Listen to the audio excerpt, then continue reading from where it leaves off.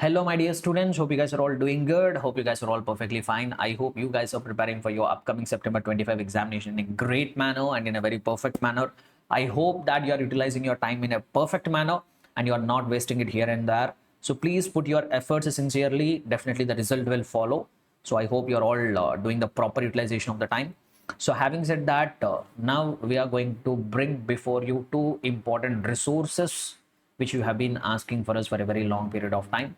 Number one, many students have been asking us for marathon for September 2025 attempt, so that we are going to upload the marathon for September 2025 attempt. And one more request which we are getting from the students very frequently is, sir, what about the amendments for September 2025 attempt? As you all are aware, ICA has released the statutory update, and in that a few amendments are there for GST. You guys have been asking for what about the amendments? Yes, that also we are bringing before you. So these two important resources, which are most requested resources, which are asked by every student. So these two resources we are bringing before you. One is marathon for September 2025 attempt, and the other one is the amendments which are applicable for the September 2025 examination.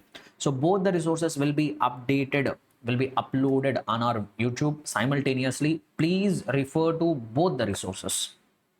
So I will say, first, if you want to go through the marathon, please complete the marathon, whatever marathon videos are there. First, complete the marathon. After that, just have a look at the amendments also. Somewhere around 2 hours of amendments video I have uploaded, that too in a detailed manner.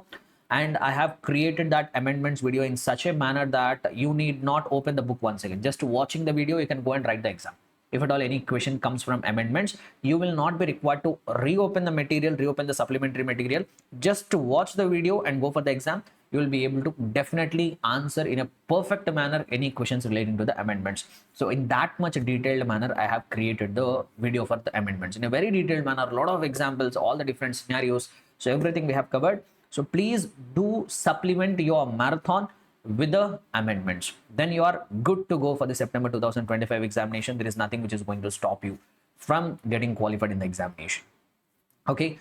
So both, as I have told, both the resources will be uploaded simultaneously. Marathon also we will upload, along with that amendments also we will upload. Both we will do it simultaneously.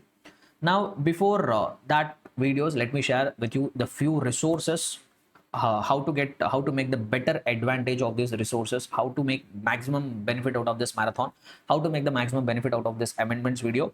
So for that, you need to have a few resources. The details of that resources I will share it with you. So number one, in the marathon, we take the help of this notes, master notes. For CA Inter GST, we have a colored master notes. Throughout the marathon, we will be taking the help of this master notes. And this soft copy, you can download it from our website. You can visit the description of this video. There you will find the link for the website. Just visit that website, go to the free downloads or resources section. There you will be able to find this master notes. So from that description, get the link of the website and you can download the soft copy of this master notes. If at all you want a hard copy of this colored notes, you can place our order on the same website. In the same website, you will be able to find even the page where you can place an order for this hard copy of this material. That also you can do it.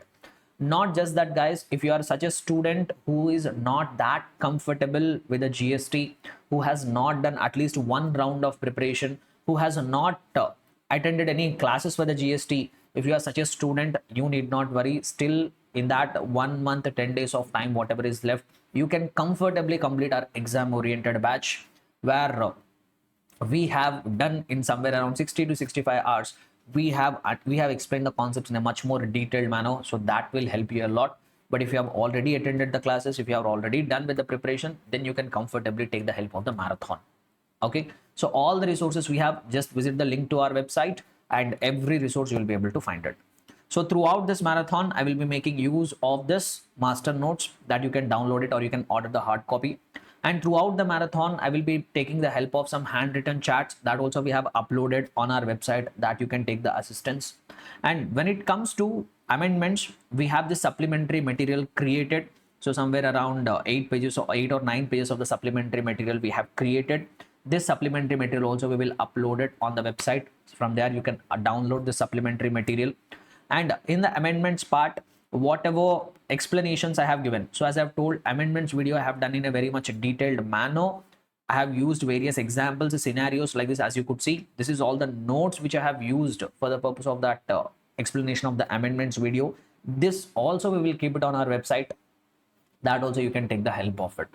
So like this, we have created multiple resources. If you want to take the maximum advantage out of this marathon and amendments video, get all these resources from our website and complement these videos with these resources, and there is nothing stopping you from clearing this taxation paper. And as I have told, please be careful, please make proper utilization of the time, please watch the marathon video along with the amendments, so then you will be fit for sitting for the September 2025 examination. So as requested by many students, we are bringing these videos before you. All the very best, my dear students. And as I'm mentioning again and again, don't waste your time and energy. Put full efforts and the results will automatically follow. So I will take this opportunity to end this intro here. And after this, you will find the videos of the marathons and amendments. Take the maximum benefit out of it. Bye everyone. Take care.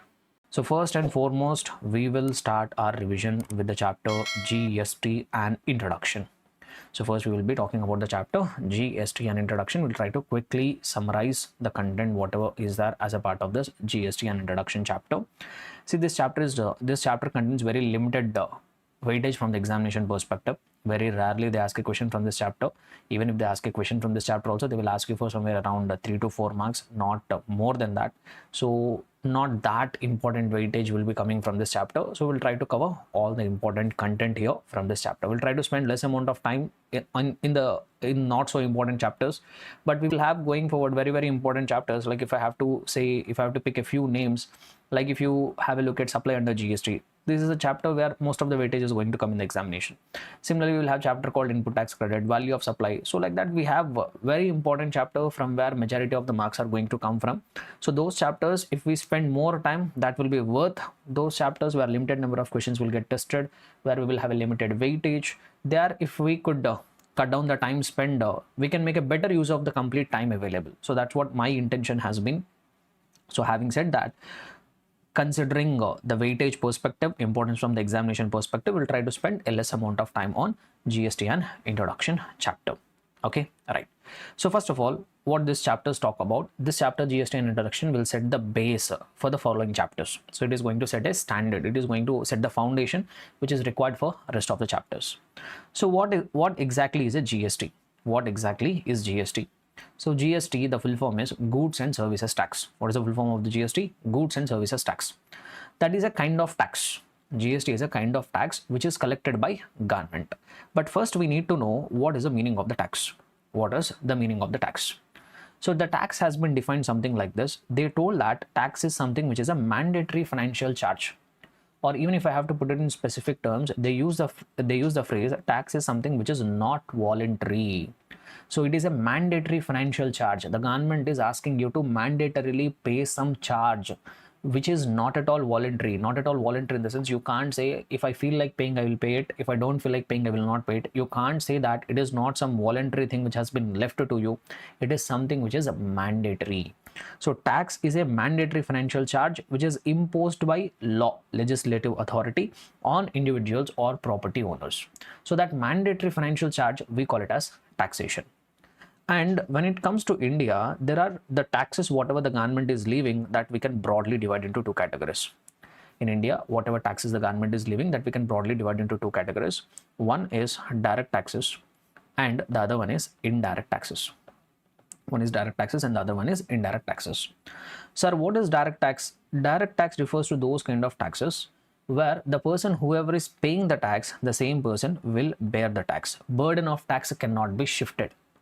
Direct taxes are those taxes where burden of taxation cannot be shifted. Whoever is paying the tax, that person will only bear the tax also. That person only will face the ultimate heat of the taxation also. So those kind of taxes, we call them as direct tax. So in India, we have that major direct tax, which is nothing but income tax we have. Income tax we have. Like for example, you are a salaried employee, you are working in a company, you are working every day 9 to 7 and by the end of the month, you have got some salary.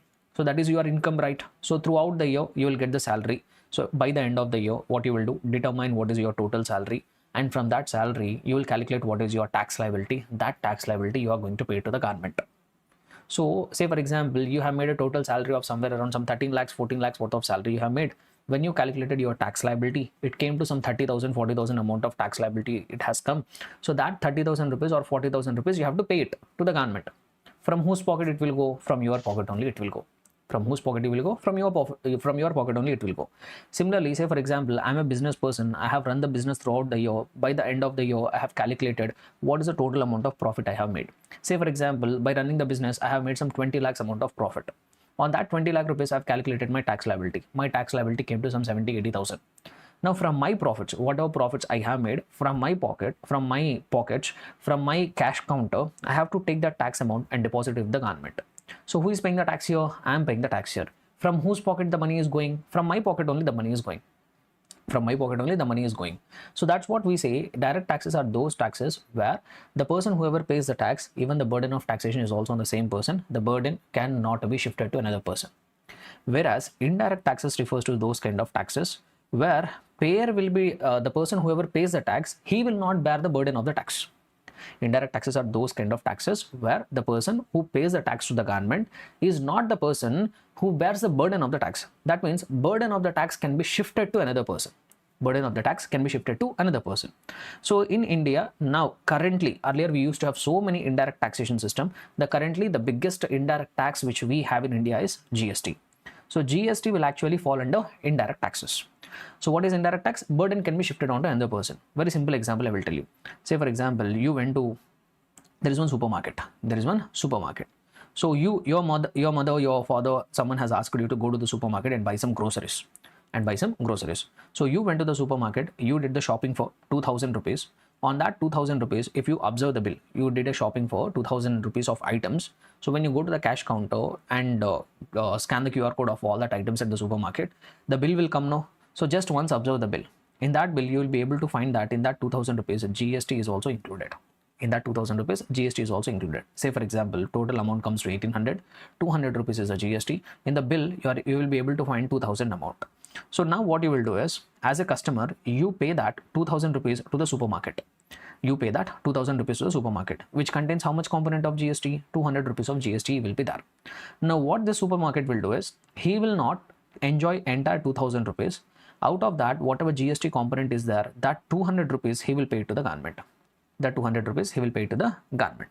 So tell me, who deposited the GST with the government? This supermarket person, the supermarket wala, he has deposited that 200 rupees to the government. So here, who is the taxpayer?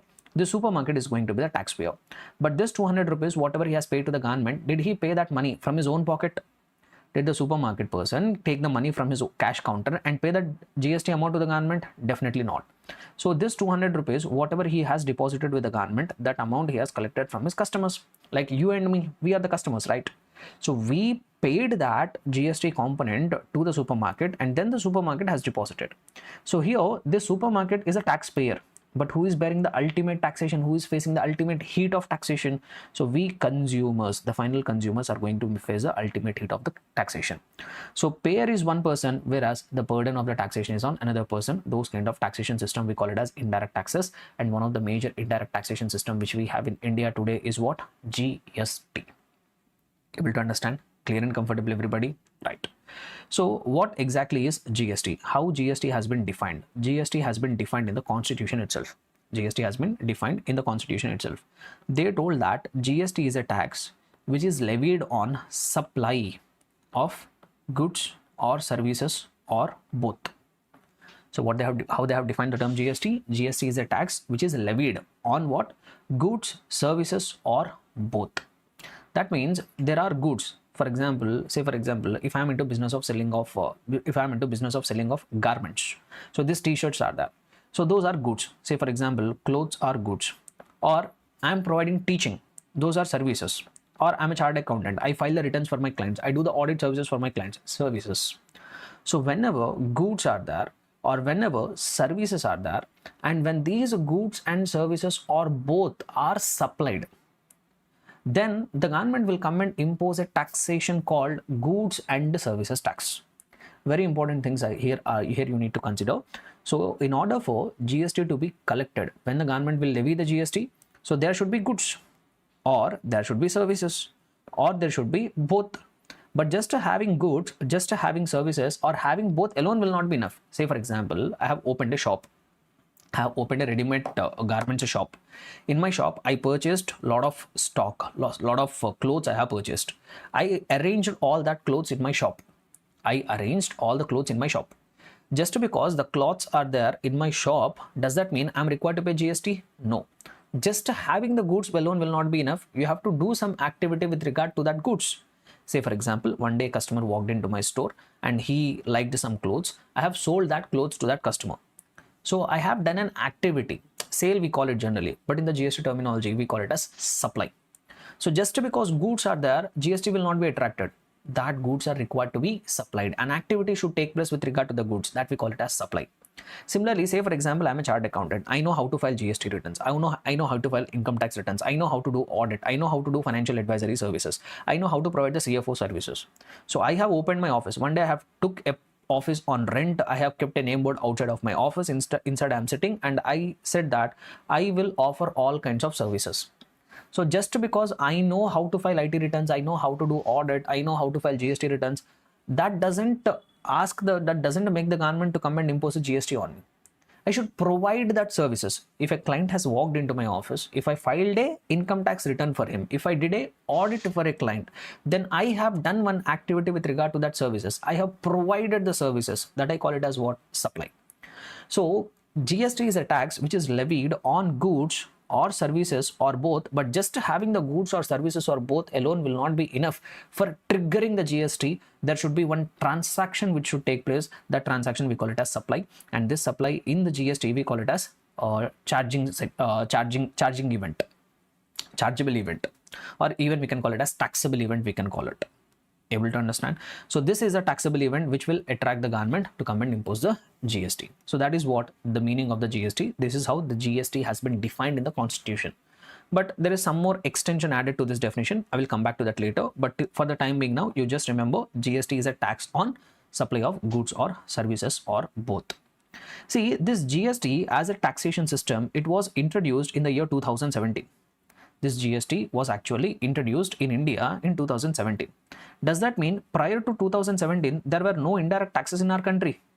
Does the government not used to levy any kind of indirect taxes before 2017? No, guys. Tax is as old as history. So even before 2017 also we used to have indirect taxes, but indirect taxation system is going to be used to be a bit different. So in the prior to that 2017, prior to this GST has come into picture, we used to have multiple indirect taxes. If I have to take the names of that multiple indirect taxes, we used to have something called excise duty. We used to have this excise duty only, we used to call it as SENVAT also. And there used to be something called service tax. There used to be something called VAT. There used to be something called CST, and so many other multiple taxes used to be there. So many multiple taxes used to be there. Like even local authorities used to levy different kinds of taxes, like entertainment tax or octroi, like that multiple taxes used to be there. So indirect taxation system used to be very huge prior to the commencement of GST. So this we generally call it as a pre-GST regime. Before GST came into picture, these many indirect taxes used to be there. Out of that, major indirect taxes are excise duty, service tax, VAT, CST. But in the year 2017, the government has given up all these taxes. The government has brought one reform in the indirect taxation system. So what they have done is majority of the indirect taxes they have scrapped, and in place of all that majority of that indirect taxes, they have brought one single taxation system called GST. So why, sir? What is the main logic here? Why do you think why do you think there was a need for the government to bring this new GST indirect taxation system when there is already a existing taxation structure? Not just one, multiple taxes we have, but still what necessitated the government to bring that GST, as a new indirect taxation system in India? So what is the main reason is existing taxation system, that pre-GST regime used to have so many deficiencies. That pre-GST regime used to have so many deficiencies, so many weaknesses are there in the existing taxation system. That deficiencies, that weaknesses has led the government to bring this GST into India. So what are that deficiencies? What are that weaknesses in the existing taxation system which necessitated the government to bring GST? Like for example, the first thing is double taxation. In the pre-GST regime, what used to happen is, since there are multiple taxes, some products or some services used to get taxed twice. Under two laws, they used to get taxed. Which means, say for example, in the previous taxation regime, there used to be one problem. So what problem is? Take for example, pre-packaged software, or we also call it as over-the-counter softwares. We call it OTC software. We call it. Like for example, not OTT guys, OTC softwares, over-the-counter software. Like for example, if you take Tally. So if you want to purchase a Tally, that doesn't require any customization. So generally, Tally is a software which they generally load it in a pen drive. Previously, what they used to do is they used to load it in a CD, and they used to sell that CD. So in that CD, there will be that soft copy of the Tally software. You have to go and install, you have to go and place that CD in your computer or laptop. And if you install the program which is there in that CD, it will work. So now they used to sell this CD as a software. Now, what used to happen is, in the pre-GST regime, what used to happen is, some government used to treat, there used to be a thin line of confusion here. Whether this pre-packaged software, will that be considered as goods or will that be considered as services? There used to be major problem. There used to be bifurcation. Some people used to argue that since the CD is getting sold here, we will classify it as goods. Some people will say that no, CD is only a medium, in that software is the main thing, supply of software is a service. They used to argue, some people used to argue that way. So there used to be very confusion regarding these kind of products. So what government used to do, no? Some governments, what they used to do is, treating it as goods, they used to levy something called VAT. VAT is a tax levied on sale of goods. They used to levy VAT. Some governments used to argue that no, it will be considered as services. Along with that, they used to levy service tax. So VAT is a tax on goods, service tax is a tax on services. So because of confusion regarding certain products, some products will even fulfill the criteria of goods, some products will also fulfill the criteria of services simultaneously. So what government used to do is, certain products like this, they used to double tax it. They used to tax it, consider it as service of considering it as goods. They used to tax under service tax, considering it as services. Same product but double taxation. So this used to be the major problem. Not just that, cascading effect. Cascading effect means, in the pre-GST regime, there used to be a tax on tax. Sir, what do you mean by that? Say for example, I have manufactured a product. My manufacturing cost is 1,000 rupees. The moment I completed my manufacture, the government used to come and levy something called excise duty. Say for example, they have added excise duty. Now, along with that excise duty, when I add that manufacturing cost is 1,000 rupees, and on that excise duty, I have paid 100 rupees.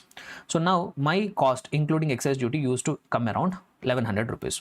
To this I have to add the profit. No, to this I have to add the profit. Say for example, 400 rupees of profit I have added. So total I am selling this product at 1500 rupees. Now whenever I sell this product in the market, immediately government used to come and levy VAT. Say for example, they are levying VAT at the rate of 10%. Just for example sake I am telling. So they are levying VAT at 10%. So now what they will do is, on this 1500 rupees, they will create a VAT. They will levy a VAT of 150 rupees. Total 150 rupees I have to pay to the government. Now if you see here, this 150 rupees of GST, in that 150 rupees of VAT, even there is a VAT on the excise duty also. In these 1500 rupees on which VAT has been levied, even excise duty is also included. So on excise duty also they are levying VAT. They are not just levying VAT on my cost and profit, they are also levying a tax on tax, another tax. So there used to be a tax on tax. This we call it as cascading effect. This we call it as what? Cascading effect. So there used to be cascading effect. That is one more major problem in the pre-GST regime. Not just that, lack of cross set off. Sir, what do you mean by cross set off? Is since you are already aware of, since you might have already gone through the auditing, GST subject, I feel that you have a basic knowledge of the concepts. Input tax credit, a concept is there under GST. We will have a dedicated discussion regarding that chapter, but I hope that you all are aware of the ITC. See, in GST, one of the important feature is, whatever tax that we have paid at an earlier stage, that we can take it as ITC, that we can take it as input tax credit. But in the pre-GST regime, what used to happen is, say for example, I manufactured product. So say for example, for 10,000 rupees is my manufacturing cost. On that, I paid excise duty. Say for example, I paid the excise duty of 1,000 rupees. Later, I sold that product I sold that product at 15,000 rupees. On that, whenever I sell the product, either VAT or CST will be levied. If I am selling within the state, VAT will be collected. If I sell it to another state, CST used to be collected. Say for example, I collected VAT. Applicable rate of VAT is 10%. Just imagine. So 1500 rupees of VAT I have to pay to the government. Sir, I am required to pay VAT or I am required to pay CST. How much I am required to pay? 1500. But previously I paid excise duty. No, can I take it as a credit against my VAT? Can I take the 1000 rupees, whatever I have paid as excise duty, that also is a tax I paid to the government? No. So can I take that 1000 rupees as a credit against the payment of VAT or CST? The government told, get lost. We will not allow you excise duty credit for VAT or CST. Similarly, say for example, sir, I am required to pay some VAT, sir, but at a previous stage, I have already paid the service tax. Can I utilize the ITC? Can I utilize the credit of service tax for making payment of VAT? No. Government used to say no.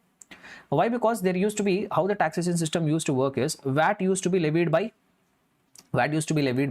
state governments. Service tax and excise duty used to be levied by central governments. So set-off was very much difficult. So that is also one more problem. And even there used to be multiple taxes. Today we have only one indirect tax, but previously we used to have multiple taxes. When there are multiple taxes, multiple compliances, multiple issues, multiple records, so it used to be hell a lot of compliances, and even exclusion of services. So earlier what used to happen is, whenever services are getting provided, on that services, service tax used to be levied. On that services, what used to be levied? Service tax used to be levied. Service tax is something which is completely collected by central government. State governments don't used to have any power to collect the service tax. In the pre-GST regime, state government doesn't have any power to collect taxation on the services. In the pre-GST regime, on services, only central government will have the power to collect the service tax. State government will not have any power to collect the taxation on services. But India being a developing country, so service sector is very rapidly growing than the manufacturing and all. Service sector was growing manifold. It is growing at a very increased pace. Now, when the service sector is growing at a very rapid speed, but the power to tax that services has been retained by central government, so state governments lost this revenue from the taxation on the services. So many state governments used to complain. Because service sector is growing very much in their states, but that power to tax the services has been completely retained by central government. So that also used to be the problem. And then CST distortion. What do you mean by CST distortion? Is same, guys. If you are required to pay CST, against that CST also you cannot use the VAT, you cannot use the excise duty. So like that CST distortions also used to be there. That means CST also used to create a lot of disturbances. That CST input you cannot use, and for the payment of that, other taxes inputs you cannot use. So that CST also used to break that input tax credit chain. So like this, multiple problems used to be there, multiple deficiencies used to be there in the pre-GST regime, and all that deficiencies created the need for the government to bring this new GST system in India. So these are all the various problems. Then, sir, what are the characteristics? Okay, in order to overcome all the problems, GST has been brought, no? So now, what are the features of the GST? What are features of GST? What are the features of the GST system which has been brought into India? See, there are three important features of the GST system. Number one, tax is borne by ultimate consumer. Tax is borne by ultimate consumer. Who is going to bear the tax? Ultimate consumer. Whoever is the final consumer of the product or service, that ultimate consumer is going to bear the tax burden. So that is what first characteristic. Number two, the second characteristic of GST, it is a value addition tax. GST is a tax which is added only on value addition. If there is no value addition, no GST. If there is value addition, only on the value added component, GST will be collected. That is the second important feature. The third important characteristic of GST in India is it is a dual GST model. India has adopted dual GST model. So we need to understand these three aspects. That itself is a major discussion in the chapter. Listen carefully. So in India, the GST system is characterized by three things. Ultimate consumer is going to bear the ultimate heat of tax, and GST is a tax on only value addition. And in India, we have adopted, the governments have adopted dual GST model. So let us try to understand each of this feature with the help of one example. See, this is what a typical transaction chain. Today we are all consumers, no? If you are going and buying a good or service, before that product reaches an ultimate consumer, it has to go through so many channels. A typical transaction chain I am explaining.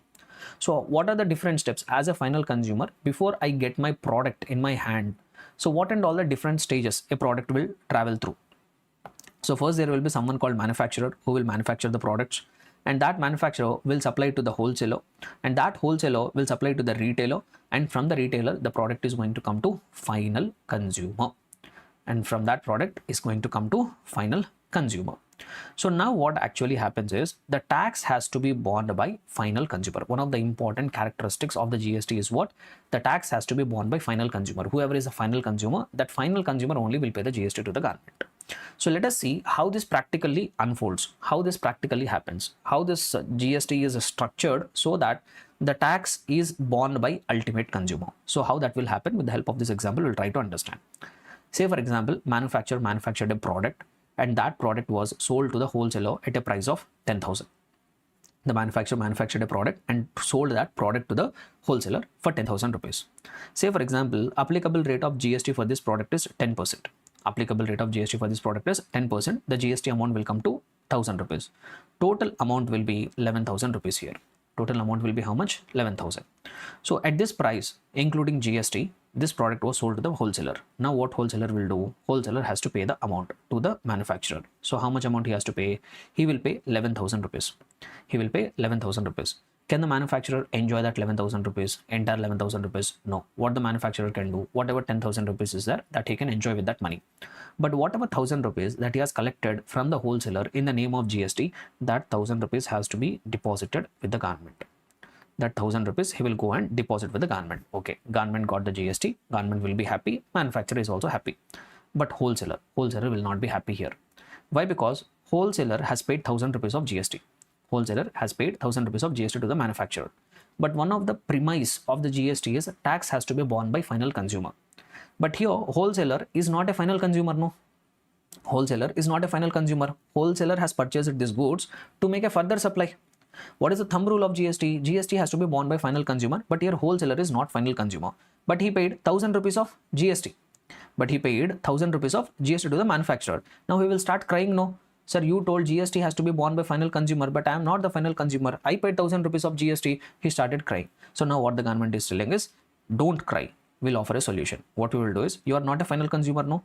So whatever GST you have paid on your goods or services, whatever you have procured, that we will give it to you as a credit. That we will give it to you as a input tax credit. So this wholesaler has paid to the manufacturer 1,000 rupees of GST, and he is not a final consumer. Government told, since you are not a final consumer, whatever GST that you have paid at your previous stage, that we will give it as input tax credit. So this fellow got 1,000 rupees of input tax credit. Now wholesaler, what he will do? He will do the further supply, no? He will do further supply. Now what will be the cost for the wholesaler for this product? Will it be 11,000? No, it will not be 11,000. It will be 10,000 rupees only. It will be 10,000 rupees. Why? Because whatever 1,000 rupees of GST that he has paid to the manufacturer, that he is getting it as input tax credit, no? That is getting credited to his input tax credit. So that is not a cost for him. Why? Because he is getting it back as an input tax credit. So his cost is 10,000, but he will not sell to the retailer at cost, no. He will add his profit margin. Say for example, 20% of profit margin he has added. So on 10,000, if you add the 20% profit margin, the price will become 12,000. So now this wholesaler is selling this product to the retailer at 12,000 rupees. Applicable rate of GST is at 10%. So 1,200 rupees of GST also he will add. Total will be 13,200. He will sell this product to the retailer at 13,200. Now what the retailer will do? This retailer also will pay that much amount of money to the wholesaler. How much? 13,200. Can the wholesaler enjoy all that money? No. Out of that, 1,200 rupees of GST is there, no? That will become his output tax liability. That 1,200 rupees will become output tax liability. But will he pay that entire money from his pocket? No, he will not pay 1,200 rupees from his pocket. Why? Because government told whatever tax that you have paid at the previous stage, that you can take it as input tax credit. So I have input tax credit of 1,000 rupees. So I will pay only 200 rupees to the government. I will pay only 200 rupees to the government. Okay, so here manufacturer paid 1,000 rupees to the government and wholesaler has paid only 200 rupees to the government. Now once again retailer will start crying, no. Why? Because he will say, boss, you told only final consumer will face the heat of the taxes, but I am not the final consumer, but I have paid GST. Now government also will say to this person, okay, you don't cry, you are not the final consumer, don't worry about it. Whatever GST that you paid at the previous stage, that we will give it as credit. So this person has paid 1,200, now he will get 1,200 rupees of ITC. Now this retailer, what will be the cost for him? The cost for him will be 12,000 only. Sir, he paid 13,200, no, but out of that you are getting ITC of 1,200, no. So cost is how much? Cost is 12,000 only. Now on this 12,000, he will also add profit margin. Say for example, he is adding a margin of 20%. then that will come to 14,400. On that GST also will be there, which will be 1440. Total amount which he will charge from the ultimate consumer. Ultimate consumer means bakra, you and me. We are that ultimate consumers. We are the ultimate bakras. So now what will happen is, so total 15,840. This is the amount which is required to be paid by final consumer. Now this final consumer will pay to the retailer. How much amount? 15,840. Now can the retailer enjoy entire money? No, retailer cannot enjoy entire money. So he will have that 1,400 to be paid to the government. So that will become his output tax liability, which will come to 1,400, 1,440. But will he pay that entire amount? No. Why? Because he paid tax at an early stage, that he can take it as ITC. So if you take that ITC, he will be paying only 240 rupees to the government. So now this final consumer has paid how much? Total 15,840 he has paid. Out of that, GST is 1,440. And how much money government has got from the manufacturer? They got 1,000 rupees. From the wholesaler, they got 200 rupees. And from the retailer, they have got 240 rupees. Total 1,440 rupees only government has got, and that entire money has been paid by final consumer only. So these manufacturers, the government is collecting it from different people, but who is facing the ultimate hit? Final consumer. So these are all just passing vehicles. Manufacturer will collect from the wholesaler, pay it. Wholesaler will collect from the retailer, pay it. Retailer will collect from the final consumer and pay it. So these are just vehicles. Who is facing the ultimate hit? Final consumer. So government got 1,400 rupees of GST, and that all amount has been paid by final consumer.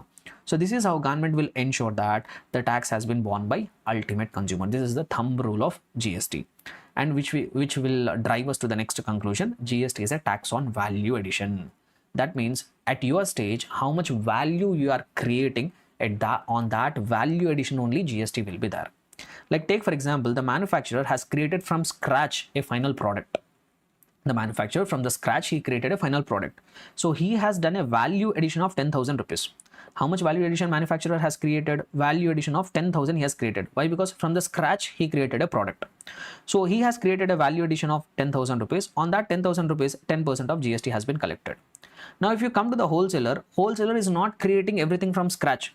He is selling at 12,000, but he converted that 10,000 rupees of product from the manufacturer into 12,000 product.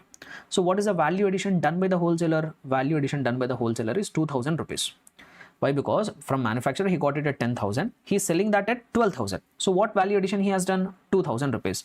And if you see here, this wholesaler has paid only 200 rupees. That means on this value addition, if you multiply that GST rate, this figure will come. So whatever value addition he has done, on that whatever GST figure has come, that has only paid by the wholesaler. Yes or no? Now if you come to the retailer, retailer has done some value addition. The product which he purchased for 12,000, that he converted into 14,400. How much value addition he has done? 2,400. So on that, if you apply the GST rate, which will come to 240, that much amount only he has paid. Able to understand here? So at every stage, whatever value that has been added, on that value only GST is going to the government. If say for example, at certain stage, if no value addition has taken place, say for example, this wholesaler has purchased the product at 10,000, he's also selling at 10,000 only. He did not do any value addition. He's selling at same cost. Now, if you look at this transaction chain, what is applicable rate of GST? 1,000 rupees. So total 11,000. So now wholesaler will collect 11,000 rupees from the customer, and his output tax liability will be 1,000 rupees. But he is having an input tax credit? No, he is having an input tax credit of 1,000 rupees. Will he pay anything to the government? Nothing he will pay to the government. So why? If you see the transaction chain here, he did not create any value addition. At whatever price he got the product, at the same price he has supplied. Since there is no value addition, no extra money is going to the government. So this is what the second premise of the GST, which is value added tax. So GST is a tax on value addition. If there is no value addition, no GST. Able to understand? Now this drives me to the third important characteristics of GST in India. In India, we have dual GST system. In India, what we have? In India, we have dual GST system. Sir, what is a dual GST system? Dual GST system refers to such a system where both central government and state government will simultaneously collect the GST. It is not something like where central government will collect the GST and pay to the state government. It is not like that. So previously, generally what will happen is central government will have supreme powers, right? So generally in normal cases, what will happen is, like if you take income tax, entire income tax will go to central government. Now central government will distribute that money to the state governments. But when it comes to GST, it is not like this. It is not like this. In GST, what will happen is both central government and state government simultaneously collect. Central government need not wait for the mercy of the central government to get the funds. So in the case of GST, India has adopted dual GST system where central government and the state government both will simultaneously have the power to collect the GST. Both will simultaneously collect the GST. See, in order to understand this dual GST system, we need to elaborate the discussion further. So we are, as a business person, we do transactions, right? As a business person, we do transactions like we sell goods or we provide services. Professionals like us provide the services, or if you are a person who is dealing into goods, you do the sale and all. So these are transactions I will broadly divide into two categories. Number one is intra-state transaction and number two is interstate transaction. Number one is intrastate transaction and number two is interstate transaction. Very, very important discussion. Sir, what is intrastate transaction? What is intrastate transaction? The government has defined it as when the location of the supplier and place of supply. When what? When the location of the supplier and the place of supply, if both are falling within same state or if both are falling in same union territory, then we call that as intrastate supply. If the location of the supplier and the place of supply both are falling in same state or union territory, then we are going to call it as intrastate supply. Which means, say for example, I am a supplier who is in Tamil Nadu. I am also selling the goods to another person whoever is in Tamil Nadu. Whoever is in Tamil Nadu. So location of the supplier is Tamil Nadu. Place of supply is also Tamil Nadu, the place to where I am making a supply. So since both are falling in same state or both are falling in same union territory, say for example, supplier is located in Andaman and Nicobar Islands, he is also selling the goods in Andaman and Nicobar Islands. So when the location of the supplier and the place of supply both are falling within same state or union territory, then we call it as intrastate supply. Then we call it as what? Intrastate supply. And then what is the meaning of interstate supply? So interstate supply means when the location of the supplier and the place of supply are in different states, are in different union territories, or in one state and one union territory, then we call that supply as interstate supply. Sir, what do you mean by this? One simple example I will try to give you. Say for example, there is a supplier who is in Tamil Nadu. He supplied the goods to a customer who is in Andhra Pradesh. So location of the supplier is in Tamil Nadu, place of supply is in Andhra Pradesh. Since both are falling in two different states, we call it as interstate supply. Or say for example, there is one person who is in Andaman and Nicobar Islands. He is supplying the goods to another person who is there in Lakshadweep. So location of the supplier is Andaman and Nicobar Islands, which is an union territory, whereas the place of supply is Lakshadweep, which is a different union territory. Since both are falling in two different union territories, this also we call it as interstate supply. Similarly, say for example, there is one person who is located in Tamil Nadu and he is supplying the goods to a person whoever is located in Andaman and Nicobar Islands. So location of the supplier is in one state, whereas the place of supply is in another union territory. Since the location of the supplier and place of supply fall in one state and one union territory, this also we call it as interstate supply. So like this, we can divide the business transaction exclusively for the GST purposes. We have to divide the business transactions into two categories: intrastate transactions and interstate transactions. See, why I am trying to tell you this is, if it is an intrastate transaction, if you take this typical example, the person is in location of the supplier and place of supply both are in Tamil Nadu.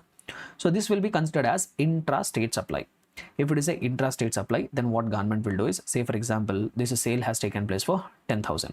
So now what will happen is, on this 10,000 rupees of transaction value, central government will come and collect something called CGST and Tamil Nadu state government will collect something called SGST. Or if it is happening in a union territory will come and collect something called UTGST. So if it is an intrastate supply, whenever a transaction has taken place, then on that intrastate supply, central government will collect a GST and in the name of CGST. If it is a state government will collect SGST, or if it is happening in a union territory will collect UTGST. Any one will be there, both will not be there, either SGST or UTGST, depending on whether it is a state or union territory. Say for example, applicable rate of GST is 9%. So central government will come and collect 9%, 900 rupees. State government or union territory government, depending on place where the business is taking place, they will also come and collect 9%. So 900 total 11,800 will be the invoice value. So on this a transaction of 10,000 rupees, central government has come and collected their share 900 rupees. This Tamil Nadu state government has also come and collected their share 900 rupees. So like this, if it is an intrastate supply, both central government and state government will come and collect GSTs. However, if it is an interstate supply, like a person who is there in Tamil Nadu, he sold the goods to a person in Andhra Pradesh. Say for example, here transaction took place for 10,000. So what is a transaction? 10,000. So if it is an interstate supply, then what will happen is, then there will be a tax called IGST, integrated GST we call it, which will be a collective rate of CGST plus SGST. Generally, the product is applicable for 9% CGST, 9% SGST.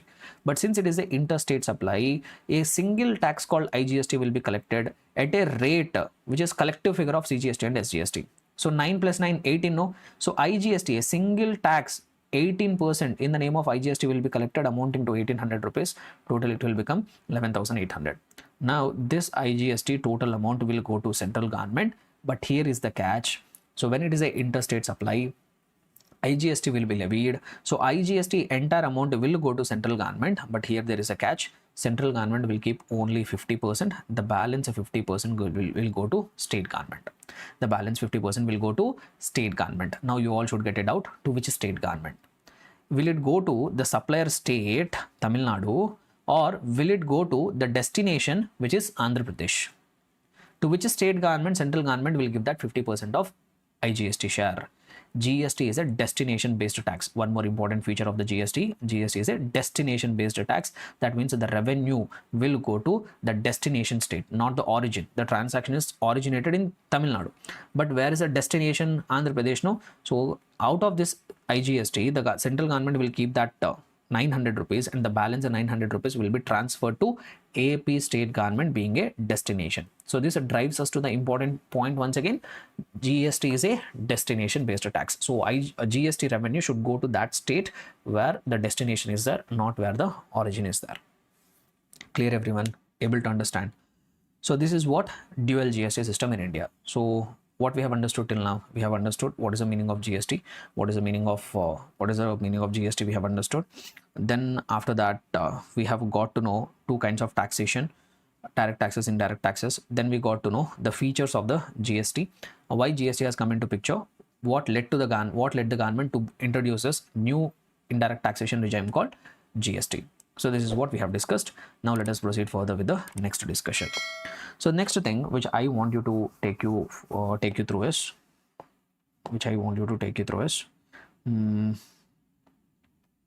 taxes which are subsumed into GST. Yeah, this point I wanted to explain.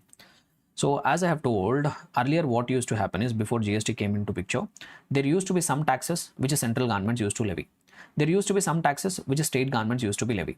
Now government wants to bring one single taxation system called GST, where central government and state government both will have the power to collect the GSTs. So in order to bring this GST, central government has to give up some taxes, state government also has to give up some taxes.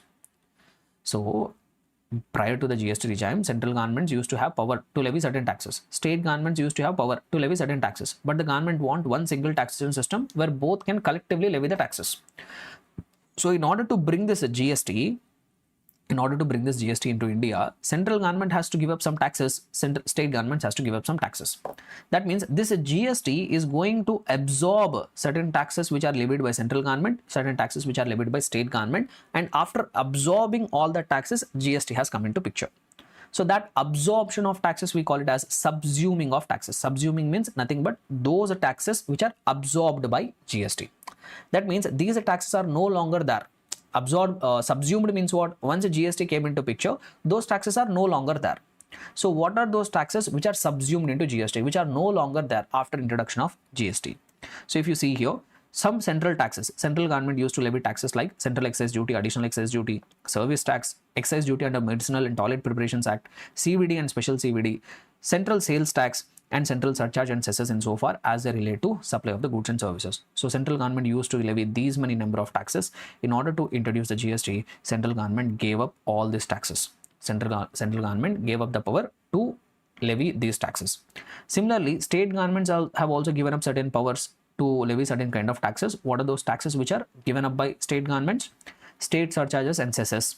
Similarly, entertainment tax, except those levied by local bodies. So earlier what used to happen is there used to be entertainment tax which is collected by state governments, and there used to be entertainment taxes which used to be collected by local bodies like municipal corporations and panchayats. So whatever state governments used to collect, whatever entertainment tax which is state governments used to collect, that was gone now. But still, entertainment tax which is levied by local bodies, that is still there. That was not subsumed into GST. Even after introduction of GST also, entertainment tax which is levied by local bodies is still there. Entertainment tax which is levied by state governments has been subsumed into GST. It is no longer there after introduction of GST. Similarly, there used to be tax, state governments used to have power regarding to tax lottery, betting, gambling. This also they have given up. Entry tax they have given up. VAT or sales tax they have given up. They have given up luxury tax. They have given taxes on advertisements also. These many taxes state governments has given up. So these are the various taxes which are subsumed into GST. Now here there is one important thing here. Here there is one important thing. See, central government is very much determined to bring the GST. Central government is very much determined to bring the GST. In order to bring the GST, central governments are required to give up some taxes. State governments are also required to give up some taxes. Now, when government want to bring the GST, what state governments told is, sir, we will give the power to levy different kinds of taxes. Whatever taxes we are levying, all that power we will give up. But we will not give the power to tax the alcoholic liquor for human consumption. What the state governments told, we will give our power, we will lose our power. Since you are so determined to bring the GST, whatever power we have to levy the taxes, we will give up all our taxes. But we have one power where we can impose a tax on alcoholic liquor for human consumption. State governments told, we will not give up this power. We will not give up this power.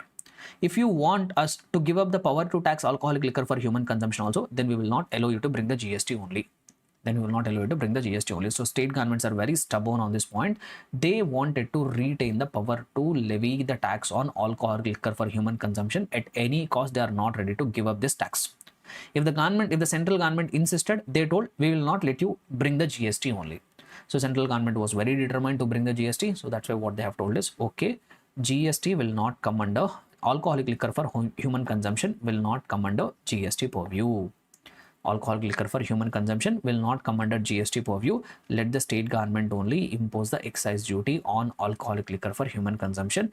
And the state governments are so specific that in the definition of the GST itself, they have made this point to be added. In the constitution, when the GST was defined, in the definition itself, they have insisted to say that GST is a tax on supply of goods or services or both, except alcoholic liquor for human consumption. Previously, I told definition of GST, but I told one more extension is there for that definition. What is that extension? You know, so state governments made the central government to write in the constitution itself. So where is it? Here, somewhere it should be there.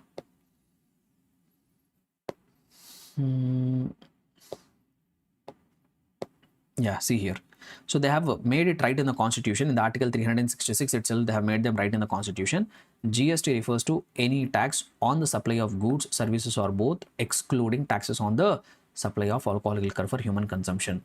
So that means alcoholic liquor for human consumption is never going to come under the GST purview. State governments will only continue to hold the power to impose a taxation on alcoholic liquor for human consumption. Why? Because it is a major source of revenue for state governments. They don't want to give up that right to tax alcoholic liquor for human consumption, and they have made it write it in the definition of the GST itself. So that's why they told GST refers to any tax on the supply of goods or services or both, excluding supply of alcoholic liquor for human consumption. Clear, everybody? So this is what the definition of the GST. So with this successfully we have completed the complete GST definition. Able to understand? Clear and comfortable, everybody? So I think all the major and important content from the examination perspective we have covered.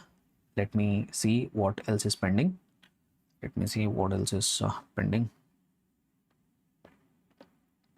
Yeah. So because of introduction of GST, what are the benefits? So we have multiple kinds of benefits. If your time is very bad, a question might come from this component also. And how they will ask a question is, see here, we have multiple advantages. They might not ask you to write all the advantages.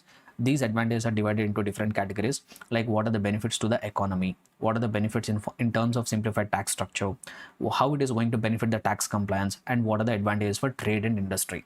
So like that, benefits are divided into 4 categories. They might ask a particular category of benefits. Like they might ask a theory question. Very rarely they will ask. As I've told, if your time is very bad, you can expect these kind of direct questions. So what they might ask a question is, state the advantages of GST for a trade and industry. So if they ask you, you are supposed to write only these points. But anyhow, let us quickly go through what and all are the benefits, different kinds of benefits. How GST is going to benefit the economy. As you could see here, today we have across the nation, a product will have uniform tax rate. So say for example, if you're selling mobile phone, so this mobile phone, no matter wherever it is getting sold in India, everywhere the rate of GST is going to remain constant. But in the pre-GST regime, in different states, different rates used to be there. Now it is not the case. For one product or one service, GST rate is uniform all over the India. So that leads to creation of one unified market. So that is one advantage to the economy. Boost to make in India. So because of the seamless flow of credit, the manufacturers are finding more benefits, and credit is getting passed on to the next stage. So it is it is giving more initiative to Make in India campaign than imports. This is becoming more interesting. And increased investment and employment. So basically, when Make in India, when we are able to create the manufacturing sector, or when we are able to improve the service sector in the economy, definitely it will lead to more investments into the country. It will create more employment benefits. Next, simplified tax structure. So ease of doing business. Earlier, if a business has to commence in India, they used to comply with multiple indirect taxation system, but now everything has been streamlined. Only one taxation system we have. So ease of doing business is there. Certainty in tax administration. And who will rule you, who will govern you. Earlier, what used to happen is, if you get stuck in one issue, multiple departments used to send the notices, but now it is not the case. You have only one GST department, they only will send the notices to you. So certainty in tax administration. So easy tax compliances. See, this GST is completely technology driven. When the government thought of bringing the GST, they are very specific that they don't want to have the traditional manual system. They have brought everything in the form of technology. So that's what we have. They have created one common portal called GST Common Portal, we call it, which can be accessed over the internet by visiting the website www.gst.com, gst.gov.in, sorry. So we have one website. So we have given information regarding the GST portal also. Somewhere it should be there. Not that important from the examination perspective, but still we'll try to quickly cover it. Where is the content regarding GST portal? Yeah, so like this, government has created one website, www.gst.gov.in. So this is, we call it as a common portal. So every compliance is going to happen through this GST portal, which is completely technology driven. Today in GST, there is no concept of you going to the GST office. Like for example, if you want to get the registration, you need not go to any office. Online only you have to submit an application. If you have to file your returns, you need not carry any physical documents to the offices of the GST department. You have to submit the returns online. If you want to make the payment of the taxes, you need not go to the GST department carrying the cash and making the payment there, or carrying the check and going and depositing there. No, you have to make the online payments. So GST has created one excellent portal called GST Common Portal, we call it. And this GST Common Portal is run by someone called GSTN, Goods and Service Tax Network, we call it. So this is a common portal which is being managed by GSTN, a wholly owned government company. So in the backend, it is going to take care of all this technology. And what and all are different functions of that GSTN? So GSTN is an entity which is managing that GST portal. So what are that functions of the GSTN?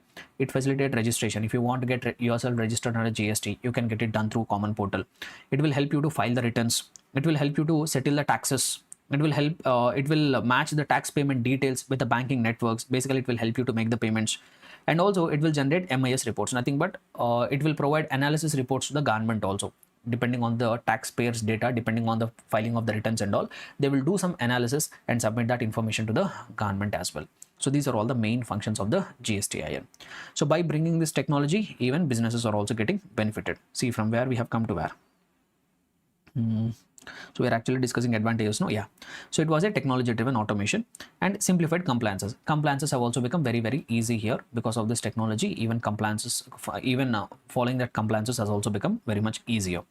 Reduced tax burden. See, because of GST and all, prices have come down. This I don't personally agree with it. Just it is in book. That's why I'm explaining. GST led to some inflationary measures. We have to agree to that. So when we look from the broader economic perspective, GST did not actually reduce the prices. It has added to the inflation. But don't write all these things in the examination. You will not get the marks. I'm telling the practical sense. If they ask you in the examination, what are the advantages for trade and industry, you have to say reduced tax burden. But reality, it is not. And mitigation of cascading effects. So cascading effects was eliminated. Previously there used to be a tax on tax, but today we don't have multiple taxes, so there is no tax on tax, and even it has given support for smaller businesses also. So this is what regarding advantages of GST and different categories of the advantages we have seen. Now one more important point which we need to understand is extend and comments. There is one important thing. Just give me 1 minute. There is one important thing which we need to cover. There is a certain special treatment for certain products. There is special treatment for certain products. This we have to compulsorily understand. Let us try to understand that special treatment for certain products. Right. So there are certain products for which special treatment is there under GST. So 4 categories of products are there that we will try to understand from here. This content is very important for MCQs. This is where majority of the students will commit a mistake. So that's why I have created this kind of summary. Listen carefully. So first product for which there is a special treatment is alcoholic liquor for human consumption. As I have told, alcoholic liquor for human consumption will never come under GST purview. So will GST be imposed on that? No, alcoholic liquor for human consumption will never come under GST purview. Then what kind of taxation will be there, sir, on alcoholic liquor for human consumption? So even central government also will not have any power to impose excise duty on alcoholic liquor for human consumption. So the power to tax alcoholic liquor for human consumption is only there for state government. So whenever alcoholic liquor for human consumption is getting manufactured, state government will have the power to impose something called excise duty. And whenever this alcoholic liquor for human consumption is sold, either VAT or CST will be levied. If it is sold within the state, VAT. If it is sold outside of the state, CST. So alcoholic liquor for human consumption will never come under GST purview. Even central government will not have the right to impose excise duty on it. The power to tax alcoholic liquor for human consumption has been retained by state governments. So they will impose excise duty, and whenever it is getting sold, they will impose VAT or CST. Next, there are 5 petroleum products. There are 5 petroleum products on which there is a special treatment. So what are that 5 petroleum products means? Number 1, petroleum crude. Number 2, high speed diesel, which we generally call it as diesel. Then we have motor spirit, nothing but petrol. Motor spirit, they say motor spirit means nothing but petrol. Then we have aviation turbine fuel and natural gas. So there are 5 petroleum products. Now, as we all know, there's a petrol, and petrol diesel is a very sensitive issue. Even 1 rupee or 2 rupees of change in the price will have a huge psychological impact on the persons. So that's why what the government told us, for the time being now, we don't impose GST. They will come under GST purview. It is not like alcoholic liquor for human consumption. Alcoholic liquor for human consumption will never come under GST purview.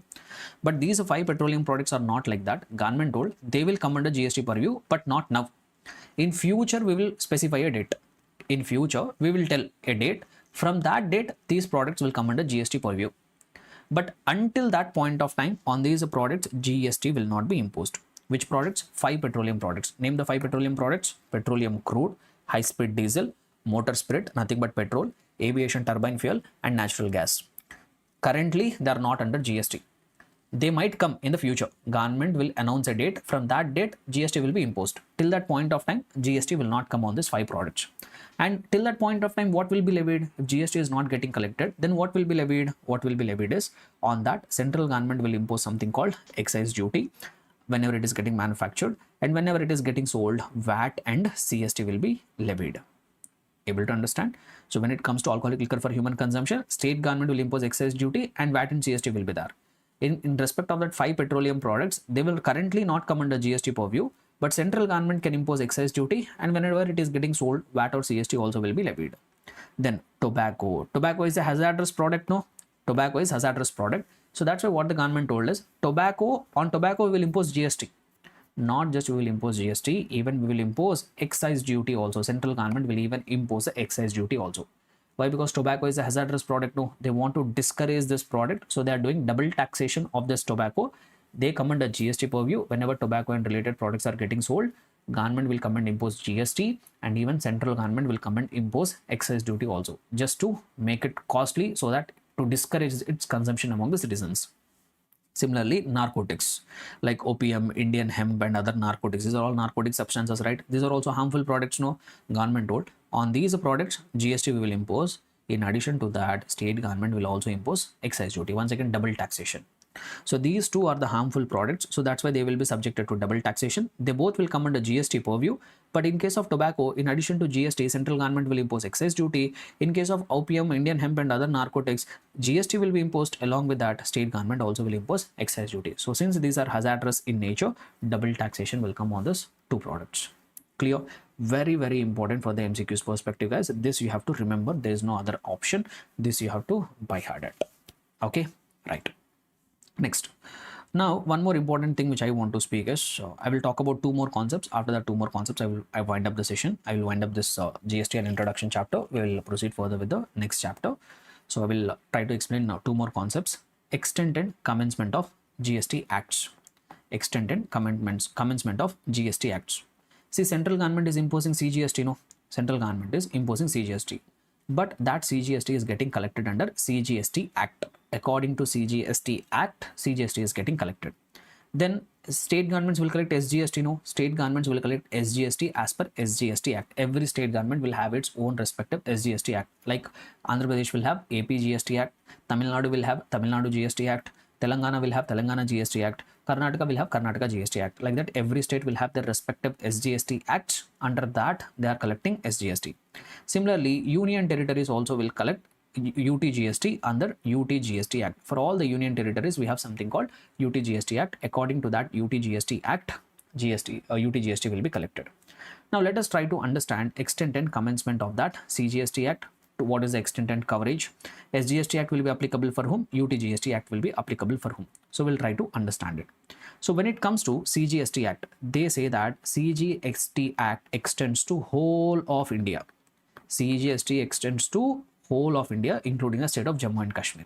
So entire India, CGST Act will become applicable. So they are saying that CGST is applicable to whole of India. But what do you mean by India? What will come under India definition? So they say that when they say India, India includes that territory of India, nothing but that land mass. So all the land mass will come. So we have that India map, no?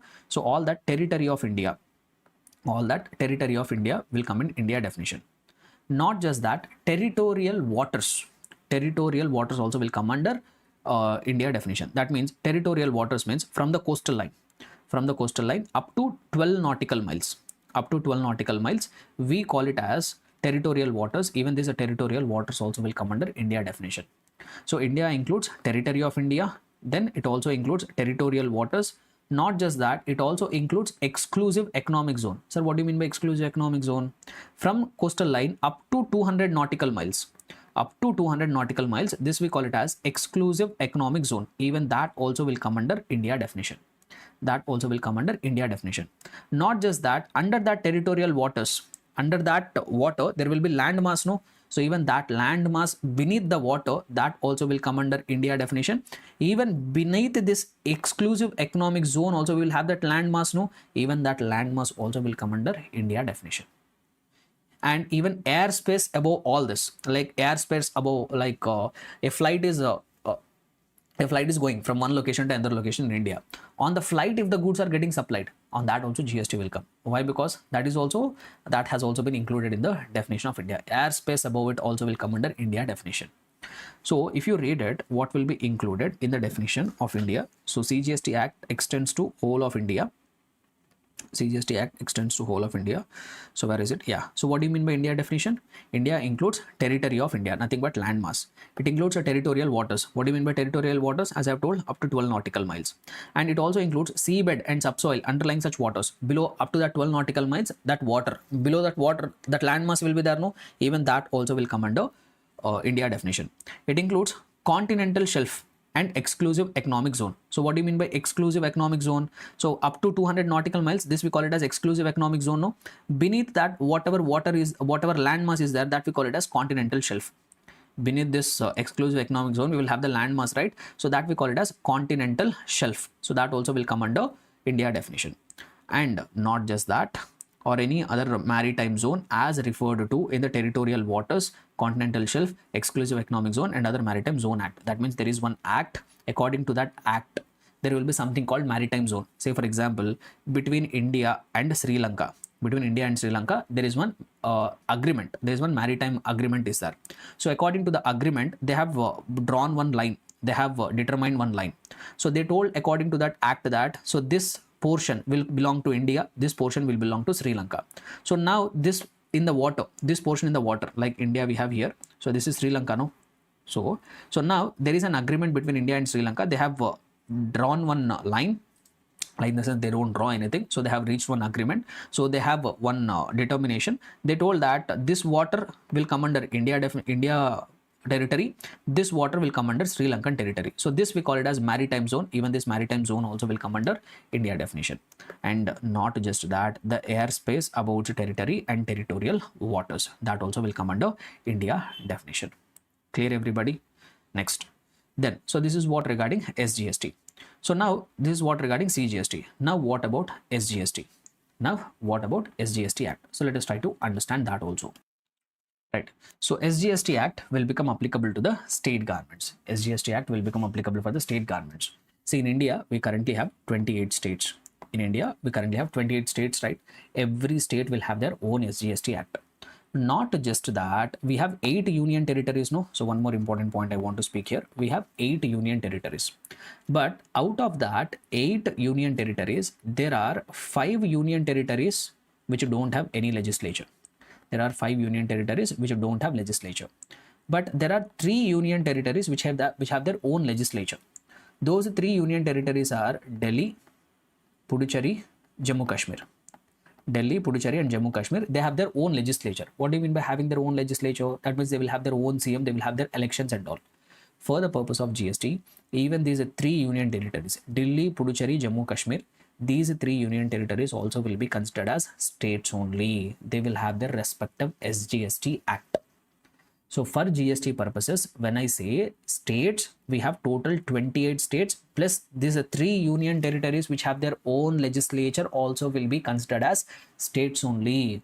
So for GST purposes, we have total 31 states, 28 states, normal states, and these 3 union territories, Delhi, Puducherry and Jammu and Kashmir, who have their own legislature, that also will be considered as states. So these 31 states, 28 along with these 3, they will have their respective SGST acts. Apart from that, whatever other union territories are there, those union territories without any legislature, those will be Andaman and Nicobar Islands, Lakshadweep, Dadra, Nagar Haveli and Daman Diu, Ladakh, Chandigarh and other territory.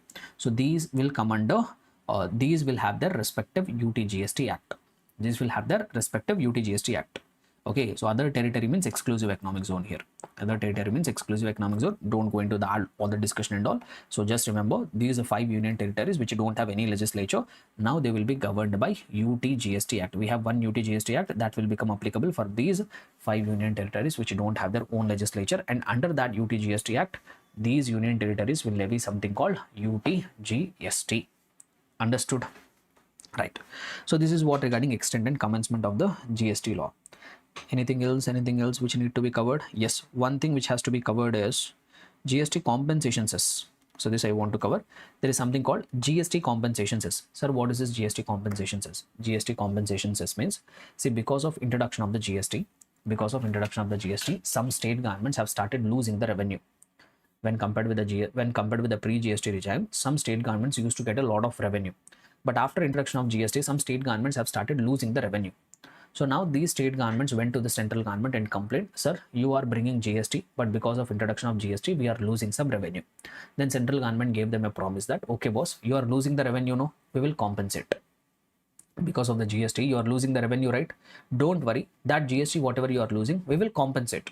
But how the central government will compensate? They will not compensate from their own pocket, no.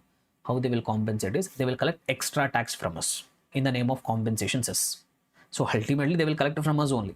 So central government told to the state governments, boss, you are losing revenue because of introduction of GST, don't worry, we will compensate. But how the central government will compensate? They told they will impose extra tax called GST compensation cess from us only, they will collect and they will compensate it to the state government.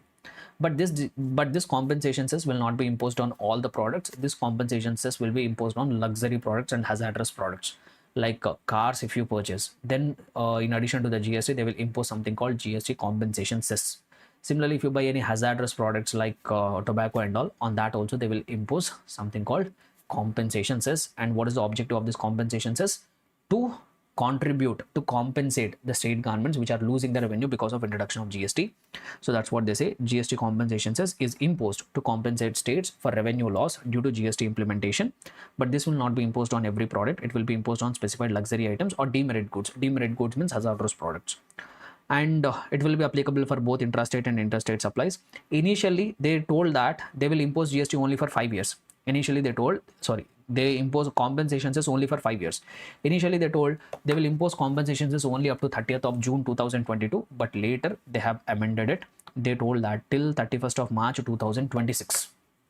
Till 31st of March 2026 they continue to collect the compensation cess. They have extended it for 5 more years. They have extended. Okay, right. So this is what is there. What will happen after 31st of March 2026? Will they continue the compensation cess or will they drop the compensation cess? That we have to wait and watch. So if they drop this compensation cess, certain products will become less costly, like cars and all will become less costly. Why? Because on cars, if you observe, they will collect somewhere around 22% in the form of compensation cess. Huge amount they are going to collect on cars in the name of compensation cess. If the government decides to drop that compensation cess by 31st of March 2026, cars become more affordable and even some normal middle class people also can afford them, right? So this is what regarding GST compensation cess. One more last thing I will try to explain. One more last thing I will try to explain. Okay, not that important, but still I'll try to touch it and ignore it. So there is something called GSPs and ASPs, GST Suvidha providers, and there are someone called application service providers. There are some entities called GSPs or ASPs. GSP means GST Suvidha providers and ASP means application service providers. So what these entities will do is GSPs, these GST Suvidha centers, they act as a connection between the taxpayers and the GST network. Like we have told that GSTN is there, which is managing GST common portal. They are managing the website gst.gov.in. But see, some big business persons will be there. They have to do various compliances, but this GSTN, they are not able to offer very advanced solutions. What GSTN will do is they will do the basic services relating to maintenance of the GST website and all. But if you take the companies like Reliance, if you take the company like Infosys or Tata group of companies, they are very big companies. They need some more robust softwares. They need some advanced softwares to make the GST compliances. But GSTN will not be able to cater to this large taxpayers. So what they have done is they have given licenses to some private limited companies, to some fintech companies. They have given the licenses. Like for example, Infosys is one such company. Infosys, TCS, to these companies, this GSTN has given access to the portal. Now what these companies can do is they can build softwares which can cater to the needs of the so-called big companies. The so-called big companies, for them, they provide some customized softwares by which they can easily do their GST compliances. Now these fintech companies like Infosys, TCS, all that we call them as GST Suvidha providers. So they act as a link between taxpayer and GST portal. GSTN will maintain basic website, but some taxpayers, as I've told, they need some advanced tools, but GSTN can't develop it. So what they have done is they involved the private players here. They identified this fintech companies, they gave the licenses to them, and they can build the softwares, they can provide infrastructure for these taxpayers to connect with the GST common portal. So that big companies, we call them as GSPs. But GSPs will not be able to develop all the softwares on their own. They will take the help of another intermediary, that we call them as application service providers. Like Tally and all will come here. Tally, Zoho Books, that will come under ASP category. So application service providers act as a connection between act as a connection between GSP and GST. So GSP will act, it is something like this. Okay, so here it is a taxpayer, no, here there is GST common portal. Now for them, they need one connection for them. So between taxpayer and, come on, okay. So between taxpayer, okay, let me put it this way. Between the taxpayer and the GST common portal, who will act as a connection? GST Suvidha providers will act as a connection. But GST Suvidha providers will not be able to develop all the apps on their own. So what they will do is they will create one more entity called ASP. No, not exactly. This is not the sequence actually. So what is the sequence is? Right. So let me give you correct perspective. Taxpayer is there, no? So between the taxpayer and the GSTN, who will act as a connection? Who will act as a connection is here GSPs will act as connection. GST Suvidha provider will act as a connection between taxpayer and GSTN. Between the taxpayer and GSP, ASPs will act as a connection. between the GSPs, between the taxpayer and GSP. Who will act as a connection? ASPs will act as a connection. Basically, they are intermediary bodies who will help the businesses to meet the GST compliance requirements. Clear and comfortable, everybody? So that's what even you will be able to find here. Where is that GST, ASP, GSP, ASP?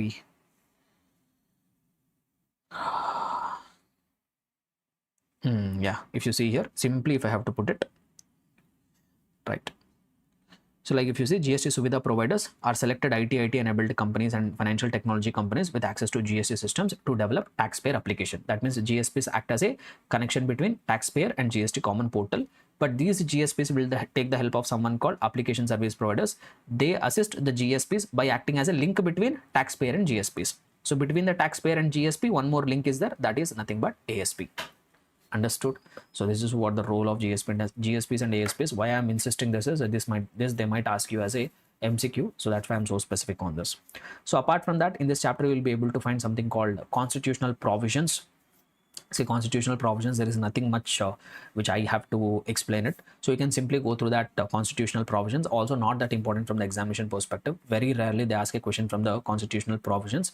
Just give a look once and ignore it. See, if I start revising that constitutional provisions, it will take another half an hour. So that time we can effectively spend on more important chapters. That time, that half an hour, if we spend it on supply chapter, that will be better usage of the time than spending that time in constitutional provisions, which are very rarely tested.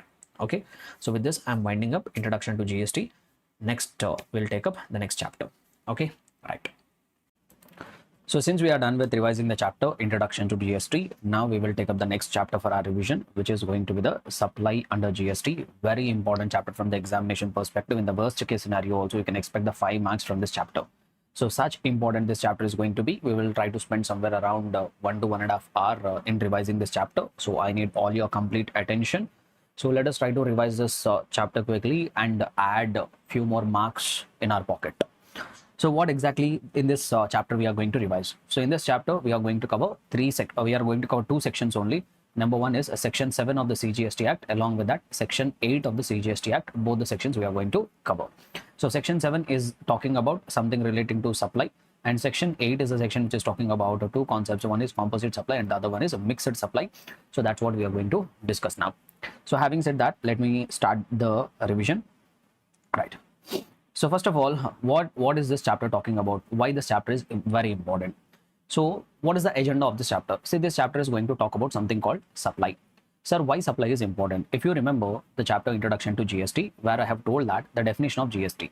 So how they have defined the term GST? GST is a tax on supply of goods or services except the alcoholic liquor for human consumption. So GST is a kind of tax which will be levied only when there is supply of goods and services. So the thing here in the GST mechanism is, if there is an event called supply, then only GST will be levied. If there is no event called supply, then there is no concept of GST at all. So that's why I call this concept supply, I call this event supply as a taxable event. I call this supply as what? Taxable event. That means only when the supply take place, then only there is a scope for the GST law to come and impose the GST. If there is no event called supply, there will be no GST which will be collected by the government. So that's why we call supply as a taxable event. So in order for GST to be levied, there should be supply of goods or services. So we must understand what is this supply, which activity will fall under the definition of supply, which activity will not fall under definition of supply. That's what our main discussion is going to be in this chapter. But before we can understand supply, first we need to understand what is goods, what is service. First we need to understand what is the meaning of the goods, what is the meaning of the service, that we need to understand. Why? Because only when goods or services are there, then only supply will take place. So the first precondition, there should be something called goods, there should be something called services. Then those goods and services must be supplied for GST to get attracted. So before we start revising the provisions of the supply, it becomes very much necessary for us to revise what is included in the goods definition, what is included in the services definition. So first I will start with goods, how the term goods has been defined. So if you read the definition of the goods in the GST, so they say that goods means every kind of movable property. How they have defined the term goods? Goods means every kind of movable property. Sir, what do you mean by movable property? When you look at the meaning of the term movable property, they say movable property means other than immobile property. What do they say? Other than immobile property. So it becomes necessary to first understand what will fall under immobile property definition. So they're telling goods means every kind of movable property. But we have to know what is movable property. They define the term movable property as other than immobile property. Then what is immobile property? So immobile property means land. How they have defined the term immobile property is land will fall under immobile property definition. Not just land, benefits arising out of land. Benefits arising out of land, that also will fall under immobile property definition. Number 3, things which are permanently attached to the earth. Things which are permanently attached to the earth, like building, plants, trees, these things also will fall under immobile property definition. Not just that, things which are fastened to the earth. Things which are permanently fastened to the earth. Like for example, if I have a tower, if you take telecom companies, they will have these telephone towers, no? Those are the towers which are permanently fastened. They are not naturally attached to the earth. They are something which is artificially fastened to the earth. Even that cell phone tower also will form part of immobile property definition. So that is how the term immobile property has been defined. So immobile property covers land, benefits arising out of land, and things which are permanently attached to the earth, and things which are permanently fastened to the earth. So that we call it as immobile property. Why did we understand immobile property? Why? Because they're telling goods means every kind of movable property. So movable property means other than immobile properties, which means these things will not form part of goods. Land, benefits arising out of land, and the things which are permanently attached to the earth, and things which are permanently fastened to the earth, these will not fall under goods definition. Apart from that, whatever other things are there, other than immobile properties, whatever are there, so those will be considered as goods. Say for example, I have this pen, it is a movable, so this will fall under goods definition. I have this mouse, which is movable, that will fall under goods definition. I am wearing this t-shirt, which is movable, that will fall under goods definition. So that's what they say here. Goods means every kind of movable property. However, in the goods definition, money will not be included. Money is not goods. And also, securities also will not be considered as goods. Securities means what? This is shares, debentures, bonds and all. They will also never be considered as goods. So money and securities, even though they are movable, money is not considered as goods. And securities are also not considered as goods. However, there is one catch regarding this money. See, for example, if you have a 500 rupee note, that 500 rupees, that 500 rupee note is movable. Will that 500 rupee note will be considered as goods? No, that will not be considered as goods. But say for example, I'm passionate about collecting coins. Some old coins I'm collecting. So the coins which are there in circulation in the British Empire. So I have a passion for collecting it. I have a hobby of collecting the coins. So I am collecting a few coins which are there in British Empire, which used to be in circulation in British Empire. So I have one small coin. So sometimes these coins can fetch thousands and lakhs of rupees. So I had 2 such British Empire coins each. Now if I go and sell that coins in the market, I can fetch for each coin 1 lakh rupee. So you tell me, these coins, whatever I have explained you now, these British Empire coins, whatever I have explained, this is not the currency which is in circulation. This is not the money which is in circulation. This is the money which I have kept it for its numismatic value. Numismatic value means intrinsic value.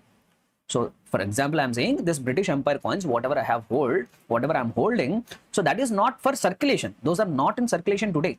But why I'm holding that British Empire coins is because I hold that currencies for its numismatic value, for its intrinsic value. They say that money in circulation is not goods, but currency which is held for its numismatic value, it will not fall under money definition. That means those British Empire coins, whatever I have told you, that will fall under goods definition. That will fall under goods definition. So what we have understood till now, goods means every kind of movable property, but goods will not include money. And currency which is held for numismatic value, it doesn't fall under money definition. If it doesn't fall under money definition, that will fall under goods category. So currency held for numismatic value, that is goods. And securities like shares, bonds, debentures, these also will not form part of goods definition. But they have extended the goods definition further. They told that money includes actionable claims also. Money includes what? Actionable claims also. Sir, what do you mean by actionable claim? So if you look at the definition of the actionable claim, they say that actionable claim means any claim to an unsecured debt. So if you have any unsecured debt, whatever right you have to claim that unsecured debt, that we call it as actionable claim. And also a claim to beneficial interest in a movable property. If you are having a beneficial interest in a movable property, that also we call it as actionable claims. So if I start digging deeper into this actionable claims definition, this definition alone I can explain for half an hour, but that is not important from the examination perspective. So what I will say is, I will simply say what will fall under actionable claims definition. I will give you a few examples like lottery, betting, gambling, horse racing. These kind of things will fall under actionable claims, and that telling actionable claims also will fall under goods definition. So if I'm selling lottery is an actionable claim. If I'm selling you the lottery, I'm selling goods to you. So money includes every kind of mobile property, goods include every kind of mobile property other than money and securities. It also includes actionable claims. Not just that, goods include growing crops, grass, and things which are attached to or forming part of the land, but which are agreed to be severed. What do they say here?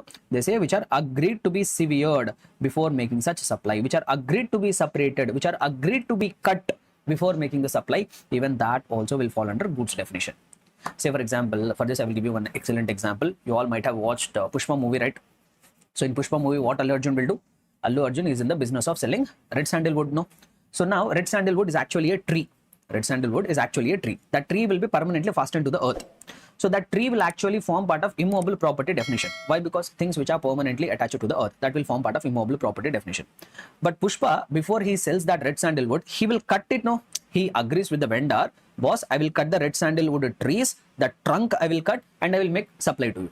So now that trunk of the red sandalwood, which has been separated before making the supply, that also will form part of goods definition. Able to understand? So even the grass, growing crops, things which are attached to the earth, but which are agreed to be severed, which are agreed to be cut before making supply, that also will form part of goods definition. So this is what the meaning of goods. Okay, we have understood goods definition. Then, sir, what is services? They have simply told that anything other than goods. If something is not falling in the definition of goods, that will form part of services. Like immobile property is not falling under goods, but renting of immobile property might fall under services definition. Able to understand? So services means anything other than goods, and services anything other than goods, other than money, other than securities. That means money and securities, if you pay close attention, money and securities, they are neither falling under the definition of goods, they are neither falling under the services definition. Why? Because they have defined the services as anything other than goods, money and securities. Anything other than money, goods and securities. So that means even in the services definition also money is not included. Even in the services definition, securities is also not included. But here there is one important catch here. The activities relating to use of money, that will be considered as service. If I'm the activities which are relating to use of money, that will be considered as services for which a separate consideration is charged. Say for example, what do they mean by this is, if I give you one simple illustration to make you understand, say for example, I have some excess money. I have some excess money. So what I am doing is that money I am giving it to use. Say for example, 1 lakh rupees of money I am giving it for use to my friend. Now I told to my friend, boss, you need 1 lakh rupees of money. No, I have the excess money. You take and use it. You return back whenever your use is over. You return back that 1 lakh rupees whatever I have given to you. Sir, will that be considered as services? No, this will not be considered as services. Why? Because I am giving the money for use. But for giving that money for use, I am not charging any separate consideration. For giving that money for use, I am not charging any separate consideration. I gave 1 lakh for use. I am also getting back 1 lakh, whatever I have got. But let me give you another example. Say for example, I have some excess funds. One day my friend came to me and told, boss, I need 1 lakh rupees of money for use. I told, okay, I will give you that 1 lakh rupee of money for use, but you have to return me back that 1 lakh rupees. Along with that, interest also you have to give it to me back. So you have to give me along with interest of 10,000 rupees. So here I am giving that money for use to another person, but for giving that money for use to another person, I am charging a separate consideration in the name of interest, or in some cases discount I call it. So now this will be considered as services. This interest will be considered as services. Able to understand? So money is neither goods nor securities. But if I am doing any activity relating to use of money for which I am charging a separate consideration, that activity will fall under service definition. Not just that, if I am doing any activity whereby I am converting money from one form to another form, one currency to another currency, one denomination to another denomination, for which I am charging a separate consideration, then also that activity will fall under supply of service. If I am performing any activity whereby I am converting the money from one form to another form. Say for example, I have 10,000 rupees of cash. I went to the bank and told, boss, you please convert this 10,000 rupees into DD. You please convert this 10,000 rupees into DD. Bank told, okay, these 10,000 rupees will give a DD for you, but for conversion of that DD, we will charge you 100 rupees. So for converting the money from one form of cash to demand draft is also a currency. Demand draft will also follow form what of money definition. So here the bank is providing the services of converting one form of money to another form of money, which they are charging a separate consideration of 100 rupees. Now this activity will be treated as supply. This activity will be treated as supply. Similarly, bank is converting the money from one currency to another currency. Say for example, I have taken INR. I went to some person and told, boss, you please convert that INR to USD. This person told, okay boss, I will convert that INR to USD, but for that I need some commission, extra money he is charging. That activity also will form part of service. Or I am changing the currency from one denomination to another denomination. Say for example, I have 500 rupee notes. I have 500 rupee notes of 100 500 rupee notes I have. So now what I have done is I went to another person and told, boss, I have 500 rupee notes, but please convert them into 100 rupee notes. I'm converting from one denomination to another denomination. The person told, okay, I will convert that 500 rupee notes into 100 rupee notes, but for that I will charge some extra consideration. Now this activity also will be considered as service. So money is neither goods nor service, but activities in relation to use of money or activities relating to conversion of money from one form to another form, from one currency to another currency, from one denomination to another denomination, for which separate consideration is charged. If there is no separate consideration, no service. Only when there is a separate consideration charged for these activities, then those activities will be considered as services. Now here there is one more important thing which I want you to understand. See, I told securities are neither goods nor services. No, securities are neither goods nor services, but activities in relation to facilitation or dealing in securities, that will be considered as services. If you are providing any activities in relation to facilitation or trading of that securities, those activities will be considered as services. Like for example, today we have so many stockbrokers, like Zerodha, we have one stockbroker, or Angel One, we have one stockbroker. So these are all the stockbrokers. They are providing services by allowing you, by providing you a platform for buying and selling the shares. So on that they will charge commission, no. Brokerage they will charge, no. Say for example, if you want to buy the shares through your stockbroker from Zerodha, through the Zerodha you want to buy the shares. Okay, Zerodha will give you platform, but for that they are charging some brokerage for you. So say for example, for every transaction they are charging 20 rupees of brokerage. So this 20 rupees is the supply of service by Zerodha. So securities are neither goods nor securities are neither goods nor services, but the activities in relation to facilitation or trading of such securities, like the services provided by the stockbrokers like Zerodha, Angel One, and any other stockbroker services, they will be considered as services. Able to understand, everybody? So that is what regarding definition of goods and services. So why we understood the definition of goods and services? Why? Because the first prerequisite in order for the government to come and impose a GST, the first thing should be there should be goods or there should be services. But just having the goods and services alone will not be enough. Say for example, I'm a vendor. So I decided to sell garments. I wanted to open one ready-made garment shop. I have taken one shop on rent. I have brought one entire truckload of garments and loaded in my store. That's all. Will the government come and impose the GST? No. So just having the goods and services alone will not be enough. Some important activity with regard to that goods and services should take place. That activity we call it as supply. So only when supply take place, then only GST will come into picture. Sir, goods and services are there, but there is no supply happening, no GST will be imposed. Sir, but which activity will be considered as supply? Which activity will not be considered as supply?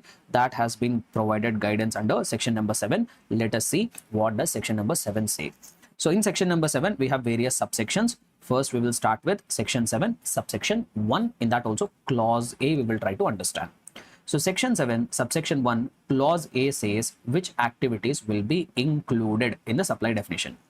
So they say that in section 7, subsection 1, clause A says that supply includes all forms of supply. Supply includes all forms of supply. That could be sale, that could be transfer, that could be barter, that could be exchange, that could be license, rental, lease, disposal, or any other form. This is not an exhaustive list. This is just an illustrative list. So supply includes all forms of supply. If you are making sale, supply. If you are making barter, supply. If you are making exchange, supply. If you are licensing something, supply. If you are renting out something, supply. If you are giving on lease something, supply. If you are disposing something, supply. So supply includes all forms of supply. And once again, I am telling all these forms are not full and final list. These are only exhaustive. This is only illustrative list. Any other similar kind of form of supply also will be included. So in order to qualify as supply under GST Act, it includes all the forms. It can be in any form, but there should be a consideration. That form of supply should happen for consideration. Consideration is must. Say for example, I'm into business of selling garments. So I'm making a sale, I'm giving that goods to someone. But if I'm not charging any consideration, then it will not qualify as supply under section 7 subsection 1 clause A. In order to qualify as supply under section 7 subsection 1 clause A, it could be any form of supply, but consideration is must. Something in return should come. Something in return must be there. If there is nothing in return, if there is no consideration, if there is no quid pro quo, then it will not come under supply definition as per section 7 subsection 1 clause A. But here there are few important things which need our attention. When I say there must be consideration, should it be only monetary consideration? Should the consideration always should be in the form of cash? Not required. Consideration could be other than monetary consideration also. Consideration could be non-monetary consideration also. Sir, what do you mean by non-monetary consideration? Like if you take the barter transaction. In the barter transaction, there will be exchange of goods and services. For example, I am a businessman. So I am selling mobile phones. One day I went and sold one mobile phone to one customer. But I came to know that that customer is a chartered accountant. At that point of time, I was facing some GST litigation. I told to that chartered accountant, I told to that my customer, sir, I will give the mobile phone, whatever you have desired for. But I don't want any money from you. I am having one GST case going on with the GST department. You have to fight that case for me. Is there a consideration here? Yes, there is a consideration here. This consideration is not in money form. But for the sale, whatever I have made, for the mobile phone, whatever I have given, in return, I am getting something in return. In return, I am getting something. What is that something? I am receiving service. I am receiving what? Service.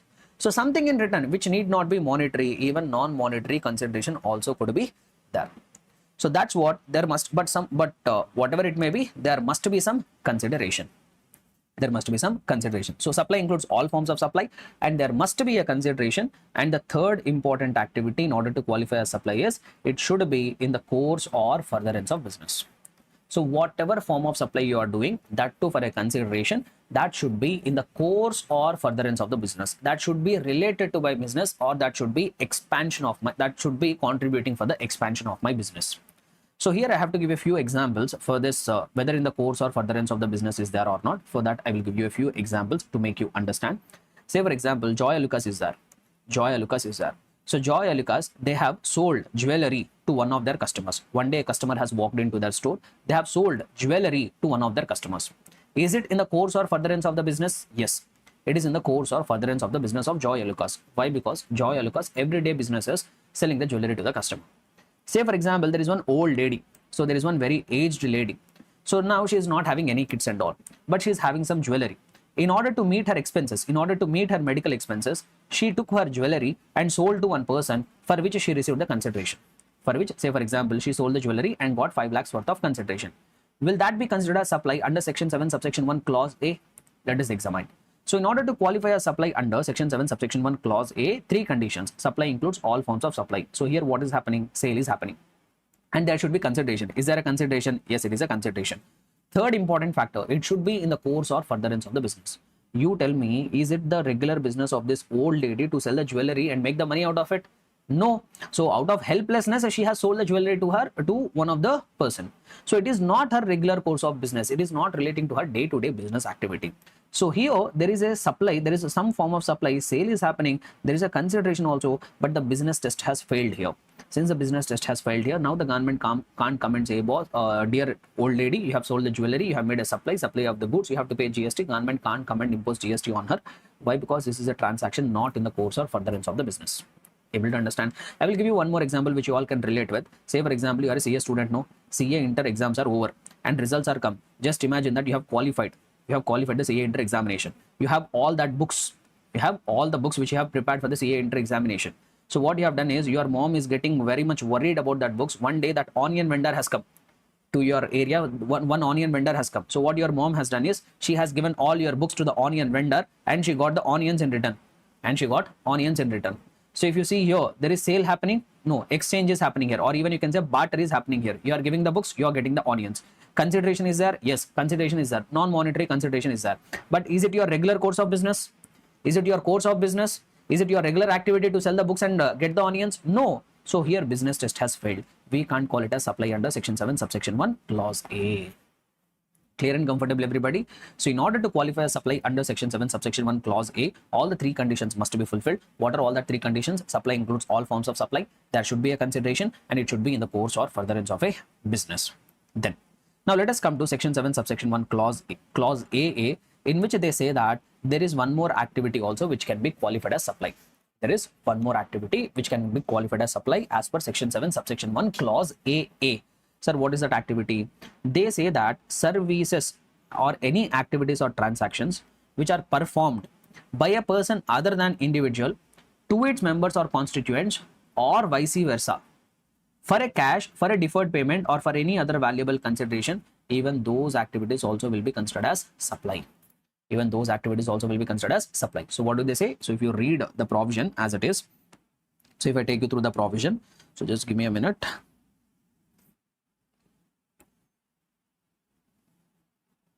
Where is that? Section 7 subsection 1 clause AA.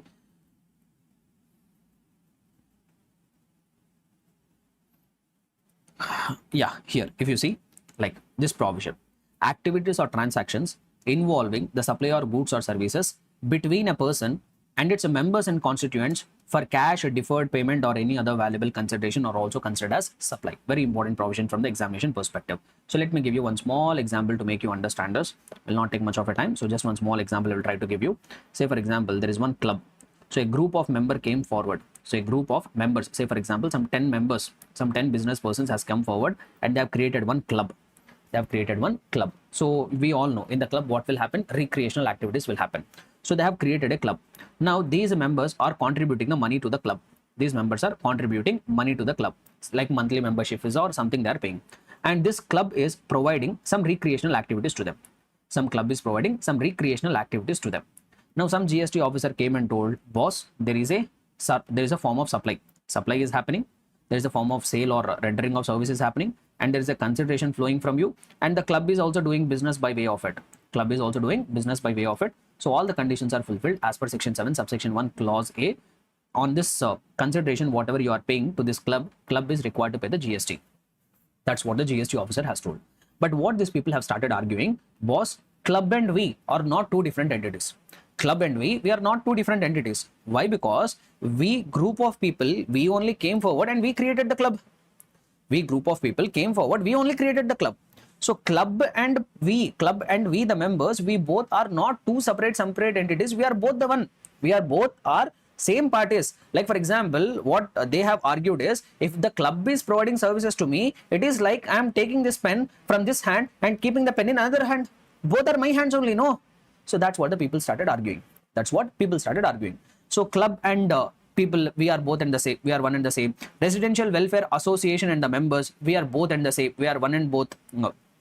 We both are same. So like that, people have started arguing. So in order to stop them, the government has introduced this section 7 subsection 1 clause A, in which they have told that the activities or transactions performed by a person other than individual, like club, welfare society, etc. So if other than individual, if they are providing any activities or transaction to its own members or constitutions, if it is providing activities or transactions to the members who have created it for a consideration, then that activity we call it as supply. You can't argue that we both are one and the same. GST Act has told we will treat you both as two different persons, and on that transactions which are happening between you, either the club is providing the activities to the members or the members are providing the activities for the club, vice versa. The activities or transactions can flow from any way. So either the club is providing that activities or transactions to its members, or the members are providing the activities or transactions to the club. In any of the case, you both will be treated as two different parties, and on those transactions, GST will become applicable. That's what has been clarified under section 7 subsection 1 clause AA. So we have seen two clauses, section 7 subsection 1 clause A, section 7 subsection 1 clause AA. Then we have section 7 subsection 1 clause B. They say one more activity which will be qualified as supply. So what is that one more activity? You know, if you are a person in India, if you are importing some services, if you are importing services, not goods guys, if you are importing some services, and for that services you are paying a consideration. If you are importing services, you are getting a services from a person who is abroad. So you are importing services for a consideration, and whether you are importing that services, whether in the course of your business or not in the course or furtherance of the business, whether you are importing that services for your personal purposes or for your business purposes, all that doesn't matter. If you are importing the services, that too there is a consideration involved, whether it is in the course or furtherance of the business, not in the course or furtherance of the business, all that doesn't matter. That activity will qualify as supply under section 7 subsection 1 clause B. That activity will qualify as supply under section 7 subsection 1 clause B. I will tell you one example. Say for example, I'm a person residing in India. I want to build a home. For my residential purposes, I want to construct one home. I have a land in India, I want to construct home. So I came to know in London there is one popular architect. I told that person, boss, you please give a plan for my home. In that home, I will stay with my family. This architect told, okay, I will give a plan for your home, and for that I need some 5,000 pounds of consideration. Okay, I said I will pay. So now I am a person, I have imported the services of an architect and I have paid him a consideration. But if you pay close attention here, I am getting that architect services not for my business purposes. I am getting that architect services for my home, for my personal purposes. It is not in the course or furtherance of my business. It is for my personal purposes. But still the government says, in case if you are importing the services for a consideration, whether it is in the course or furtherance of the business or not, we will not see it. In that case, we check only two conditions. If there is importation of service and there is a consideration, then you are required to pay GST. To the government. So whether it is in the course or furtherance of the business, that doesn't matter. And also, in these kind of circumstances, it will be difficult for the government to collect the GST from the supplier. So here what the government has told is, here RCM will become applicable. Here what will become applicable? Reverse charge mechanism will become applicable. So what do you mean by reverse charge mechanism? Reverse charge mechanism means recipient only will pay the GST with the government. Recipient is only required to deposit the GST with the government. See, generally normal circumstances, what will happen? Say for example, there is one supermarket. So I'm also introducing you to one more important concept here. Right? So say for example, there is a supermarket. Now this supermarket is a supplier. This supermarket is selling goods to customers. So now if you are a customer, that means you are a recipient. If you go and buy some goods at the supermarket, say for example, some 1,000 worth of goods you have purchased. Now what the supermarket will say, sir, you have purchased 1,000 worth of goods. On that GST rate applicable is 5%. So GST amount is 50 rupees. Total 1,050 he will collect it from you. So as a recipient, you will pay 1,050 to the supplier. So in that 1,050, 1,000 is for the value of the goods, 50 rupees is GST. Now what the supplier will do, he will keep the 1,000 rupees in his pocket, 50 rupees he will go and pay to the department, GST department. So in normal circumstances, the supplier, whoever is making supply of the goods or services, he will collect the amount of GST from the customer and deposit with the government. This we call it as forward charge mechanism. What is forward charge mechanism? Supplier will collect the amount of GST from the recipient and pay it to the government. That we call it as forward charge mechanism. But in some circumstances, what the government will say is, reverse charge mechanism. So what do you mean by reverse charge mechanism is, say for example, if there is one supplier, he supplied some goods or services to a recipient. Say for example, 1 lakh worth of goods are supplied. Applicable rate of GST is 18%, just imagine. So 18,000 will be the amount of GST. In the forward charge mechanism, what should have happened? Supplier should have collected 1,18,000 and paid that 18,000 to the government. But in some circumstances where the government feels it is difficult for the supplier to collect the GST from the, it becomes difficult for the government to collect the GST from the supplier. So in that cases, what the government will say is, as a recipient, you pay only the value of the goods or services to the supplier. You pay only the value of the goods or services. In our example, you pay only 1 lakh rupees to the supplier. Whatever GST amount is there, you don't pay to the supplier, you pay us directly. This 18,000 rupees, this recipient only will deposit the amount directly with the government. This we call it as reverse charge mechanism. So in forward charge mechanism, supplier will deposit the GST with the government. In reverse charge mechanism, recipient will deposit the GST with the government. But in both the cases, ultimate burden is there in consumer only, is there on the customer only, is there on the recipient only. Either it is forward charge mechanism or on the reverse charge mechanism, no matter whoever is depositing, the burden is always faced by recipient. See here, supplier is paying that 50 to the government, but from whom he has collected? From the recipient he has collected and paid it. He did not pay it from his own pocket, no. And in this case, in the second case, recipient has paid 18,000 rupees from his own pocket. So in both the cases, the ultimate burden will be on the recipient only, but who is depositing that amount of GST will change. In forward charge mechanism, supplier will deposit. In reverse charge mechanism, recipient will deposit. But in both the circumstances, who is facing the ultimate heat of the taxes, recipient only will bear the heat of the taxes. And at the time of importation of services, at the time of importation of services for a consideration, this activity also will fall under reverse charge mechanism. So if you link it with the example, as a recipient, I am receiving the services. No, as a recipient, I am only required to calculate the amount of GST. That GST I am only required to pay to the government directly. I need not pay to the supplier. Why? Because in this case, it will be difficult for the government to collect a GST from the foreign citizen. So that's why they have put the requirement on the recipient itself to deposit the GST with the government under reverse charge mechanism. Clear? So this is what section 7 subsection 1 clause B says. Understood? Now we will see section number 7 subsection 1 clause C. So what section number 7 subsection 1 clause C says is, generally in order to qualify as supply, there must be consideration. Like if you say in section 7 subsection 1 clause A, they told that there must be consideration. Even in section 7 subsection 1 clause A, there also they told in case of activities between a entity and its members, there also should be consideration. And even in section 7 subsection 1 clause B, there also they told if you are importing services, that too for a consideration, then only it will be treated as supply. But under schedule 7 under section 7 subsection 1 clause C, what they are trying to say is, in some cases, even though if any activity is happening, but still there is no consideration, even though an activity is taking place, but there is no consideration, still those activities also we will call it as supply. That's what section 7 subsection 1 clause C says. So section 7 subsection 1 clause C is saying that we will tell you a few activities, and if you do those activities even without a consideration, we will deem it as supply. So that's why we call it as section 7 subsection 1 clause C is talking about deemed supply. That means if you are performing some activities even without a consideration, still we will call it as supply. And what are those activities? So those activities are given under schedule 1. For the GST Act, there are some 3 schedules are there.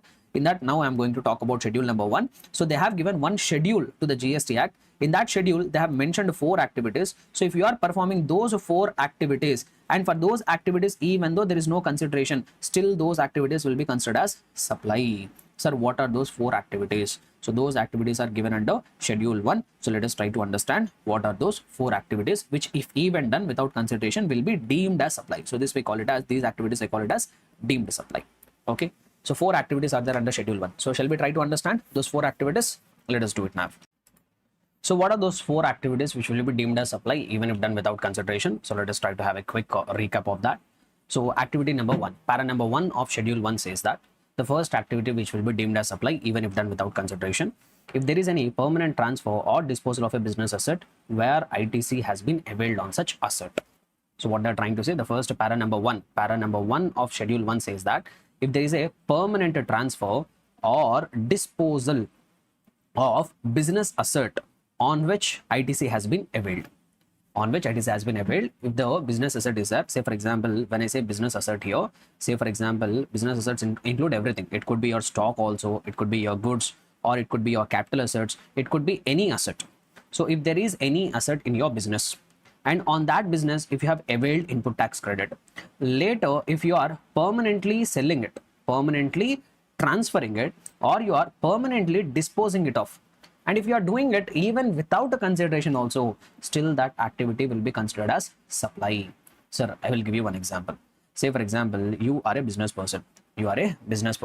So for the purpose of your business, you have some asset. Say for example, you purchased one laptop.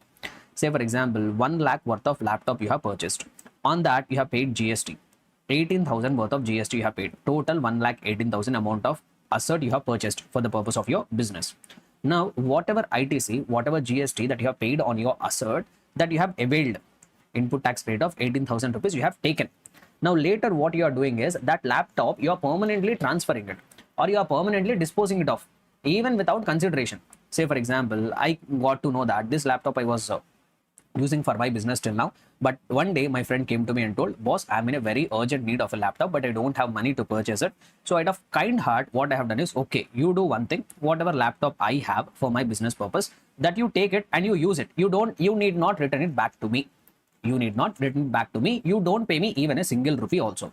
So I'm a person, I'm permanently transferring or disposing a business asset on which I have availed input tax credit, but for that I'm not charging any consideration. Still, as per para number 1 of schedule 1, this activity will be considered as supply.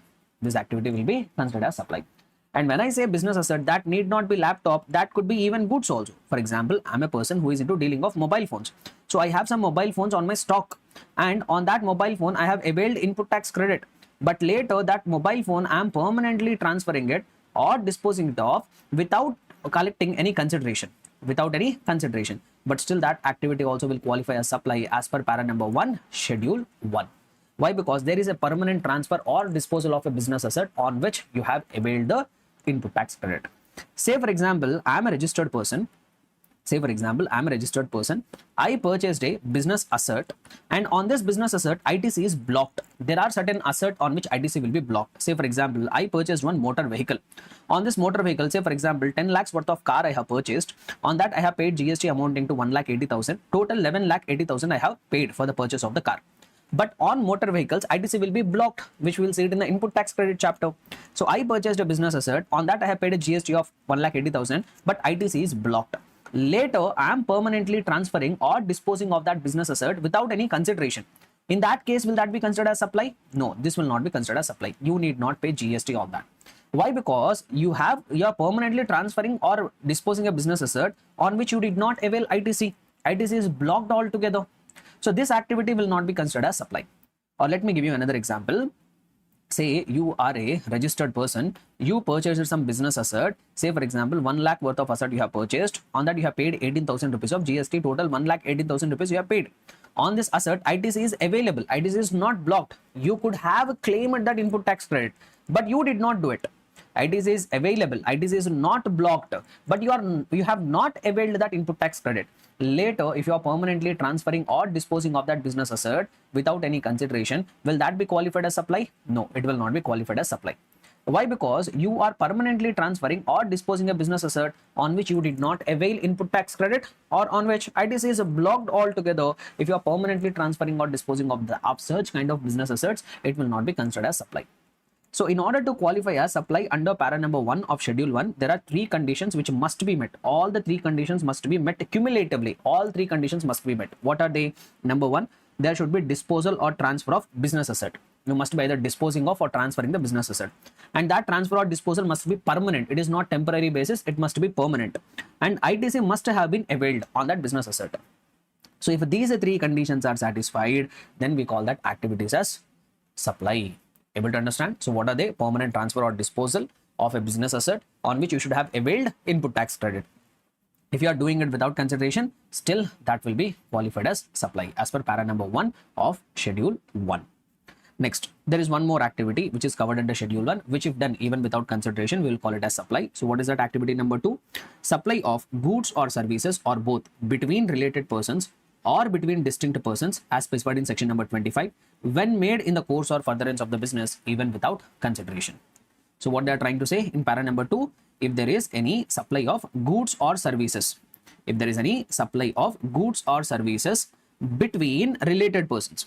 So either supply of goods or services is happening either between related persons or between distinct persons as per section number 25. And if that supply of the goods or services is happening between 2 related persons or between 2 distinct persons as per section number 25, for that activity, even though there is no consideration, still that activity will qualify as supply, and on that GST will be attracted. But before that, we need to understand what is the meaning of related part. Who will come under related person definition? That is very, very important. So who will come under that related person definition? So here in the chart also I have, in the material also you will be able to find it. Better we'll have a look at from the material. Sir, who will fall under related person definition? So here this definition is very, very important. Only when the person falls under this related person definition, and if that related person, if you are making any supply of the goods or services without consideration, then only we'll call it as supply. But here the thing is, the act did not give you the freedom. The GST Act did not give you the freedom to decide who is your related person, who is not your related person. The Act has defined certain relationships, and those relationships will always be considered related whether you agree to it or don't agree to it. So what Act is trying to say here? First one, I will start from this point. Such persons are legally recognized partners, like a partners in the partnership firm. They will always be considered related. Number 2, if they are employee and employer, they also will be considered related. A third person controls or owns or holds more than or equal to 25% of the stock or share of both of them, which means, say for example, there is X Limited, there is Y Limited, there is one third party. Is there he is holding more than or equal to 25% of the equity in X Limited also. He is holding more than or equal to 25% of the equity in Y Limited also. Then X Limited and Y Limited, these both will be considered as related persons. Not this person in X Limited, not this person in Y Limited. If a third party is holding more than or equal to 25% in two entities, then those two entities will be considered as related. Here, X Limited and Y Limited, these both will be considered as related persons. Next, control. Now they say regarding control 3 points. Regarding control, they say 3 points. One of them controls the other. A third party controls both of them, or such persons together control a third person. So 3 points are there regarding control when a people will be considered as related person. So what they say here is, say for example, there is a company X Limited. X Limited is controlling Y Limited, or Y Limited is controlling X Limited. Both will be considered as related persons. Or say for example, there is A Limited.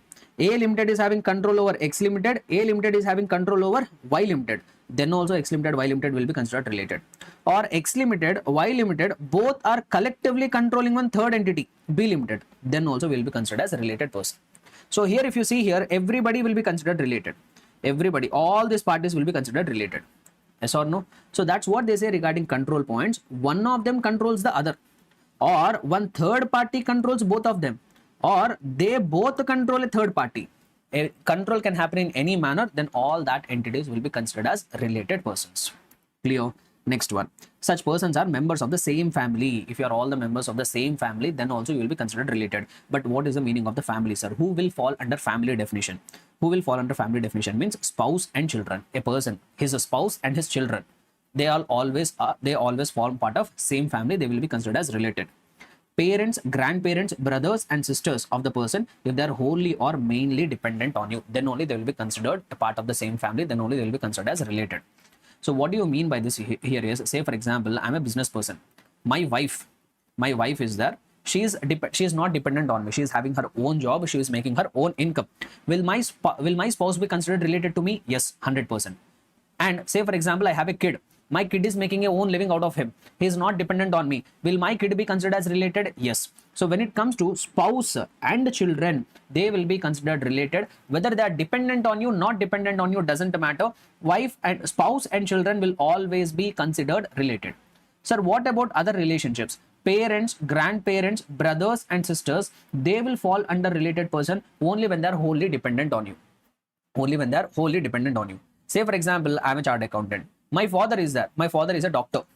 He is not dependent on me. He is making his own living. We both are staying in the same house. You tell me, can my father be considered as related? As per the GST Act, no. Personally, you might be related, but GST Act says, no, we will not consider your father as related person. Why? Because he is not wholly dependent on you. So why this point is very important is they can twist the question in multiple ways. They will say various things. They will create a scenario like there is a father. With the father, to your father, you have supplied the goods without any consideration. Your father is not wholly dependent on you. Will it be considered as supply? No. Why? Because he is not a related person. So what para number 2 of schedule 1 says is, when there is supply of goods or services between related persons without consideration, then only we call it as supply. And actually we are learning who will be considered as related persons. So what we have seen till now, if they are legally recognized partners, they are employee and employer, a third person who owns more than or equal to 25% of voting of stock or shares on them. And we have seen control point, one controls the other, third party controls both control one party. And also if they are members of the same family, and we have understood who will form part of the same family. And also one of them is a sole agent, sole distributor or sole concessionaire of the other. So what do you mean by this? Say for example, I'm a business person. Now I have one agent. He's a sole agent from me. He's a sole dealer for me. He's a sole distributor for me. Then also this person will be considered as related. And not just that, we have one more point. Such persons are officers or directors of one another's business. Such persons are officers or directors of one another's business. Say for example, there's a person, Mr. A. Mr. A owns A Limited. There is a person, Mr. B. Mr. B owns B Limited. But Mr. A is a director in B Limited. Mr. B is a director in A Limited. Then A and B Limited will be considered as related persons. So that's what they say here. Such persons are officers and directors of one other's business. So even these persons, Mr. A and Mr. B, also will be considered as related. Why? Because they are directors in one another's business. They also will be considered related. So these people will form part of related person definition. So whether you agree to this definition or don't agree to this definition, you have to follow it. And as per para number 2, if there is any supply of goods or services is happening between the related persons, and we have seen who will fall under related person definition, then that activity will be considered as supply even if done without consideration. Not just that, they say one more thing. If there is supply of the goods or services happening between distinct persons as per section number 25. If the supply of the goods or services is happening between distinct persons as per section number 25, then also we call it as supply, even if done without consideration. Now we need to understand who are distinct persons as per section number 25. Who are distinct persons as per section number 25. Very simple, guys. Say for example, you are a business person. You are doing your business in Tamil Nadu. You are doing your business in Tamil Nadu. In Tamil Nadu, you have two places of business. You have a place of business in Chennai. You have a place of business in Madurai. At two places, you have your shops. Now, generally, as per the GST Act, if you have multiple places of business, within the same state, you can operate them under single registration. You need not take multiple registration. GST Act will permit you to operate both of them under single registration. But out of your own choice, if you want a separate registration for Chennai, if you want separate registration for Madurai, government will not have any objection. They will give you separate registration. So both the entities are under same PAN, but if you want separate registration, they will give you separate registration. So in case if you have taken separate registration, for your Chennai division, for your Madurai division, so then you both will be considered as distinct persons. Both are your entities only, but still you both will be considered as distinct persons. If there is any supply of the goods or services happening between these two entities, between your entities only, but they have separate registration. Say for example, from Chennai location, I have sent some goods to my Madurai location without any consideration, but still GST department says that activity also will call it as supply. On that also will impose GST even though there is no consideration. So I want to elaborate a little bit more on distinct persons. Say for example, there is one registered person. So there is one business person registered under GST. Say for example, he is having a place of business in Karnataka. He is also having a place of business in Tamil Nadu. So now in this case, he is having a multiple place of businesses in multiple states. Can he operate multiple places of businesses under multiple states under single registration? No, he can't do it. So why? Because GST registration is state specific. This person needs to obtain separate registration with the Karnataka state government, and he needs to obtain separate registration with Tamil Nadu state government. And they will generally obtain two different registrations. Now, if any supply of goods or services are happening between these two entities without any consideration, still that activity will fall under supply as per para number 2 of schedule 1, and as per section 7 subsection 1 clause C, this activity also will be considered as supply, and on this also GST is required to be paid. And one more thing they say regarding distinct persons. Say for example, there is one registered person. He is having a place of business in Karnataka. In Karnataka, he is having a registered person. In Karnataka, say for example, he is selling mobile phones. So in Karnataka state, he has taken registration. This person in Tamil Nadu, he is running a bar. He is running a bar where he is selling alcoholic liquor for human consumption. See, this premise doesn't require any registration. Why? Because alcoholic liquor for human consumption is outside of the GST purview. Now they say that even these two also will be treated as establishments of distinct persons. Even these two entities, if a person is having a place of registration in one state, and in another state, if he is having a place of business where he is making non-taxable supplies like supply of alcoholic liquor for human consumption, or that supply of 5 petroleum products, so then those establishments also will be treated as establishments of distinct persons. Say for example, if he transferred one mobile which is to be used at a bar in Telangana without any consideration, but still this activity will be considered as supply, or under section 7 subsection 1 clause C, and on that GST is required to be paid. Understood? So that is what the para number 2 says. So what is the summary of the para number 2? So para number 2 says that, just a minute, yeah, here we have. So para number 2 of schedule 1 says, if there is any supply of the goods or services or both between related persons or between distinct persons as specified in section number 5, section number 25, when made in the course or furtherance of the business, that also will be deemed as supply. However, there is one catch here. So just now we have seen that employee and employer both are related persons or not. Just now, as we have seen in the definition of the related person, employer and employer will be considered as related persons. So they have given one relaxation. Say for example, if the employer is supplying any goods or services to his employees without any consideration. Generally, if you go by schedule number 1 para number 2, it is supply of goods or services between related persons without any consideration. This activity should be considered as supply as per section 7 subsection 1 clause C. But they have given one relaxation. So they told that if any supply of goods, if the employer is making any supply of the goods, like if you see here, I will take you to the relaxation here. Right, where is it? Here it is. So gifts by employer to employee. So basically employer and employee, these are also considered as related persons. If any supply of goods or services are happening between these two persons without any consideration, generally that should have become supply as per section 7 subsection 1 clause C. But they have given one relaxation. They told that gifts up to a value of 50,000 in a financial year by an employer to an employee shall not be treated as supply of the goods or services or both. So they have given a relaxation if the employer is providing any goods or services to his employee up to a value of 50,000 in a financial year, then that activity will not be considered as supply. That will not become liable for GST. That will not be treated as supply as per section 7 subsection 1 clause C. However, if an employer is supplying any goods or services to his employee without any consideration for a value of exceeding 50,000 in a financial year, in the entire financial year, if the value of the gifts have exceeded more than 50,000 rupees, then entire value will be considered as supply as per section 7 subsection 1 clause C. Say for example, one employer has gifted an iPhone to his employee. He gifted an iPhone costing some 70,000 to his employee. Will that be considered as supply? Yes, that entire 70,000 will be considered as supply as per section 7 subsection 1 clause C. Relaxation is there only when the value of the gift is up to 50,000 for the entire financial year. Understood? So we have completed 2 paragraphs. Para number 1 done, para number 2 we are done. Now coming to para number 3. So what does para number 3 say? Para number 3 is once again an interesting thing. They say that in the para number 3, supply of goods by a principal to his agent without consideration, where the agent undertakes to supply such goods on behalf of the principal, is considered as supply. Similarly, supply of goods by an agent to his principal without consideration when the agent undertakes to receive such goods. Basically, what they are trying to say here is the supply of goods between principal and agent. See, you have to be very careful here. Here they are only talking about goods. They did not talk about services. If there is any supply of services happening between the principal and agent without consideration, that will not be considered as supply as per section 7 subsection 1 clause C.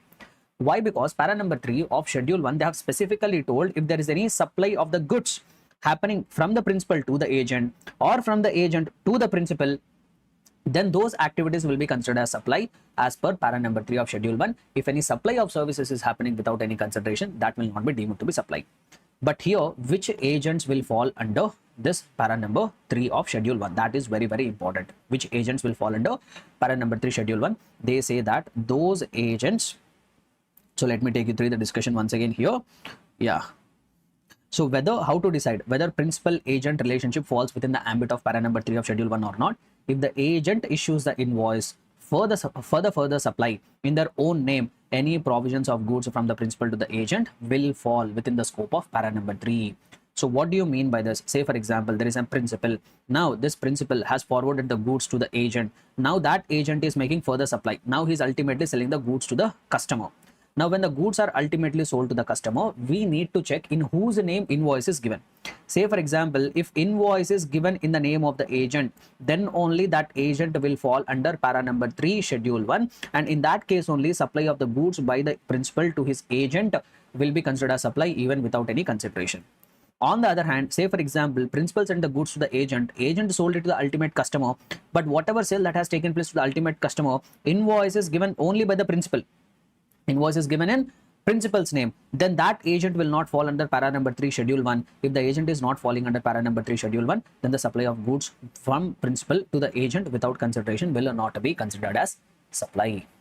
Able to understand? So in order to fall under that para number 3 of schedule 1, the agent should be such an agent who is giving the invoice in his own name.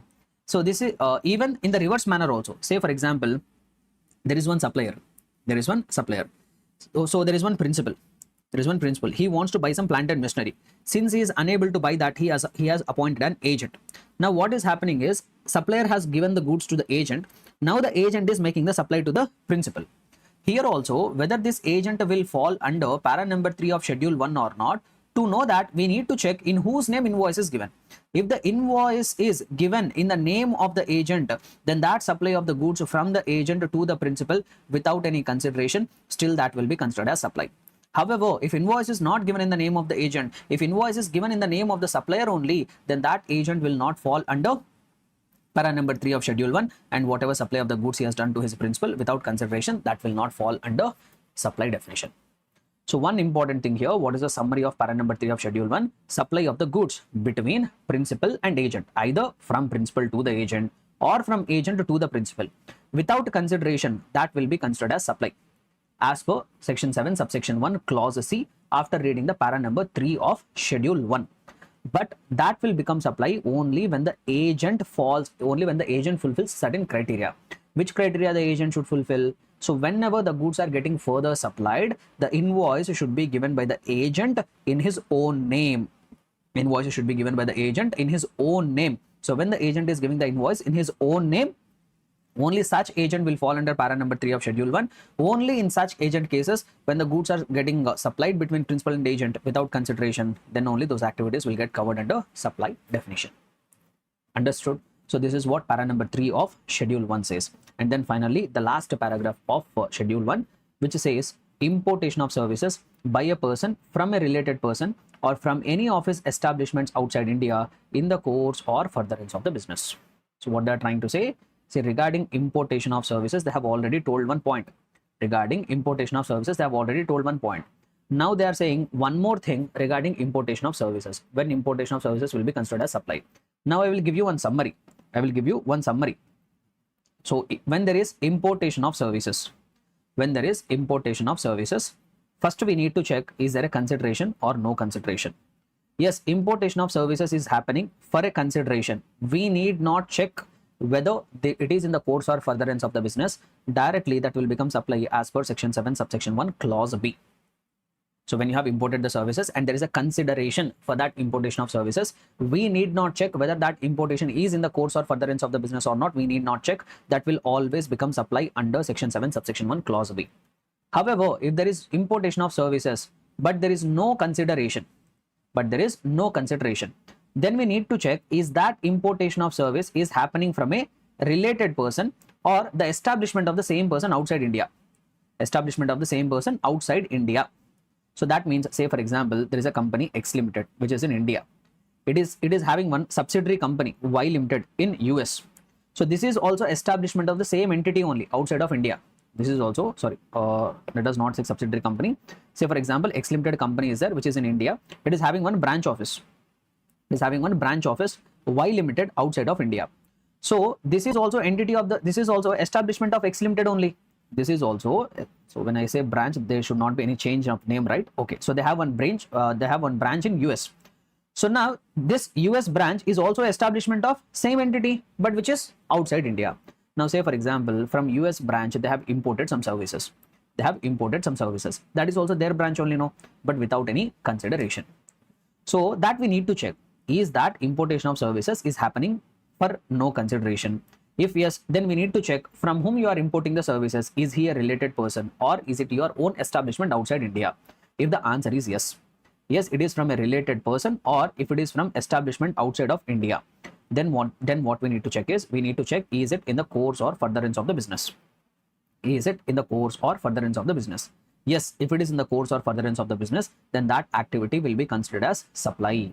Then that activity will become supply as per section 7 subsection 1 clause C, para number 4 schedule 1. However, if you are importing the services, there is no consideration, and that activity is also from a related person or an establishment of our own establishment outside India, but it is not for the business purposes, then it will not be considered as supply. Similarly, if I am importing the services, there is no consideration, but I am importing that services from other than related person, from outside entity, nowhere related to me, other than related person or other than establishment outside India, then also we need not check anything. That activity will also not be considered as supply. So this is what collective reading of section 7 subsection 1 clause B and para number 4 of schedule 1. So if there is any importation of services, first thing we need to check, is there a consideration? Yes, there is a consideration, then that activity will become supply as per section 7 subsection 1 clause B. We need not check whether it is in the course or furtherance of the business or not in the course or furtherance of the business. If there is no consideration, then first we need to check, are you importing that services from a related person outside India or your own establishment outside India? If the answer is yes, then we need to check, is it in the course or furtherance of the business? Yes, it is in the course or furtherance of the business, then that activity will become supply as per section 7 subsection 1 clause C by reading para number 4 of schedule 1. However, if you are importing the services, there is no consideration. Yes, you are importing it from related person or establishment outside of India, but it is not for your business purposes, then that activity will not become supply. Similarly, if you are importing the services, there is no consideration, but you are importing that services from other than related person or other than establishment outside India, then also we don't call it as supply. Okay, so that is what the conclusion which we can arrive at by giving a comparative reading of section 7 subsection 1 clause B and para number 4 of schedule 1. So that's what they say here. That's what this textual format only I have put it in the form of paragraph and the form of chart. So if you read it here, import of services by a person from a related person or from any of his other establishment outside India in the course or furtherance of the business, then that activity will become supply as per section 7 subsection 1 clause C para number 4 schedule 1. Understood? So with this we have successfully completed section 7 subsection 1 only we are done. In the section 7 subsection 1 only we are done. So in that various clauses we have seen when as per clause A an activity will become supply, when as per clause AA the activity will become supply, when as per clause B an activity will become supply, when as per clause C an activity will become supply, and as a part of that clause C we have seen the 4 activities which are mentioned under schedule 1 which will be deemed supply even without consideration. So this is what the discussion we had so far in this chapter. Shall we proceed further now? So since we have completed section 7 subsection 1, now we will proceed further and try to understand section 7 subsection 1a. Sir, what does section number 7 subsection 1a talk about? Nothing but till now we have understood which activity will fall under supply, which activities will be considered as supply we have understood. But once an activity has been qualified as supply as per section number 7, as per either clause section 7 subsection 1 clause A, clause B, clause AA, whatever it could be, once an activity has been classified as supply under section 7 subsection 1, whether that supply will be considered as supply of goods or that supply will be considered as supply of services, we need to determine. So once an activity has been classified as supply under section 7 subsection 1, whether that supply will be considered as supply of goods or that will be considered as supply of services, we have to determine.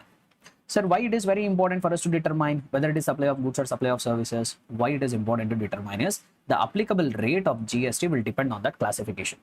How much amount of GST has to be collected on that value? What should be the rate of GST that will be decided on that classification, whether it will fall under supply of goods or it will fall under supply of services. Sir, how can we decide it? How can we decide it is section 7 subsection 1a will give us a required guidance. So section 7 subsection 1a says that once an activity has been classified as supply, to know whether it will fall under supply of goods or it will fall under supply of services, we have to follow schedule 2. So they have given schedule 2. So if you go to schedule 2, they have given us that clarity once an activity has been classified as supply, whether it will form part of supply of goods or supply of services. So now we will quickly go through. There is nothing much concept here. Just it will be like reading of the provisions and all. Thoroughly we will cover it. Okay. First of all, transfer. That means if you are making any supply where the title is getting transferred, where the ownership is getting transferred to another person. If you are making any supply where there is a transfer of title, ownership is getting transferred to another person, then that activity will be treated as supply of goods. Say for example, I am selling this mobile phone and this mobile phone ownership I have transferred to another person. What is that? That will be a supply. Will it be supply of goods or supply of services? Supply of goods. Number 2, any transfer of right in goods or undivided share in goods without transfer of title. You are not transferring the title, but you are transferring the right to use that good.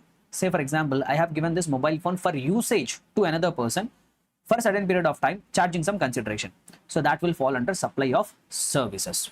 If ownership is getting transferred, goods. Ownership is not getting transferred, only right to use is getting transferred, then it will fall under supply of services. Similarly, any transfer of title in the goods under an agreement which stipulates that property in a goods shall pass at a future date, nothing but hire purchase transactions. So in hire purchase transaction, you make installment payments. Ownership will get transferred upon the payment of the last installment. Sir, if someone is selling the goods on hire purchase basis, where the ownership will get transferred at a future date, will that be supply of goods or supply of services? So schedule 2 has given the clarity that even that also should be considered as supply of goods. Understood? So para number 1 of schedule 2 talks about 3 activities: transfer of title, supply of goods. Title is not getting transferred, right in goods is getting transferred, supply of services. Hire purchase transactions will be treated as supply of goods. Now coming to para number 2. Para number 2 talks about land and building. They are not talking about sale of land and building. They are talking about renting of land and building. So if someone is giving a lease, tenancy, easement, license to occupy the land, that means land is given on lease, rental, etc., that will be considered as supply of service. Similarly, if any lease or letting out of building, individual, commercial or complex, whatever it is, Land and building, when it is given on lease or rental, that will be considered as supply of services. Now coming to para number 3, treatment or process. That means if someone is performing an activity or treating something on goods belonging to others, that will be considered as supply of services. So what do you mean by this is, say for example, I'm a t-shirt manufacturing company. So I have t-shirts.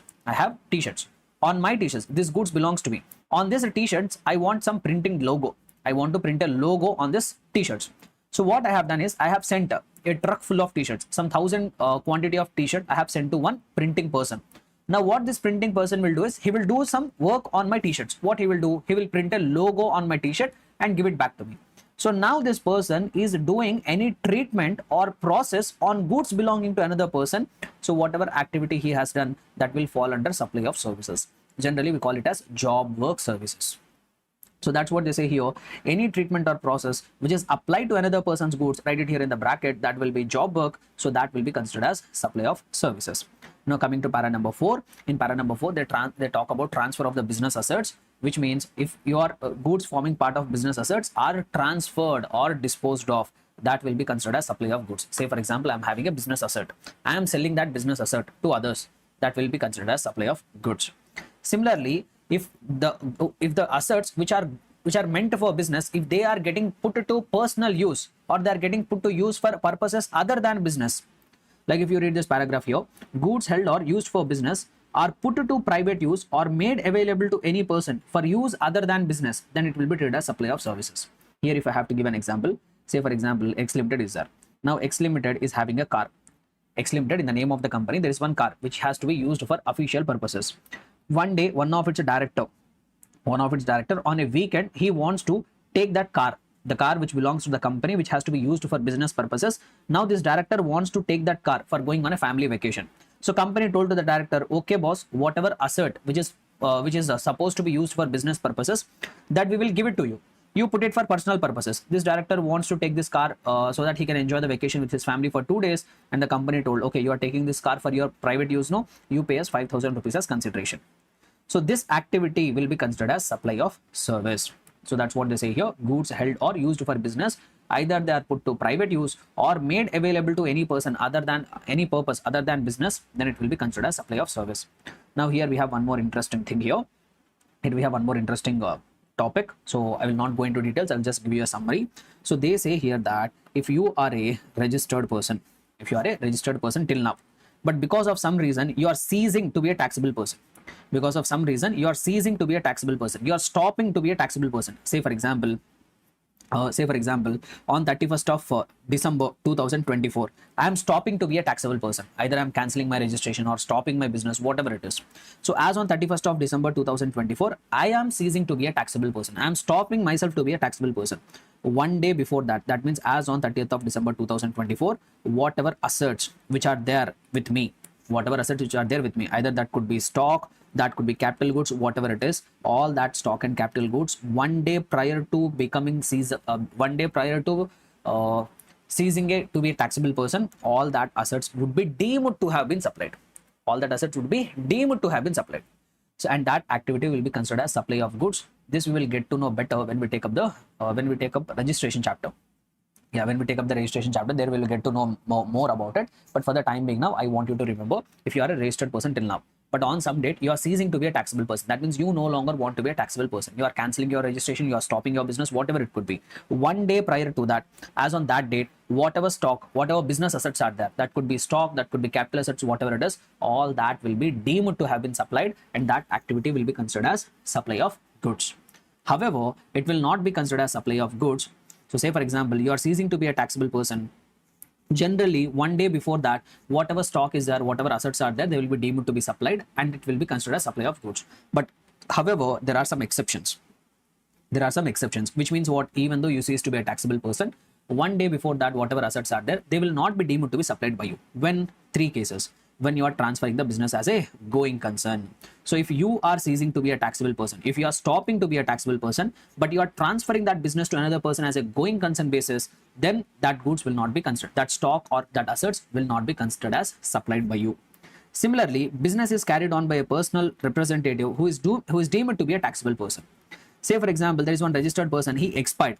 That means as on 31st of December 2024, he expired. He ceased to be a taxable person. Now his business is getting carried forward by legal representative. His legal hires are continuing that business. In that case also, one day before that person expired, whatever assets are there, they will not be deemed to have been supplied. So I don't want to go into the more logics. Why? Because this paragraph alone I can explain for half an hour, but this is marathon. This is not a regular class. I can't afford to do it. So that's why I have given you the summary. So whatever it is, para number 4 talks about 4 things. Transfer of business assets, that will be considered as supply of goods. Business assets put to private use or put to purpose other than business purposes, supply of services. And if a person ceases to be a taxable person, one day before that, whatever assets are there, they will be deemed to have been supplied and it will be considered to be supply of goods. But however, for these 2 exceptions are there. Number 1, if the business is transferred as a going concern. Number 2, if the business is carried on by their legal representatives who are deemed to be taxable person. Then we have para number 4, which is talking about renting of immobile property. Sir, land and building renting we have already covered in para number 2. Apart from land and building, whatever other immobile properties are there. When I say other immobile properties, like telephone towers will come here, electric poles will come here. So like that, other than land and buildings, if any other immobile properties are given on rent, what it will be treated as? Supply of goods or supply of services? It will be considered as supply of services. There is no doubt about it. And even construction services, if someone is offering the construction services, that also will be considered as supply of service. But here there is one small thing is there. This thing I will try to cover it when I take up next section. When we discuss schedule 3, no, there I will try to link it. But for the time being now, you just remember, if someone is offering you construction services, construction of a building, construction of apartment, whatever it is, so that will be deemed to be supply of services. So para number 5, very simple one, renting of immobile property and construction services, they will be treated as supply of services. Next, in that para number 5, we have few more things here. Temporary transfer or permitting use or enjoyment of intellectual property right. Like if I have a patent, I have a trademark, I am temporarily transferring it to another person, supply of services. Not permanent transfer. Temporarily I am transferring, or I am permitting the other person to use it temporarily, supply of services. Development, design, programming, customization, adoption, upgradation, enhancement, implementation of IT software, supply of services. Agreeing to an obligation. If you are by way of an activity, you are either agreeing to an obligation, you are agreeing to do something, or as a part of an agreement, you are agreeing to refrain from doing something. You are stopping yourself from doing something, or you are tolerating an act or a situation. As a part of the agreement, either you agree to do an act, or you agree to not to do an act, or you are tolerating an act. Those activities also will be considered as supply of services. And then finally, transfer of right to use any goods for any purpose for cash or deferred payment. If you have any goods, that goods you are transferring for use to another person. Like I have a vehicle, I have a car, I am giving that car for using so that it can be used by another person. For that, I am receiving consideration, basically renting of cars and all. So what is that? Supply of goods or supply of service? Supply of services. Then we have the last para under schedule 2, which is talking about composite supplies, which is talking about 2 things. One thing is very easy to understand, restaurant services. So when you go and eat at a restaurant, it is a supply of goods as well as supply of services also. For example, if you visited the restaurant, they give you food. Along with that, they will give you that ambience and that service also, no? Hospitality service also they are offering. So when you go and eat at a restaurant, there is supply of goods also, there is supply of service also. But how it has to be classified, sir? How it has to be classified? We have to arrive at one conclusion. No, you can't say I will treat it as supply of goods also, I will treat it as supply of services also, I will do double taxation. You can't say that. So that's why government has given a clarity. Restaurant services, we will always treat it as supply of services only. Similarly, works contract services also will be considered as supply of services. We need to understand what is works contract. So works contract means, say for example, there is one person, he is making some supply. He is making some supply in relation to some immobile property. He is making some supply in relation to the immobile property, and as a part of that supply, goods are also getting provided, services also getting provided at one price. That we call it as works contract. If a person making any supply in relation to immobile property, and as a part of that supply, goods are also getting provided, services are also getting provided, that we call it as works contract. Sir, what do you mean by this? I will give you one simple example. There is one landowner. Okay, so this landowner wants to construct an building. So building is an immobile property, no? So one contractor came forward and told, sir, I will do the construction of the building for you for 1 crore rupees. For this 1 crore rupees, I will do the entire construction. All the material also I will only supply. Now, if you pay close attention here, this person for this 1 crore rupees is supplying goods also for the purpose of construction. Whatever sand is required, whatever cement is required, whatever iron is required, all that he will supply. Along with that, he will also provide labor services for construction of the building. So this person is providing some work, making some supply in relation to the immobile property, and as a part of that supply, goods are also involved, services are also involved. Now we call it as this person is performing works, contract, services. Now if you pay close attention here, as a part of this supply, goods are also getting supplied, services also getting supplied. But how I have to treat it, sir? Should I treat it as supply of services or should I treat it as supply of goods? So schedule 2 has clarified that works, contract, services, always you treat it as supply of goods, sorry, not supply of goods, sorry. So works, contract, services, always you treat it as supply of services only. Understood? Clear and comfortable, everybody? So this is what para number, this is what schedule 2 is talking about. So once an activity has been classified as supply, whether it will fall under supply of goods or it will fall under supply of services. Okay, so there is no much concept here, just we have gone through that table in a simple manner. Now, so now we will come to the next part, schedule 3. Next we will come to the next part, schedule 3. Sir, what does schedule 3 talk about? Schedule 3 talks about when there are certain activities which will neither be considered as supply of goods nor it will be considered as supply of services. There are certain activities which will neither be considered as supply of goods, not even considered as supply of services. That means these activities will not be classified as supply only. If these activities will not get classified as supply, there is no question of imposing GST here. So in schedule 3, they have listed down certain activities which are not going to come under GST purview. They will never come under GST purview. We cannot impose, government can't impose GST on those activities. Sir, what are those activities which are neither considered as supply of goods, not even considered as supply of services, which are completely outside of the purview of GST? What are they? So various activities they have given here. Number 1, services by an employee to the employer in the course of or in relation to his employment. So what they have told here, see, generally companies will be there. Say for example, there is an employee. He is working with Infosys company. There is an IT guy who is working with the Infosys company. So he is providing services as an employee to the company, and Infosys will pay him salary. Say for example, Infosys told 1 lakh rupees of salary every month. Now, did you hear any time where the employee is saying, sir, I am providing services to you for a consideration in the course or furtherance of the business. On this 1 lakh rupees, you should also pay me GST at the rate of 18%. Did you ever hear it? No. Why? Because they told that whatever activities which are provided by the employee to the employer in the course or in relation to the employment, they will be neither considered as supply of goods, not even considered as supply of services. That's why employees are not collecting GST, because that activity is not at all considered as supply. But here there is one small catch here. So only those activities which are in relation to or in the course of your employment, that only will not be considered as supply. However, you are an employee of some employer, but beyond your employment, if you are performing some extra activity, that will be considered as supply. Sir, what do you mean by this? Say for example, I'm a chartered accountant. One day, a business person is there. That business person has recruited me as an employee. Hey boss, you work, you maintain my accounts, you take care of all my compliances. I will pay you salary of 1 lakh rupees per month. Okay. So as an employee, I'm working for him. For which I'm getting salary. This will be neither considered as supply of goods, not even considered as supply of services. Now my employer told me, hey, I came to know that you are also good at teaching. My son is preparing for CA examinations. Why don't you teach my son also? So if you teach my son, I will pay you 10,000 rupees. Now there's a transaction. The teaching of his son is outside of the course of my employment. This activity will be classified as supply. Only those activities which are done during the course of the employment or in the course of the employment, that only will not be considered as supply. If I am doing something beyond the course of employment, that activity will be qualified as supply. And one important point I want to make you here. So what is that is? Non-compete agreements. Say for example, Infosys company is there. Infosys company has recruited an employee. They told that, boss, you work for our company, we will give you salary of 1 lakh rupees per month. This is neither supply of goods, not even supply of services. Then Infosys company told me, see, since you are working with us, you don't join TCS. You don't join the competitor. So to commit to this, so to make sure that you don't, if you don't join our competitor TCS, we will give you some 10 lakh rupees. This we call it as non-competing contracts. Infosys company told, you work for us, we will give you 1 lakh rupees of salary per month. So this services which I am providing to Infosys is neither supply of goods nor supply of services. But Infosys told me, you don't join the competitor. For not joining the competitor, we'll give you 10 lakh rupees. This 10 lakh rupees, whatever this employee has received, this is not in the course or furtherance of his employment. This activity will fall under supply definition. So non-compete agreements will not be considered, will not fall under schedule 3. Those activities will qualify as supply.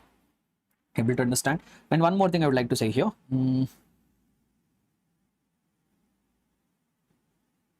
That's it, I guess. Yeah, that's it. Yeah, so I remembered one more thing. Say for example, there is an employee. There is an employee. See, he is working with Infosys company. See, generally IT companies will have a policy. They have something called notice period. If they have to remove their employee, they need to give 3 months of notice period. Even if the employee wants to leave the organization, he has to intimate 3 months earlier. Even if the employer wants to remove the employee, they should also inform the employee 3 months earlier. That we call it as notice period. Now, say for example, Infosys is going through bad phase. What they have told is, they told to the employee, boss, you leave immediately. You leave immediately. We will not allow you notice period of 3 months. You leave the employment immediately. We are firing you on immediate basis, but we will give you compensation. 3 months you are supposed to work, but we are not ready to afford you for 3 months. You leave the employment immediately. That 3 months salary, say for example, some 5 lakh rupees, we will give you as a compensation because we are firing you well in advance. Now this 5 lakh rupees, whatever has been received by employee for premature termination of his job, that also will be considered as services provided in the course of employment only. That amount which has been received by the employee for premature termination, that also will be considered as in the course of employment only. So even that also will not be considered as supply of services, neither supply of goods, and that transaction will not be considered as supply at all, and it will not come under GST purview. Understood? Right. Next. So this is what regarding services when employed to the employer. Now coming to the next item, next activity, which will be neither considered as supply of goods, not even considered as supply of services. Services by any court or tribunal established under any law for the time being in force. So whatever services which are provided by court, whatever services which are provided by tribunal, for which they collect some fees from us, no citizens. So that will be neither considered as supply of goods, not even considered as supply of services. They are outside of the GST purview. Similarly, the functions of MPs, members of parliament, members of state legislature, members of panchayats, members of municipalities, and members of other local authorities. So these people are also providing services. For that, they get remuneration from the government. That will be neither considered as supply of goods, not even considered as supply of services. Similarly, duties performed by any person who holds any post in the pursuance of the provisions of the Constitution, like Prime Minister of India, President of India. So these people are also holding positions of the government, no? So they are also, their services also will neither be considered as supply of goods, not even considered as supply of services. Similarly, duties performed by any person as a chairperson or a member of director in any body which is established by central government or state government. Like for example, election commission is there. In that you are acting as a chairman. For that you are receiving some remuneration. Even that also will neither be considered as supply of goods, not even considered as supply of services. So basically, I will summarize this as constitutional positions. So if you are holding any position as per the constitution, then you are not required to pay any GST on that, because that activity will not be classified as supply only. Then services of funeral, burial, crematorium, mortuary, including transportation of the deceased. Nothing but when a person expires.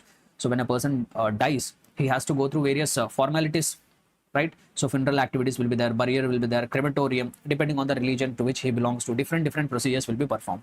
So for that, whatever items and all are getting supplied on that government has told, will not treat it as supply of goods, not even consider supply of services. Why? Because when the person is alive, throughout his life, he was paying the taxes. At least when he is leaving this world, let him go peacefully. Government told, we don't want GST on it. And even transportation of deceased. If someone is providing the services of transportation of deceased, transportation of a expired person, that will also be considered as neither supply of goods nor considered as supply of services. See, sometimes they will try to confuse in the examination. They will say that one person has expired and his body was transported from one place to another place in a helicopter. And for that transportation of the deceased person, that helicopter operator has charged some 2 lakh rupees. Exempted or not? Exempted. Sorry, not exempted. It is not at all supply only. So that transaction will not come under GST purview only. Why? Because they told transportation of deceased. The transportation can happen either by road, by rail, by water, by any mode. So transportation of deceased person by happening in any mode will neither be considered as supply of goods, not even considered as supply of services. It will be outside of the GST purview. Now comes the most important thing here. They say sale of land. Sale of land. If land is getting sold, that will be considered as neither supply of goods, not even considered as supply of services. Why? Because whenever land is getting sold, their local authorities will collect something called stamp duty and all. So anyhow, the different taxes are there. So that's why government told, if the land is getting sold, then we will not consider it as supply. On that, GST will not come. So sir, what about sale of building? What about sale of building? So they told that sale of building, in some cases, it will not be considered as supply. In some cases, it will be considered as supply. when a completed building is sold, not land. When the building is getting sold, whether it will be treated as supply or it will not be treated as supply. That depends on some circumstances. In some cases, sale of building will be considered as supply. In some cases, sale of building will not be considered as supply. So let me try to give you the entire perspective. I will try to explain with the help of one simple example, which will make the concept very clear. Say for example, there is one builder. He is selling one building or an apartment flat to one of the customer. So now what generally will happen is, when building or apartment is getting sold, first thing what you should do is, you need to determine something called one cutoff date. One cutoff date you have to determine. Sir, what is that cutoff date? I will tell you. What is that cutoff date? Cutoff date is earlier of date of first occupation, or date of completion certificate, by competent authority. You need to determine one thing, something called cutoff date. Sir, what is that cutoff date? Date of first occupation. Nothing but whenever that building or apartment is ready and it is available for first occupation. Or date of completion certificate given by competent authority. Some competent authority like local UDA or local municipality will give completion certificate. So you determine two dates, date of first occupation or date of completion certificate by competent authority. Whichever is earlier, that will become the cutoff date. Which means, say for example, completion certificate was given by competent authority on 5th of January 2025. Whereas date of first occupation is 10th of January 2025. Whichever is earlier. Which one is earlier, guys? So this one will be earlier. So cutoff date is this. Cutoff date is this. Now what we need to check is when the consideration is received. If the entire consideration is received here, if the entire consideration is received after the cutoff date, then that sale of building will neither be considered as supply of goods, not even considered as supply of services. Even if part of the consideration is received here, even if part of the consideration is received before the cutoff date, then entire value will be considered as supply of services. Able to understand? So once again, if I give you the whole perspective, say for example, I will take one more example. Date of first occupation. Date of first occupation is 10th of January 2025. Whereas completion certificate was issued on 15th of February 2025. I need to determine cutoff date. Cutoff date is whichever is earlier. So this is the cutoff date. Now say for example that apartment flat or that building, the consideration for that is 1 crore rupees. If entire 1 crore rupees was received somewhere on, say for example, on 20th of February 2025, entire consideration of 1 crore rupees was received, then that sale of building will neither be considered as supply of goods, not even considered as supply of services.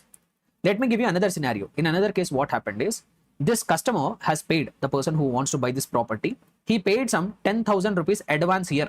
Somewhere on 5th of January 2025, he paid 10,000 rupees advance.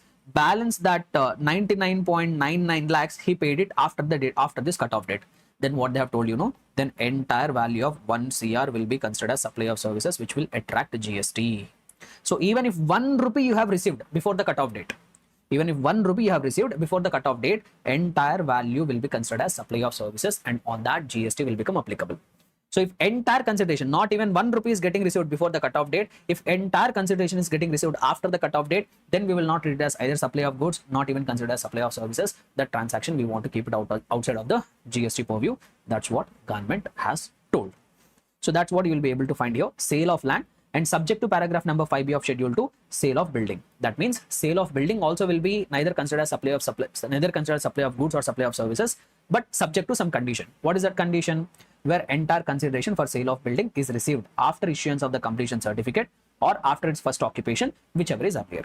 So this complicated provision only, I tried to simplify it in the form of steps. First determine cutoff date, then determine when the consideration is getting received, and accordingly you determine whether that activity will be supply or will not be considered as supply. Understood? Now coming to last para of schedule 3, which says that actionable claims other than specified actionable claims. I told that actionable claims fall under definition of goods, but they are telling that actionable claims will be considered as neither supply of goods nor considered as supply of services except specified actionable claims. That means out of all the actionable claims, they have specified certain actionable claims. Only supply of that specified actionable claims will attract GST. Remaining actionable claims will not attract GST. Sir, what are that specified actionable claims which will be considered as supply and it will come under GST purview? Betting, casinos, gambling, horse racing, lottery or online money gaming. These 6 are those specified actionable claims which will be considered as supply, which will come under GST purview. Apart from this, if any other actionable claims are getting supplied, that will be considered neither supply of goods, not even considered supply of services. That will remain outside of the GST purview. So only these 6 actionable claims will fall under supply definition, and these 6 actionable claims only will attract GST. What are they? Repeat everybody. Recent amendment, high chance of getting tested in the examination. So 6 specified actionable claims: betting, casino, gambling, horse racing, lottery or online money gaming. So these are neither considered as supply of, these are always considered as supply, sorry, and they will attract GST. Able to understand? So this is what regarding schedule 3. These are the 6 activities which will be neither considered as supply of goods, not even considered as supply of services. And by notification also, government has also released a notification and they have identified some non-supplies. By way of releasing a notification also, government told certain activities will not consider as supply of goods, not even consider as supply of services. Sir, what are that activities they have told? They told that activity in relation to panchayat or municipality. So if any activity, if the panchayat is performing any function which is entrusted to it under Article 243G of the Constitution, or if a municipality is performing any function according to Article 243W of the Constitution, those activities will be neither considered as supply of goods, not even considered as supply of services. Nothing but basically municipalities and panchayats, they also offer services, no? But if they are performing any activity, either municipality or panchayat, if they are performing any activity which is entrusted to them under articles of the Constitution, which is entrusted to them under the articles of the Constitution, then those activities will be neither considered as supply of goods, not even considered as supply of services. And also they told that state governments will provide services of granting of alcoholic liquor, granting of license for alcoholic liquor. Say for example, if I'm a person, I want to run a bar, I want to sell alcoholic liquor for human consumption in the state of Andhra Pradesh. You can't do it unless you get the license from the state government. Say for example, state government has granted the license to this person, state government has granted license for this person to operate a bar. For that, the state government will collect some consideration. Say for example, they collected 10 lakh rupees and gave the license to this person to sell alcoholic liquor for human consumption. They told this grant of license of alcoholic liquor for human consumption by the state government will neither be considered as supply of goods, not even considered as supply of services. Sir, if the state government is granting other licenses, if the state government is granting other licenses, not license to sell alcoholic liquor, if they are granting other licenses, like for example, if they are granting mining license, if they are granting some trade licenses, will that become supply? Yes, that will become supply. The relaxation has been given only for granting of license for alcoholic liquor for human consumption. Why? Because alcoholic liquor for human consumption is outside of the GST purview. So even the government thought granting of license relating to that also should not attract any GST. So that's why they have given this relaxation. Understood? So this is what here I want to end my discussion regarding 7 subsection 2. So I don't want to spend much time further here, because all the important points we have covered. So with this, I want to end my discussion regarding section number 7.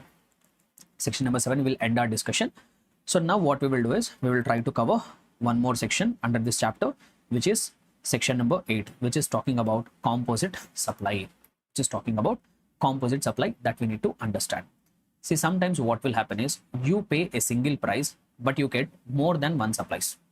You pay a single price, but for the price of one, you get more than one good, one service, or a combination of goods and services. Like if I have to give you one simple example, say for example, you went to the mobile shop, purchased a mobile phone. So there, the vendor will sell the mobile phone along with 1 year warranty, for a single price. Say for example, you purchased a mobile phone along with 1 year warranty and you paid 50,000 rupees. For the price of this 50,000, you are getting the mobile also, you are getting 1 year of service also. So now this we call it as composite supply. You are getting 2 supplies at a price of 1, and these 2 are naturally bundled. It is quite common. Why? Because every mobile phone, whenever you purchase, you generally expect a service warranty also or not. So it is naturally bundled. It is not something which is artificially bundled. As a common business practice, it was bundled and provided at a single price. So this we call it as composite supply. Or let me give you one more example. Airline company. So say for example, you are traveling in an airline. You booked a ticket with Indigo Airlines. Now, along with the Indigo Airlines has charged some 10,000 rupees of fare from you. Now, as a part of the 10,000, they will provide you transportation services. They will provide the transportation of you. Along with that, on board, they are giving you food also. On board, they're giving you food also. So for a single price of 10,000, here also if you see, for a one price, I'm getting more than one supply. I'm getting transportation services also. I'm getting food also. So both are getting supplied at a one price. This also I call it as composite supply. Why? Because transportation and food both are naturally bundled. It is not something which is created artificially. It is quite common in the airline industry. It happens. So now these kind of supplies, we call them as composite supplies. Now the doubt is, sir, whenever composite supply is happening, so for this 50,000 rupees, I am getting the mobile also service. For this 10,000 rupees, I am getting transportation services and also food. Now these amount, whatever I have paid, or these amount, whatever supplier has collected, it should be taxed at which rate? It should be taxed at which rate? Say for example, mobile phone attract 18% GST, warranties attract, warranty services attract 5% GST. For a single price, for a 50,000, I am getting both. Now this 50,000 rupees should be taxed at which rate? Should it be taxed at 18% or should it be taxed at 5%? Similarly, for an airline company, they are receiving 10,000. For this 10,000, they are providing two supplies. Transportation of passengers, say for example, transportation of passengers attract 18% GST. Food will attract somewhere around 10% GST, just for example's sake. For these 10,000 rupees, GST should be collected at which rate? So section 8 clarifies that in the case of composite supplies, the entire value will be taxed at the rate applicable for principal supply. You are providing a combination of supplies, no? In that there will be at least one supply which will be the main supply, which we can call it as principal supply. So whatever rate of GST that will be applicable for that main supply or applicable for that principal supply, that rate you have to collect it on the entire consideration. Say here for 50,000, I am getting mobile as well as 1 year warranty. What is the principal supply? What is the main supply? Main supply is not warranty. Main supply is mobile phone. So whatever rate this 18% is there, that 18% will become applicable on the entire 50,000. Similarly, when I am traveling by air, I am getting that passenger transportation services. I am getting the food also. What is the main supply? What is the principal supply? Transportation services is the principal supply. So on this entire 10,000 rupees, GST at the rate of 18% will be collected. GST at the rate of 18% will be collected.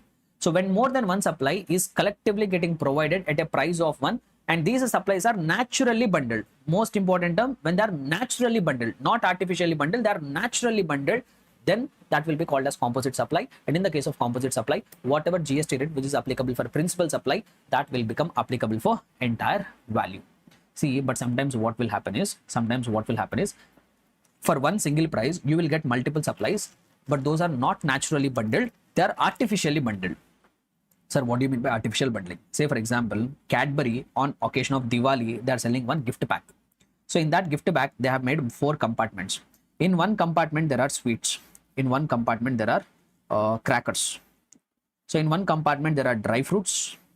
And in one part, there are some chocolates. So now Cadbury is selling this gift hamper in which they have providing 4 goods. So they have divided into 4 parts. In one part they have kept sweets, in one part they have kept crackers, in one part they have kept dry fruits, in one pack they have kept chocolates. This entire package they are selling it for 2,000 rupees. Now as a customer, if you pay 2,000 rupees, you are getting more than one supply. You are getting sweets also, you are getting crackers also, you are getting dry fruits also, you are getting chocolates also. Now you, for one single price, you are getting a combination of the goods. But you tell me, these are naturally bundled? These are all not naturally bundled. Why? Because all these items can be sold separately. All these items can be sold separately. And also, out of all these 4 items, which is the principal supply? Which is the main supply? If in the family there is a kid, for a kid, crackers is the main supply. If in a family, for a mother, sweets could be the prime supply. For father, chocolates could be prime supply. For grandfather, dry fruits could be prime supply. So all is having its unique nature. In this package, we can't classify anything as a principal supply. And also, these are all not naturally bundled. These are all artificially bundled. If for a single price, you are getting these combinations, but which are not naturally bundled, this we don't call it as mixed. This we don't call it as composite supply. This we call it as mixed supply. And in the case of mixed supply, sir, for this 2,000 rupees, what rate of GST will be applicable? Say for example, sweets are attracting 5% GST, crackers are attracting 18% GST, chocolates are attracting 8% GST, dry fruits are attracting 12% GST. Now on this 2,000 rupees, which rate of GST will be applicable? Section 8 has clarified that in the case of mixed supply, in the components whatever are there, whichever component attracts highest rate of GST, whichever component attracts highest rate of GST, that GST rate has to be multiplied here. So out of all the components, which one will attract highest rate of GST here? Crackers are attracting highest rate of GST here. So this 2000, entire 2000 rupees should be taxed at that highest rate, and that amount of GST will be collected. That amount of GST will be collected. Able to understand everybody? Clear and comfortable? So that is what they say about mixed supply. So if I read the summary, so mixed supply, which does not fall under category of composite supply, it will be treated as supply of that particular supply that attracts highest rate of tax. So whether an activity will be classified as composite supply or that activity will be classified as mixed supply, that depends on whether the goods are naturally bundled or not. Sir, how to determine whether goods are naturally bundled or artificially bundled? It all depends on perceptions of the consumer. Generally, if the consumer expects always as a package, like whenever I buy mobile phone, I always expect warranty. So it is a perception of the customer. So then I can call it as naturally bundled. Or majority of the service providers do it. Not just you. Everybody in the market is doing it. Then also we can call it as naturally bundled. Nature of various services. And in case if you are getting a combination for one single price, but out of that components, one is primary, other service will make it more enjoyable. Like for example, when I'm transporting, they are providing me food. Out of that, main supply is the transportation. To make this journey more comfortable, they have given the food. Then also we can call them as naturally bundled. So in that case also, that will become composite supply. Able to understand? So this is what the summary regarding composite supply and mixed supply. This is what important from the examination perspective. And I think that there are a few recent circulars are there that just I will give one quick glance once. Okay. So this is small clarifications are there important from the examination perspective. So I will tell you.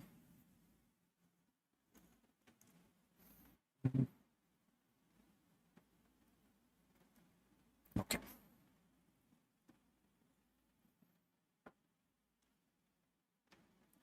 Right. So I will tell you one thing. Say for example, I'm an author, no?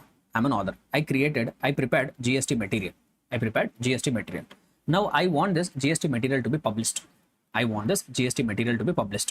Now I need a printer. So what I have done is, whatever PDF soft copy is there, I have given that right to the printer. And what this printer will do is, I have only given the content to him. Now what the printer is doing is, he will use his own paper. And all like extra material, whatever is required for printing that book. For making that book, we need cover, pins, all that will be required, no? So this printer, what he will do is, he will use his own paper, he will use his own material, and he will also do the printing of the content. Whatever content I have provided to them, he will do the printing of that content also, and he will hand over me the books. He will hand over me the books. Now, if you see here, as a part of this supply, this printer is supplying me printing material also. That means paper, pen, paper, cover, all that also he is providing. Along with that, printing service is also he is providing. Now, the government has got now these people have got an issue. Okay, for a single price, this printer is making a supply. But as a part of that supply, he is providing printing material like paper and all. And also he is doing a printing service. My content also is printing. No. Whether this activity should be classified as what? Should it be classified as supply of the goods of printing material, or should it be classified as supply of service of printing? So the government has given a clarification that if this is the case, this activity will be treated as printing services only. This entire activity will be treated as supply of services, and applicable rate of GST will be levied. So this is what they have clarified. There could be one more case. Say for example, I'm a business person. I need some brochures. I need some envelopes with my logo getting printed. So what I have done is, I have given my logo. Design to a printer. Now what the printer is doing is, he is providing me the envelopes. Along with my logo. He's providing me the envelopes also he's only providing. Along with that logo printing also he's only doing. Here also, if you see, this person is supplying goods. This person is supplying envelopes also. Along with that, he's also doing logo printing. That service also he's doing. Now, whether this activity will be considered as supply of the goods of that envelopes, or it will be considered as supply of services of printing. In this case, government has clarified that if this is the case, it will be considered as supply of goods. Not as supply of services. So if you are giving the content and he's doing and the publisher is doing the printing and all, then we treat it as supply of services. But however, in the case of supply of letterheads, pamphlets, brochures, etc., where your logo is getting printed, here principal supply will be supply of that envelopes, letterheads and logos, etc. So in that case, it will be considered as supply of goods. So that is what the summary of this entire circular. Very important. Many times I have asked the question. Food to patients is later we'll talk about it. And one more recent circular which I want to bring it to your attention is food and beverages in cinema halls. Food and beverages in cinema hall. See, generally when we go and visit the movie theaters, no. So in the movie theater, there will also be a canteen. There will also be a canteen. Say for example, you are a customer. You purchased movie ticket. First you booked a movie ticket only. Say for example, movie ticket attract 18% of GST. Movie ticket attract 18% of GST. So you booked a ticket. You paid 500 rupees. Booked a ticket. 18% GST you have paid. After you have watched the movie, or during the continuation of the movie, during the interval, you felt hungry. You went to the canteen and ate the food. Say for example, canteen bill is 500 rupees. Canteen has sold you food, popcorn and all. So they have charged 50,000 from you. So what will be the rate of GST applicable?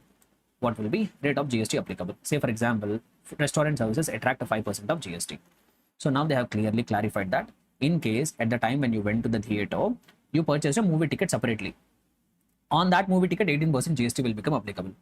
And during the interval, if you go to the canteen, eat, get the food there, then whatever rate which is applicable for this canteen services, say for 5% of GST only will be collected on that 500 rupees which you have spent at the canteen. But let me give you another case. You are a customer. You booked one combo ticket. In multiplexes, it is quite common, no? You booked a combo ticket where you paid 700 rupees. For that 700 rupees, they are providing you movie exhibition also they are doing. And also food is also provided to you. Combo they have sold. So now, say for example, for this 700 rupees, you are getting movie exhibition services also, which attract 18% GST. You are getting food also, which is 5% GST. In that case, what will be the taxability? In that case, government has clarified that it will be treated as composite supply. Why? Because it is generally done by every other operator in the industry. And out of that, what is the prime supply? What is the principal supply? Principal supply is movie exhibition, not food. So it is a principal supply, whereas supply of food is ancillary supply to make the prime supply even more enjoyable. So this entire 700 rupees will be treated as composite supply, and whatever rate that is applicable for the principal supply, this entire 700 rupees should attract GST at the rate of 18%. However, if you don't book a combo ticket, you went and watched a movie, during the interval you felt hungry and went and ate the food at the canteen, then on that food 5% only will become applicable. Clear? Right. So these are some recent circulars important from the examination perspective. So I want to end my discussion here regarding the supply chapter. Already we have spent a lot of time. So now I think it is a wise decision to proceed further with the next chapter. Okay. So with this, I'm going to end the revision of supply chapter. Clear and comfortable, everybody? Yes. So since we are done with the revision of the chapter supply under GST, now we are going to pick up the next most important chapter from the examination perspective, registration chapter we are going to pick up. So very easy chapter, very important from the examination perspective. The entire chapter I have tried to summarize here. So whatever is there in this summary, so that we will try to have a quick understanding. Quick revision actually we'll try to do. So first of all, let us try to understand the significance of what is this registration, why this registration is important from the GST chapter. See, I told you in the supply chapter that in order for the government to come and impose a GST, there must be goods or there must be services or there must be both. And just having the goods and services alone will not be enough, and a taxable event should take place, which we generally call it as supply. So there should be goods or there should be services or there should be both, and supply of that goods or services should have taken place. Then that will trigger the GST. That activity will trigger the government to come and impose a GST. So GST will be attracted, but GST will not be collected always. So there will be some goods, there will be services, supply will take place, but GST will be attracted, but GST will be collected only when the supplier is a registered person. Only when the supplier is a registered person, then only GST will be collected. So say for example, there are goods, there are services, supply is also taking place, but if this person, whoever is making that supply, basically supplier, if he is not a registered person, he will not collect GST. So collection of GST is going to take place only when the supplier, whoever is making the supply, is a registered person. But now a question comes into your mind, sir, when a supplier will become liable for registration under the GST Act? When he will become liable for registration? At what point of time he will become liable for registration? When he will take registration? When he will not take registration? So this question will immediately come into your mind. So that is what getting clarified in this chapter, registration. So when a person will become liable for registration, when he will not become liable for registration, what will be the procedure for registration, what formalities is required to fulfill, what documents is required to take. So when his registration will be cancelled, if your registration is cancelled, how you can get it back. So all that provisions we are going to cover as a part of this registration chapter. So in this chapter, we are basically trying to cover the sections from section number 22 to section number 30. So that is what going to be the agenda for this chapter. So first we will talk about section number 22. So section number 22 talks about who is liable for registration. Section number 22 talks about who is liable for registration, who becomes liable for registration, which person has an obligation to get them registered. So 29 subsection 1 says that a supplier is required to take a registration in a state or union territory from wherever he is making a taxable supply if his aggregate turnover exceeds the applicable threshold limit. So what does section number 22 subsection 1 say? The supplier is required to get himself registered in a state or union territory from wherever he is making a taxable supply. From wherever he is making a taxable supply when if his aggregate turnover exceeds applicable threshold limit. So they are giving a turnover based criteria. So a person will become liable for registration when his aggregate turnover has exceeded certain limit. So entire thing lies here when aggregate turnover exceeds the applicable threshold limit. Now you will get it out, sir, what do you mean by this aggregate turnover? What do you mean by this aggregate turnover? So they have clarified here, sir, what is the meaning of aggregate turnover? So aggregate turnover includes the value of taxable supplies, the value of exempt supplies. So when I say exempt supplies here, even non-taxable supplies also will get included. So value of taxable supply, value of exempt supplies, value of exports, and interstate supplies of persons having same PAN. All that will become included in the aggregate turnover definition. So what and all will get included? Taxable supplies, those supplies which attract a positive rate of GST, that will get attracted. Even exempt supplies also should be included. So when I say exempt supply, it includes wholly exempted supplies, those supplies which are wholly exempted. It also includes nil rated supplies or zero rated supplies also, you can say. It also includes non-taxable supply. Non-taxable supply means supply of alcoholic liquor for human consumption, supply of that 5 petroleum products. Even those values also will be included. So it includes a taxable value, it includes exempt supply. When I say exempt supply, it includes wholly exempt goods, wholly exempt supplies, it includes nil rated supplies, and even it includes non-taxable supply. Not just that, exports also will be included in the aggregate turnover. If you are making any exports, that also will be included in the aggregate turnover. And not just that, supplies between the same persons having between two different persons having same PAN. Like for example, if you remember, say for example, there is a registered person. He is having a place of business in Karnataka. He is also having a place of business in Tamil Nadu. Now we all know that he will take separate registration. He will take registration with the separate registration with the Karnataka government. He will take separate registration with the Tamil Nadu state government. Now what they are trying to say here is, if any supply is taking place between these two, see both the entities are belonging to same PAN. So if any interstate supplies are taking place between two entities having the same PAN, even that value of supply also will be included in the aggregate turnover. So even interstate supplies between the two persons under the same PAN, that also will be added. So all this will be included in the aggregate turnover. Now what will be excluded from the aggregate turnover? So when I say turnover, the turnover figure is exclusive of taxes. The turnover figure is what? Exclusive of taxes. The turnover should not include GST component or GST cess component. CGST, SGST, UTGST or IGST or GST compensation cess should not be included in the turnover definition. And also they have told that aggregate turnover does not include inward supplies under reverse charge mechanism. Inward supplies under reverse charge mechanism also will not get included in the aggregate turnover. Sir, what do you mean by this? Say for example, there is a recipient, there is a supplier. This supplier has supplied some goods or services to the recipient which are getting covered under reverse charge mechanism. So say for example, this person, Mr. A, he purchased some goods, he purchased some services on which RCM will become applicable. That means on this, the tax is required to be deposited with the registered person directly with the government. Supplier will not collect, recipient is only required to calculate it. Say for example, 1 lakh worth of goods he has purchased from another supplier which are covered under reverse charge mechanism. Now this person will make sales also. He is a business person. He made purchases. He is also making sales. So say for example, he made some 10 lakhs worth of sale. Now what is his aggregate turnover? Will his aggregate turnover will be 10 lakh rupees or will his aggregate turnover will be 10 lakh plus 1 lakh of that inwards on which he has paid GST on reverse charge mechanism. So will it be 10 lakh rupees or 11 lakh rupees? The answer is it will be only 10 lakh rupees. Whatever inward supplies you have received which are liable to pay tax under reverse charge mechanism, that will not form part of this person's turnover. It will not be included in this person's turnover. It will form part of supplier's turnover. So we are calculating this person's turnover. In this turnover, this 1 lakh rupees on which this person has paid tax under reverse charge mechanism will not be included. Okay, and one more thing, this turnover has to be computed on all India basis. If you are having a place of business in multiple states, on all India basis, total you have to calculate. So this is how you have to calculate aggregate turnover. So why we understood aggregate turnover? Why? Because in section number 22 subsection 1 they have told that a person will become liable for registration when his aggregate turnover exceeds the applicable threshold limit. So we have understood what is aggregate turnover. Now we have to understand what is the applicable threshold limit. What is that limit beyond which if your turnover goes, you become liable for registration? So now threshold limit depends on states from wherever you are making taxable supply. From wherever you are making, from which state you are making taxable supply, that will determine what is the applicable threshold limit. So now I will say here some shortcuts. If you are a business person and if you are making a taxable supply, if you are making a taxable supply from 4 special category states, those 4 special category states are MMNT. Shortcut I will say MMNT. So MMNT means Manipur, Mizoram, Nagaland, Tripura. If you are a registered person, if you are a business person, if you are making taxable supply, not exempt supply. If you make exempt supply, it is fine.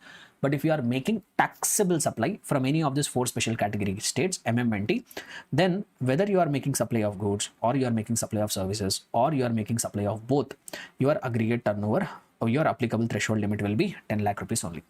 That means if you are making a taxable supply from Manipur, Mizoram, Nagaland, Tripura, then if your aggregate turnover exceeds 10 lakh rupees, then you become liable for registration in every state or union territory from wherever you are making a taxable supply. Able to understand?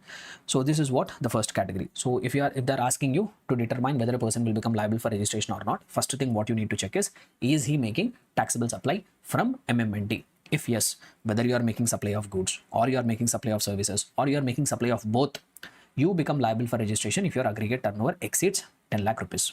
Okay, right. Next, first I have checked. So I'm telling you the sequence here. So if a person is, if in the question they are asking whether a person will become liable for registration, first step, what we will check is he making any taxable supply from MMNT? If the answer is yes, then applicable threshold limit will be 10 lakh rupees. Now, in case if the answer is no, he's not making any taxable supply from MMNT, then we have to come to the next step. In case if he's not making taxable supply from MMNT, then we have to come to the next step. The next thing which we need to check is we need to check whether he is making any taxable supply from UP mats. This is once again a mnemonic. This is once again a mnemonic. So if you satisfied that he is not making any taxable supply from these 4 special category states, the next thing which you need to check is whether he is making any taxable supply from this UP mats. Sir, what is UP mats? Uttarakhand, Puducherry, Meghalaya, Arunachal Pradesh, Telangana, Sikkim. You have to remember it, guys. No other option. You have to remember. So you need to, if the person is not making supply from MMNT, then you need to check whether he's making any taxable supply. So everywhere I'm focusing taxable supply, taxable supply. If he is making taxable supply from any of these 6 states, Uttarakhand, Puducherry, Meghalaya, Arunachal Pradesh, Telangana, Sikkim. If the answer is yes, then whether you are engaged in supply of goods, whether you are engaged in supply of services, whether you are engaged in both, the applicable threshold limit will be 20 lakh rupees. That means if your aggregate turnover exceeds 20 lakh rupees, you will be required to take registration from every state or union territory wherever you are making a taxable supply. So that is the next step. If MMNT is not there, then you have to come to check whether they are making any supply from UP match. If the answer is yes, then the applicable threshold limit will be 20 lakh rupees. In case you checked it, even the person is not making any taxable supply from UP mats also. First we have checked MMNT. No, he's not making any taxable supply from there. Then we have checked UP mats. He's also not making any taxable supply from there. Then you have to come, then directly what you can say is, if he's not making taxable supply from MMNT, if he's not making taxable supply from UP mats, then we need to check what supply he's making. If he's exclusively engaged in supply of goods, if he's not making any supply of service, if he's exclusively engaged in supply of goods, then the applicable threshold limit will be 40 lakh rupees. And the applicable threshold limit will be 40 lakh rupees. You will not become liable for registration until your aggregate turnover exceeds 40 lakh rupees. If you are exclusively engaged in goods, you are not providing any service, you are exclusively engaged in supply of goods. On the other hand, if you are making supply of services or you are making supply of both, then applicable threshold limit will be 20 lakh rupees only. If you are exclusively engaged in supply of goods, you become not liable for registration up to a turnover of 40 lakh rupees. But in case if you are making supply of services or you are making supply of goods as well as services, then the applicable threshold limit will be 20 lakh rupees. If your aggregate turnover exceeds 20 lakh rupees, you become liable for registration. Able to understand? So this is what the sequence you have to follow. First to check MMNT. If no MMNT, then check UP match. If no UP match, then directly the limits will be as supply of goods 40 lakh rupees, supply of services or both, aggregate limit will be 20 lakh rupees. For the sake of your comfort, I will give you few examples to make you understand it. Say for example, there is a business person. He is making supply from Manipur. From Manipur, he made 5 lakhs worth of taxable supply.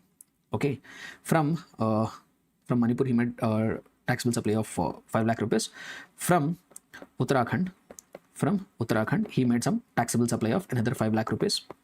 From Jammu Kashmir, he made another taxable supply of 5 lakh rupees. Now, whether he will become liable for registration or not. If yes, from which state?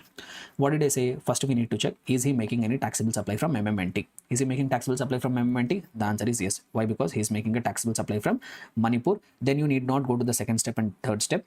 Directly, the aggregate turnover applicable, the applicable threshold limit will be 10 lakhs for him. So, what is the total turnover he has made? What is the total aggregate turnover?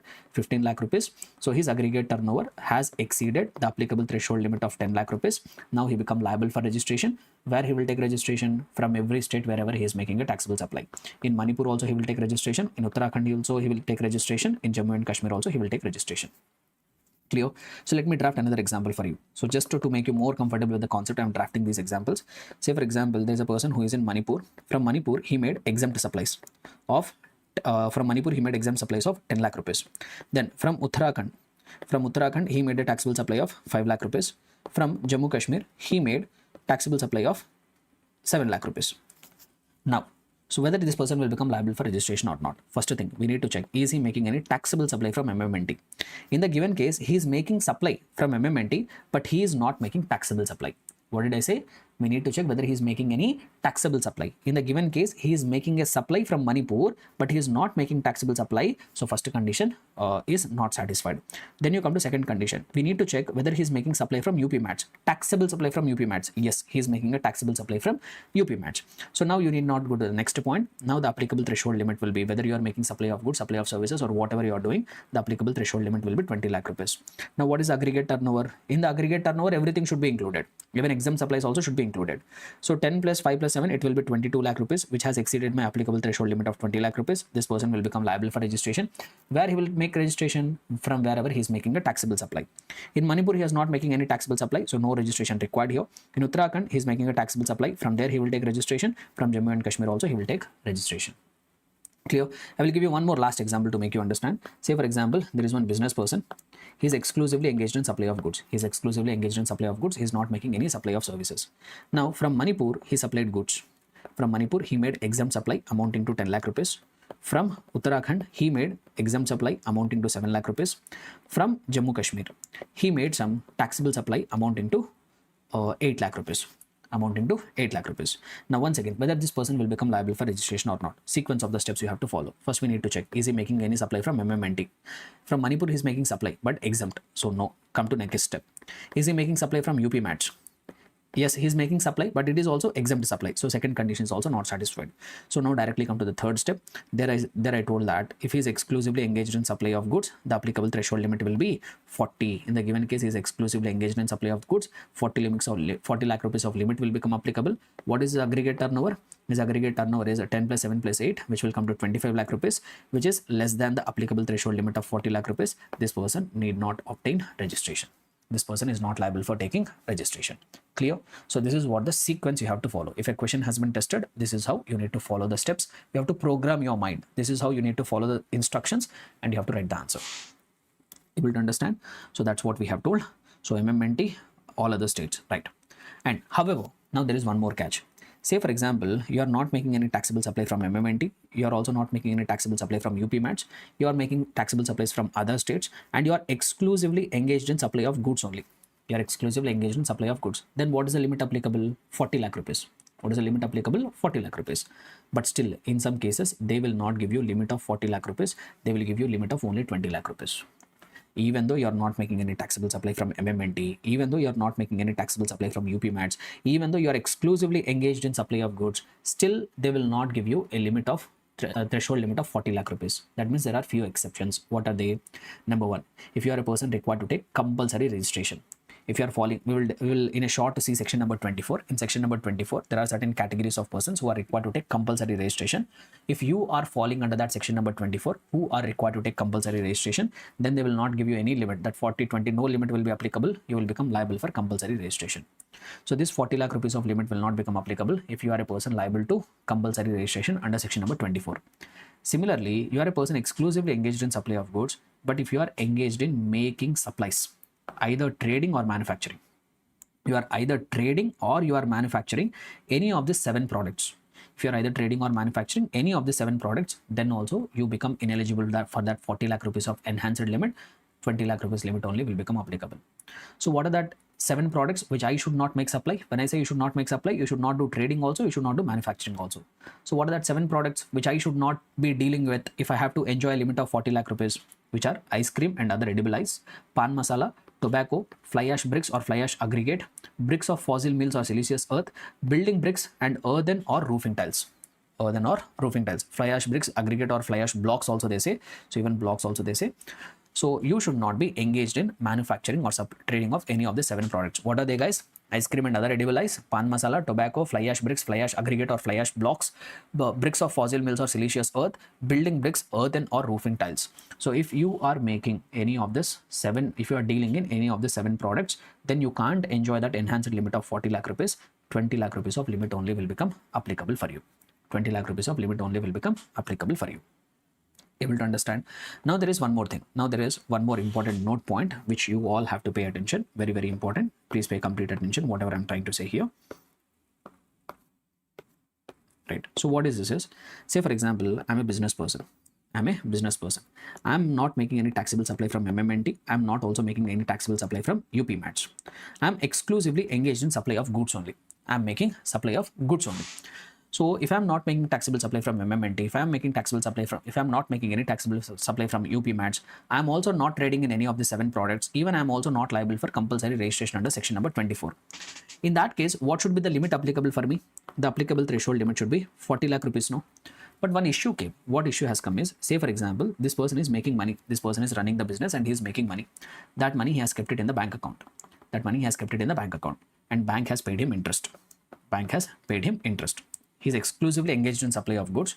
From the business he made money. That money he kept it in the bank account and the bank was paying him interest.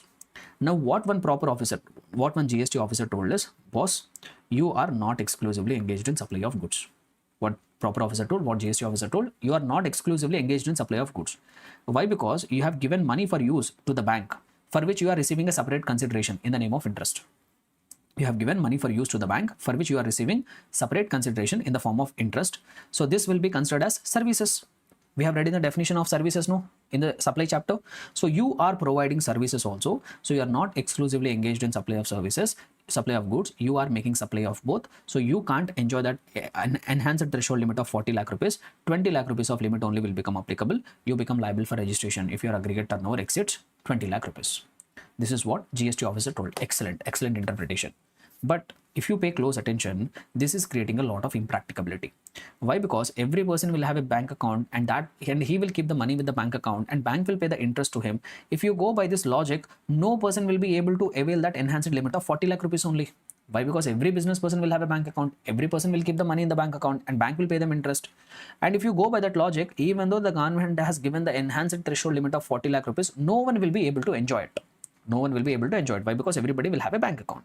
So that's why government has given relaxation. What relaxation they gave, you know? So even though you are keeping the money in bank, for which you are receiving interest, still you will be considered as exclusively engaged in supply of goods only. You can enjoy that enhanced threshold limit of 40 lakh rupees. So government gave the clarification. Why? Because if you go by this proper officer's interpretation, no one will be able to get that 40 lakh rupees of limit. So the government gave that clarification and gave that clarified that matter. So that's what they say here. A person shall be considered to be engaged exclusively in the supply of the goods, even if he is engaged in exempt supply of services provided by way of extending deposits, loans, or advances, insofar as the consideration is represented by way of interest or discount. So even though you are keeping the money with the bank for which you are receiving interest, still you will be deemed to be exclusively engaged in the supply of the goods only. You can enjoy that enhanced limit of 40 lakh rupees. Okay. So this is what subsection 1 says, the persons who are liable for registration of section number 22. Then if you come to section number 22, subsection 2, they say one more category of the persons who are liable for compulsory registration. Who are they? Persons already registered under existing law. So you all know GST came into picture on 1st of July 2017. But before that, indirect tax laws where there no excise duty was there, VAT is there, SENVAT is there, and also CST is there. So what initially they told us, when GST has come into picture, at that point of time, if you are already registered under existing laws, if you are already registered under existing indirect taxation laws, then no limit will be seen for you. You become mandatorily liable for registration under GST also. This was a very old provision. Now it is not relevant. They will not ask you in the examination. But just I'm telling you. So if you are a person who is already registered under earlier indirect tax laws, now from the time GST has come into picture, you have to mandatorily get yourself registered under GST. Similarly, transfer of business. Transfer of business. Say for example, there is one registered person. He's registered under GST. This person expired. This person expired. Now his business was continued by his legal representatives. Now legal representatives are continuing his business. Now they say that these persons will become liable for mandatory registration. These persons will become liable for mandatory registration. Not just that. Say for example, there is a registered person. He don't want to continue the business. He is selling that business as a going concern to another person. Now this recipient, whoever has purchased that business on a going concern basis, he become liable for registration. He can't say, I will also wait till I make a turnover of 40 lakh rupees or 20 lakh rupees. You can't say that. Since you are acquiring the business from another person on a going concern basis, you also become liable for registration irrespective of the turnover. Similarly, amalgamation or demerger. Say for example, there is one company X Limited. By order of court or by order of tribunal, this company was demerged into X Limited. Okay, so let me put it this way. Right. So first I will start with amalgamation example. Say for example, there are two companies, X Limited and Y Limited. Now what happened is these companies, because of order of a court or because of order of tribunal, these two are getting amalgamated into XY Limited. These two are getting amalgamated into XY Limited. A new company has been created.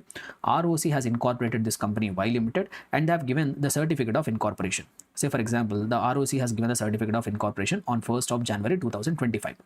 So now what they say here is this newly amalgamated company, they become liable for registration with effect from the date of date on which ROC has given the certificate of incorporation.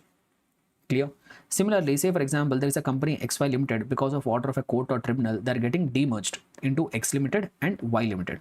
Now ROC has incorporated both of these companies and it has given certificate of incorporation. So with effect from the date of incorporation of these two companies, they become liable for registration. They have to take registration. Understood? So these are actually the three subsections of 22, which is talking about who are the persons liable for registration under the GST Act. Clear everyone? Able to understand? Right. So now what we will try to do is we will try to understand section number 24. Try to understand section number 24. Section number 24 talks about who are the persons liable for compulsory registration. When I say compulsory registration, for this category of persons, we will not see any turnover criteria. These persons will become liable for compulsory registration. Without any turnover criteria, they have to take the registration under GST. So who are that persons who become liable for compulsory registration? Section number 24 talks about it. Who are they? Number 1, persons making interstate taxable supply. Persons making interstate taxable supply. Say for example, you are a person registered in Tamil Nadu. From Tamil Nadu, you have made a supply to Karnataka. You made a interstate supply. Government told if you make any interstate supply, then you become liable for compulsory registration. No turnover, nothing will be seen. The moment you make an interstate supply, you will become liable for compulsory registration. But what happened is some people, because of this provision, some people went and cried before the government, especially those persons who are providing services. Those persons who are providing services. Say for example, if I'm a chartered accountant, I am sitting at my office in Hyderabad. There is one client at Bangalore. So one day, Bangalore client has connected me over call. He told, sir, please file my ITR. So I filed the ITR for a client in Bangalore. I made an interstate supply sitting at my office. For that, I have received some 5,000 rupees of consideration. Now the government says, since I have made interstate supply, I become liable for compulsory registration. So service providers have started crying, sir, is today's service I can provide it from anywhere, and now you are telling if I make interstate supply I become liable for registration, please give me relaxation. So government has given relaxation. Okay, if you are a person providing supply of services. You are not making supply of goods, but if you are making taxable services, and that too if you have made interstate supply of services also, we will not make you liable for registration up to a turnover of 20 lakh rupees or 10 lakh rupees. 10 lakh rupees in case of MMNT, 20 lakh rupees in other cases. See, relaxation has been given only for interstate supply of services. If you are a person who is making interstate supply of goods, then you become liable for compulsory registration.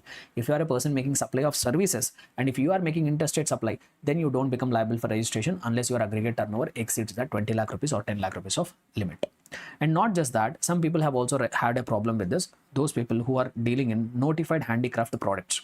Those people who are dealing notified handicraft products, like people in Rajasthan, they are very famous for bangles. They are handmade products. But these people who make that bangles are very small dealers. And whatever bangles that are made in Rajasthan, they will not have demand in Rajasthan. They will have demand in other states. Now, what these small handmade bangle vendors do is they come and from Rajasthan, they start supplying the goods to another state. But now the government has told, if you make interstate supply, you become liable for compulsory registration. This created trouble for small suppliers who are in notified handicraft products. So government gave relaxation to them also.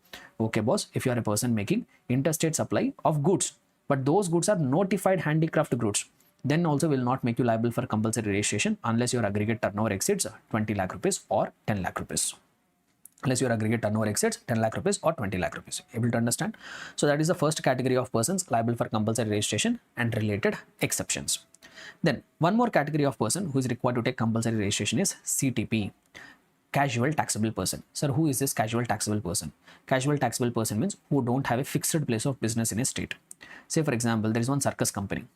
I'm a business person, I run a circus. My place of business is actually Maharashtra. Assume that I'm also registered in Maharashtra.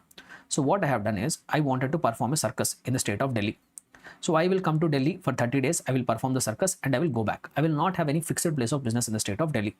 Since I don't have any fixed place of business in the state of Delhi, I will not take registration. Why? Because you need to have a fixed place of business to get the registration. But I belong to Maharashtra, I am coming to Delhi for performing a circus and I will go back. In Delhi, I don't have any fixed place of business. So these people will not take any registration. If they don't take any registration for whatever circus they have done, whatever supplies they have made in the state of Delhi, they will not pay GST. Why? Because they will not take any registration. So that's why what the government told us, okay, we are not going to give you any relaxation. If you are a CTP, if you don't have a fixed place of business in one state, still you are required to take compulsory registration irrespective of your turnover within that state and pay the GST there. So that's what they have told. CTPs are liable to take compulsory registration. But however, here also they have given relaxation. To whom they have given relaxation, you know, once again, those people who are dealing in notified handicraft products. Now say for example, one expo is happening, one exhibition is happening. A person from Rajasthan who is making the bangles, he came to that expo. In that expo, he wants to sell his bangles. Now he will also become a CTP, no? He will also become a casual taxable person. But the government told this person is required to take compulsory registration. Now these people have also started crying. Sir, we are making notified handicraft products. We are small vendors. We are retaining the culture of our country. How can you make us liable for compulsory registration? So the government told, okay, no issue. If you are a CTP, but if you are making interstate supply of notified handicraft products, then also you are not liable to take registration up to a aggregate turnover of 20 lakh rupees or 10 lakh rupees. So relaxation has been given for notified handicraft CTPs. Then third category of persons who is required to pay tax under reverse, who is required to take compulsory registration is if you are a recipient. Say for example, you purchased some goods or you purchased some services, and that goods and services are getting covered under reverse charge mechanism, which means as a recipient, you are required to pay the GST to the government under reverse charge mechanism. If that is the case, irrespective of your turnover, they will not see any of your turnover criteria. Since you have an obligation to pay the GST to the government, you become liable for compulsory registration. So if you are a recipient who has received the supplies on which a tax is required to be paid under reverse charge mechanism, since you have an obligation to pay GST on your head, you become liable for compulsory registration without any turnover criteria. So here they have given one relaxation. Say for example, if I'm a supplier, I'm making supply of some goods, I'm making supply of some services. But whatever goods I'm supplying, whatever services I'm providing, everything is getting covered under reverse charge mechanism. Whatever goods I'm providing, whatever services I'm providing, all the outward supplies are getting covered under reverse charge mechanism. That means whatever goods I have provided, whatever services I have provided, on all that goods and services, my recipients only will pay the GST with the government. My recipients only will pay the GST to the government. I'm not making any such a supply of goods or services which are coming under forward charge mechanism. So if I am not making any supply under forward charge mechanism, I don't have any obligation to pay the GST to the government only. Why? Because all my goods and services are getting covered under reverse charge mechanism, and on all that goods and services, on all my supplies, recipient is only paying the GST to the government, and I'm not making even a single supply which is covered under forward charge mechanism. That means I don't have any GST obligation only. If that is the case, government has exempted these suppliers. If you are exclusively engaged in supply of the goods or services which are completely covered under reverse charge mechanism, you are not making even a single supply which is covered under forward charge mechanism, where you will have an obligation to pay the GST to the government. Government told even these suppliers also will be exempted from taking registration. But if you are a recipient, if you are receiving goods or services on which you are required to deposit the GST with the government, irrespective of your turnover criteria, you become liable for compulsory registration, but the supplier can enjoy exemption if he is not making any supplies on which forward charge mechanism will become applicable. Understood? So that is what the third category, who are required to take compulsory registration and also related exception. Then NRTP. If you are a NRTP, then also you are required to take any registration. Sir, who is NRTP? NRTP is similar to CTP only, but CTP is a person who belongs to India. NRTP is a person who is outside of India, who is non-resident. He is coming to India for a short span of time and is making the supply. After making supply, he will go back to his respective country. So those people, we call them as NRTPs, and NRTPs also, irrespective of their turnover, they are required to undertake compulsory registration. The name itself says non-resident taxable person. You don't belong to India. You are coming to India for a short span of time and you are making supply. You become liable for compulsory registration. Then person who makes taxable supplies on behalf of another taxable person.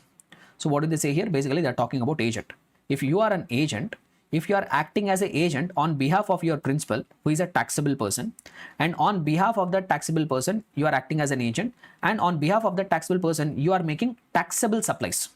On behalf of the taxable person, if you are making taxable supplies, then also you become liable for compulsory registration without any turnover criteria.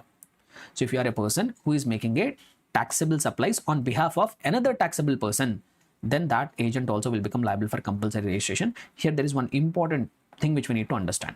Say for example, I am acting as an agent on behalf of another registered person. My principal is also a registered person, but on behalf of my principal, I am making exempt supplies.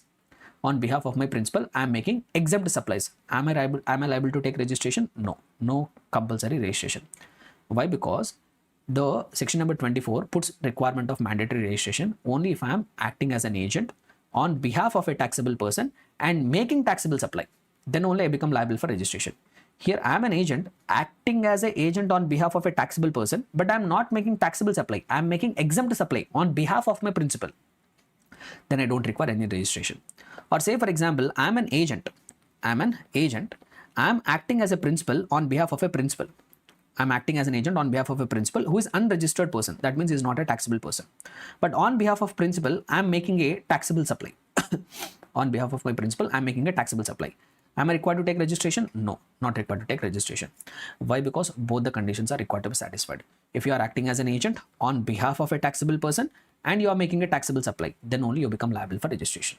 Both conditions, your principal should be a taxable person, and whatever supplies you are making on behalf of your principal, that also should be a taxable supply.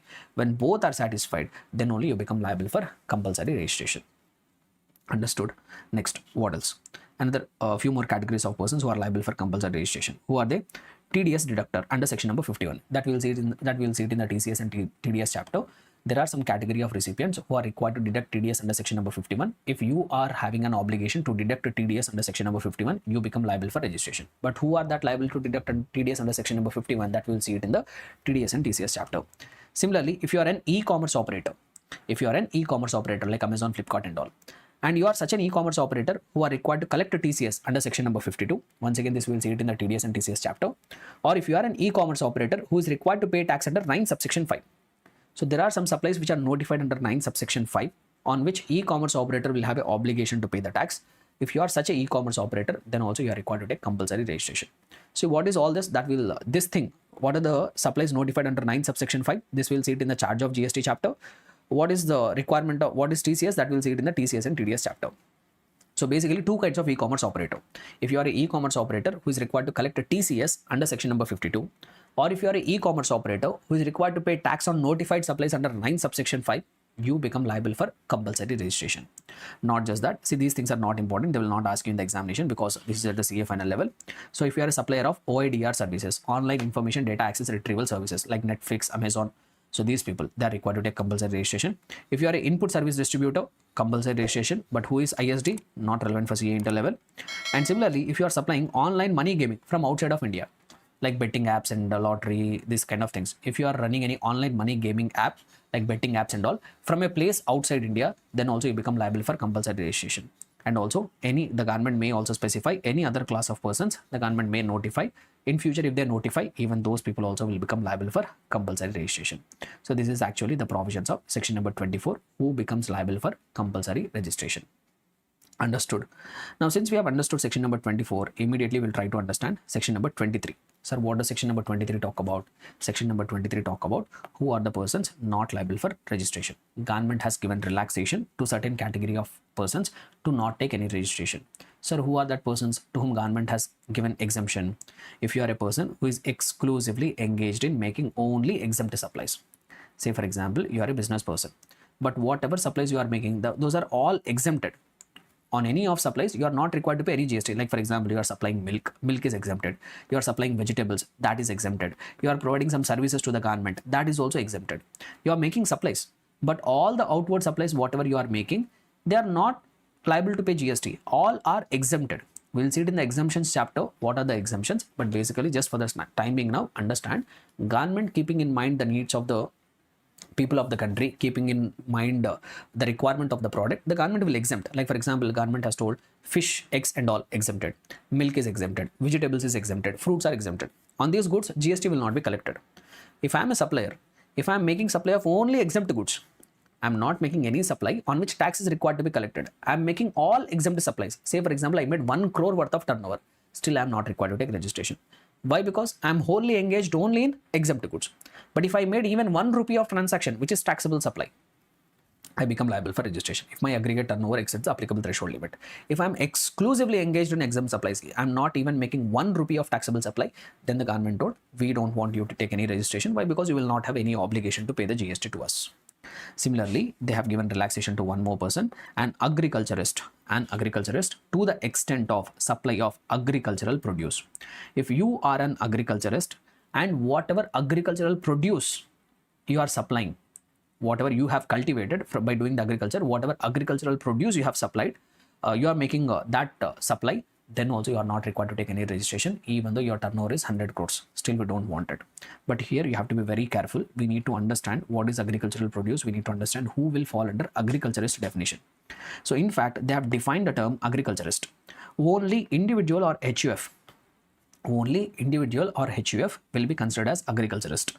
So an individual or HUF undertaking cultivation of land either by own labor, by putting his own effort, or by using the family labor, using the labor of your family, or by servants on wages payable in cash or kind, or by hired laborers under personal supervision or the supervision of a family member. Only these people will fall under agriculturist definition. If a partnership firm is doing that cultivation and all, they will not enjoy the agriculturist status. They become liable for registration. If a company is undertaking that agricultural activities, they can't enjoy that agriculturist status. They become liable for registration. So an agriculturist means only individual or HUF who are doing the cultivation either by their own labor or by family labor or by appointing some servants under their supervision. Understood? And also one more thing here, this agriculturist will not be required to take registration only when he is exclusively making supply of agricultural produce. Only when he is making supply of agricultural produce only. Say for example, there is one farmer. He is cultivating the land. So whatever his agricultural produce is there, he's selling by he's making supply of that agricultural produce. Like for example, paddy, he's growing paddy. So that paddy he's selling, only paddy he's selling, he's not liable for registration. Say for example, he's selling rice also. Rice is not an agricultural produce. Why? Because paddy is an agricultural produce. From paddy we do the processing, then rice will come. So rice is not an agricultural produce. So if you are an agriculturist, you are selling paddy. Along with that, if you are also selling rice, then you can't enjoy the exemption. You become liable for registration if your aggregate turnover exceeds the applicable threshold limit. So exemption is there only you are an agriculturist to the extent of supply out of cultivation of land. By doing the cultivation of land, whatever supply you have got, whatever produce you have got, that only if you are supplying, then only you are exempted from registration. If you are making other than cultivation of land, if you are making any other supply other than cultivation of land, then you become liable for registration. Understood? Clear and comfortable, everybody? Right. So this is what regarding the persons who are not liable for registration. So basically government told 2 categories of persons are not liable for registration. Now let us talk about section number 25. Sir, what is the procedure for registration? What is procedure for registration? So when you have to apply for registration, they say that if you are a person liable for registration under section number 22 or section number 24, just now we have seen, if you are a person, when you become liable for registration under section number 22, when you become liable for compulsory registration under section number 24. So if you are a person liable for registration either under section number 22 or 24, within 30 days, the date you become liable for registration, from that date, within 30 days, you are required to submit an application for registration. Within 30 days, you are required to submit an application for registration. Sir, what will happen if I submit the application beyond 30 days? You will lose some benefits that we will discuss in the subsequent chapter. But the rule is, if you become liable for registration under section number 22 or 24, within 30 days of becoming liable for registration, you have to submit an application to the GST department online, through the GST portal. That application will be GST REG 01. But however, if you are a CTP or NRTP, you have to take registration. You have to submit an application 5 days prior to the commencement of the business only. Not after you have commenced the business. If you are a CTP or NRTP, even 5 days prior to the commencement of the business, you have to submit an application for registration. Okay, next. So single registration. Sir, if I have multiple places of business in one state, if I have multiple places of business in one state, am I required to take multiple registration for each place of business? Not required. If you have multiple places of business in single state, you can operate all of them under single registration, but except one exception is there. What is that exception is? Say for example, there is Tamil Nadu state. You are a person, you are having multiple places of business in Tamil Nadu state. But in Tamil Nadu, one area is there which is declared as SEZ. In SEZ, you have one place of business. Outside of SEZ, you have one place of business, that we call it as domestic tariff area. In SEZ, you have one place of business. In domestic tariff area, that means outside of that SEZ, we call it as domestic tariff area. Both are in Tamil Nadu only. Both are in Tamil Nadu only. In Tamil Nadu, you have multiple places of business, one in DTA, one in SEZ. Then you can't operate them under single registration. Then you have to take separate registration. Both SEZ unit and SEZ developer, they are required to take separate registration. In all other cases, for example, say for example Karnataka. In Karnataka, you don't have any SEZ, or even though there is SEZ, then you don't have any place of business. You have 2 places of business, both outside of SEZ only. Then you can operate multiple places of business under single registration only. But still, if you want to take extra registration, even though you are having multiple places of business within the same state, you can operate them under single registration. But if you wish to get multiple registrations, the government will not stop you. Out of your own choice, if you want multiple registration, government will even grant you multiple registration for multiple places of business also. But if you have multiple places of business in different states, then in every state you have to take registration. If I have place of business in Karnataka, if I have place of business in Tamil Nadu, if I have place of business in Kerala, then in all the 3 states I have to take separate registration. Single registration can work only when you have multiple places of business within same state. If you are having multiple places of business in different states, in all that states you are required to take different registration. Okay, and one more thing here, even though you are not liable for registration, even though you did not reach your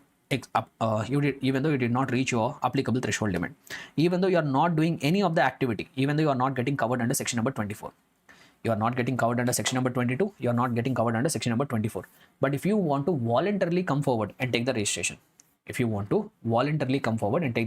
government will not stop you. Government will always welcome you with the open arms. They say, sir, if you go to them and say, sir, I am not liable for registration, but I want to myself get registered, government say happily they will welcome you. Okay, we will grant you registration voluntarily also, no objection. Why the government will object here? If you are only coming and telling, sir, I will pay the taxes, I will collect GST, I will file the returns, I will bear all the headache, why the government will stop? Government will be happy, no, because they will get revenue. Government will grant you registration. And not just that, so this point we have already covered. If you have multiple registrations under same PAN, that we treat as distinct persons. This I have explained in the supply chapter itself. Under same PAN, if you have multiple registration, you will be treated as distinct persons, and between that distinct persons, if you make any supply of goods or services, even without consideration, that will be called as supply. And one more thing, PAN is mandatory. PAN is compulsory for registration. If you want to get registered under GST, what is most important document? PAN. Without PAN, you cannot get registration. But however, if you are a NRTP, NRTP will not have a PAN. No, if you are a non-resident, if you are not belonging to India, if you want to take a registration under India, then you will not have PAN. Then what the government says is, if you are NRTP, you even without PAN also, we will give you registration, but you have to submit other documents like your passport and all you have to submit. On that basis, they will give you registration. So PAN is compulsory. But if an Indian person is, if an Indian citizen want to take registration, then PAN is compulsory. Then, see, sometimes what will happen is, you are not taking registration. You are not taking registration either under section number 22 or under section number 24. You are not taking registration. But what happened is, say for example, you are a business person. Your aggregate turnover has already exceeded applicable threshold limit. Say for example, for you the limit applicable is 40. You made already 50 lakhs worth of turnover, but you have not taken registration. But somehow a GST officer got a doubt. He came and investigated. He came to know that your aggregate turnover has already exceeded the applicable threshold limit. Then even the proper officer himself can grant the registration. Without your application, he will come and grant the registration certificate to you. This will happen in the case of verification, investigations, etc. Generally, some people either intentionally or some people knowingly or some people without the knowledge, they will not take registration even if their aggregate turnover exceeds the applicable threshold limit. If the proper officer catches them, then what will happen? Even without grant of the registration, PO will on suo motu basis, on his own, he will grant the registration to that persons. So proper officer, on the basis of some survey, on the basis of some inquiry, on the basis of some inspection, if he finds that the person becomes liable for registration, then he will grant a temporary registration to that concerned person. So now what that person will do, what that business person should do is, now GST officer has granted temporary registration. Now what that person should do is, once he got the temporary registration, within 90 days, either you have to submit an application. Within 90 days, now you submit an application for registration. Now follow the normal procedure within 90 days. Or if you want to challenge, no, you have a doubt, you don't agree with the proper officer. You felt that proper officer has calculated the turnover wrongly, or you strongly believe that you are not liable for registration. Then what you can do is, you can file an appeal. So whatever it is, there is even power for the proper officer also to grant registration on inquiry, inspection or survey. If you felt that you are a person liable for registration but you have not taken it voluntarily, he will grant a temporary registration. Now after grant of temporary registration within 90 days, either that business person should submit an application for registration or he can go for appeal. And also there is one more concept called UIN. Unique Identity Number. See, what is this unique identity number is? Government told to some bodies like specialized agencies of United Nations organizations or multilateral financial institutions or organizations, foreign consulates, foreign embassies or other notified persons, the government will give them something called, the government will allot them something called unique identity number, not GST registration. For these bodies like specified agencies of UNOs, multilateral financial organizations, consulates, US embassy, other foreign country embassies or other notified persons. For these people, the GST department will grant them called UIN. See, why for these people they grant them UIN is not for the purpose of collection of taxes. Say for example, there is one foreign embassy. I'll try to quickly explain what is this thing here. So say for example, one US embassy is there in India. Now for this US embassy, the Indian government will grant UIN. So why they will grant UIN is not for collecting GST. This US embassy is not required to collect any GST. So why they will grant UIN is, this US embassy, they might have received various input services for providing that visa, etc. to the people in our country. This US embassy, they receive various kind of goods and services. On that goods and services, they might have paid GST. On their inputs, they might have paid GST. Now what the government wants to do is, whatever GST that they have paid on their inputs, government wants to give refund to them. So in order to allocate that refund to them, the government will give them something called UIN. So these bodies, they don't have any obligation to collect GST on their outward services, and whatever GST they have paid on their inward supplies, that also will be given as a refund to them. To give that refund, government will allocate them a specific number called UIN. They will allocate them one number called UIN. Okay, right. So we have seen all these formalities. Now we will see what is the procedure for registration. What is the procedure for registration? Quickly, I will try to cover. So what is the procedure for registration is, once you become liable for registration or you want to get yourself voluntarily registered, then what you should do is, you should go to that common portal, www.gst.gov.in. You should go to that common portal. You have to enter your PAN number. You have to enter your mobile number. You have to enter your email address, state or union territory in a form called GST REG01 in part A. In part A, you have to fill all this information. What and all you have to fill? Your PAN number, your email address, your mobile number, your name, state and union territory from wherever you want to take registration. This information we call it as part A. Once you fill that part A, what software will actually do is they will validate the data, whatever PAN information you have submitted, that they will try to cross verify with the CBDT database. Nothing but whatever PAN you have submitted, is that matching with the PAN in the CBDT database. PAN number and name are matching or not, that will be cross verified. If it is okay, then to your mobile number and email address, you will get one-time password, OTP, you will get it. Once you correctly enter the OTP, something called a temporary reference number will be generated, a TRN will be generated. And this TRN will be communicated to the person whoever has submitted an application on his email address to his mobile number. This TRN will be communicated. Now, using this TRN, he has to fill something called Part B. By filling Part A, TRN will get generated. By using that TRN, you have to fill Part B. Now, in the Part B, you have to submit all the important information along with documents, along with the proofs and all also you have to submit. Like you have to submit information regarding constitution of business. Are you a proprietorship? Are you a partnership firm? Are you a company? Are you opting for composition? What is the date of commencement of your business? What is the reason why you are getting the registration? What is your principal place of business? What is your additional place of business? Your bank account details, authorized signatory, author authentication, all these things you have to fill in Part B. So once you have successfully filled Part B also, now the process will go to, once you have successfully submitted Part B, now the application will be forwarded to GST officer. Once you fill Part B, just a minute guys. Right. So once you have filled Part B also, then the application will be forwarded to GST officer. So once the application has been forwarded to GST officer, now what will happen? So once the application has been forwarded to GST officer, next what will happen is that proper officer, that GST officer will examine all the application, will go through your application, and he will also verify whatever documents, whatever supporting documents you have submitted. Like you will submit rent agreement, you will submit the PAN card copy, you will submit the municipal tax receipt, all these documents he will verify. Now after verifying your application and after verifying all the documents, if everything is found in order, if you felt that yes, every information is okay, whatever information he has submitted, whatever information application has submitted, okay, nothing is missing, all the information is correct. So if everything is found in order, if the answer is yes, then what proper officer will do? He will grant you registration certificate. Why? Because you submitted application, you submitted supporting documents, proper officer did not find anything wrong there. So then he will not make any delay, he will grant you registration certificate. Within how many days he will grant you registration certificate? They say that if you have successfully validated the Aadhaar, if you have successfully undergone Aadhaar authentication, then within 7 days they will grant you the registration certificate. If you have successfully undergone Aadhaar authentication, within 7 days they will grant you registration certificate.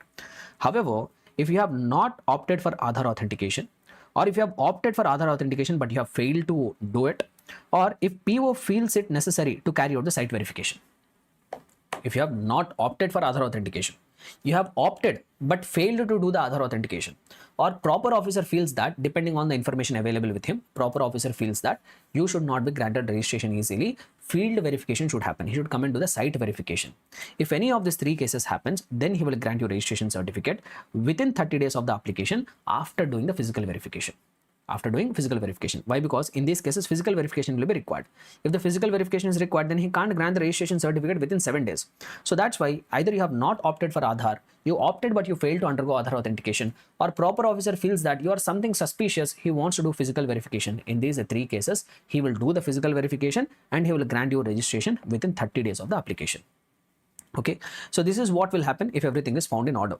Sir, proper officer has verified the application, he has verified the documents, but he found something is missing. Might be some information you did not provide it. Might be the supporting documents, whatever you have provided, are not matching. So something was missing. Then what PO will do is he will give notice. He will issue a show cause notice. Sir, within what time limit he will give show cause notice? If you have undergone successful Aadhaar authentication, if you have successfully authenticated your Aadhaar, within 7 working days he will give you notice. Within 7 working days, he will give you notice when you have successfully completed Aadhaar authentication. But however, same, if you did not opt for Aadhaar authentication, if you have opted but failed to do Aadhaar authentication, or PO feels it necessary to carry out site verification, in those cases, he will take his own sweet time. He can issue notice within 30 working days. Within 30 days, he can issue the notice. If you have undergone Aadhaar authentication, the PO will speed up the process. Within 7 days, he will issue notice if he finds something wrong. If you did not undergo Aadhaar authentication, or if you did not complete the Aadhaar authentication, or PO deems it necessary to carry out site verification, then he will take his own sweet time. He can send the notice within 30 days. Basically, process will get delayed. So whatever it is, either within 7 days or within 30 days, he will send you notice. Now what you should do, once you receive the notice, you have to reply. What you have to do as an applicant, once you receive the notice, he will send you the notice. No, to that notice you have to reply back within how many days? Within 7 working days you have to reply back. Sir, have you replied back within 7 working days? Yes, you have replied back within 7 working days. Then what he will do is he will check whether that with that reply, whether PO is satisfied or not. You gave a reply. Now once you gave the reply, PO is satisfied. Okay, I'm satisfied with this reply. So if the PO is satisfied with the reply, then he will give you registration certificate within 7 working days from the date of receipt of the reply. So he gave a notice, you gave the reply. With it, if the PO is satisfied with your reply, within 7 working days, he will give you registration certificate. PO has sent a notice, you did not reply only.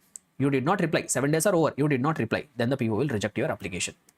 Or you gave a reply within 7 days, but the PO is not satisfied with your reply. Then also he will reject your application. So basically, this is what the process for registration. I don't want to spend much more time on this because not that important from the examination perspective. I think we will go forward. Right. Now, what is the effective date of registration? What is effective date of registration? Once again, this is important. If you have submitted, so I told that the moment you become liable for registration, within 30 days, you are required to submit an application.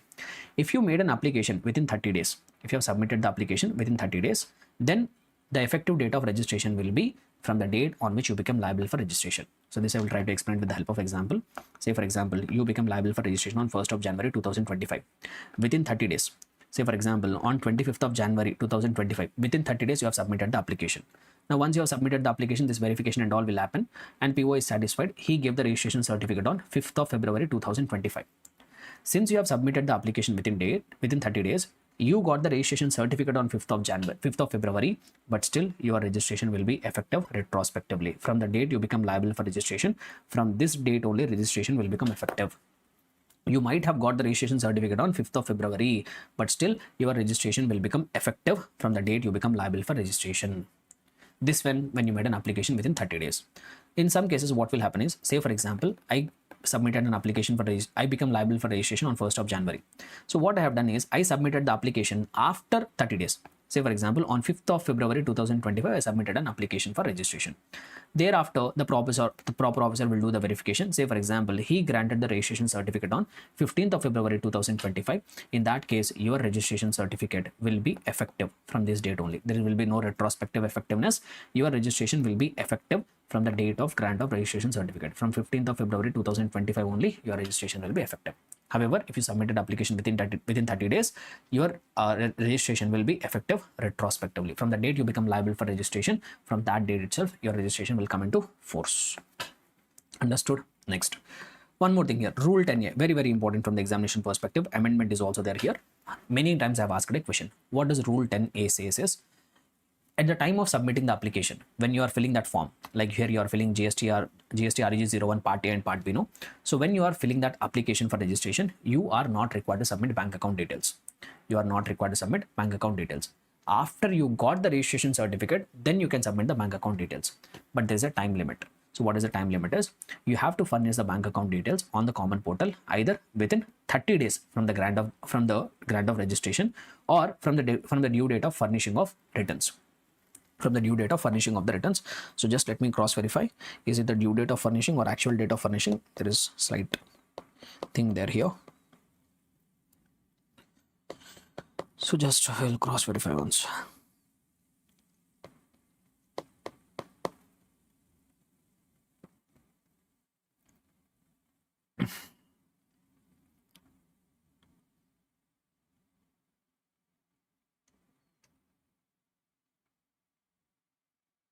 Yeah, Rule 10A. See, not due date actually. So either within 30 days of registration or before filing outward supply details in GSTR1. Before you file that GSTR1, not due date. I know it. Why? Because this was recent amendment. I know.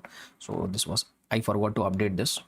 This is not due date. So instead of that, you write it as date of furnishing of the details in GSTR1. Date of furnishing of a GSTR1 or IFF, whichever is earlier. So within that date, you have to submit the bank account details. So very important, either within 30 days from the grant of registration certificate or before the date of filing of before the filing outward supply details in GSTR1 or IFF, whichever is earlier. So they are required to submit the bank account details. And once you get the registration certificate, that registration GSTN will be given to you. A unique number will be given to you. A unique GSTN number will be given to you. That GSTN number, you have to display it at your principal place of business, at your additional place of business, and even on your name board also you have to mention that GSTIN number. GSTN means a GST identification number will be given to you, one unique number that you have to display at your principal place of business, at your additional place of business, and also on your name boards. Okay. Now coming to the process of registration for CTP and NRTP. As I've already told, CTP and NRTP, they are required to submit an application at least 5 days prior to the commencement of the business. And in case of NRTP, I know PAN card will not be there. So what NRTP will submit is, he will submit a copy of the self-attested copy of the passport. And also the application should be signed by authorized signatory. He should appoint one authorized signatory who is a resident in India, and that person should sign that application. Sir, what will be the validity of registration of CTP or NRTP? For a normal person, they can continue the registration unless cancelled. But for CTP or NRTP, the registration, there is a time limit for the registration. So their registration will be valid for a period which is specified in the application, or 90 days from the effective date of registration, whichever is earlier. That means maximum 90 days of registration they will get. Able to understand? So they will validity of CTP or NRTP registration will be either the period specified in the application or 90 days from the effective date of registration, whichever is earlier. However, if there is some valid reason, the period can be extended. The proper officer or commissioner can extend this 90 days of registration by furthermore 90 days. Initially, they will give 90 days of validity. So if there is any valid reason, the commissioner can extend this validity of registration by 90 more days. But one important thing here is, in case of CTP and NRTP, if you want to get the registration, you have to make an advance deposit of tax. You have to make what? Advance deposit of tax. So here you are getting registration. No, you are making an application before 5 days before the commencement of the business. No, along with the application, you have to estimate what will be your tax liability for that short duration, and that tax liability you have to deposit well in advance. Unless you make advance deposit of the GST, you will not be granted the registration certificate. That is very, very important. So advance deposit of tax either at the time of registration or extension of registration. If you want registration, then also you have to make advance deposit of tax, or if you want to extend your registration by further 90 days, then also before extension you have to make the advance deposit of tax. Clear? Then the next concept here is amendment. Say for example, you have taken the registration certificate, but you want to amend your details. What procedure? Nothing but you want to update your details. Like you want to update your name, you want to update your PAN card, you want to update your mobile number, you want to update your email ID. So in those cases, what you should do? You have to amend your registration. And that details which you want to amend, that we can divide into two things. One is non-core fields, other one is core fields. So what are non-core fields? What are core fields? That I will tell you. That I will show it to you from the material.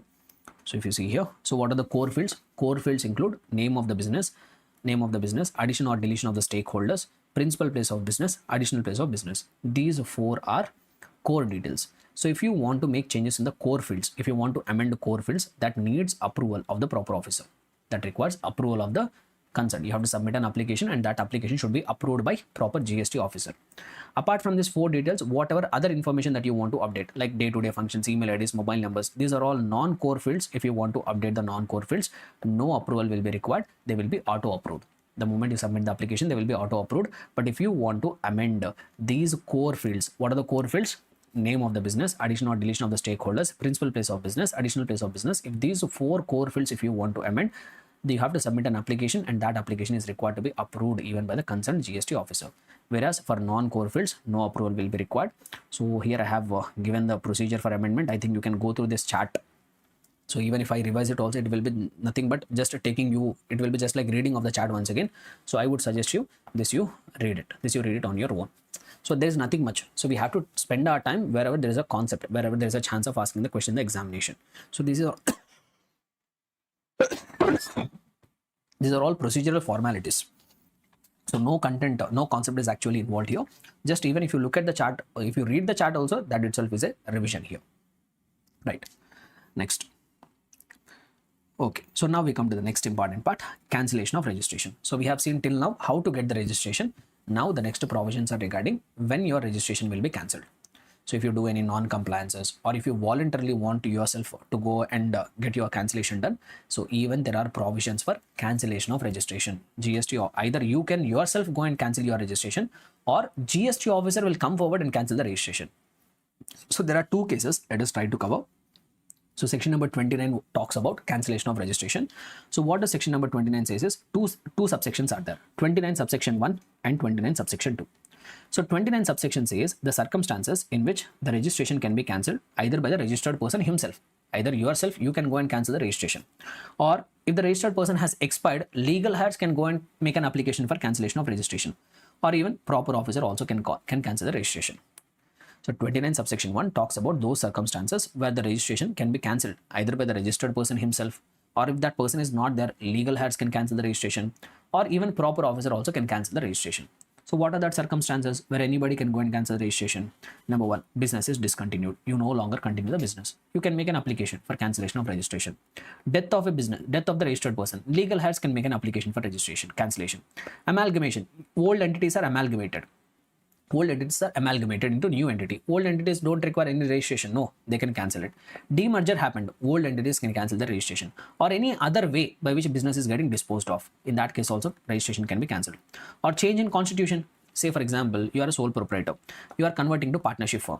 So if you are converting to partnership firm, PAN number will change. Now what should happen is the sole proprietor business has to be cancelled and partnership firm will take new registration. Similarly, partnership firm is there. It is getting converted into company. Now this partnership firm has to cancel the registration. In the name of company, they have to take fresh registration. So that is what change in constitution. Or if a person is no longer liable for registration, or if he wants to opt out of voluntary registration. So you have taken registration because you become covered under section number 22 or 24. But after certain point of time, your business has slowed down. Your turnover is not exceeding the applicable threshold limit, or you're not doing any interstate supply. You're not getting covered under section number 24 also. So if you are no longer liable to get registered, then also you can make an application. Sir, earlier I became liable for registration. I took the registration. Now I am no longer liable. My business has come down. My turnover is come down. So I want to opt out of registration. You can make an application. Or you are a person out of your own itching, even though you are not liable for registration, you went and applied for voluntary registration. Now, after getting registration, you have realized how difficult it is to remain a registered person. Now you want to opt out of your voluntary registration, then also you can make an application. So these are the circumstances where a person himself or the legal heirs or proper officer can cancel registration. Now we are going to discuss 29 subsection 2. What 29 subsection 2 says is, in 29 subsection 2, they have given some circumstances where proper officer on his own, he will come and cancel the registration. 29 subsection 2 talks about certain circumstances where the proper officer himself will come forward and cancel the registration. So you tell me when that need will arise, when the need for proper officer will come and cancel your registration, when you have done some violations. So what kind of violations will make the proper officer to come forward and cancel my registration? Shall we see? Number 1, if you have done prescribed contraventions. Not every contravention will call the proper officer to cancel the registration. If you have done some prescribed violations, and those violations are given under rule number 21. So let us see what are they. See, this is not important, but still. Why? Because many provisions we will discuss at the CA final level. So anyhow, we will quickly give a glance and ignore it. You have done some prescribed contraventions. What prescribed contraventions? Number 1, you are not conducting any business from the declared place of business. You took a registration. You told that this is my place of business. But from that place of business, you are not conducting any business only. Then PO, if PO comes to know about it, he will come and cancel the registration. Or he is issuing invoice or bill without supply of the goods or services in violations of the provisions of the Act. That means you are not making any supply. Without supply only, you are giving the tax invoices. That means you are passing on the fake credit to the customers. You are conducting GST scam here. Then also PO will come and cancel your registration. Or if you violate the provisions of section 171, section 171 talks about anti-profiteering measures, which we will discuss at the CA final level. So if you are violating the provisions of section 171, then also your registration will be cancelled. And if you violate the provisions of 10A, what does 10A talk about? Non-submitting of the bank account details. Within 30 days, you are not submitting the bank account details. Then also PO will cancel the registration. Or if you avail input tax credit in violations of the provisions of section 16.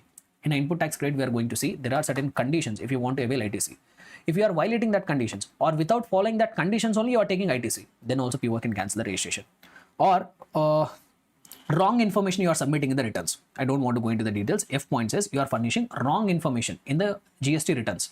Like you are submitting information in GSTR1 which is higher, but when you are filing GST 3B, you are declaring lower turnover. So I don't want you to get into all the complications. Basically, you are submitting wrong information in the returns, then also you are required to, then also your registration can be cancelled by proper officer or violates the provisions of Rule 86B. This Rule 86B also we'll see it in the input tax credit chapter. If you violated Rule 80C, then Rule 86B, then also your registration will be cancelled. Or if you have violated some provisions of rule number 23, then also your registration will be cancelled.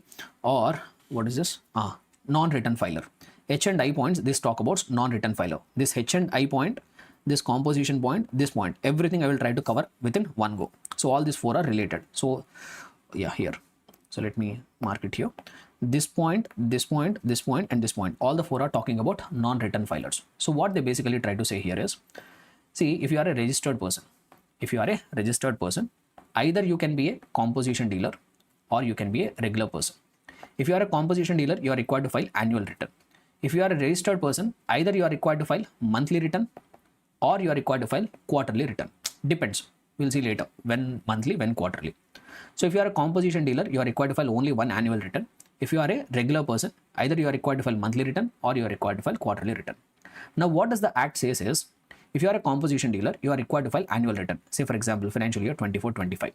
For this year, you are required to file one annual return on or before 30th of April. Generally, the due date is 30th of April. But within 3 months, due date is over. After that due date, 3 months are also over. But still you did not file that return. You did not file that annual return, then the PO can come and cancel the registration. So that's what they say here. If you are a composition dealer, you have not furnished the return for the financial year. Generally, GSTR 4, they are required to furnish after the end of the financial year. Due date is 30th of April.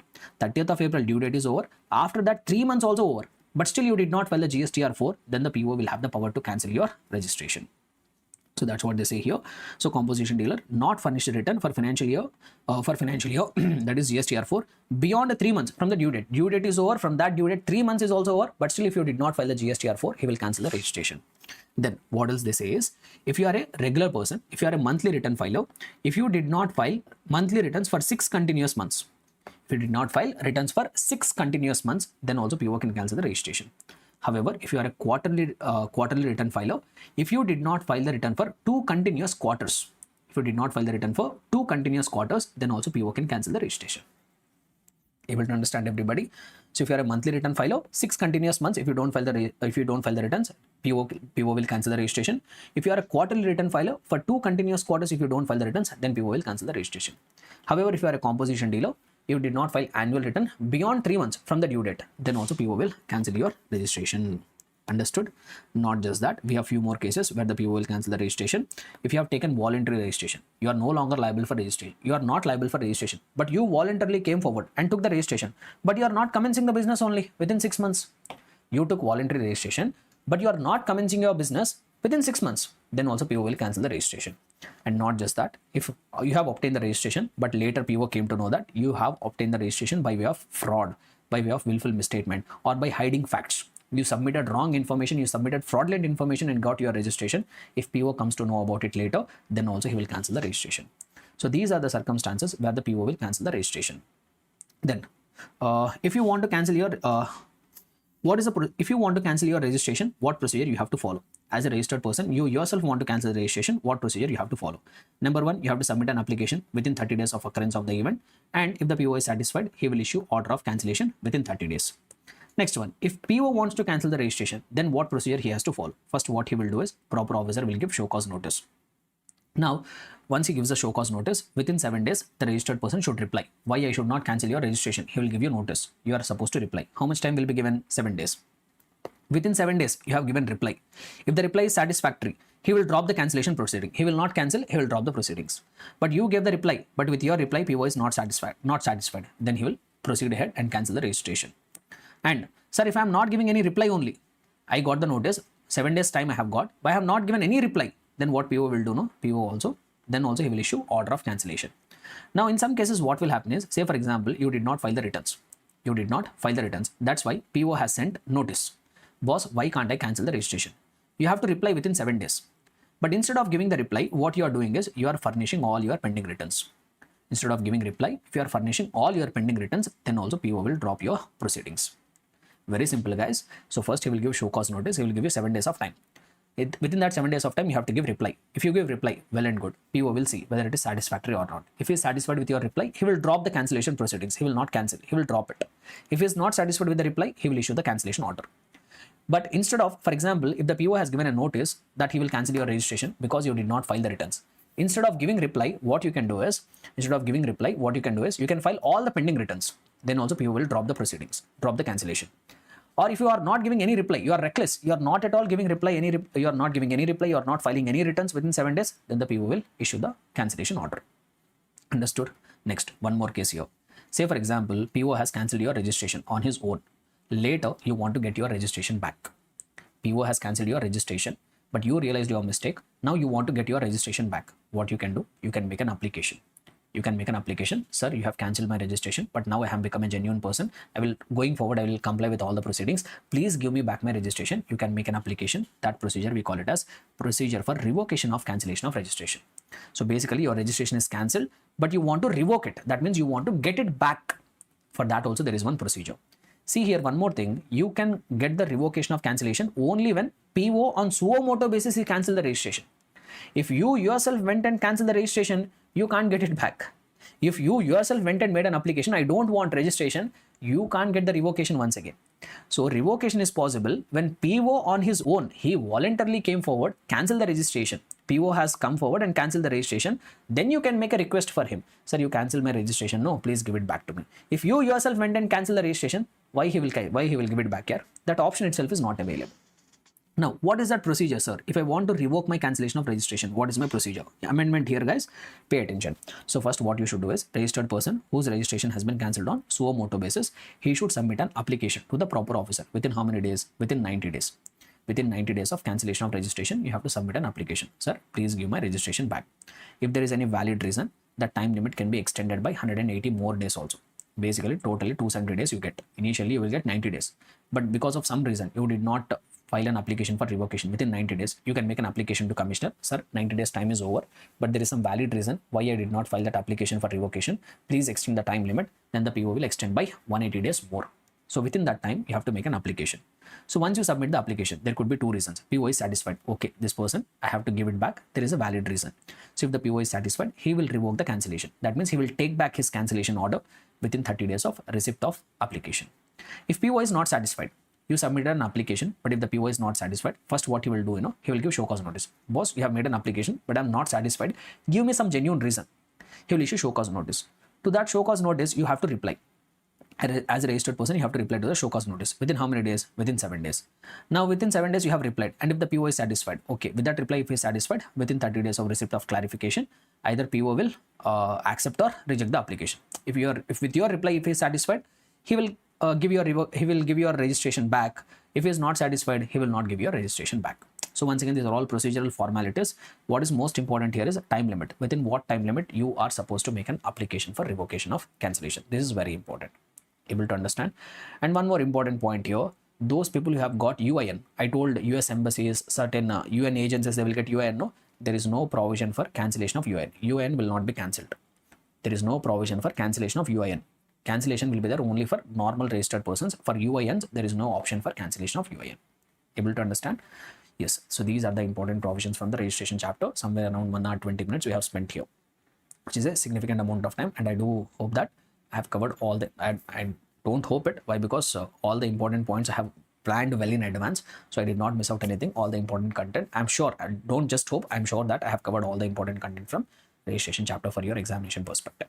Clear? So this is what regarding registration chapter. So since we are done with revising the chapter registration, now the next chapter which we will take up for revision will be composition levy. Very small chapter, once again important from the examination perspective. So it will not take much of a time. Like in registration, we have spent close to 1 hour 20 minutes for revising the chapter registration. Here we are not going to take that much amount of time. Hardly in 20 to 30 minutes, we'll try to wind up the entire revision. Very small chapter, very easy chapter. So what exactly is this composition levy? So if I have to give a little background about this composition levy, see, basically, the moment you are a registered person, if you register yourself, we have seen which people are liable for registration in the registration chapter. So once you have become liable for registration and once you have registered yourself with the GST department, there are so many compliances for you. Like every supply you are making, on that you have to collect the output tax liability. You have to maintain a track of your input tax credit. You have to file the returns. and also you have to give tax invoice, you have to maintain various documents. So like that, once you become a registered person, there are hell a lot of compliances which you are required to undergo. So this created trouble for so many small taxpayers. Small taxpayers in the sense their aggregate turnover has exceeded the applicable threshold limit. Say for example, I'm a trader or I'm a manufacturer. My turnover has exceeded the applicable threshold limit. But still, say for example, if my turnover has exceeded 40 lakh rupees, say for example, my aggregate turnover is 50 lakh rupees. So if my aggregate turnover is 50 lakh rupees, I get myself registered. But once I get registered, as I've told, there are so many compliances, and these compliances started creating a lot of trouble for small registered person. So what the government has told is, okay, if you are a registered person, but if you are doing only a decent amount of turnover, you are not a very big person, you are making some reasonable amount of turnover only, then we don't want to overload you with all the compliances. We will do one thing, we will introduce a new scheme called composition scheme, in which we will give you relaxation. We will give you relaxation in payment of taxes also. We will give you relaxation in maintaining of records also. We will give you relaxation even in filing the returns also. So like that, in so many procedural formalities, they have given the concessions, they have given relaxations. So that scheme we call it as composition scheme. So now let us try to understand what is that composition levy, who are becoming eligible, who is not becoming eligible. So I will say there are two kinds of composition schemes. There are two kinds of composition schemes. One is composition scheme under 10 subsection 1 and 2, and the other one is composition scheme under 10 subsection 2A. And the composition scheme which is there under 10 subsection 1 and 10 subsection 2, that I also call it as composition scheme for supply of goods. Composition scheme for goods. And whatever composition scheme is there which is prescribed under 10 subsection 2A, that is a composition scheme for services. That I call it as composition scheme for services. Even if you have a look at the material also, at so many places you will see composition scheme for goods, composition scheme for services. They often use these phrases. So basically, whatever composition scheme which has been given under 10 subsection 1 and 2, that we call it as composition scheme for goods. Whereas whatever composition scheme given under 10 subsection 2A, that we call it as composition scheme for services. So first we will try to understand composition scheme for goods given under 10 subsection 1 and 10 subsection 2. So what is that composition scheme for goods? Who becomes eligible for that? So the entire chapter I have tried to summarize in this single page. This single page will be enough for you to recollect all the important provisions from the composition levy. So first I am going to start the composition scheme for supply of goods. That is the composition scheme which is given under 10 subsection 1 and 10 subsection 2. So what does that say? Sir, who can avail composition scheme under 10 subsection 1 and 2? Who can opt for composition scheme for goods? So they say that those registered persons whose aggregate turnover in the preceding financial year, those registered persons whose aggregate turnover in the preceding financial year does not exceed 1.5 crore. If you are a registered person, if your aggregate turnover in the preceding financial year does not exceed 1.5 crores, then you become eligible for opting for composition levy for the current year. Say for example, if I have to opt for composition scheme, whether I become eligible for opting for composition scheme for 24-25 or not, to know that I have to go to the preceding financial year, which is 23-24, and check what is my aggregate turnover in the preceding financial year. So they have given the limit of 1.5 crores.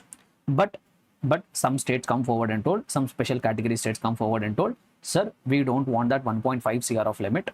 If someone is registered with our state, then we will make that person eligible for composition levy only when he makes a turnover in the preceding financial year less than or equal to 75 lakhs. Initially, government told if you can opt for composition levy if your aggregate turnover is up to 1.5 crore. But these 8 special category states came forward and told, no, for composition scheme, we don't want in our states 1.5 crore of turnover. So we will make a person eligible for composition levy. In our states, if that person is registered, we will make them eligible for composition levy only if their aggregate turnover in the preceding financial year is up to 75 lakh rupees. Sir, which are that eight special category states who came and objected to this? So those 8 special category states are Manipur, Mizoram, Meghalaya, Arunachal Pradesh, Sikkim, Nagaland, Uttarakhand, Tripura. You have to remember this list, guys. You have to remember. So repeat everybody, which states came forward and told, we don't want that 1.5 crore limit for composition levy. We want only 75 lakh rupees of limit. So which states came forward and told, repeat everybody along with me. Manipur, Mizoram, Meghalaya, Arunachal Pradesh, Sikkim, Nagaland, Uttarakhand and Tripura. These 8 states told we want a limit of only we want a limit of only 75 lakh rupees. Now, so who can opt for composition scheme? Sir, who becomes eligible for composition scheme under 10 subsection 1? So what the act has actually told is, if you are a manufacturer who is engaged in the supply of goods, you can opt for composition scheme under 10 subsection 1 and 2. You are not a manufacturer, you are a trader. That means you are buying the goods, like you are a wholesaler or retailer. You are not doing any manufacturing activity, you are buying the goods and you are reselling the goods.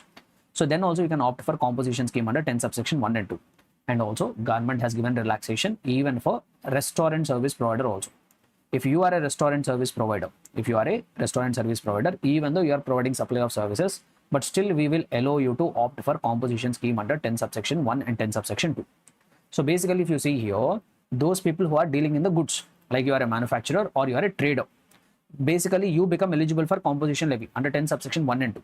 But somehow, because of some reasons, what the government told is, okay, we will also give the composition scheme for restaurant service providers also. So only these people can opt for composition levy under 10 subsection 1 and 2. Who are they? Manufacturer, trader, and the restaurant service provider. Okay, sir.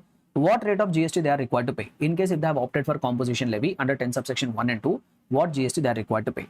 So the rates of GST are given here. Like if you are a manufacturer, other than manufacturer of notified goods, this I will come back to that later. So just remember now, if you are a manufacturer, you are required to pay 0.5% or half percent of the turnover in the state or union territory. So when I say half percent here, this is the half percent under CGST Act. The equivalent rate of CGST or SGST also will be applicable. So when you add that, the effective rate will become 1%. 0.5 CGST, 0.5 SGST, effective rate will be 1%. So if you are a manufacturer, you are required to pay 1% of the tax of your turnover in the state or union territory. So basically what will happen is, composition dealers are required to pay the tax every quarter. In every quarter, if you are a manufacturer, for each quarter, say for example, April to June. So for this quarter, you have to determine how much turnover you have made. Say for example, you have made a 10 lakhs worth of turnover. So on that 10 lakhs worth of turnover, you calculate that 1%, it comes to 10,000 rupees. These are 10,000 rupees you have to go and pay to the government. Similarly, if you are a trader, so if you come to the third category, any other supplier eligible for composition levy, here they are talking about traders. If you are a trader, if you are not manufacturer, if you are a trader, then also you are required to pay half percent of turnover. Here also you are required to pay 0.5 plus 0.5. Total 1% you are required to pay. But here there is one important catch. Here there is one most important point which you have to pay attention. If you are a trader, you are required to pay 0.5% of only turnover of taxable supplies.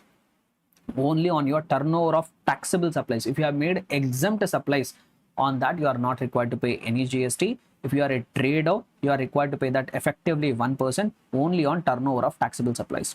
But if you see here, for a manufacturer, they did not say half percent of the turnover of taxable supplies. They have directly told half percent of the turnover. That means if you are a manufacturer, on your total turnover, whether exempt supplies or taxable supplies, on your total supplies, you have to calculate that 1%. Whereas if you are a trader, you are required to pay that 1% only on taxable supplies. Very, very important point, guys. Say for example, there is a manufacturer. There is one manufacturer. So in one quarter, he has opted for composition levy. In one quarter, he made a taxable supply of 10 lakh rupees. He made an exempt supply of 5 lakh rupees. So what is his total turnover in a quarter? 15 lakh rupees. On these 15 lakh rupees, 1% he has to pay. Even on exempt supplies also 1% he has to calculate. So on these 15 lakhs, 1% if you calculate, this manufacturer will be required to pay 15,000 rupees of GST to the government. If I give you same example, but if I change one fact, say for example, he is a trader. Say for example, a trader in one particular quarter, he made taxable supplies amounting to 10 lakh rupees, exempt supplies amounting to 5 lakh rupees. His total turnover is 15 lakh rupees. But as a trader, if you have opted for composition levy, you are also required to pay 1%, but they have told only 1% of taxable turnover. Only 1% of taxable turnover, you will be required to pay 1% on 10 lakh rupees only, which will come to 10,000. It will be enough if you pay that 10,000. But if you are a manufacturer, you are required to pay on total turnover 1%. Next, sir, you told restaurant service provider also can opt for composition levy. If the restaurant service provider has opted for composition levy, then what will be the rate of GST he will be required to pay? So 10 subsection 1 and 2 they have told, suppliers making supplies referred to in clause B of paragraph 6 of schedule 2, that is basically restaurant service provider. If you are a restaurant service provider and if you want to opt for composition scheme under 10 subsection 1 and 2, then you will be required to pay 2.5% of the turnover in the state or union territory. So when I say 2.5%, 2.5 CGST, 2.5 SGST, effective rate comes to 5%. So if you are a restaurant service provider, you will be required to pay effectively 5%. Here also on total turnover. They did not say only on taxable turnover. They told here total turnover. So you are required to pay 5% on total turnover, including on exempt supplies also you are required to pay that 5%. Understood? So this is what the rates of tax which are required to be payable in case if you have opted for composition levy. But here is one more important point which you have to pay attention. See, if you are opting for composition levy, say for example, you are a manufacturer, you have opted for composition levy, you made a turnover in a quarter of 15 lakh rupees. On that, if you calculate 1%, the tax liability is coming to 15,000 rupees. this amount this manufacturer has to pay it from his own pocket. This 15,000 should go from his pocket. This person, since he has opted for composition levy, he can't collect this amount from the customers and pay it to the government. If you have opted for composition levy, whether you are a trader, whether you are a manufacturer, whether you are a restaurant service provider, if you have opted for composition levy, it is your responsibility to pay that 1% or 5% of the GST on the turnover from your own pocket. You aren't supposed to collect any amount of GST from the customer, that you have to pay it from your own pocket. There is no ITC also. You will not be able to use even ITC also. This amount you are required to pay from your own pocket. Able to understand? Clear and comfortable? Then. So now, but still there are some conditions actually. If you want to opt for composition levy, you have to fulfill some conditions. So you will become eligible for composition levy only when you fulfill certain conditions. Sir, what are the conditions which are required to be fulfilled if I want to opt for composition scheme under 10 subsection 1 and 2? First thing what they say here is, you should not be engaged in manufacturing of the below mentioned products. If you want to opt for composition levy, you should not be engaged in manufacturing of certain products. So what are the products which I should not manufacture? Ice cream and other edible ice, pan masala, tobacco, aerated water, fly ash bricks aggregate, bricks of fossil mills or siliceous earth, building bricks, earthing or roofing tiles. Something sounds familiar, no? Somewhere we have seen these products, no? So if you remember, these products we have seen in the case of registration chapter also. If you remember, in the registration chapter, I have told that if you are a person who are not making any supply from MMNT, if you are also not making any taxable supply from UP match, then and you are exclusively engaged in supply of goods, then applicable threshold limit will be 40 lakh rupees. But this 40 lakh rupees will not become available if you are engaged in making supplies of 7 products. If you are engaged in making supplies of 7 products, let me show that to you. Just give me 1 minute. Let me reopen that file. Right. So if I show you that reference, yeah, here. So here, if you remember, even though you are not making any taxable supply from MMNT, even though you are not making taxable supply from UP match, you will not be eligible for, even though you are exclusively engaged in supply of goods, still 40 lakh rupees of threshold limit will not become applicable if you are engaged in trading of the 7 products. So what are they? Ice cream and other edible ice, pan masala, tobacco, fly ash bricks are aggregate, bricks of fossil mill, siliceous earth, building bricks or earthen or roofing tiles. Here also the same list they say here. To that 7 products, they have added one more product, which is aerated water. So the remaining 7 products are all same. Whatever we have read in the registration chapter, the same. The remaining 7 products are all the same. But to that list, they have added one more product. Which product they have added? Aerated water. And one more difference you have to observe here. See, if 40 lakh rupees of limit will not become applicable when you are making supply. That means whether you are trading or you are manufacturing.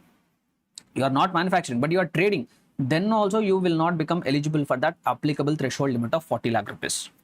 So in order to not become eligible for that 40 lakh rupees of limit, or if I put it in other way around, if you want to enjoy that enhanced threshold limit of 40 lakh rupees, you should not be either manufacturing these 7 products, you should not be either trading also. You should not either trade, you should not either manufacture. But when it comes to composition levy, if you want to opt for composition levy, if you don't manufacture, that will be enough. That 7 plus 1, 8 products, including aerated waters. If you don't manufacture, that will be enough. You can trade. If you are not manufacturing, if you are trading these 8 products, still you become eligible for composition levy. Restriction is there only on manufacturing. If you want to opt for composition levy, you should not be engaged in manufacturing of these 8 products. Sir, I am not manufacturing. I am just trading in these 8 products. Will I become eligible for composition levy? Yes, you will become eligible for composition levy. You will become eligible for composition levy. Clear? So that difference you have to remember. Very, very important from the examination perspective. So first condition which you fulfill in order to opt for composition levy, you should not be a manufacturer of below mentioned goods. Not just that, you should not be registered person. You should not be engaged in supply of goods or services which are not leviable to tax. Which are not leviable to tax. That means non-taxable supplies you should not make. When I say not leviable to tax, they are talking about non-taxable supplies, not exempt supply. When I say non-taxable supply, I am referring to alcoholic liquor for human consumption and that 5 petroleum products. Alcoholic liquor for human consumption and that 5 petroleum products, you should not be engaged in making supply of non-taxable supplies. You should not supply alcoholic liquor for human consumption. You should not be supplying that 5 petroleum products. Not just that, you should not be engaged in making any interstate outward supplies. If you are making any interstate outward supplies, you become ineligible for composition levy. You should not be making any interstate outward supply. But one thing you have to remember here, there is a restriction only on making a interstate outward supply.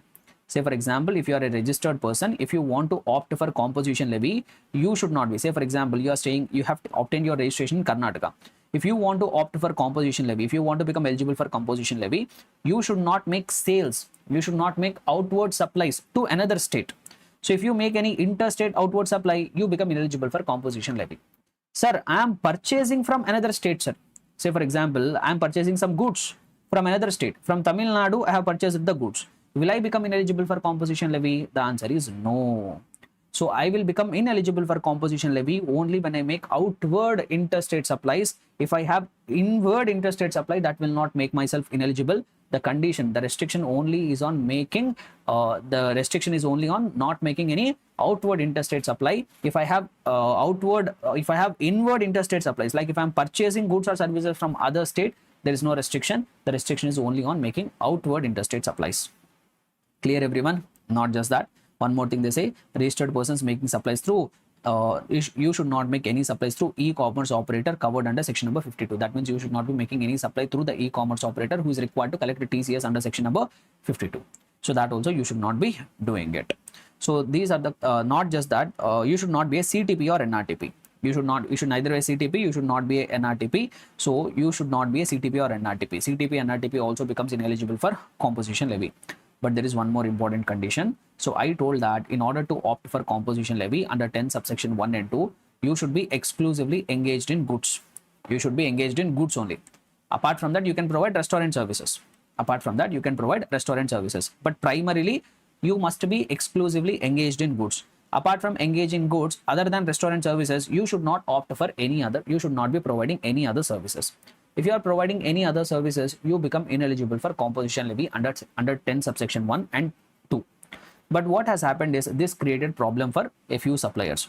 Say for example, there is a person who is into dealing electronics. There is a person who is dealing electronics like mobiles or laptops and all he is dealing. Now say for example, he is a registered person. He want to opt for composition levy. But the problem is he is selling electronics. Say for example, he is selling refrigerator or he is selling a washing machine. He's selling one now, or apart from that, he's also selling some laptops. Along with selling of the goods, he's also providing warranty. He's also providing warranty services. See, providing warranty is a service, no?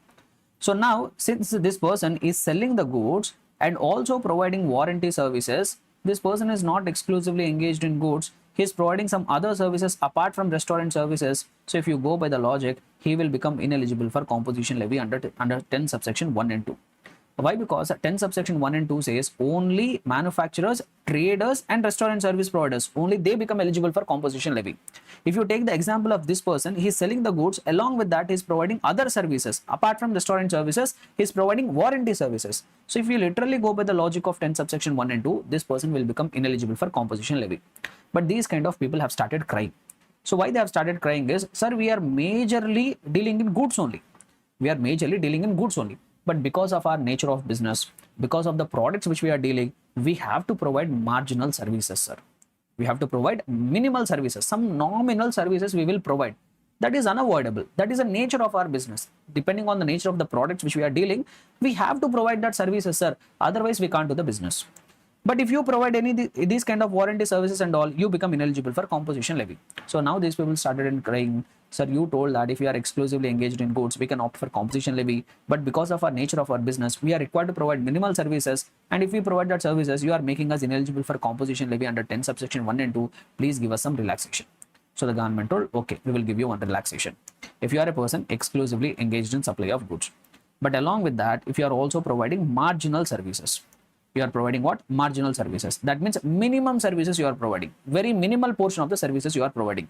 Then still we will make you eligible for composition levy under 10 subsection 1 and 2. So what the government has told, okay, we understood your problem. So if you are majorly supplier of goods, but if you are making marginal supply, very nominal amount of supply of services you are doing, still we will consider you for opting for composition scheme under 10 subsection 1 and 2. Sir, but how to decide that marginal supply, sir? But how to decide marginal supply of services? You told if I make marginal supply, if I make nominal supply of services, you will make me eligible for composition levy. But how to determine that marginal supply? What value can be called as marginal supply? So for that, they have given one criteria. So what criteria they have given is, so registered person must be engaged in supply of the goods. In addition to that, they have also given the permission to provide marginal services, minimal services you can provide. Sir, how much can be considered as minimal services? 10% of your turnover in the preceding financial year or 5 lakh rupees, whichever is higher. 10 lakhs of the turnover in the preceding financial year or 10 lakh rupees, whichever is higher, up to that much figure, you can provide services. If you are providing the services within that value, we will still make you eligible for composition levy under 10 subsection 1 on 2. Say for example, there is one person, say for example, this electronics dealer only. He is mainly providing supply of the goods, but along with that, he is also providing warranty services. Sir, up to how much value of services he can provide in order to become eligible for composition levy? Say for example, preceding year, if you take the preceding financial year, the aggregate turnover of this person in the preceding financial year is 1.2 crore. Sir, how much marginal services he can provide, sir? As I have told, 10% of the turnover in the preceding financial year. If you calculate that, 10% into 1.2 crore, it will come to 12 lakh rupees or 5 lakh rupees, whichever is higher. You tell me which is higher. 12 lakh rupees is higher. So up to 12 lakh rupees, he can provide the supply of services in the current year. Still, he can opt for composition scheme under 10 subsection 1 and 2. Able to understand? So since these kind of things are putting a restriction in the practical applicability, so the government has come up and gave this relaxation. Okay, boss, if you are a major supplier of the goods, but this amount of marginal services you are providing, still we will make you eligible for composition levy. We will not make you disqualified for composition levy, and have also given criteria for determining that marginal supply, 10% of turnover in the preceding financial year or 5 lakh rupees, whichever is higher, up to that much amount, you can provide services and still opt for composition scheme under 10 subsection 1 and 2. Okay, next. Okay, so now what we will do is we'll try to understand another composition levy. I told there are two kinds of composition scheme. No, one is 10 subsection 1 and 2, and the other one is 10 subsection 2a. So what initially government thought is it will be enough if we offer composition scheme for those people who are into supply of the goods and those people who are providing restaurant services. If we offer to them composition levy, that will be enough. That's why initially government made only these people eligible for composition levy.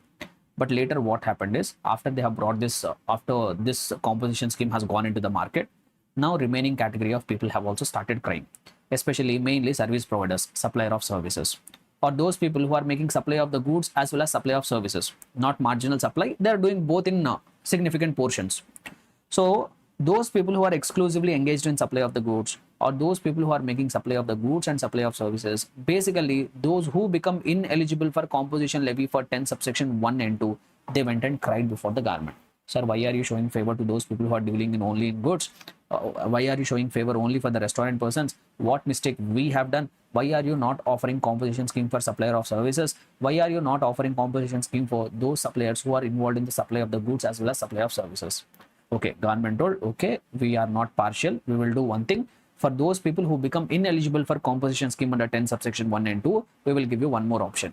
So we will bring you one more composition scheme under 10 subsection 2a, mainly for service providers, and also those people who become ineligible for composition scheme under 10 subsection 1, we will bring one more option for you. We will bring 10 subsection 2a. Say for example, if I am a chartered accountant, I am providing services. Since I am a service provider, I will not become eligible for composition scheme under 10 subsection 1 and 2. But I need not worry. I have one more option. I can opt for composition scheme under 10 subsection 2a.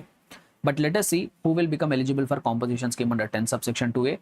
And if they become eligible for composition scheme under 10 subsection 2a, how much amount of GST which they are required to pay? Let us try to understand it. So what they have told us, who is eligible for composition levy? So mainly this is for supplier of services and supplier of goods as well as services. Who is eligible? Those registered persons whose aggregate turnover in the preceding financial year is up to 50 lakh rupees. If you are a service provider, or if you are a service provider as well as supplier of the goods also, and if you become ineligible for composition scheme under 10 subsection 1 and 2, still you can opt for composition scheme under 10 subsection 2a. But when I will become eligible? Only when your aggregate turnover in the preceding financial year is up to 50 lakh rupees. In the preceding financial year, if your turnover is up to 50 lakh rupees, then in the current year, you can opt for composition scheme under 10 subsection 2a. Sir, say I'm a chartered accountant. If my aggregate turnover in the preceding financial year is up to 50 lakh rupees, I can opt for composition scheme in the current year. Sir, if I have opted for composition scheme under 10 subsection 2a, what will be my rate of tax? For 10 subsection 1 and 2, they have given rate of tax as 1% in the case of manufacturer traders and 5% in the case of restaurant service providers. Now, what is the rate of tax for service providers? They told that if you want to opt for composition scheme under 10 subsection 2A, you are required to pay total 6% of the GST. 3% of CGST and 3% of SGST, effectively 6% of the turnover on your total turnover, once again including exempt supplies. So on your total turnover, whatever you have made, on that 6% you are required to pay to the government as a GST. And once again, this 6%, whatever the suppliers are required to pay, they can't collect it from the customer. They have to pay it from their own pocket, and even they can't adjust their input tax credit. So this is what regarding composition scheme under 10 subsection 2A, up to 50 lakh rupees of turnover in the preceding financial year. And in case if they have opted, they are required to pay 6% of their turnover in the state or union territory. Here also, who will become eligible, sir? What extra conditions are required to be fulfilled? If I want to opt for composition scheme under 10 subsection 2A, what extra conditions I am required to fulfill? So here also more or less the same. As a registered person, you should not be engaged in supply of the goods and services not liable to tax. Basically, you are not required to make any non-taxable supply. You should not supply alcoholic liquor for human consumption. You should also be not supplying that 5 petroleum products.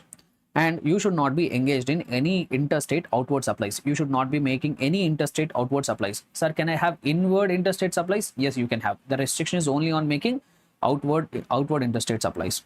And also, you should not be making any supplies through e-commerce operator who is covered under section number 52. You should not be making any supplies through e-commerce operator who is collecting TCS under section number 52. And not just that, here also you should not be a CTP. You should not be a NRTP. You should not be a CTP. You should not be a NRTP. So these are the conditions which are required to fulfill in case if you want to opt for composition scheme under 10 subsection 2A. And not just that, here the 10 subsection 3, they say some common provisions regarding both composition scheme for goods and composition scheme for services. So what does 10 subsection 3 say is, if you are opting for composition scheme under 10 subsection 1 and 2, say for example, if you are a manufacturer, so you want to opt for composition scheme for the financial year 24-25. That you can do it only if your aggregate turnover in the financial year 23-24 is less than or equal to 1.5 CR. Then only you can opt for composition scheme in the current year. Now what they have told is, in the current year also, you can continue to opt for composition scheme. You can continue to remain your composition scheme only till your turnover is up to 1.5 CR. Say for example, from 1st of April 2024, you have opted for composition scheme. Till 31st of December 2024, you have already reached that 1.5 CR of turnover. So till this point of time only you can opt for composition levy. For the remaining 3 months, since your turnover has exceeded that 1.5 CR, balance months you become a regular person and you are required to pay, you are required to collect output tax liability, you have to maintain records of input tax credit, you have to file normal returns, all that normal provisions will become applicable. And if you remember, I have told that if you states told we want only 75 lakh rupees, say for example Manipur. In Manipur they have told that they want only 75 lakh rupees. If you are a registered person in Manipur, say for example in the financial year 24-25 you want to opt for composition levy, and your in the preceding financial year your turnover is less than or equal to 75 lakh rupees. Then in the current year you can opt for composition levy. From 1/4/2024 you can opt for composition levy. But you can remain under composition levy only till your turnover is up to 75 lakhs in the current year. Say for example, on 1st of January 2025, I have reached my turnover of 75 lakh rupees. Now till this point of time only you become eligible for composition levy. For the balance duration of this financial year, you will become a regular person and normal provisions will become applicable. Same logic will apply for 10 subsection 2A also. If your aggregate turnover in the preceding financial year is less than or equal to 50 lakh rupees, in the current year you can opt for composition levy, and you can remain under composition levy only up to a turnover of 50 lakhs in the current financial year. If your turnover exceeds 50 lakh rupees, from that moment onwards, you cease to be a composition dealer. You become a regular person. You have to take care of all your normal compliances. Understood? So that is what the thing they say there. Composition levy shall lapse if aggregate turnover in the financial year exceeds 1.5 CR, 75 lakh rupees or 50 lakh rupees.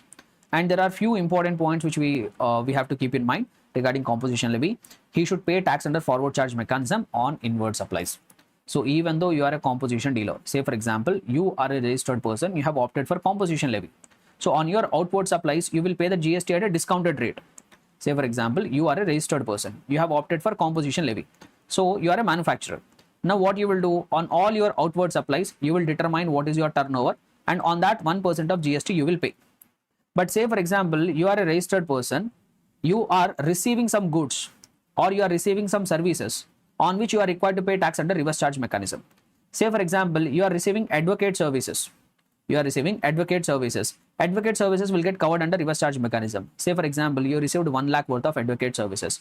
On this, as a recipient, you are required to pay the amount of GST to the reverse charge mechanism. Now on this RCM, how much GST you have to pay? Whatever applicable rate is there. Say for example, if advocate services attract 18%, here on reverse charge mechanism basis, you are required to deposit that 18,000 amount of GST with the government under reverse charge mechanism. So on your outward supplies only, you can pay the discounted rate of GST. On your inward supplies, on which you are required to deposit the GST under reverse charge mechanism, you shall pay the tax at applicable rates. Understood?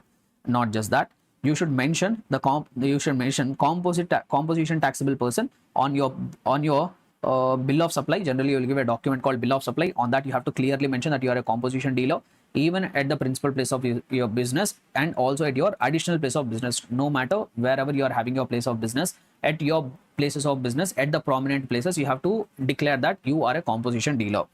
And you shall not collect any tax from the recipient. That whatever 1%, 5%, 6% you are required to pay, that you have to pay it from your own pocket. You don't have any right to collect it from your customers. And also, you will not be entitled to any input tax credit. You are required to pay that GST at the discounted rate. No. Can you say, I will use ITC for making that payment? No, you can't use that input tax credit. You have to make the payment from your own pocket. Okay. And one more important point here. In case if you are having multiple registrations, in case under the same PAN, there are multiple registrations. Sir, what do you mean by under same PAN, multiple registrations? Say, for example, you are a business person. You are registered in Karnataka. You are also registered in Tamil Nadu. Say, for example, you are also registered in Kerala. In 3 states, you are registered. All the registrations are under same PAN. Now, can I say, sir, I am having 3 registrations under same PAN. For one state, I will opt for composition levy. For remaining 2 states, I will be a regular dealer. Can I say no? So what does the act say is, under same PAN, if there are multiple registrations, all that registration should either be under composition scheme, all that registrations must be either under regular scheme. You can't say for a few registrations I will take composition scheme, for few registrations I will be a regular dealer. That is not permitted. If you want to opt for composition levy, for all the registrations under the same PAN, you have to opt it simultaneously. If you want to quit from composition scheme, then from all the registrations under same PAN, all that registration should come out of that composition levy. Able to understand? So that is what this important point. So when more than one registered persons are having same PAN, the registered person shall not be eligible to opt for composition scheme under subsection 1 unless all such registered persons opt to pay tax under that subsection. Basically, all the registrations under same PAN should simultaneously opt for composition levy. It will not be permitted. Some registrations under composition, some registrations under regular scheme, that will not be permitted. Everybody should come under composition scheme. Understood? So this is what the few important discussion regarding composition levy. That's all, guys. With this, we have completed the composition levy revision. Hope you guys are able to enjoy it and also understand it. Clear and comfortable, right? So since we have completed revising the chapter composition levy, the next chapter which we are going to take up for revision is going to be the charge of GST. Once again, an important chapter from the examination perspective. First of all, let us try to understand what is this chapter all about. So guys, if you remember whatever discussion we had till now, so even we have already come across that when it comes to the charge of GST, when it comes to charging of GST from the business, there are actually 2 modes of charging of GST. One is forward charge mechanism and the other one is reverse charge mechanism. So what happens in the forward charge mechanism? See, 90% of the business transactions fall under reverse charge mechanism.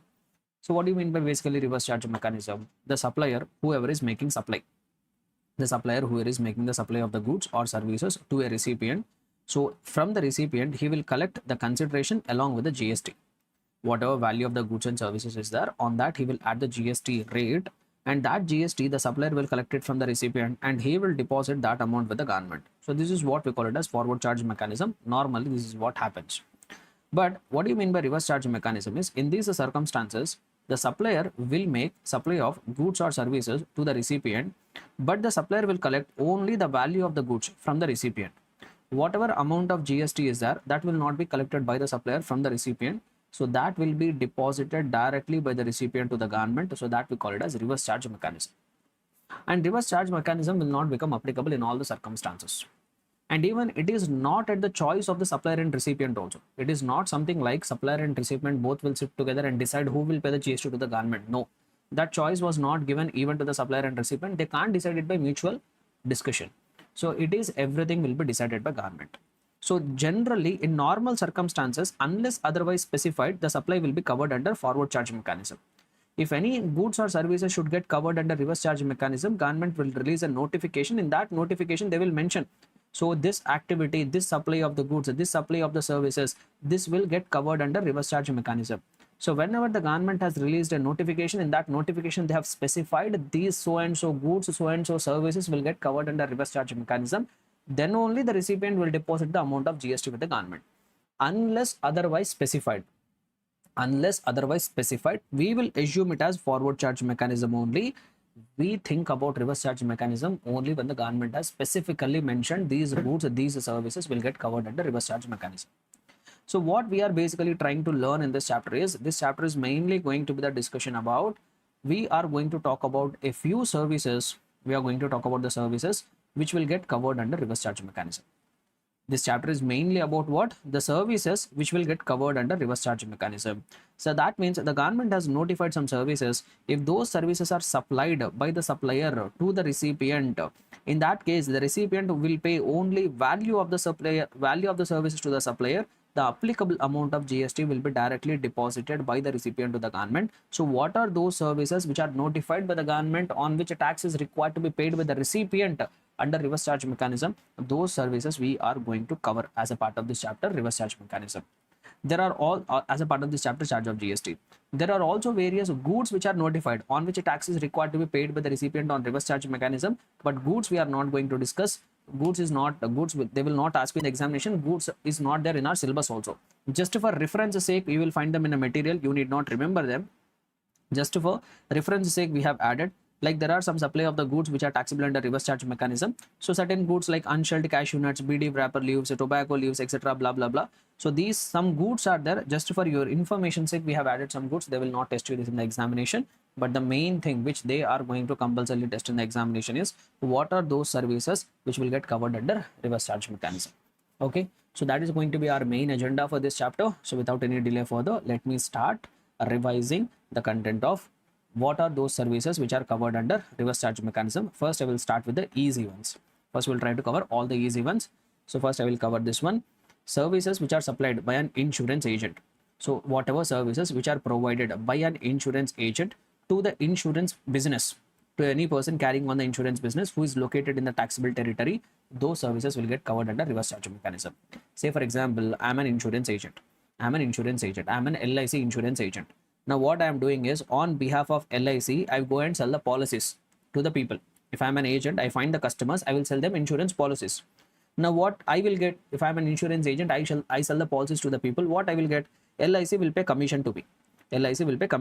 So I am providing services to the LIC, for which LIC is paying me the consideration. Who is service provider? Insurance agent is a service provider. Who is service recipient? That insurance company is a service recipient. Now the government is saying that this activity will get covered under reverse charge mechanism. That means insurance agent, along with his commission, he will not collect any amount of GST from the insurance company. Insurance company itself will directly go and deposit that GST amount with the government. So that is the first category of service covered under reverse charge mechanism. Service provider, the supplier, is an insurance agent, and if the recipient is the person carrying on insurance business, whoever is located in the taxable territory, here RCM will come. This recipient is only required to deposit the amount of GST with the government. Next, one more category of service which is covered under reverse charge mechanism is services supplied by a recovery agent. We will have bank recovery agents now. Say for example, SBI has given a loan. So we'll try to quickly cover, guys. I will not take much of a time. So say for example, SBI has given a loan to one customer. This customer is not repaying the loan. So what SBI has done is, they have appointed one big gym person they have appointed. So he is acting as a recovery agent. So what this recovery agent will do, on behalf of SBI, he will go to the person whoever has taken the loan. He will give a dhamki to him. He will threaten him. Somehow he will collect the money.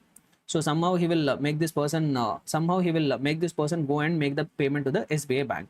So this recovery agent, to whom he has provided the services, to the bank he has provided the services. So who is supplier? Recovery agent. Who is recipient? That bank is a recipient. Now the government told this activity will get covered under reverse charge mechanism.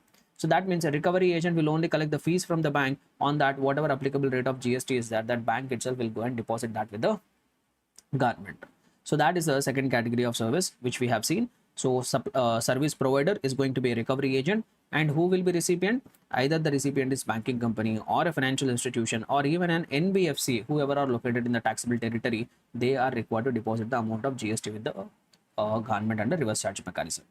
Next, supply of services by a music composer. If you are a music composer, or if you are a photographer, or if you are an artist, I will take one example to make you understand. Say, for example, I'm a music composer. I created one song that I have temporarily transferred. I have transferred or permitted the use or enjoyment of that copyright. Whatever song I have composed, for that I have taken a copyright and I'm transferring that right to enjoy the copyright to one music producer. Say, for example, T series is there. So I'm a music composer, guys. I created one song. I have taken a copyright of it. One day T series has approached me and told, boss, we want to market your song. We will sell your song. So I'm a owner of that song. No. So what T series company has told is, okay, boss, we will give you some money. We'll give you some money. You permit us to use your copyright.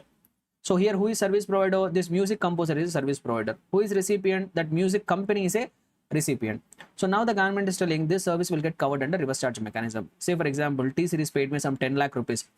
So that why? Because I have permitted them to use my copyright. So here the recipient is T series. T series, whatever GST is applicable on that transaction, that T series only will go and deposit that GST amount with the government. Same thing will happen for photographer. Say, for example, I'm a photographer. I have taken one photo. I have a copyright for that photo. One day some magazine company has approached me. They wanted to use my photograph to be published on their magazine. I told, pay me some money. So they have paid me the money. So on that also, that producer is going to be that recipient, and he will only deposit the amount of GST with the government. Not just that, an artist. So I'm an artist. I drew one painting. This I'm transferring to some person for a play, for display at exhibition or somewhere. So that service also will get covered under reverse charge mechanism. So services of a music composer, photographer, artist, what kind of services? Transfer or permitting the use or enjoyment of a copyright with regard to his musical, artistic or dramatic works. And who is the recipient? Music company, producer or the like, whoever are located in the taxable territory, they are required to deposit the amount of GST under reverse charge mechanism. Then the next category of service which is covered under reverse charge mechanism is author. Services provided by an author. Say, for example, I'm a author. I have written one story. I have written one fiction book. One day Penguin company has approached me. Penguin publisher has approached me. He told, that Penguin company told, sir, you have created one fiction. We like that fiction very much. We will publish that book and we will sell it. You please permit us to use the copyright of your book. You will have the copyright for that fiction book. You please permit us to use that copyright. Basically, you please permit us to publish your book so that we can sell it. So now I will not do it for free of cost. I have charged some consideration from that Penguin company. Say, for example, Penguin company paid me 10 lakh rupees. I gave them the right to use my book. So now here, who is a service provider? As an author, I am the service provider. Who is a recipient? Publisher is a recipient. They are telling this service is also covered under reverse charge mechanism. So being a publisher recipient, the publisher only will deposit the GST amount with the government. But here they have given one relaxation. For the author, they have given one relaxation. So what relaxation they have given is, if the author voluntarily comes forward and says, sir, I will only pay the GST on the services whatever I am providing. I am providing the services of permitting the use of copyright to the publisher. You notified that this service is covered under reverse charge mechanism. But if the author wants, he can come forward, he can take the registration and he can say to the government, sir, on this services also, I will only pay the GST. I don't want my recipient to pay the GST. I will only pay the GST. If the author wants to exercise the option, he can come forward, he can take the registration, and on that outward supplies, he will collect the amount of GST from the recipient and pay to the government. But however, government has put a condition that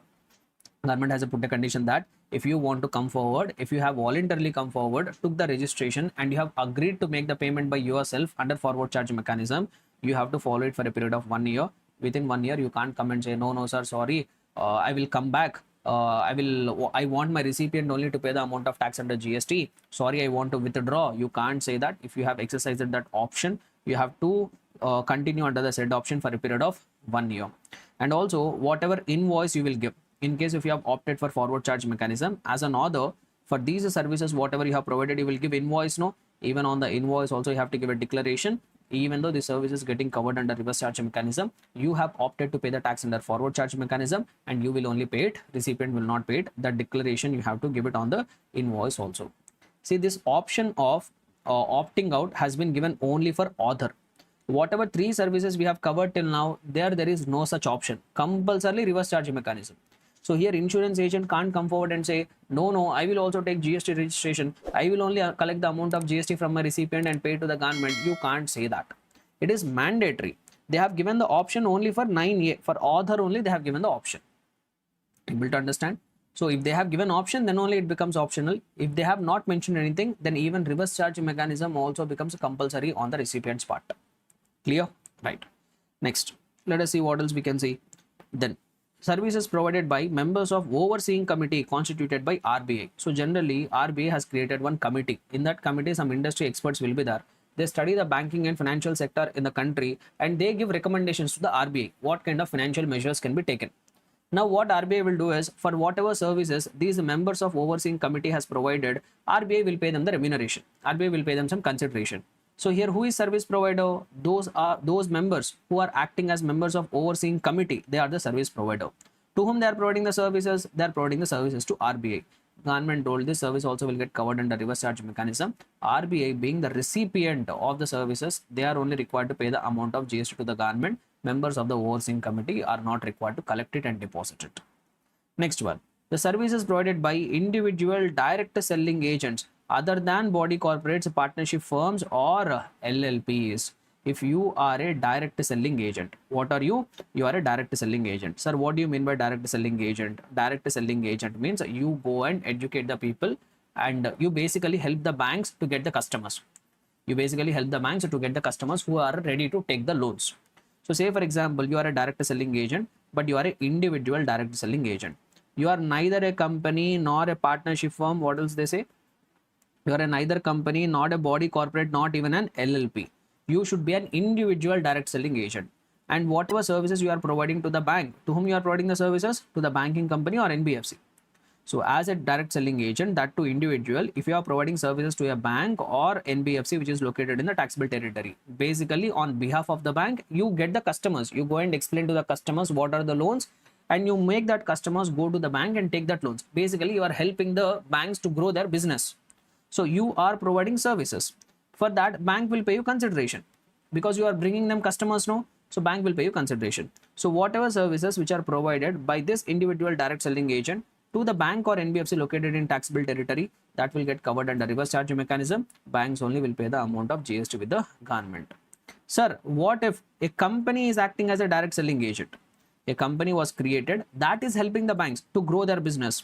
So this company which is providing DSA services to the banks or NBFC, will this also get covered under RCM? No, this will not get covered under RCM.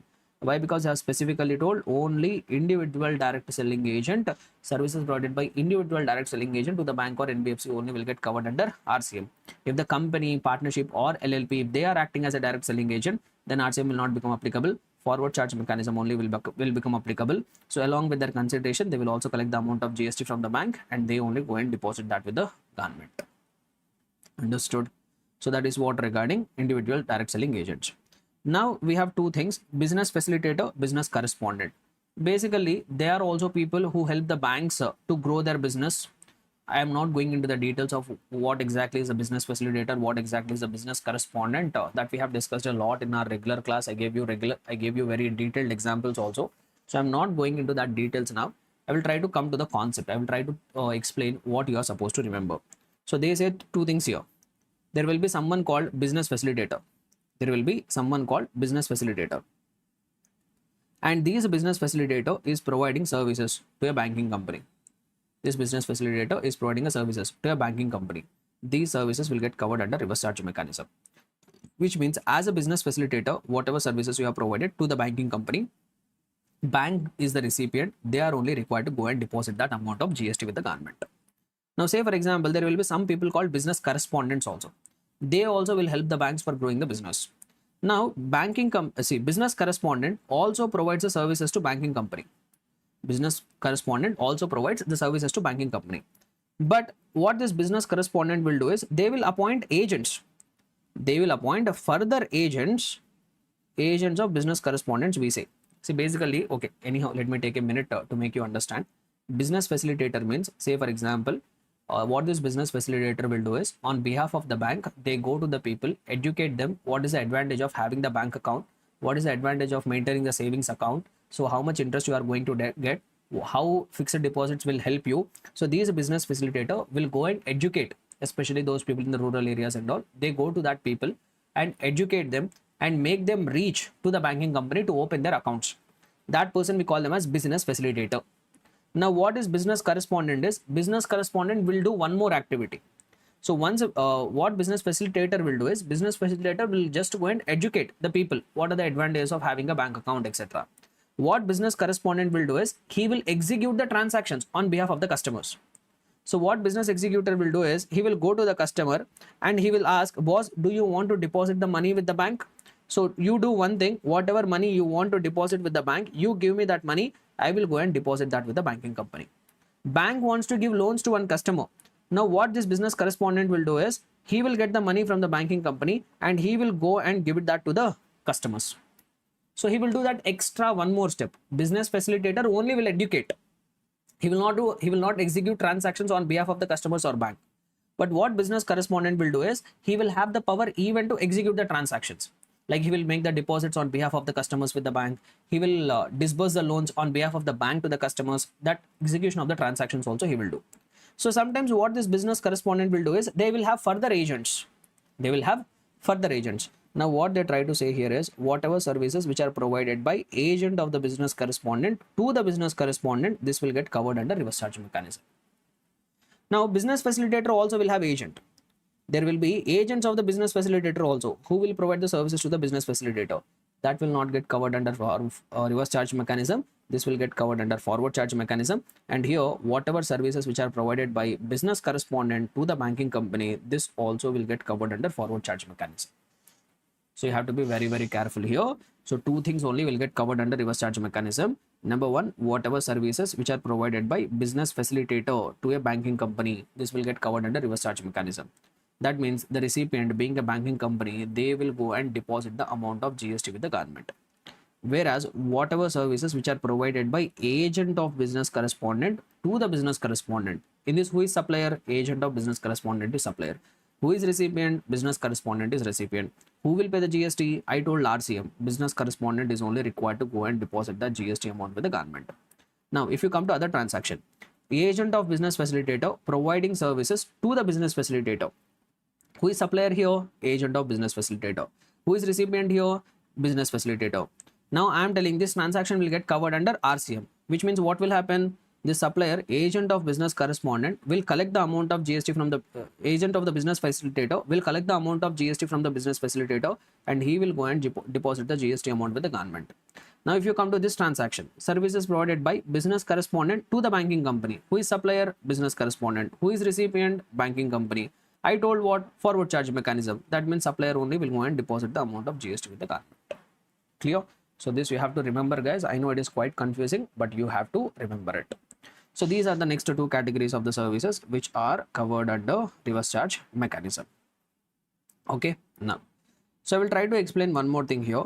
Services provided by director of a company or a body corporate to the said company or body corporate will get covered under reverse charge mechanism. So here it is very important. This point is very important. Very frequently they have tested. So say for example, there is one person, there is one individual. He is acting as a director. He is acting as a director to the company, and company is paying him some remuneration. Company is paying him some remuneration. So now director is providing the services to the company for which he is receiving a consideration. So who is the supplier of service? This director is supplier of service. Who is recipient of service? That company, that body corporate is a recipient of service. Now the government is saying that this activity will get covered under reverse charge mechanism. Say for example, for this director, whatever directorial services he is providing, the company paid him 1 lakh worth of remuneration. So on this 1 lakh worth of remuneration, whatever applicable rate of GST is there, that will be paid by the company only to the government. Director will not collect it. Director will not collect it. See, but here you might get it out. Sir, sometimes directors will be employees also, no? Sometimes directors will be employees also, no? So in case if the director is an employee, in case if the director is considered as an employee, then whatever services he is providing to the company, those are the services which are provided by an employee to the employer in the course or in relation to employment. That activity will get covered under Schedule 3, which is neither a supply of goods, not even considered as supply of services. The transaction is completely outside of the GST purview. So here the point which I want to make here is whatever services, if the director is providing services, if the director is providing services to the company, we need to decide first whether those are the services provided in relation to employment or those are the services provided not in relation to employment. Those are the services not in relation to employment that we have to decide. Sir, how can we decide? How can we decide is I can generally divide the directors into two categories. I can generally divide the directors into two categories. One is executive directors. I will say broadly executive directors, and the other one is non-executive directors. Other one is non-executive directors. If you take managing director, whole-time director, these are all falling under whole-time directors. These are all falling under executive directors. Generally, executive directors will be considered as employees.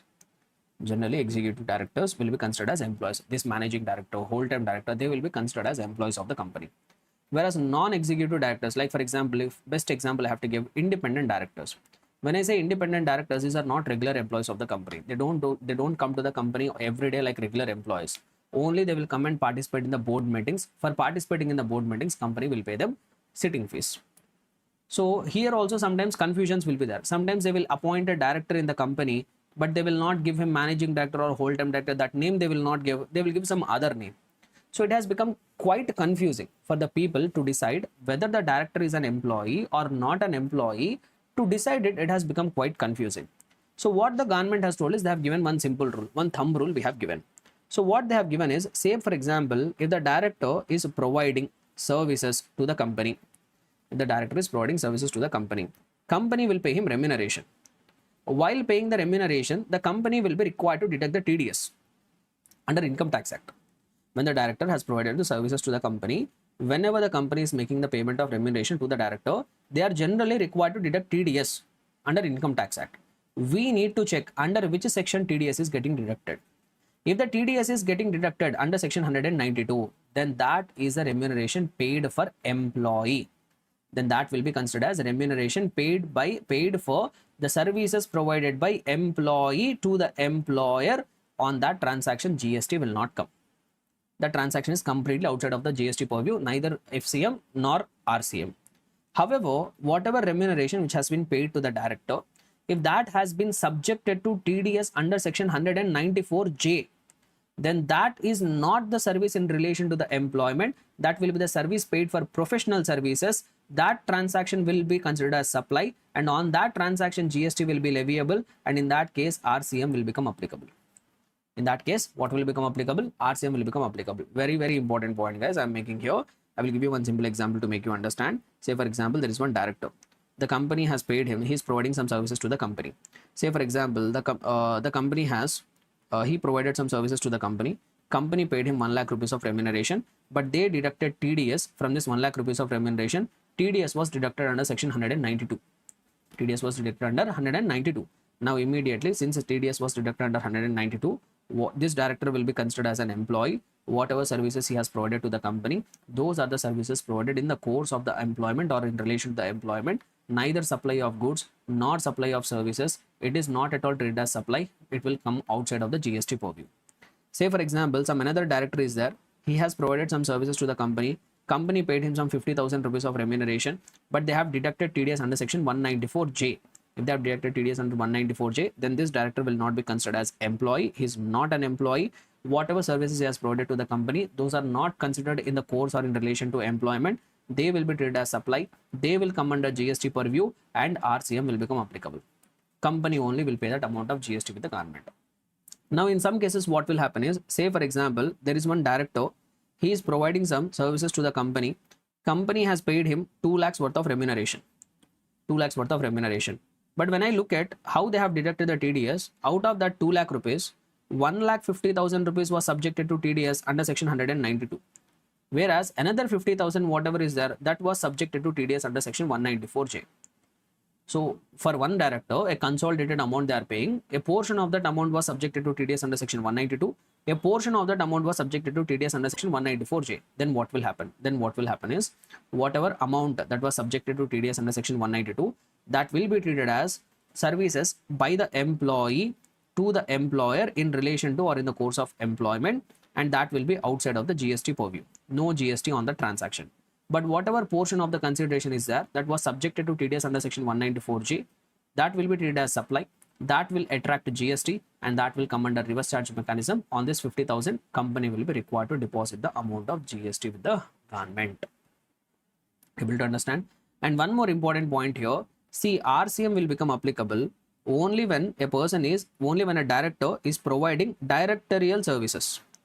Only when he is providing director services to the company for which he is receiving remuneration, on that only reverse charge mechanism will become applicable. Say for example, the same person, he is a director of the company, but the same person, he has also provided some other service. For example, he has rented one motor vehicle, or a motor vehicle, you will get confused here. He has provided some other service. Say for example, some other service he provided apart from directorial services, some renting services he has provided. So renting services he has provided to the company for a consideration. Will that also get subjected to RCM? No, this will not get subjected to RCM. So only those services, only the directorial services, whatever has been provided by the director to the company, that only will get covered under reverse charge mechanism. The same director, apart from directorial services, if he is providing any other services, that will not get covered under reverse charge mechanism. That will get covered under forward charge mechanism. Clear? Able to understand, everybody? So this is what regarding directorial services. Very, very important from the examination perspective. In many cases, they have tested this question in the examination. Okay, right. So all this I have explained. All these are different scenarios, when employee, when not employee, everything I have covered. Okay, right. So shall we proceed further now? So now, next category of service which is covered under reverse charge mechanism is supply of security services. So what is that? Security services. So which kind of security services they are talking about? Say for example, I'm a person. So what business I do is I have recruited some security guards. I've recruited some people and I'm paying them monthly salary. Say for example, I have some 10 staff. So I recruited some 10 people and every month I will pay them salary. Now what is my business is I will approach business entities. Like for example, I approach a DMart. I told them, sir, dear DMart, you want security guards? No. You want security guards at your place of business? No. So what I will do is I will supply the security guards to you. So basically, I am making the supply of security personnel. These are my staff. I will pay them salary. So what I have done is I went to the DMart one day and told, sir, you need security guards? I will provide 2 security guards. For you and you pay me the consideration. Say for example, I am charging for them for 2 security guards some 30,000 rupees of consideration I am charging every month. So here I am a service provider and I am providing the security services by way of providing security personnel to a recipient. Now they say that in some cases, even the security services also will attract taxation under reverse charge mechanism. In what circumstances? The first condition, the supplier of services should be other than body corporate. Whoever is supplying that services of supplying security personnel, that should be other than body corporate. That means it should not be a company.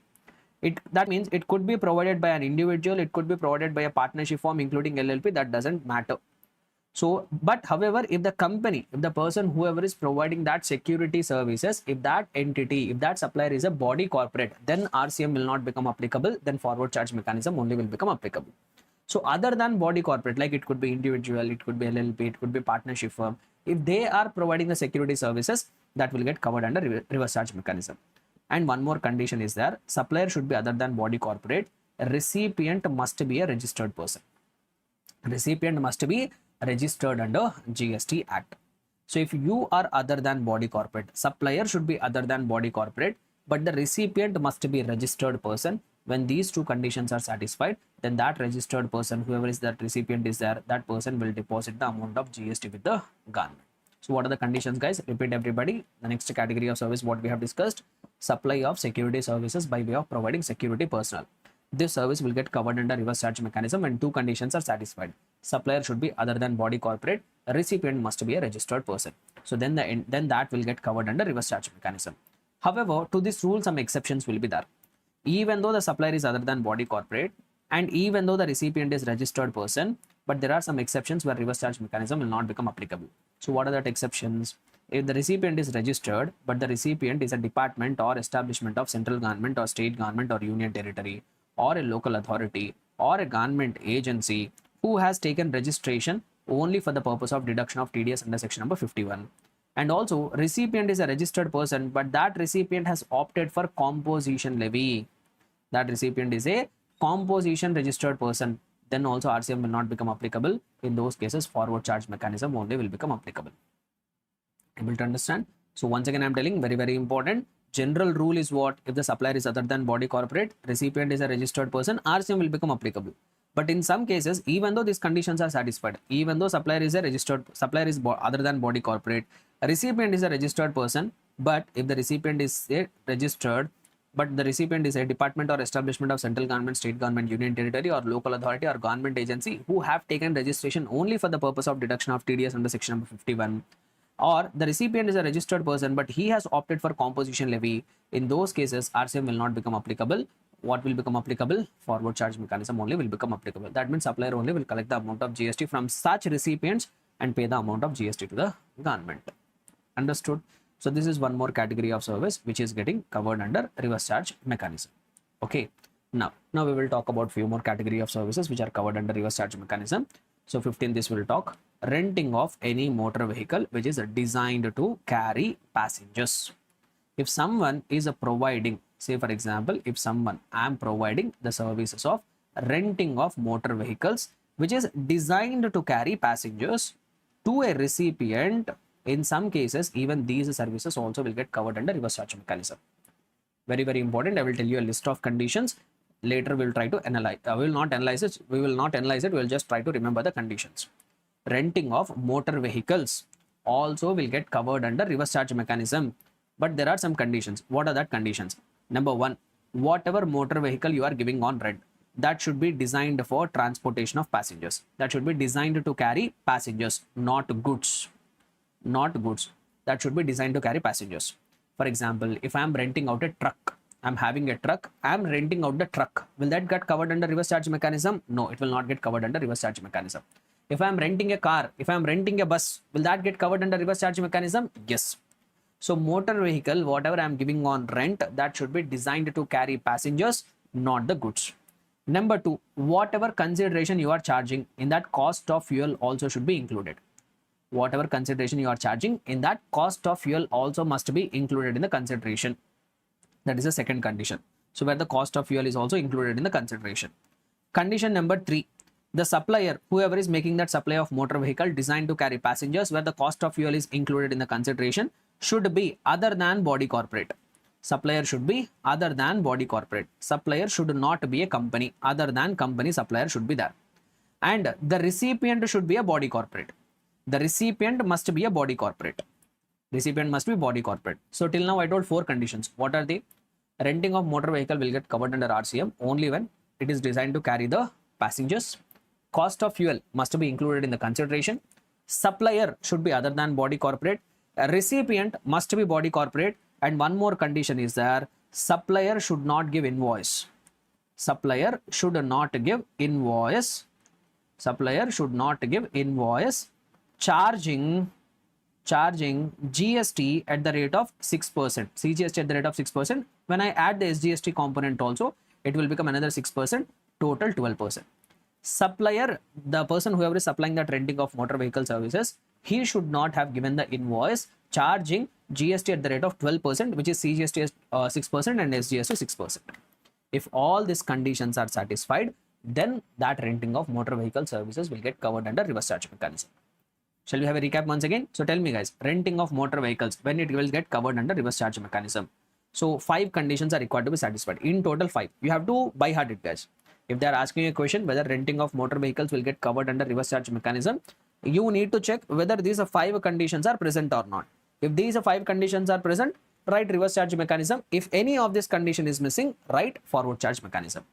What are they? Number 1, whatever motor vehicle that is getting rented, that should be designed to carry passengers. Condition number 2, cost of fuel. Cost of fuel must be included in the consideration. Number 3, supplier other than body corporate. 4th condition, recipient must be body corporate. 5th condition, the supplier should not give invoice.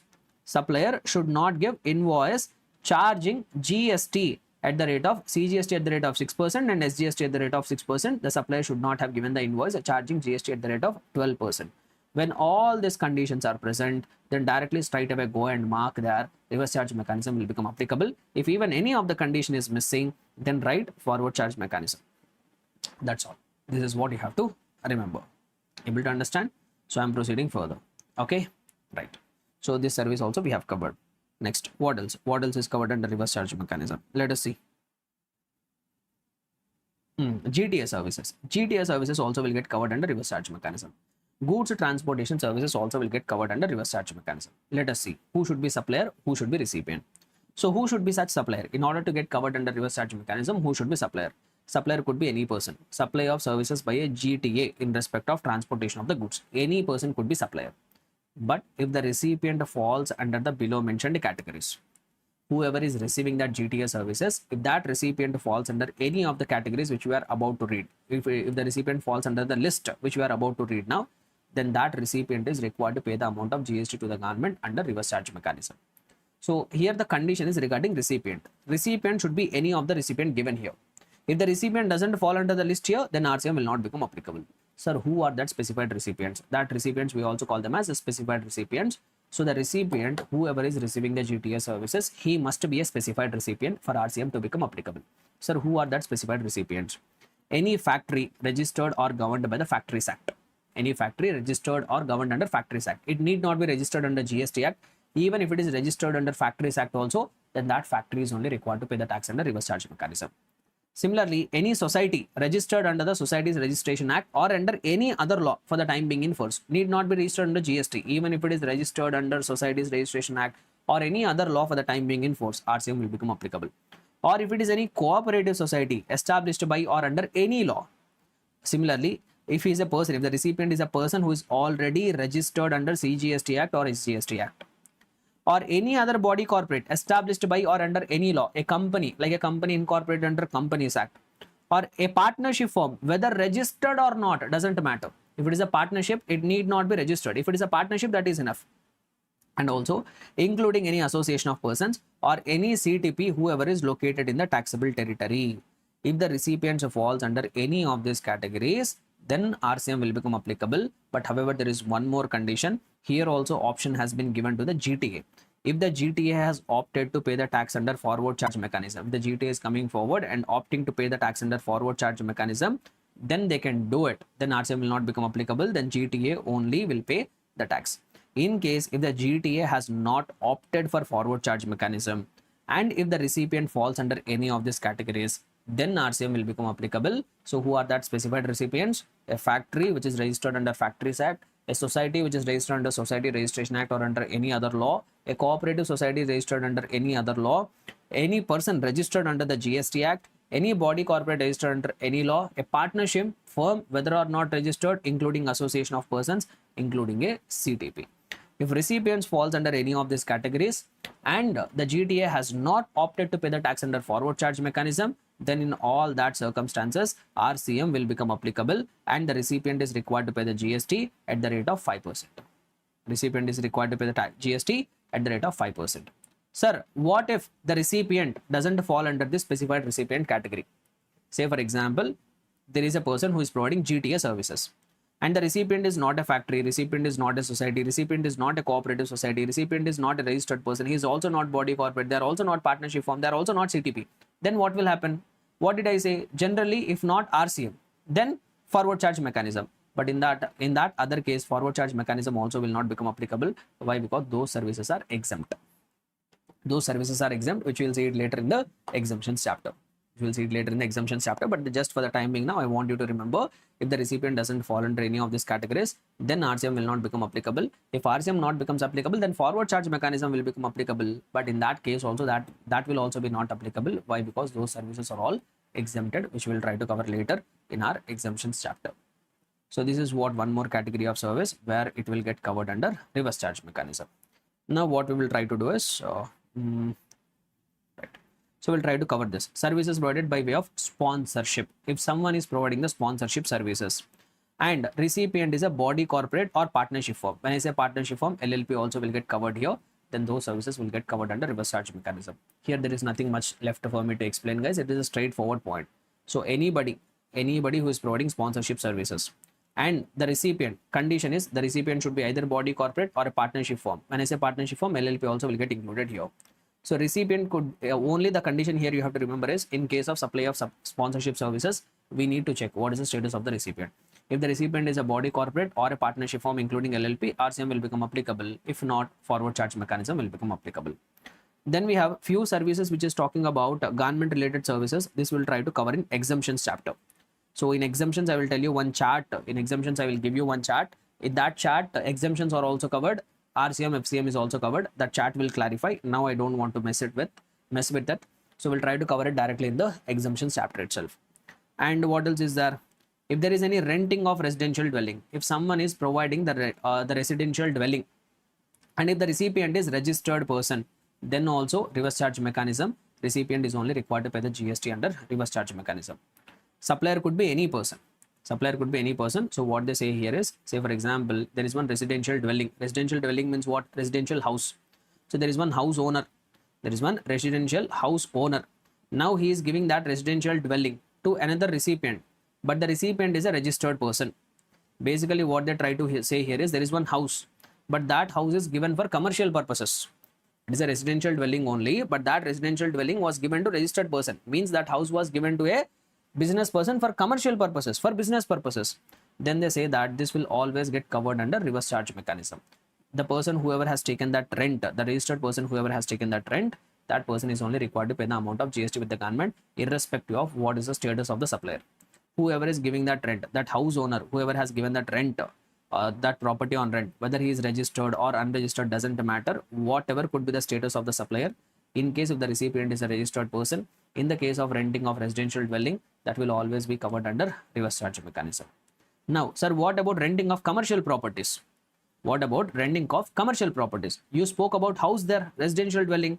Say for example, one shop is there or one commercial complex is there. If that is given on rent, then what is the status? Then what they say here is, say for example, this commercial shop owner is there. Whoever is giving that commercial shop on rent. And if he is giving the property on rent to a registered person. If he is giving the property on a rent to another person. So in that case, what will be the status? So if you see here, 5AB talks about that. Services by way of renting of any immobile property other than residential dwelling. If the supplier is unregistered person and the recipient is registered person, in that case, RCM will become applicable. In that case, RCM will become applicable, which means that, say for example, this is a commercial shop is there. Now there is a owner. Now there is a tenant. Now, if the supplier is unregistered, whereas recipient is registered, then what will become applicable? Then reverse charge mechanism will become applicable. If the shop owner is unregistered person, whereas the recipient is a registered person, then RCM will become applicable. Sir, what if owner himself is a registered person? What if owner himself is a registered person? Then forward charge mechanism. If owner himself is a registered person, he will only collect the amount of GST from the tenant, and he will only go and deposit that with the government. Sir, what if owner is also unregistered person? Tenant is also unregistered person. What if owner is also unregistered person? Tenant is also unregistered person. In that cases, no one will collect the GST. No one is going to collect the GST there. Why? Because both are unregistered person. No, even though there is a taxable supply, but since the supplier is unregistered person, no one will pay the GST here. So this is what regarding commercial property. This is what the status regarding commercial property. Able to understand? So this is what the status regarding residential property.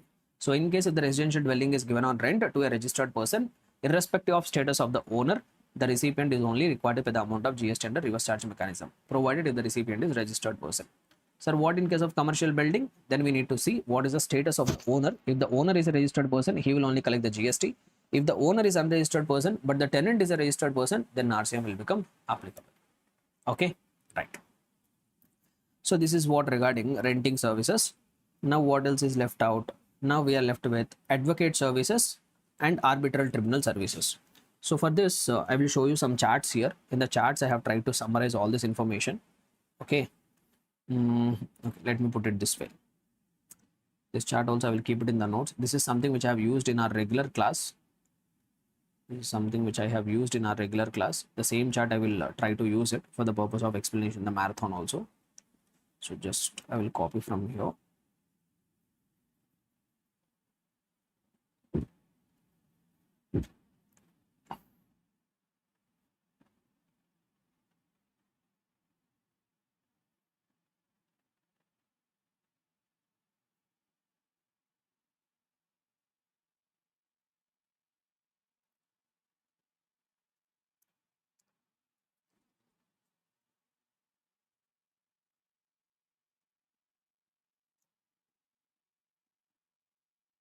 Correct.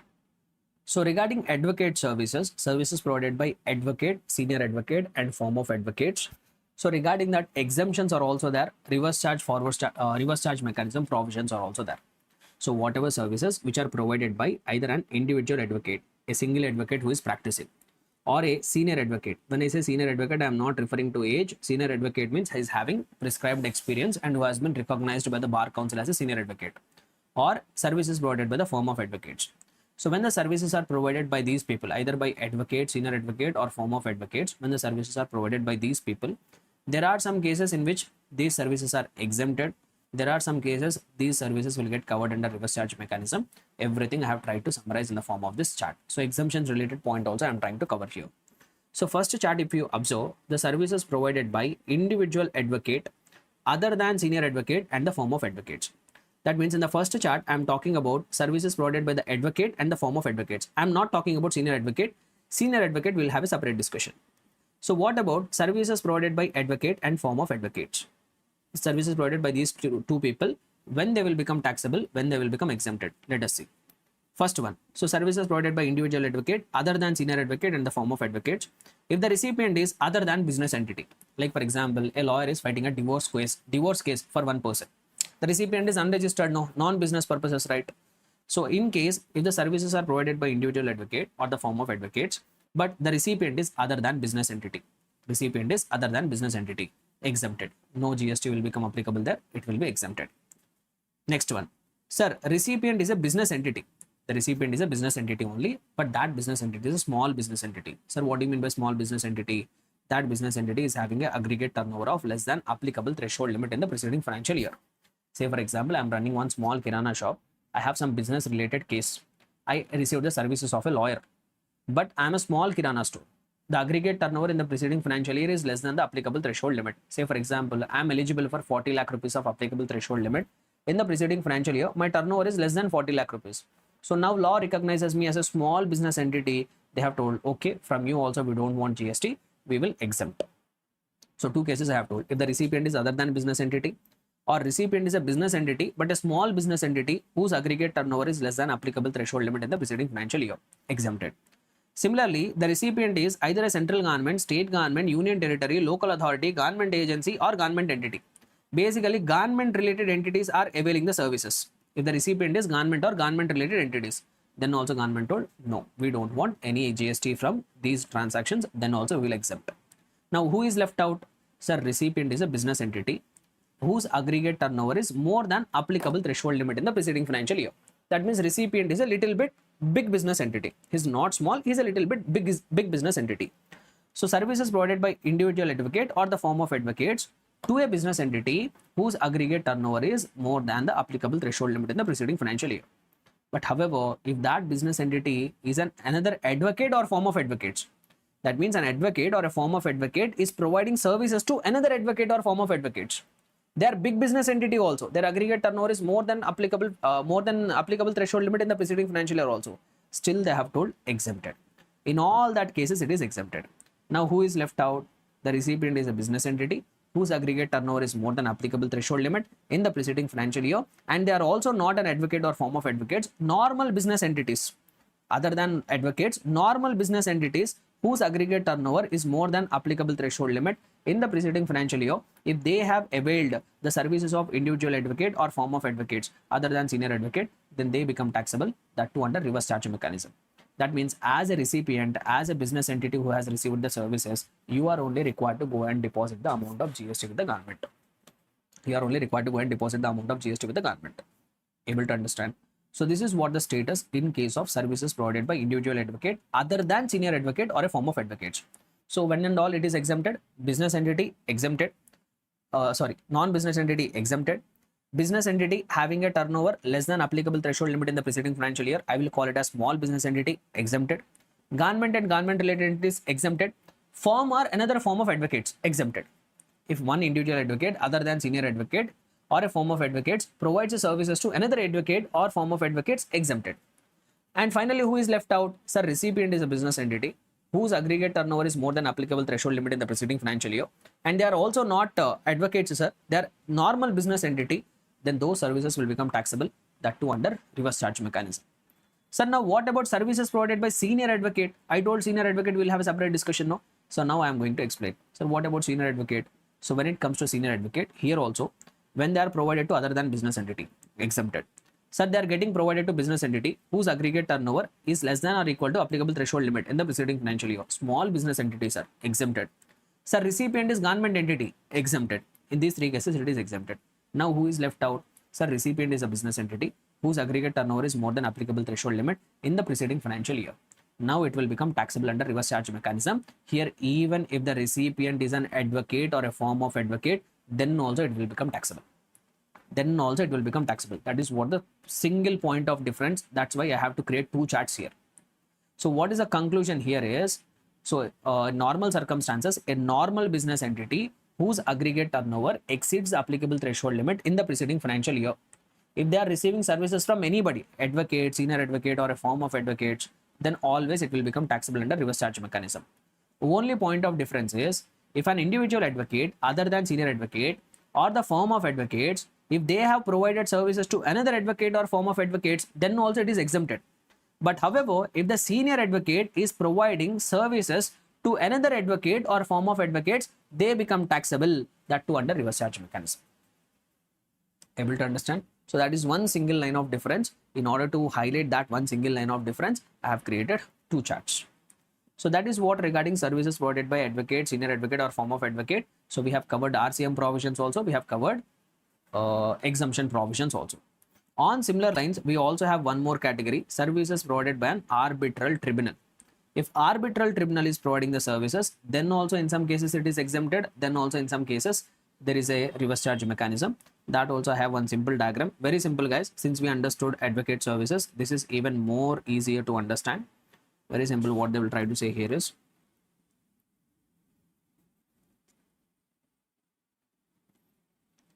so when it comes to services provided by an arbitrary tribunal, here also we will see is the recipient is a non-business entity, exempted. Sir, business entity is a small business entity whose aggregate turnover is less than applicable threshold limit in the preceding financial year, exempted. Recipient is a government or government related entities, exempted. Same like previous case only. If the recipient is a non-business entity or business entity aggregate turnover less than applicable threshold limit, that is small business entity, or government related entities, in these three cases it is exempted. However, if the services of arbitral tribunal are received by business entity whose aggregate turnover is more than applicable threshold limit in the preceding financial year, then they will become taxable. Then in all the cases, reverse charge mechanism will become applicable. Same like the previous case only, no? Right. So this is what regarding arbitral tribunal. So we have also covered what are the services of arbitral tribunal covered under reverse charge mechanism. See, these are all the services which are notified under CGST Act purposes for reverse charge mechanism. Under IGST Act also, they have notified certain services which are covered under reverse charge mechanism. Till now, whatever services we have seen, these are all the services notified under CGST Act for which reverse charge mechanism will become applicable. Even under IGST Act also, they have notified one service which will become covered under reverse charge mechanism. What is that service we know? What is that service you know? You already know it. So what is that is nothing but importation of services. Importation of services. This I have already covered it when I am teaching the supply chapter. Say for example, you are a person residing in India. So you have imported the services from a person outside of India. When you are importing the services for a consideration, then also it will become taxable. In some cases, if you are importing services even without consideration, then also it will become taxable. Para number 4 of schedule 1. So whatever it is, if you are importing services for a consideration or not for a consideration, depending on facts and circumstances, they are also considered as supply. Now, when I consider it as supply, that will become taxable. On that, GST has to be paid. But in these cases, as I have told, it is difficult for the government to collect the amount of GST from a non-resident. So that's why they have put the responsibility on the importer, because he is residing in India. No, since he is residing in India, it will be easy for the government to collect the GST from this person. So they have asked this recipient only to pay the amount of GST to the government. So this also will get covered under reverse charge mechanism. But however, they have given one exception. Say for example, you are a person, you are a student in India. You have taken Netflix services. You have taken a subscription of Netflix. Netflix is outside of India. You are a student. You are a normal person.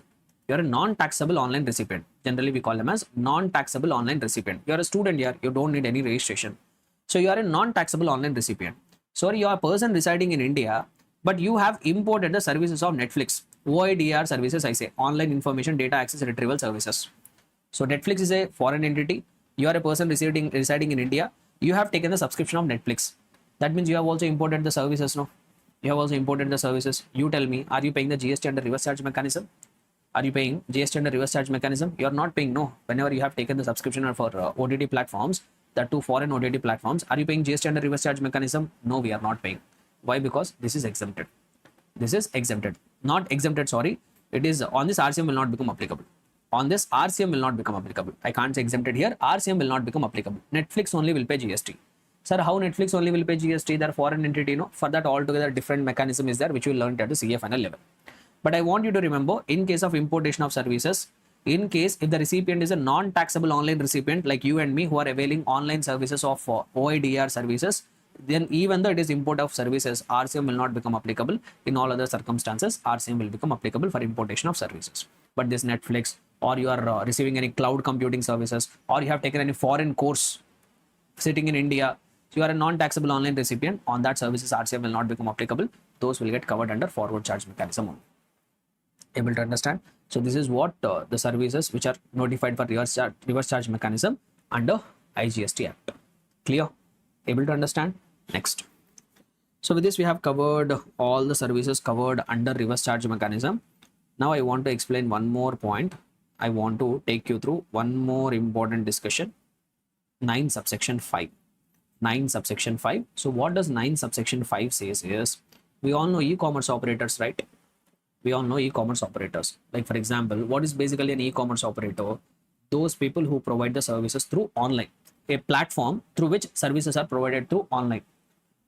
If I have to give you one example, e-commerce operators are like Amazon. Amazon is an e-commerce operator. Swiggy is an e-commerce operator. Ola is an e-commerce operator. Redbus is an e-commerce operator. Urban Clap is an e-commerce operator. So now generally how e-commerce operators will operate is there will be suppliers. There will be different suppliers will be there.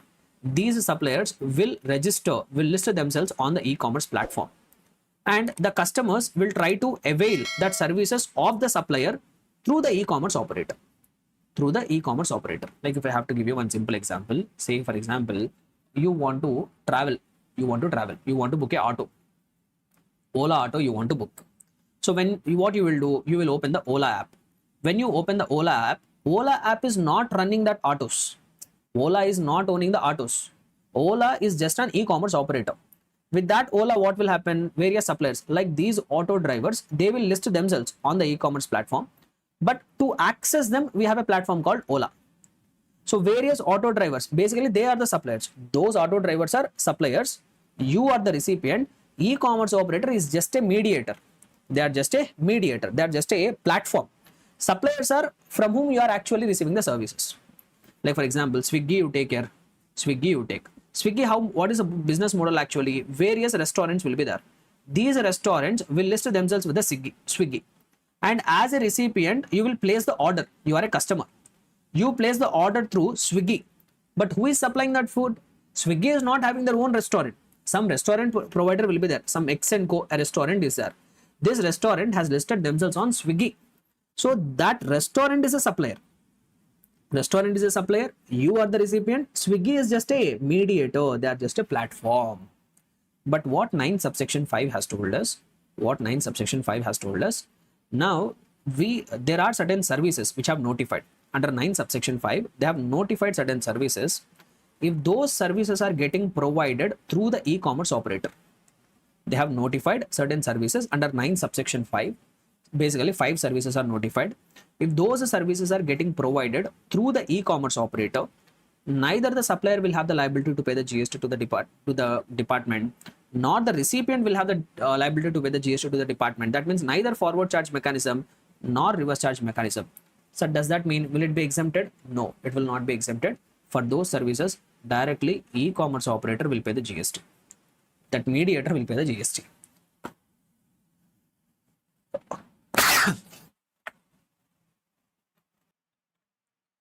Able to understand everybody?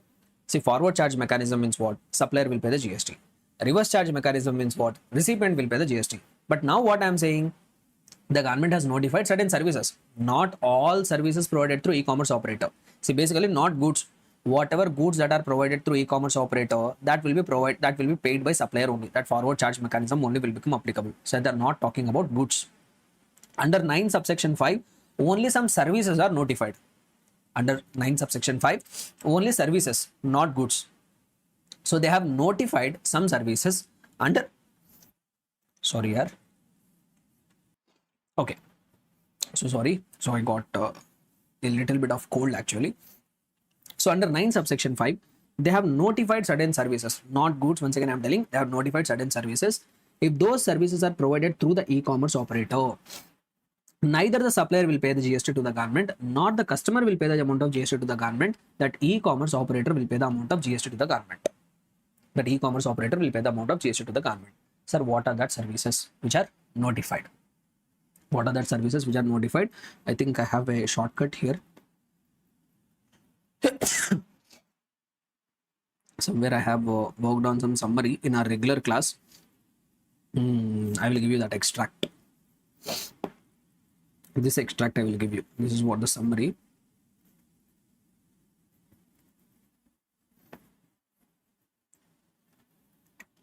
Right guys, come on. Very, very important from the examination perspective. I will try to quickly cover it in just 5 minutes of time. Pay attention. So how many services are notified? 5 services are notified. If that 5 services are provided through the e-commerce operator, then the e-commerce operator only required to pay the GST. So what are that 5 services? Passenger transportation services via taxis, bikes, motor cabs, etc. So if someone is providing the services through a e-commerce operator, and what kind of services are provided? Passenger transportation services are provided. Which services? Passenger transportation of services provided. By what? By way of taxis, bikes, etc. So if the transportation services are provided, passenger transportation services by way of taxi, bikes, etc. are getting provided through the e-commerce operator, then that e-commerce operator only will pay the GST. Like for example, we have Rapido, we have Ola. So, and also you take Uber. So these are all the platforms through which passenger transportations through bikes or taxis are getting provided. So in all that services, that e-commerce operator only will pay the GST. That auto driver will not pay the GST. That taxi driver will not pay the GST. That bike rider will not pay the GST. On all the transactions, that e-commerce operator like Rapido, Ola, Uber, they only will pay the amount of GST. They have the obligation to pay the amount of GST to the government. Next one, no exceptions. All kind of passenger transportation services by way of taxis or bikes provided through the e-commerce operator, on all that e-commerce operator only will pay the GST. Second service, which is covered under 9 subsection 5. Passenger transportation via omnibus. Passenger transportation services via omnibus. Omnibus means this big buses we see, no? Normal transportation buses we see, right? That we call it as omnibus. Say for example, red bus is there. Red bus is there. On that red bus, one supplier is registered. One individual is there. He is having some 5 buses. So that buses he has registered on the red bus platform. One customer booked a ticket on red bus, and that bus is actually operated by this individual. So this supplier is providing the services of passenger transportation services through omnibus by way of e-commerce operator. Now they say that on this transaction also, red bus is only required to pay the amount of GST. Red bus is only required to pay the amount of GST. However, there is one exception. What is that exception is, if the service provider is a company or body corporate. If the service provider is a body corporate, then the e-commerce operator will not pay the GST. Supplier is only required to pay the GST. Sir, what do you mean by this? Say for example, there is Redbus, e-commerce operator. Now there is a company X Limited, X Travels Limited, like that one company is there, which is a company actually. Now this company is having multiple buses. This company is actually owning so many buses. So what they have done is, their buses, they have registered with the red bus. Now someone has booked a ticket of X Limited on the red bus. So now this X Limited is providing passenger transportation services through omnibus. But since the supplier is a body corporate, on this 9 subsection 5 will not become applicable. On these services, supplier is only required to pay the amount of GST. So basically what they try to say here is, in case of passenger transportation services by way of omnibus, they will get notified under 9 subsection 5. On that, e-commerce will pay GST only when that supplier is not a body corporate. That means supplier is an individual, or supplier is a partnership firm, supplier is a LLP. In those cases only e-commerce operator will pay the amount of GST. However, if the supplier is a body corporate, then e-commerce operator, then Redbus will not pay the amount of GST. The supplier only will collect the amount of GST from the customer and pay it to the government. Able to understand everybody? So two services I have covered under 9 subsection 5. Number 1, passenger transportation services by way of taxis and bikes or autos. In all circumstances, e-commerce operator only will pay. Number 2, what is the second one? Passenger transportation service only, but by way of omnibus. In those cases, e-commerce operator will pay GST only when the supplier is other than body corporate. If the supplier is a body corporate, that body corporate only will pay the GST under forward charge mechanism. Next, third category of service, which is notified under 9 subsection 5, accommodation services, hotels, guest house, or etc. Basically, now they are talking about OYO. OYO also is a e-commerce platform, right? Now, say for example, there is one hotel. Now this hotel has listed themselves on OYO. So there is one customer who has availed the hotel accommodation services through the e-commerce platform. Now they say that on that services also, whatever GST is applicable, OYO is only required to pay the amount of GST to the government. However, there is one exception. What is that exception is if the hotel is already a registered person, or if the hotel is liable for registration. Actually, they use the phrase liable for registration. If you see here, the third point, services by way of providing accommodation in hotels, inns, guest house, clubs, campsites, or other commercial places meant for residential or lodging purposes, except where the person supplying such services through e-commerce operator is liable for registration. That means if the hotel is already liable for registration, then that hotel only will pay the GST. However, if the hotel which is providing the services through the e-commerce operator is not liable for registration, on that services e-commerce operator will pay the GST. However, if some hotel is there which is already registered, which is already liable for registration under GST, in those cases e-commerce operator will not pay the amount of GST. Hotel will only collect the amount of GST from the customer and pay it to the government. That basically forward charge mechanism will become applicable. Able to understand? So that is the third category of services notified under 9 subsection 5. Accommodation services provided by a hotel in campsite or guest house, except when the hotel is liable for registration. If they are liable for registration, they only will pay the GST. If they are not liable for registration, e-commerce operator will pay the amount of GST to the government. Next, fourth category of service, which is notified under 9 subsection 5 is, so one more service, housekeeping, plumbing, carpenting services, etc. If provided through e-commerce operator, then they will get covered under reverse charge mechanism. So now say for example, Urban Clap is there. There is a company called Urban Clap, no? So in Urban Clap, what will happen? Various service providers will register themselves. Like a plumber will get himself registered. Carpenter will get registered. Say for example, one carpenter is there. He is registered over Urban Clap. Urban Clap is an e-commerce operator. There is a recipient who is availing the services. They say that these kind of housekeeping services, if provided through e-commerce operator, on that also e-commerce operator is only liable to pay the amount of GST to the government. But here also one condition is that, what is that condition? You know, if the supplier, whoever is providing the services, if he is liable for registration, then forward charge mechanism, then supplier only will pay the amount of GST to the government. However, if the supplier is unregistered and if that kind of person is providing services, housekeeping services, carpenting, plumbing services through the e-commerce operator to the recipient, then the e-commerce operator will pay the amount of GST to the government. However, if the supplier himself is liable for registration, then the supplier only will collect the amount of GST from the customer and pay it to the government. Clear? So that is the fourth category of service notified under 9 subsection 5. We have one more last category of service covered under 9 subsection 5, restaurant services. Restaurant services. So what is that restaurant services? Now Swiggy will come. Now say for example, there is one restaurant. This restaurant has listed themselves on Swiggy and there is one customer who placed an order with this Swiggy. Now they told that whenever restaurant services are provided through an e-commerce operator, on that also GST will be paid by that e-commerce operator only to the government. But however, here also there are some exceptions. What is that exception? You know, if the restaurant which is providing that services through the e-commerce operator is located at specified premises. If the restaurant is located at specified premises, what is basically specified premises? They are basically 5-star hotels, etc. So specified premises means, here they have given definition, premises providing hotel accommodation services having declared a tariff of 7,000 per unit per day or equivalent. That means equivalent to 5-star hotel. If at a hotel, if you have to stay more than 7,500 or more, you have to pay per day. Basically, at a 5-star hotel, there is a restaurant located.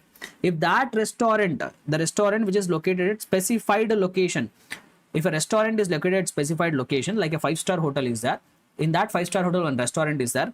Through that restaurant, if the food is getting supplied through e-commerce operator, on that e-commerce operator will not pay the amount of GST. That restaurant in the specified place only will pay the amount of GST. Able to understand? I will give you one example here. There is one restaurant. Not a part of the 5-star hotel. Normal restaurant is there. That restaurant was listed in Swiggy, and there is one customer who placed an order from that restaurant through Swiggy. In that case, Swiggy only will pay the amount of GST to the government. Now, let us take for example, Novotel hotel is there. To stay at this Novotel hotel, generally if you have to go and stay at a hotel, at Novotel, if the price is 7,500 or more per day, at Novotel hotel, a restaurant is located. Inside the premises of the Novotel hotel, a restaurant is located. Someone ordered a food from this restaurant over Swiggy. Someone has ordered a food from this restaurant which is located at Novotel. Now, if that is the case, since this restaurant is located at specified premises, e-commerce operator will not pay the amount of GST. This restaurant only will pay the amount of GST under forward charge mechanism. Clear? Able to understand? So this is what 9 subsection 5. Very, very important. This was newly added now. So this I do expect that from this equation might come. So whatever it is, let us have one quick recap. So all this detailed discussion, I have tried to summarize it in the form of this one simple one simple table here. So these are the 5 services notified under 9 subsection 5. What are they? Number 1, passenger transportation services via taxis, bikes, etc. In all the circumstances, no matter whoever is the supplier, in all the circumstances, e-commerce operator only will pay the GST. So here they are talking about Ola, Uber, Rapido. So always they are only required to pay the GST. Passenger transportation services via omnibus. In that case also, e-commerce operator will pay the GST. However, except when the supplier, whoever is providing that passenger transportation services, is a body corporate, then e-commerce operator will not pay the GST. That supplier only will pay the amount of GST. So here they are talking about Redbus, Abhibus, etc. Then accommodation services. If accommodation services are getting provided through an e-commerce operator only will pay the amount of GST. However, here also there is an exception. Here they are talking about OYO. However, if the person whoever is providing that accommodation services, if he is already liable for registration, if the supplier is already liable for registration, then e-commerce operator will not pay the amount of GST. That hotel only will pay the amount of GST. Now, fourth one, they are talking about urban clap. So if housekeeping, plumbing, carpenting, if these services are getting provided through e-commerce operator, on that also e-commerce operator will pay the GST. However, there is an exception. If the supplier is liable for registration, then he will only pay the amount of GST under forward charge mechanism. And then finally, restaurant services. Here they are talking about Swiggy and Zomato. If the restaurant services are provided through the e-commerce operator, then also e-commerce operator will only pay the amount of GST. Here also there is one exception. What is that exception? In case if the restaurant is located at specified premises. What do you mean by specified premises? Those places where if you want to stay, the tariff is 7,500 or more per day, basically 5-star hotels. From that restaurant, if the food is getting supplied, then that restaurant only will pay the amount of GST, not the e-commerce operator like Swiggy or Zomato. Understood?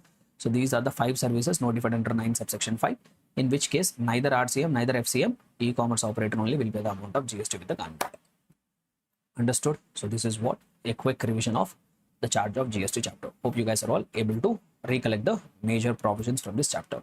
Comfortable? Right. So since we are done with revising the charge of GST chapter, now we will take up the next chapter for revision, which is going to be value of supply. See, I am telling you, this chapter is very, very important for the examination perspective. If you are not preparing for this chapter, don't go for the examination at all. Don't even go for the examination. That's what my humble request is. So this chapter is such an important chapter. And should I tell you one more interesting thing here? The content in this chapter is very limited. Very, very limited content. Even if you see our main material also, hardly in 4 pages, we have completed the entire chapter. The entire chapter discussion is restricted to only 4 pages. And if you see the summary here, the entire content of the chapter we have summarized in one simple chart. That's all. If you thoroughly prepare for this one chart here, I am telling you 5 marks will not go anywhere. You will be able to easily fetch 5 marks in the examination just you cover this one simple chart, whatever is there in front of your eyes. So such a simple chapter, such a easy chapter, and even equally important from the examination perspective. So without any delay further, let us try to commence our revision of the chapter, value of supply. First of all, what exactly we are going to learn in this chapter, what all this chapter is about. See, if you remember, whatever we have revised till now, in order for GST to be collected, first there should be goods or services. And just having the goods or services alone will not be enough. Supply should take place. A taxable event called supply of the goods or services should take place. Then GST will be attracted. But GST will be collected only when the supplier, whoever is making the supply, only when he is a registered person, then only GST will be collected. Okay, the supplier, whoever is making the taxable supply, is also a registered person. Now he is required to collect the GST, no? Now he is required to collect the GST. Now how to calculate the GST? How to calculate the GST amount? So whatever is the value of the supply, whatever is the value of the supply, whatever supply of the goods, whatever supply of services you are making. So what is that value of the supply of goods and services? And to that value, you have to multiply the applicable GST rate. There will be GST rate depending on the product you are selling, depending upon the good you are selling, or depending upon the service you are offering. There will be something called an HSN code. For goods, there will be something called HSN code. For services, there will be something called SAC code. So there will be one code. According to that code, you have to determine the GST rate. See, it is very easy to find the rate of GST. Simply, if you know what is the HSN code of a good or what is the SAC code of a service, we can easily refer to something called HSN GST rate chart, something like that will be there. From that, you can easily determine what is the rate of GST. So, but how to calculate GST? We have to determine what is the value at which the supply has taken place. To that, we have to multiply the GST rate. As I have just now told, determining GST rate is very easy. But what is difficult? Determining what is the value of the supply is going to be very, very difficult. What is the value at which the supply has taken place? So that is where many complications are going to come. That is where people often get confused. That is where people will start looking for guidance. That guidance has been provided in this chapter, value of supply. That is what we are going to learn in this chapter. That is what we are going to cover in this chapter. So in order to determine what is the amount of GST which is required to be collected, we must know what is the value at which the transaction has taken place, and determining that value of supply is covered under section number 15. That's what we are going to learn as a part of this chapter. We are going to cover the provisions of section number 15. How to determine the value of supply. How to determine value of supply. Now let us try to have section number 15 is very wider, but at the CA inter level, we are going to cover only a few provisions of the section number 15. We are not going to cover entire provisions of section number 15.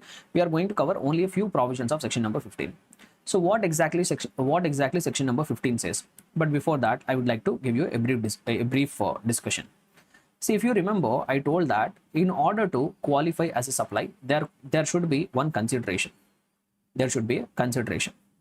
In some cases, even though there is no consideration, still that activity will be considered as supply. Do you guys remember the discussion? I have told you certain activities where even though there is no consideration, still that activity will be qualified as supply. On that, GST is required to be paid. If you remember, when we revised the supply chapter, we have discussed section 7, subsection 1, clause C, where they have told there will be certain activities or transactions which, if done even without consideration, still will call it as supply. And those activities are given under Schedule 1. In Schedule 1, there are 4 paragraphs. Each paragraph will contain an activity, and if those activities has been done even without consideration, that also we call it as supply.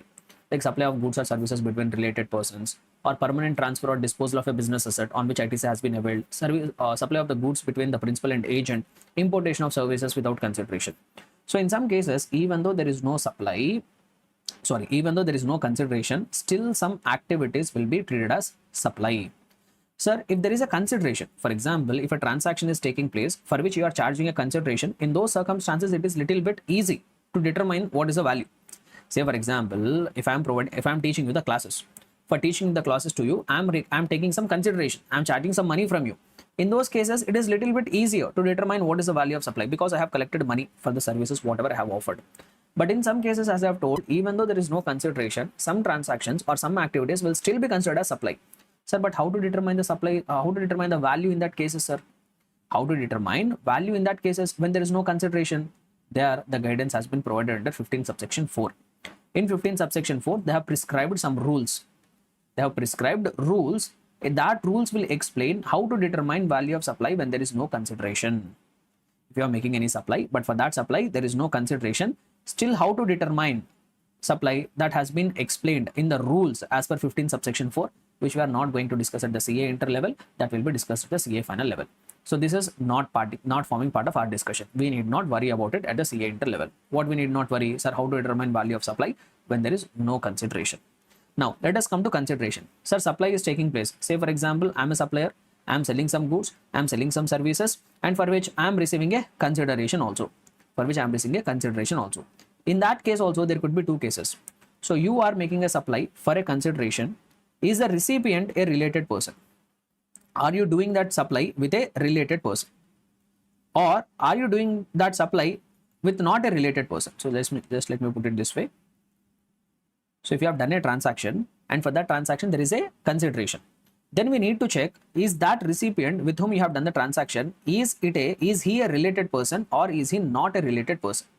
See, why we are asking you to check is, say for example, I am into business of selling mobile phones. One day my brother came to me. But he told me, bro, I want to buy a mobile phone. I am in a very urgent need of a mobile phone. I need a mobile phone. I told, okay, in my shop there is one mobile phone, you go and use it. My brother told, I will pay some money for this. I don't want this free of cost. I will pay some money. So what I have done is, okay, you do one thing for nominal, for namesake, you pay me some 10,000 and take this mobile phone. I told my brother, you pay this 10,000 rupees and take the mobile phone. You tell me here, whatever consideration that has been charged, is it a correct value? If the transaction has taken place with my brother, who is a related person, do you think whatever consideration I have received, will that be a correct consideration? Will that be a correct consideration? Now, if I say to the government, I have charged from my brother only 10,000 rupees. On these 10,000 rupees only, I will calculate GST. Government told, get lost. In case if you have made a supply for a consideration, that too with a related person, there also how to determine value of supply, that we will tell. We will not accept whatever value you are saying. We will tell you rules. In 15 subsection 4, here also they have prescribed some rules, and in that rules they are going to tell us how to determine place of supply. In case we are doing a supply for a consideration, but we are doing a transaction with a related person, how to determine value, that has been prescribed under 15 subsection 4. That also we are not going to discuss at the CA inter level. That also will be discussed at the CA final level. So you need not worry about this also. So at the CA inter level, what exactly we are going to learn is how to determine value of supply when it is happening for a consideration, that too with a non-related person. So you are making a supply of goods or services, you are receiving a consideration, and even recipient is also nowhere related to you. We have already seen what is the meaning of related party definition in the supply chapter. Only that definition will come. So even the recipient is also not a related person. Then how to determine supply? Then how to determine value of supply? That is told under 15 subsection 1. That is explained under 15 subsection 1. So what does 15 subsection 1 say? How to determine value of supply when the supply is happening for a consideration and the recipient is not a related person. In that case is how to determine value of supply. That is covered under 15 subsection 1. And 15 subsection 1 says that in those circumstances, the transaction value should be considered as value of supply. What should be considered as value of supply? Transaction value. Sir, what do you mean by the transaction value? The value at which the transaction is taking place. What do you mean by transaction value? The value at which the transaction is taking place. They also say it in a further way. Transaction value means price which is paid or agreed to be paid by the recipient. Price which is paid or agreed to be paid by the recipient, that we call it as transaction value, and that transaction value will be considered as value of supply. So if I have to give you one example, say for example, I am a supplier, I am into selling of mobile phones. One day a customer came to me who is not at all a related person to me. He wanted to purchase a mobile phone. I sold him the mobile phone. He paid me some 50,000 rupees for this mobile phone. He paid me this 50,000 rupees for this mobile phone. Now this we call it as transaction value. This will be considered as value of supply. Price which has been paid. Or say for example, one day one more customer has come. He purchased the mobile phone from me. He is not at all a related person to me. He gave me total, the price we have agreed for was 70,000 rupees. He told, boss, I will pay you now 50,000. After 2 days, I will pay 20,000. So he paid the price of 50,000. He agreed to pay 20,000. Now what is the value of supply? What is the transaction value here? Both price paid or agreed to be paid, both put together, whatever 70,000 is there, that we call it as transaction value. That transaction value itself will be considered as value of supply. The transaction value itself will be considered as value of supply. So which section says that? 15 subsection 1 says that. So what does 15 subsection 1 say? When the supply of the goods or services is happening between unrelated person, where price is the only consideration. And one more thing here. One more thing also I forgot to mention here. See, we are receiving consideration. Consideration is only in money. Consideration is only in price. Consideration is only in cash or bank. In case if you are getting consideration non-monetary, if you are getting non-monetary consideration, one more situation is also there. Sometimes you might be receiving a non-monetary consideration. Like for example, I am supplying goods, but in return I am not getting money. In return I am getting some another goods or service. Like barter transaction is taking place.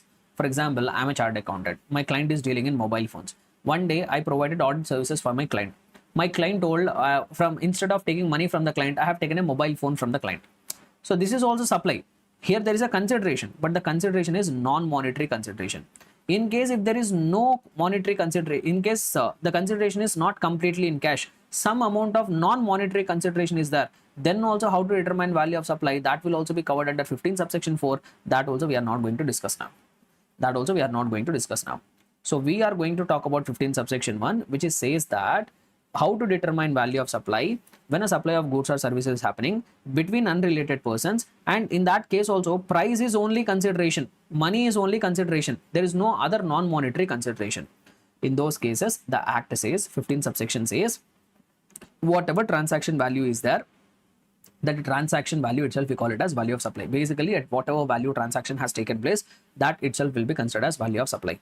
Sir, what do you mean by transaction value? As I have told, price which is paid, price which is already paid, and along with that, whatever price that has been agreed to be paid, price paid or payable, both put together, whatever value we get, that we call it as transaction value, and that transaction value will be considered as value of supply. Now what happens is, so we have determined as per 15 subsection 1, we have determined what will be the value of supply. So they say that value of supply is a transaction value. Now we have 15 subsection 2, which says there are certain items which are required to be added to the transaction value. There are certain items which are required to be added to the transaction value. Then we have 15 subsection 3, which is going to talk about what kind of things has to be excluded from the transaction value. Basically, 15 subsection 3 is going to talk about discounts. Which kind of discounts will be excluded from the transaction value. So if I try to put it in different way, in order to completely determine value of supply, first we have to start with transaction value. Then 15 subsection 2 says there are certain items which are required to be added to that transaction value to arrive at the value of supply. 15 subsection 3 says there are certain values which are required to be reduced from the transaction value in order to determine the value of supply. So we are going to see now what are that things which are required to be added to the transaction value, what are that things which are required to be excluded from the transaction value, that we are going to see now. So first we will pick our discussion with 15 subsection 2. In that different clauses are there. Each clause is talking about different items which are required to be added to the transaction value. So 15 subsection 2 clause A, the first item which is required to be added to the transaction value is taxes, fees, surcharge, any other thing. Taxes, fees, surcharge or any other thing other than GST and compensation says, if any has been collected by the supplier, that should be added to the value of supply. That should be added to the transaction value. So what is 15 subsection 2 clause A says? If there is a supplier, so let me put it this way, if there is a supplier, he supplied some goods or services to a recipient along with the transaction value. If he is collecting any other taxes from you, if he is collecting any other fees from you, if he is collecting any other charge from you, which is other than GST compensation says, apart from GST and apart from GST compensation says, if any extra tax the supplier is collecting from the recipient, that should be added to the transaction value. Like say for example, supplier is collecting from the recipient in addition to transaction value. Say for example, he sold the goods for 1 lakh rupees. In addition to that, the supplier is collecting something called municipal tax, 10,000 rupees. He is collecting some surcharge, 2,000 rupees. He is collecting some government fee, 3,000 rupees. All this amount extra he has collected. Now tell me, what will be value of supply? Will it be only transaction value of 1 lakh rupees or will it be the total amount? It will be total amount. So which will come to 1,10,000, 1,15,000. So the first item which should be added to transaction value, if the supplier is collecting from the recipient any amount in the form of taxes which is other than GST and compensation says, that should be added to the value of supply. That should be added to the value of supply. Now one doubt was there, when doubt has gone to the GST department, what doubt has gone to the GST department is, sometimes the suppliers will collect TCS. Sometimes the suppliers will collect TCS under Income Tax Act. TCS is collected under Income Tax Act. Whether that TCS is also required to be added to the value of supply or not, that doubt has come before the GST department. Let me give you one scenario. Say for example, there is Tata Motors. One day a customer came. To that customer, that customer liked one car. Say for example, he liked one Tata car. So now the price of the car is at 10 lakh rupees. Now this Tata Motors will collect from the customer 10 lakh rupees, which is the transaction value. In addition to that, there is an Income Tax Act. According to the Income Tax Act, when a customer purchases a car which is having a value of more than 10 lakh rupees, the supplier of that motor vehicle should collect TCS at the rate of 1%. Just for example, like I am telling, just follow the discussion. This person, as per the Income Tax Act, in addition to the transaction value, is required to collect from his customer TCS at the rate of 1%, say 1%. So now what this Tata Motors will do is, from this customer, they will collect something called TCS at the rate of 1% on 10 lakhs, which will come to 10,000 rupees. This 10,000 rupees extra they will collect.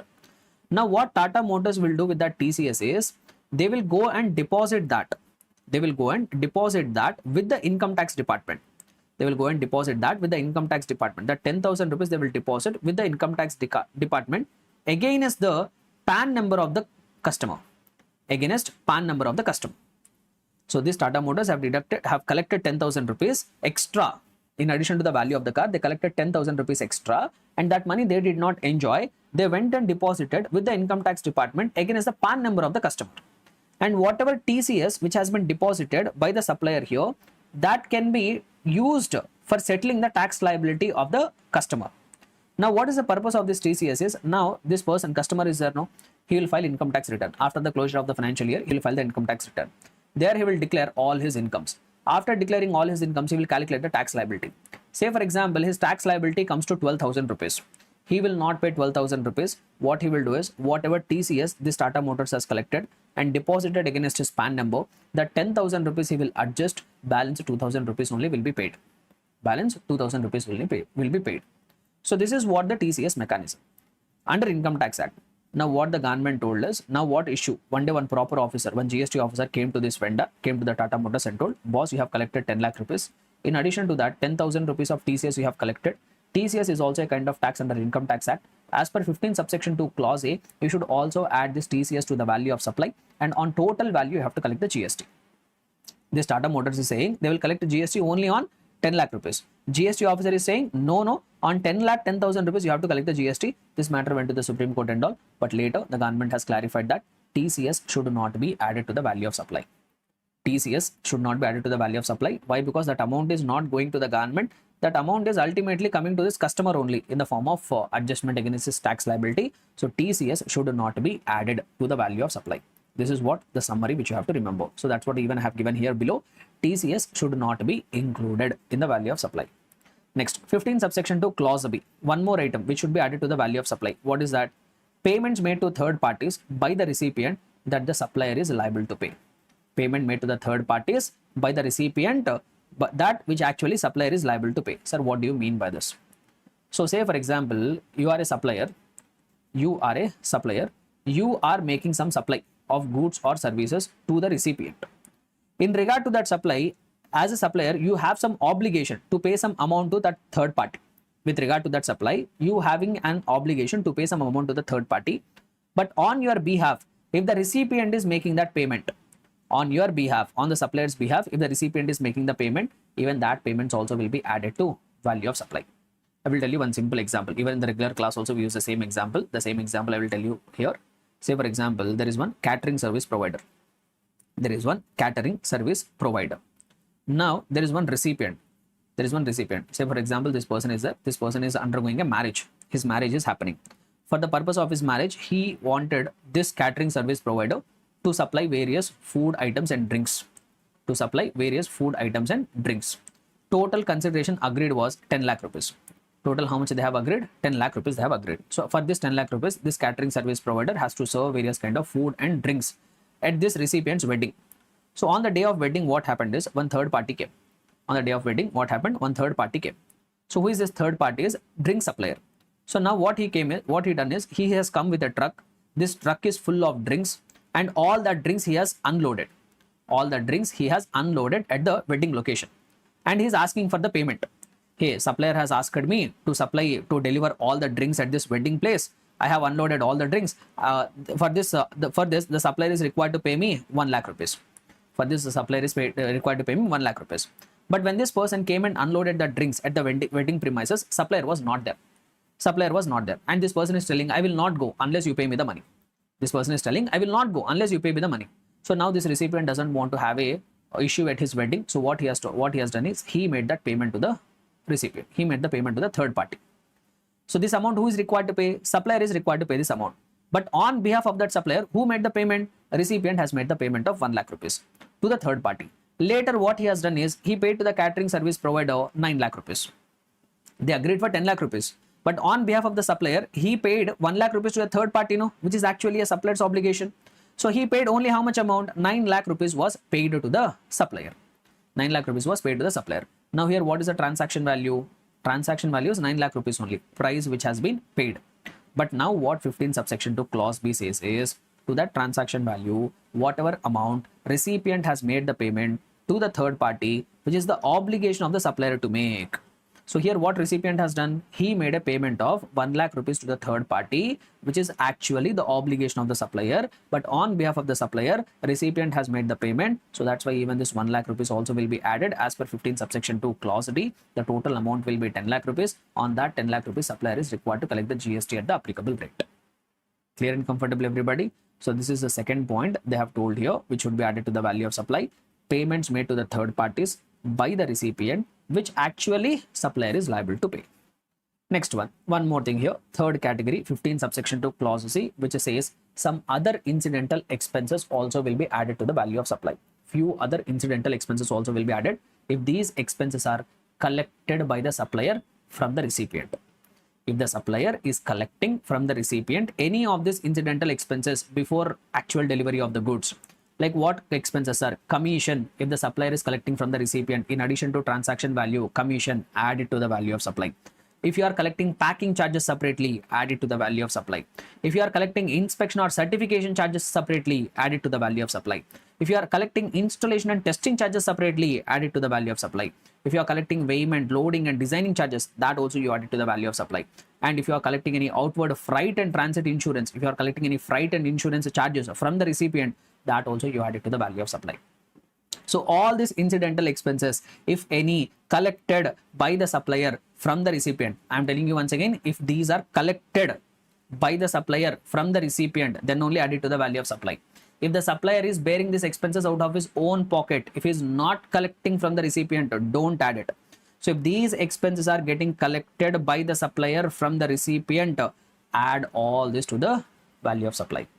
Add all this to a transaction value. So what and all are that examples of incidental expenses? Commission expenses, packing expenses, inspection or certification charges, installation or testing charges, weighment charges, loading, unloading charges, designing charges, outward freight and transit insurance. If these extra amounts are getting collected by the supplier from the recipient, add it to the value of supply. But here there is one important point which I want to explain here. There was past examination question regarding it. No, this one. Incidental expenses such as commission and packaging or any other activities performed by the supplier related to the supply at or, if you are performing any of these activities at or before the time of delivery of the goods or services, then only you have to add it. If you are performing any of these activities like packing, you are doing installation, you are doing testing and verification. So if these activities you are doing either at the time of delivery or before the delivery of the goods and you are collecting the amount, then only you add it to the value of supply. If you are performing these activities after the delivery of the goods and for that if you are collecting the money, don't add it to the value of the supply. Why I am insisting this is there was one past examination question. I will give you one summary what that question was. So they have said that there is one supplier. There is one supplier. Now this supplier has sold goods. Has sold some goods. Say for example, he sold one air conditioner to the customer. He sold one air conditioner to the customer.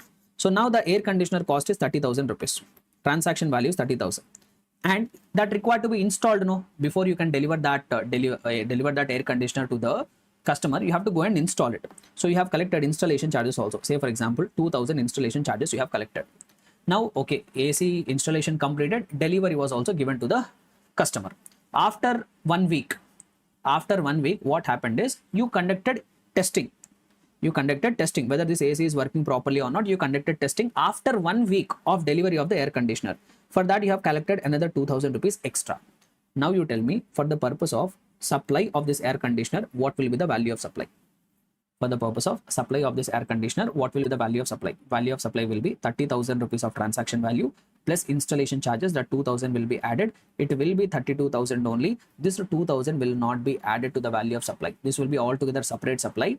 Why this will not be added to the value of supply is because testing activity has been performed after the delivery of the goods. After the delivery of the goods. So here if you pay the attention, all these incidental expenses, whatever we have read, they should have been incurred. These activities should have been performed either at the time of delivery of the goods or before the delivery of the goods. Then only they must be added to the value of supply. If these activities are performed after the goods have been delivered to the recipient, then they should not be added to the value of supply. Clear? Right. So very important point I have made here. Next one.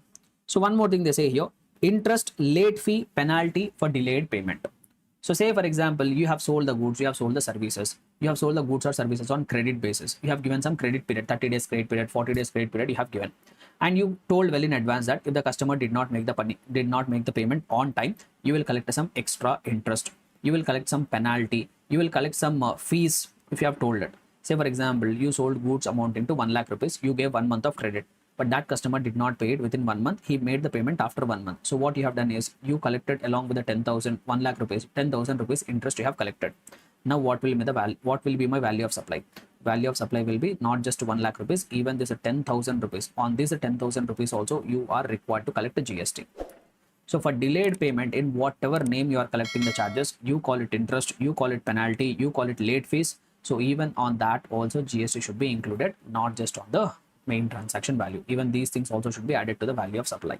Okay, but there will in some cases, no, in some questions they will say that the supplier has sold the goods to the customer and he gave 1 month credit, and he told to the customer at the time of sale only, he told to the customer, boss, if you don't make the payment within 1 month, we will charge interest at the rate of 10,000 rupees. We'll collect interest at the rate of 10,000 rupees. So what happened is customer did not make the payment within 1 month. As agreed, the customer did not make the payment within 1 month. He came to me after 1 month and made me the payment and he is ready to make the payment. Now what I thought is, to maintain a good relationship with the customer, I told, sir, I told already that if you make the delayed payment, I will collect 10,000 rupees of interest, but I'm not collecting. I'm waiving it off. I know you have made the late payment. I know I have a right to collect the interest also, but I will not collect it. I want to maintain good relationship with you. So I will not collect it. I will waive off the interest. Then also will it be added to the value of supply? No. If interest is waived off, then it will not be added to the value of supply. Only when interest is actually collected, then only it will be added to the value of supply. Okay, so these kind of questions are there plenty. And also in majority of the cases, whenever the customer has paid you interest, imagine that interest figure is inclusive of GST. Why? Because customers will not pay interest only. When you ask them to pay the GST on the interest also, they will get even more hurt. So that's why in normal circumstances, whatever interest that we collect, we will generally assume that interest figure is inclusive of GST. You have to do the reverse calculation and find out the figure exclusive of GST. Okay. So this is what regarding 15 subsection 2 clause D. Now we will try to understand 15 subsection 2 clause E. One more item which is required to be added to the value of supply. They are saying one more item which is required to be added to the value of supply. What is that? Subsidies which are linked with the price given by other than state government or central government. So if you are receiving any subsidies, that to price linked subsidies, and that subsidy you are receiving from other than central government or state government, that also you are required to add it. Say for example, you are a supplier. You are a manufacturer of notebooks. Now generally you can sell the notebook at 50 rupees. But one day what happened is one NGO came forward and told, boss, you don't sell your notebooks at 50 rupees. In rural areas, when you sell the notebook for 30 rupees only. Why the supplier will agree? He will not agree. No. Why? Because he can sell it at 50 rupees. So what this NGO told is, you don't worry about it. You sell the notebook at 50 rupees only. For each notebook, we will compensate you 20 rupees in the form of subsidy. Now this supplier is receiving subsidy from other than central government and state government, and whatever subsidy he has received, it is linked with the price. You are supposed to sell that book at a price of 50, but the NGO is requesting you to sell the book at 30 rupees only. The balance of 20 rupees difference in price, they are giving it as subsidy. Now you will say, from the customer I have collected 30 rupees only. That will be my transaction value. On that only I will pay GST. That you will say no. But what the government is telling is, you collected 30 rupees from the customer, but you got subsidy of 20 rupees, no. And this is also linked with the price only, no. That also you have to add it. Your total value of supply will be 50. On 50, you are required to collect the GST. Then say for example, there is a supplier. Okay. There is a supplier. Once again, he's into manufacturing of notebooks. He can sell the notebook at 50. But one day, central government came and told, boss, you sell the notebook at 30 only. The balance of 20 rupees, we will give it as subsidy. Either central government and state government came forward and told, boss, you sell the notebook at 30 rupees. Balance 20, we will give it as subsidy. Will we add this?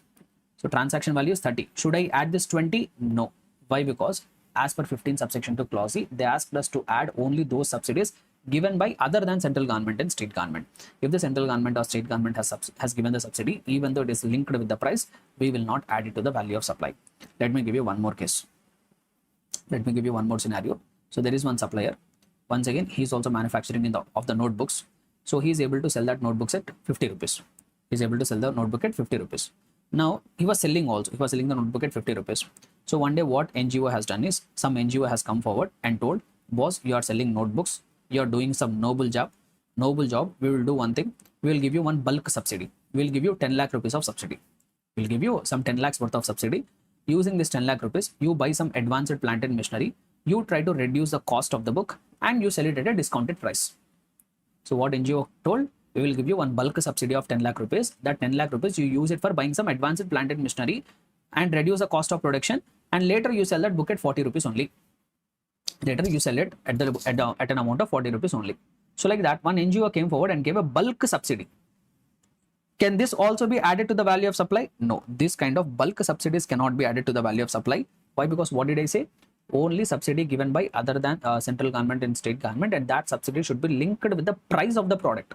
For every item, what is the price, how much discount you have to give, and how much subsidy you will get.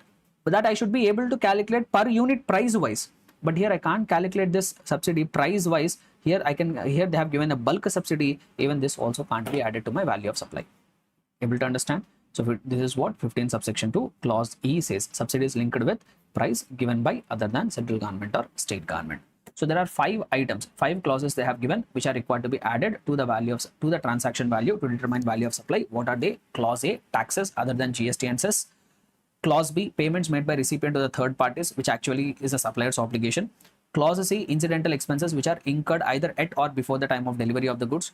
Clause D, interest, late fee, penalty for delayed payment. Clause E, subsidies linked with the price given by other than central government and state government. So these are all the items which are required to be added to the value of supply. Everyone able to understand till here? So since we are done with 15 subsection 2, now we will proceed further and try to understand 15 subsection 3. So 15 subsection 3, as I have told, it is talking about discounts. See, it is quite common in the businesses. Whenever we are making sale of goods or services, it is a common business practice to give a discounts or not.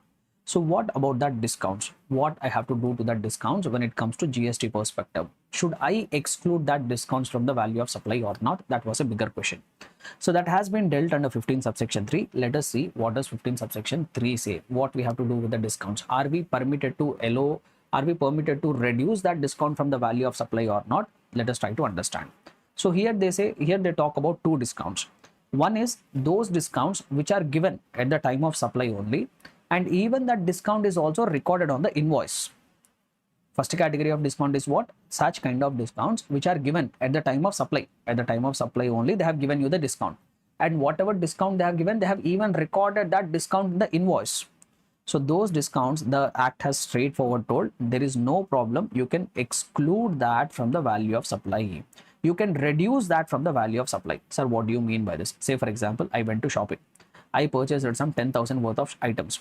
So when I went to the counter and got them billed, they mentioned in the invoice 10,000 rupees is the total MRP, and they told that 10% discount is available. And in the invoice itself, they have recorded that 1,000 rupees of discount. Net 9,000 rupees they have shown it on the invoice. Now what should be my value of supply? Will my value of supply be 10,000 rupees? That is the supermarket, are they required to collect the GST on 10,000 rupees or are they required to collect the GST on 9,000 rupees? Since it is a discount which has been given at the time of making supply, and even that discount has been recorded on the invoice itself, so this 1,000 rupees can be reduced from this 10,000. The balance 9,000 rupees, whatever is there, that only will be considered as value of supply. On that only GST will be collected. Clear? So one kind of discount is very much straightforward. Then what about the second category of discount? Second category of discounts is post-supply discounts. The name itself says these are the discounts which are not given at the time of supply. These are the discounts which are not given at the time of supply. after the supply has taken place, then the discount has been given. After the supply has taken place, at a later point of time, if the discount has been given, what will be the value of supply? So I will give you one example for this post supply discount. Say for example, there is one manufacturer. Now this person is into manufacturing water bottles. This person is into manufacturing water bottles. So one day a wholesaler came. And told, boss, I want to purchase some water bottles from you. So as a manufacturer, I am a supplier. I told that I will sell each water bottle at 10 rupees. So even I gave invoice to this customer for each water bottle at 10 rupees. But I told to my customer one thing. Since you are a wholesaler, no, if you are able to buy from me some 1 lakh quantity, if you purchase 1 lakh quantity from me in the entire financial year, then on every invoice, whatever I have given, I will give you 10% discount. I agreed. As a supplier, I agreed. If you, in the total entire year, if you purchase minimum 1 lakh quantity from me, I will give you discount. From day one, whatever purchases you have made, on all that purchases, I will give you 10% discount. Now what happened is, as agreed, by the end of the year, this wholesaler has placed 1 lakh quantity of water bottles purchased from this manufacturer. And as agreed, say for example, total 1 lakh water bottles were purchased at different points of time. Initial invoices were given for 10 lakh rupees. Initially, all the invoices put together, they have given invoices for 10 lakh rupees. Now, as agreed, since he purchased some 1 lakh quantity, now I am required to give 10% discount. Now, what this manufacturer is giving is, on that 10 lakh rupees, 1 lakh discount he is giving. Now, you tell me whether this discount can be excluded from the value of supply or not. That we will see, but this is one of the example for post-supply discount. This is what we call it as post-supply discount. That discount which has been given after the supply has taken place. Now, whether this post-supply discount can be reduced from the value of supply or not, that depends on 3 conditions. If 3 conditions are fulfilled, how many conditions? If 3 conditions are fulfilled, then that post-supply discount also can be excluded from the value of supply. Sir, what are that 3 conditions? Condition number 1, you are giving a discount at a later point of time, but there should be an agreement existing at the time of supply only.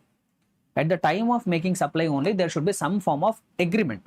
Like this person has agreed at the time of making supply, the manufacturer agreed, boss, if you purchase total 1 lakh quantity from me in the entire financial year, I will give you 10% discount.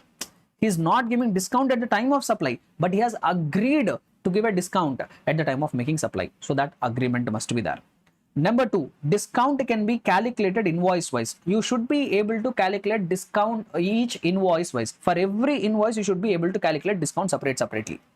Like for example, if you see this here, see I have given, there is an agreement. Condition number 1 is satisfied. There is an agreement at the time of making supply. Number 2, I should be able to calculate discount invoice wise. Will I be able to calculate the discount invoice wise here? Yes, on every invoice, I will multiply 10%. You will get the discount. So I can calculate the discount invoice wise. Not just that, third condition. So whatever discount you are giving on that, proportionate ITC should be reversed by the recipient also. Whatever discount you have given on that discount, whatever proportionate ITC is there, even that proportionate ITC has to be reversed by recipient. See how practically the transaction will take places. Let us take this typical example. Initially, when the supply has taken place, what will happen? The supplier will give tax invoice. How much tax invoice he will give? He will give tax invoice for 10 lakh rupees. On that, he will charge GST also. 1,80,000 rupees of GST he will charge. Total, he will give a tax invoice for 11,80,000. But later he was giving a discount, no? 1 lakh rupees of discount he is giving, no? When he is giving a discount, generally he will give a document called credit note. Generally he will give a credit note document. So how much discount he will give? 1 lakh rupees of discount he will give.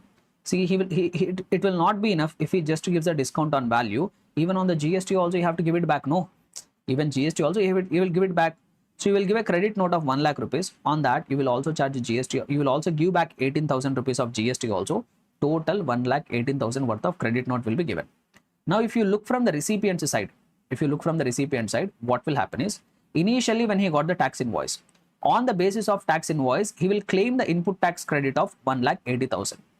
But later, when he got the credit note, on the basis of the credit note, he should reverse that 18,000 rupees of input tax credit. That proportionate amount of ITC, he should reverse it. Net, he should avail only 1,62,000 rupees of ITC. Net, he should avail only 1,62,000 rupees of ITC. So when the recipient is ready to do it, initially on the basis of tax invoice, he has claimed a full ITC. Later, when the supplier is giving credit note, later in the credit note, whenever he mentioned the amount of GST, the recipient should be ready to reverse that proportionate amount of input tax credit. If the recipient is ready to reduce that proportionate amount of input tax credit, then only that discount will be reduced from the value of supply. Then only the discount can be reduced from the value of supply. See, basically what do you mean by reducing it from the value of supply?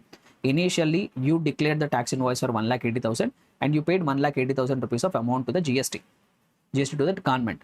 Later, when you are giving a credit note, no, government will give you back this 18,000. They will give you back.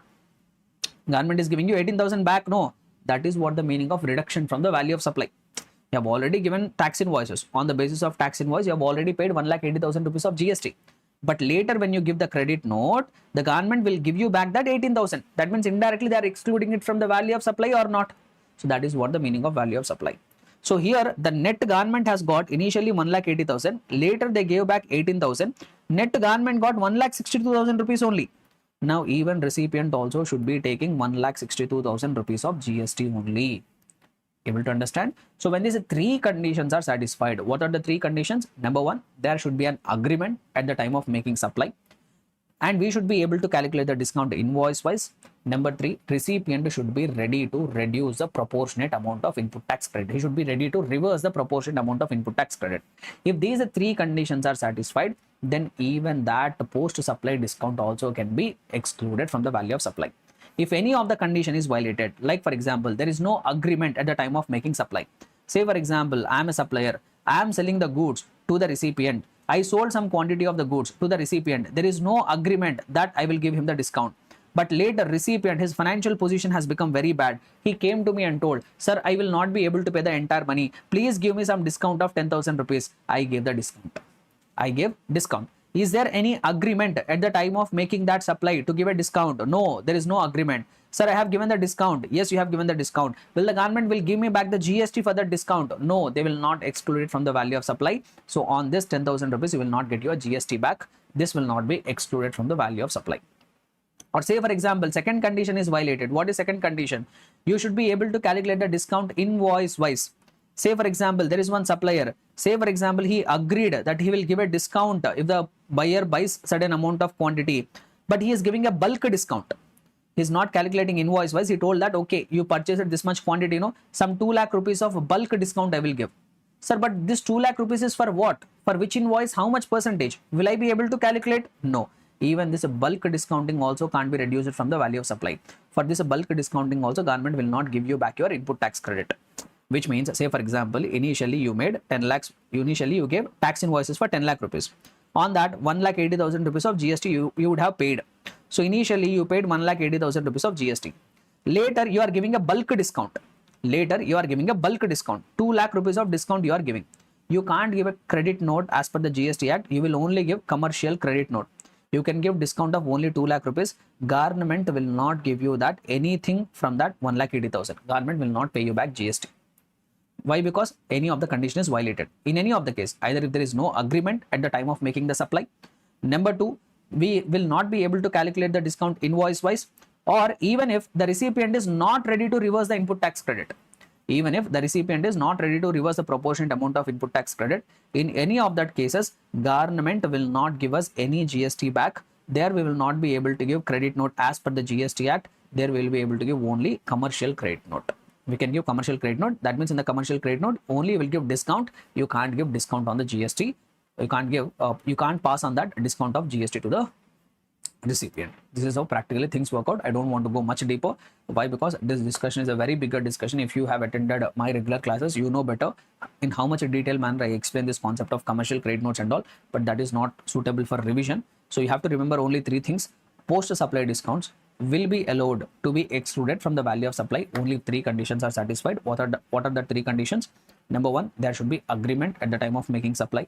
Number two, we should be able to calculate the discount invoice wise. Number 3, the recipient should be ready to reverse a proportionate amount of input tax credit. If these 3 conditions are satisfied, you can reduce it from the value of supply. If any of this condition got violated, you cannot exclude it from value of supply. You are not going to get your GST back. Understood? So that's all, guys. As I've told, 15 subsection 4, we are not going to talk about at the CA inter level. Why? Because it is going to tell some valuation rules which we'll discuss at the CA final level. Subsection 5, government may prescribe additional valuation rules also. This is also not relevant for CA inter level. Able to understand? That's all. Value of supply chapter we have completed. But there was one recent circular. That circular also I want to give a clarification. So there is one circular regarding no claim bonus. In just 2 minutes, I will clarify and wind it up. Say for example, there is one insurance company. Tata Insurance is there. Okay. From this Tata Insurance, you are a customer. You have taken insurance policy for the year 2023-24. For the financial year 2023-24, you have taken insurance policy. And this Tata Insurance company, they have collected some 50,000 rupees of insurance premium from you.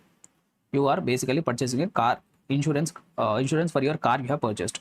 So you paid 50,000 rupees and got the insurance policy for the financial year 23-24.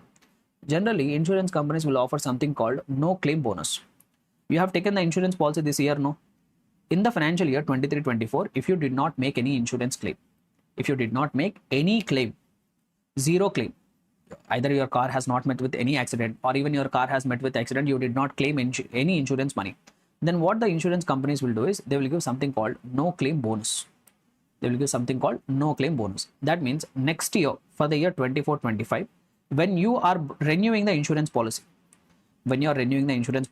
general insurance premium will be 50,000 rupees. Generally, you are required to pay a premium of 50,000 rupees. But since you did not make any claim in the financial year 23-24, since you did not make any insurance claim in the 23-24, say for example, they have given a no claim bonus of 5,000 rupees. And they are asking you for the next year's renewal only 45,000 rupees. Now, when this insurance company has sold this insurance policy for the financial year 24-25 to a customer, they are making supply of services. They are required to collect GST. On what value they are required to collect GST? Are they required to collect the value of GST? Are they required to collect the GST on 50,000 rupees, or are they required to collect GST after reducing the no claim bonus on 45,000 rupees? They are required to collect GST. So the government has clarified that no claim bonus can be reduced from the value of supply, and on net figure only GST is required to be collected. What the government has clarified through a circular, if any no claim bonus has been adjusted by the insurance company against the insurance premium for the purpose of valuation purposes also, we can reduce that from the transaction value, and whatever balance amount is there, whatever net figure is there, that only will be considered as value of supply. On that only GST will be imposed. Understood? So this is one recent circular. I thought of explaining this also. Why? Because very important from the examination perspective. Understood? So with this, we have successfully completed value of supply chapter revision also. I hope you guys are able to enjoy this chapter. Very important from the examination perspective. So since we are done with revising the chapter value of supply, the next chapter which we'll be picking up for revision will be the chapter called tax invoice, debit and credit notes. So this chapter we will try to pick up and we'll try to complete the revision. So once again, in this chapter also, there is no major concept involved. This chapter is also mainly about remembrance of the provisions. The more you are able to retain the provisions, the better you will be able to write the answers in the examination. So that's what this chapter is going to be about. So if I give you a brief overview, what exactly we are going to cover in this chapter. See, once you become a registered person, once you become liable for registration either under section number 22 or under section number 24, or you are not liable for registration but you yourself have went ahead and took the voluntary registration. So whatever may be the reason, either you became liable for registration and took the registration, or you did not become liable for registration, you have voluntarily come forward and taken the registration. Whatever may be the case, the moment you become a registered person, whenever you are making any supply, you are required to create some document. You are required to create some tax paying document. So sometimes you might be required to create a document called tax invoice. In some cases, you might be required to prepare a document called bill of supply. In some cases, you will create a document called debit note. In some cases, you will create a document called credit note. There will be some circumstances where we will give something called revised tax invoice. So like that, multiple circumstances are there. Multiple documents will be created in the process of being a registered person. So the moment you get registered yourself under the GST Act, whatever transactions you do, for supporting all the transactions, some kind of tax paying document should be created. So what and all are that documents will be created? and also when which document will be created. Like I have gave you so many examples now here. So when tax invoice will be given, when bill of supply will be given, when debit note will be given, when credit note will be given. So when revised tax invoice will be given. Apart from that, there will be something called receipt voucher, refund voucher. So when in what kind of circumstances these documents will be given, what will be the time limit to issue that invoices? That's what this chapter is going to talk about. Okay, right. So without any delay further, let me start discussing here. So first I will talk about section number 31. So in the section number 31, they have told about there are various subsections. In that subsections, they have given basically the time limits within which you are required to issue various kinds of documents. What documents you are required to give and within what time limit you are supposed to give the documents. So all that provisions are contained in section number 31. In the section number 31, we have various subsections. We'll try to pick each subsection and we'll try to complete it. So first I will talk about tax invoice in the case of supply of goods. So subsection 1 says if you are a registered person and if you are making supply of goods, within what time limit you are required to issue the tax invoice? Within what time limit you are required to issue the tax invoice? So that has been clarified under subsection 1, and subsection 1 says that in case of supply of the goods, first we need to check whatever supply of goods that you have made, does it involve movement or does it not involve any movement? So what does section number 31 subsection say? In case if you are making a supply of the goods, to determine what is the time limit for issuance of the tax invoice, first we need to check whether the supply whatever you have made, does it involve the movement of the goods? Whatever supply you have made, does it require the goods to be moved from one place to another place? Yes, if the goods are requiring movement, if the goods are required to be moved from one place to another place, in that case a tax invoice should be given on or before the removal of the goods. Before you remove the goods from your premises, as a supplier, if the goods require movement, the goods are required to be moved from the supplier's premises, no? So on or before, even if you can give earlier also, but the last time within which you are supposed to give the tax invoice is a removal of the goods. That is the event. So in case of supply of the goods involving the movement of the goods, you are required to issue a tax invoice on or before removal of the goods. Sometimes I will make a supply which does not involve any movement. I am making supply of the goods which does not require any movement. If I have to give you one example, sir, what are the circumstances where I will make a supply which does not involve any movement? Simply if I have to put it, say for example, there is one person. Just let me put it this way. I will give you one simple example to make you understand. So there is one person. He is into business of renting of cars. Now there is one person, there is one customer. To this customer, he gave a car on rent. So the car is already there with the customer. Once I have given that car on rent to the customer, that has become very sentimental for him. So many good things have happened in his life after he has taken that car on rent. So now this customer told me, sir, I want this car. I want to purchase this car. I don't want to take this car on rent. I want to purchase it. And he gave me a very good amount of figure also. I told, okay, boss, whatever car is there with you, that you keep it with you only. You pay me 10 lakh rupees of consideration. So this customer paid me 10 lakh rupees of consideration and I supplied a car. So I supplied goods. But if you see here, at the time when I have made the supply, it does not require any movement. I need not move the car from one place to another place. Why? Because the car is already there with my customer. So this is one such example where you are making supply of the goods, but this supply of the goods does not involve any movement. So in case if you are making such a supplies which does not involve any movement, in that case the time limit for issuing the tax invoices on or before delivery of the goods or on or before making the goods available to the recipient. So on or before you deliver, that means on or before you transfer the ownership to the recipient, or on or before the goods are made available to the recipient, before that point of time you are supposed to issue tax invoice. Clear everybody? So that's what 31 subsection 1 says. So we have successfully completed what is the time limit for issuance of tax invoice in case of supply of goods. Sir, if I am a supplier of service, say for example, imagine myself, I am a chartered accountant. I don't make supply of the goods. I am not making any supply of the goods.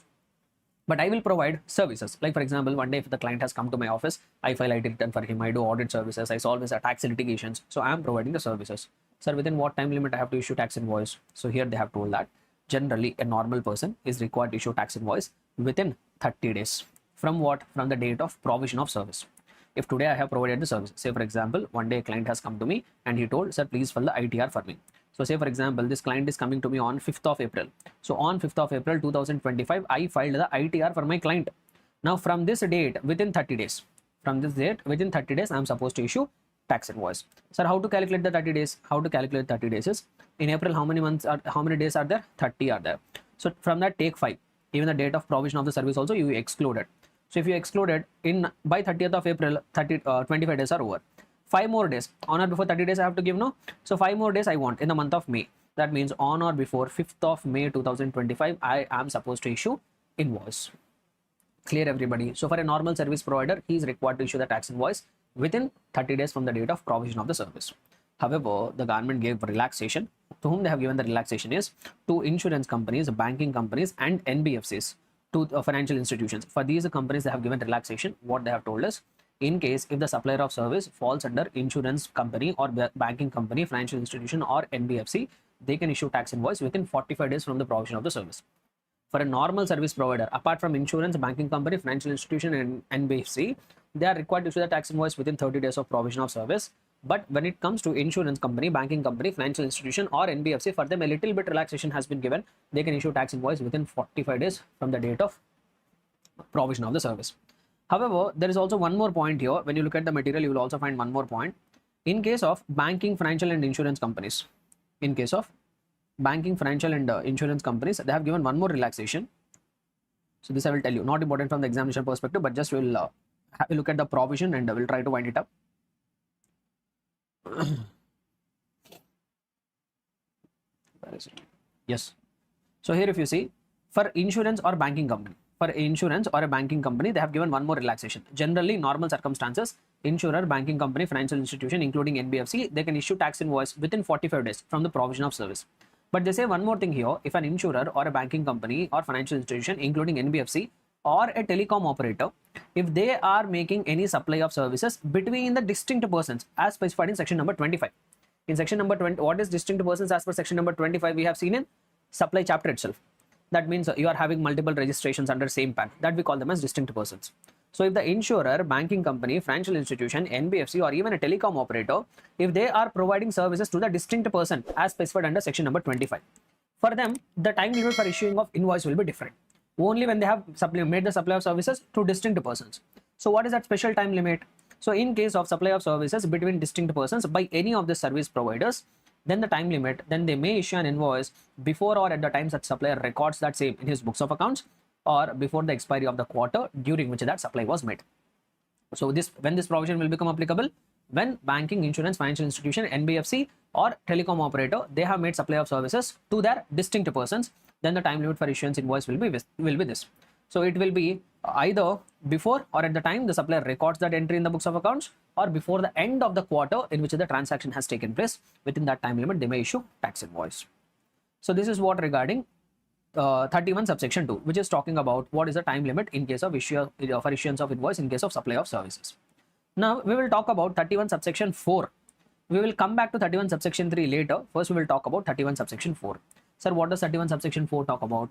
31 subsection 4 talks about what will be the time limit for issuance of invoice in case of continuous supply of goods. What will be the time limit for issuance of tax invoice in case of continuous supply of the goods? Sir, what do you mean by continuous supply? Say for example, I'm a chartered accountant. For running my business, I need stationery. So I have entered into a contract with that stationery shop owner. I told that, boss, every month, whatever goods I want, you keep on supplying. Whatever goods you want, whatever goods I want for my business, you keep on supplying. So what we will do is, every month you send me a statement. Every month what you do is, for example, in the month of April, at various instances, I will buy the stationery from you. So once the April months get over, determine what is the total amount I have purchased it from you. You tell me the total amount, I will pay the amount. Similarly, in the month of May also, I will purchase on a continuous basis whatever stationery I want. I will purchase it continuously. After the May month get over, let us determine what is the total amount I have purchased. For that, I will pay. So this I call it as continuous supply of the goods. Sir, in case of continuous supply of the goods, what will be the time limit for issuance of the invoice? In case of continuous supply of the goods, they say that we need to check, is the supplier giving successive statements? Periodically, is he giving statements? Say for example, this supplier is giving periodical statement. On last day of the month, he is sending a statement. Say for example, on 30th of April, he will send a statement containing all the details of whatever purchases the customer has made. Similarly, on 31st of May, he will send one statement to the customer determining in that month what and all purchases he has made. So like this, if the supplier is providing successive statements, periodical statements if he is submitting, on or before that date of successive statement, tax invoice is required to be given. So on or before 30th of April, invoice for that month of April has to be given. On or before 31st of May, that invoice for that month has to be given. So if successive statements are provided by the supplier on or before that successive statements date, you have to issue tax invoice. Say for example, supplier is not giving any statement. Supplier is not giving any statement, just he is informing to the customer, sir, in this month you have purchased 10,000, please make me the payment. So in that case, successive statements are not getting involved. In those cases, what will happen is successive payments you will get no, periodic payments you will get no. On or before that date of payment, you have to give the invoice. On or before that date of payment, you have to give the invoice. So they say like that. If you look at it here, in case of continuous supply of the goods, we need to check whether there are successive statements are issued. In case if the successive statement is issued before or at the time of such a statement, invoice has to be given. In case if the statement is not getting issued, only periodical payment is happening, in that case, tax invoice is required to be given before or at the time each such a payment is received by the supplier. Understood? So this is what subsection 4 says. Now coming to subsection 5. Subsection 5 talks about what will be the time limit for issuance of invoice in the continuous supply of services. In the case of continuous supply of services. See here, it is very important to understand the definition of continuous supply of services. Why I say here is, they define the term continuous supply of services as those services which are provided on a continuous basis for a period exceeding 3 months. Very, very important. If the services are getting provided concurrently on a recurring basis for a period of more than 3 months, then only we call it as continuous supply of service. If someone has agreed to provide the supply of services for less than 3 months, even on a continuous basis, that we will not consider it as continuous supply of services. Like say for example, I am a chartered accountant. I have agreed, boss, I will teach the classes to you for a duration of 2 months. I will teach the lectures for you for a duration of 2 months.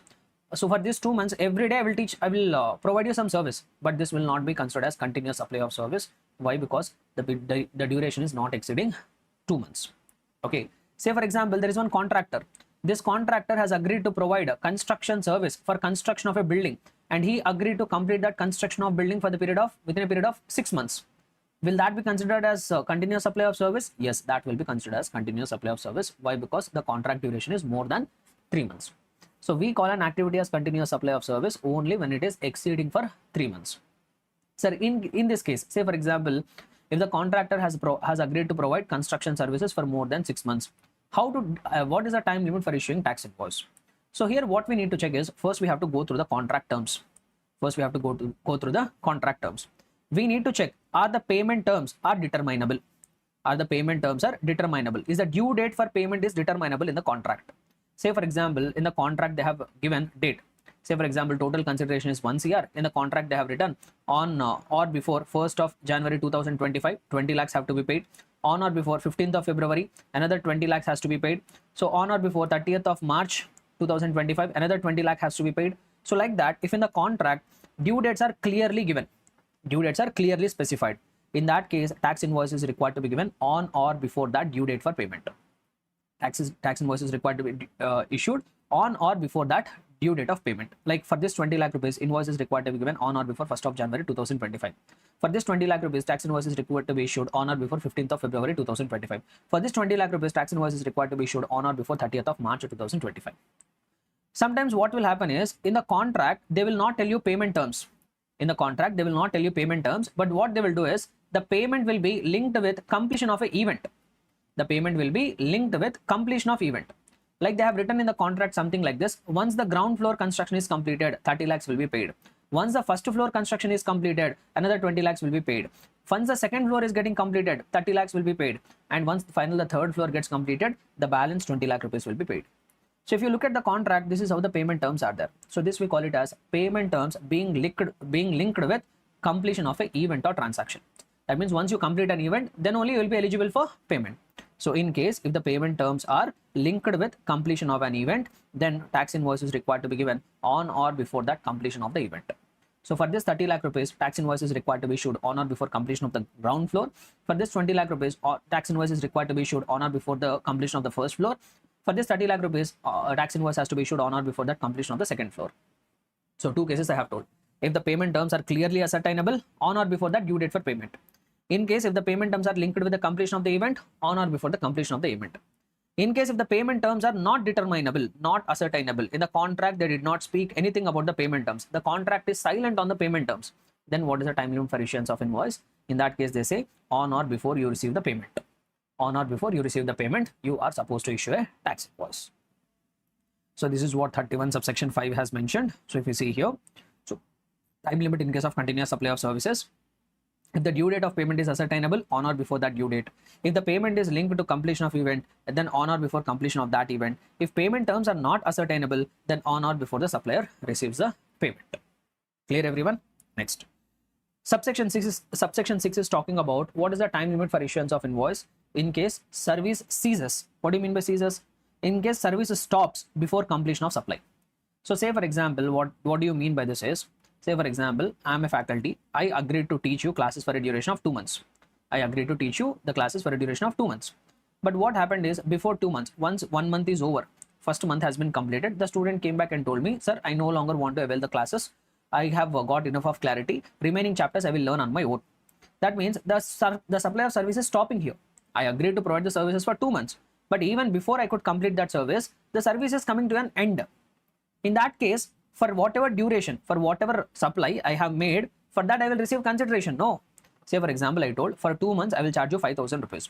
But you are quitting the class after 1 month only. So I told, okay, you have taken the services for 1 month. No, pay me some 3,000 rupees.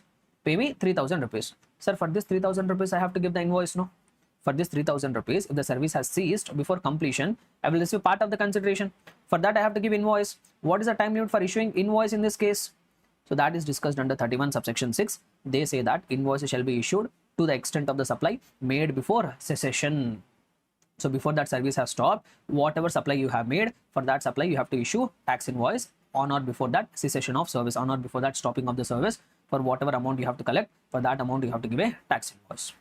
Clear? So this is what 31 subsection 6 says. Now we will talk about 31 subsection 7. So what does 31 subsection 7 talk about?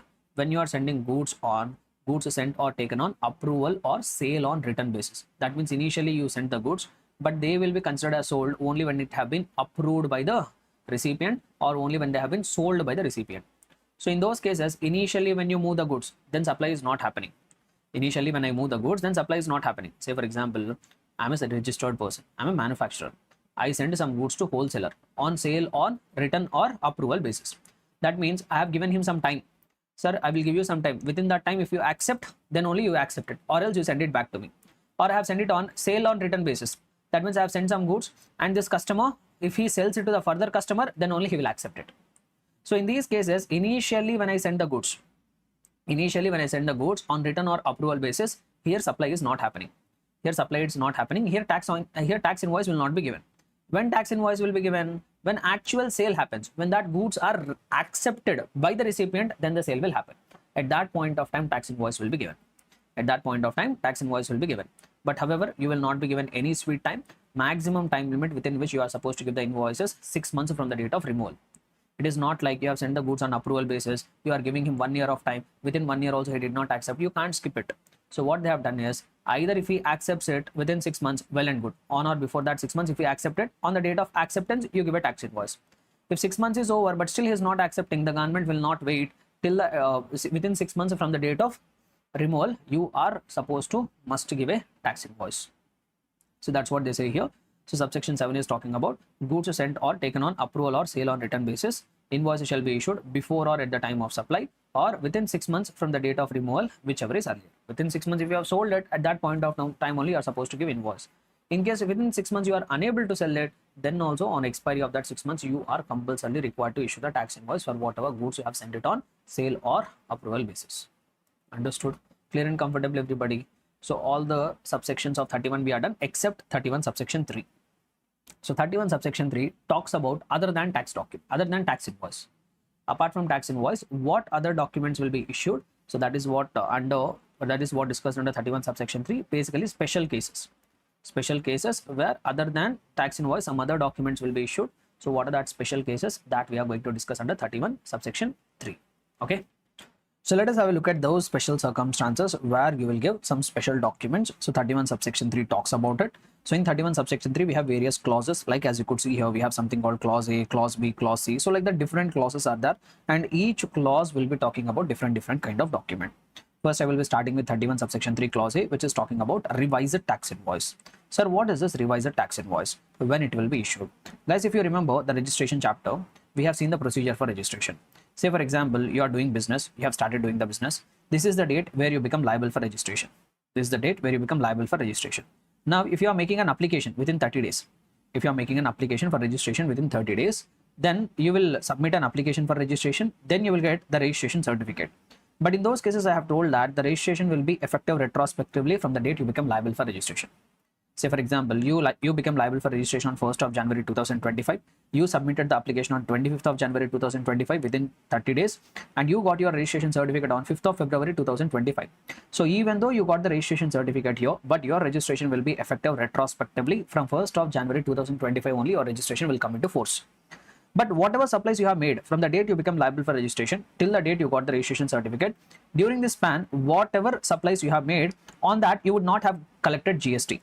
You would not have given a tax invoice as per GST Act. You would have given a normal commercial invoice you have given. Why you would not have collected GST? Why? Because in order to collect the GST, we need GSTN number. But we got the GSTN number only on 5th of February 2025. But they told my registration will be effective retrospectively.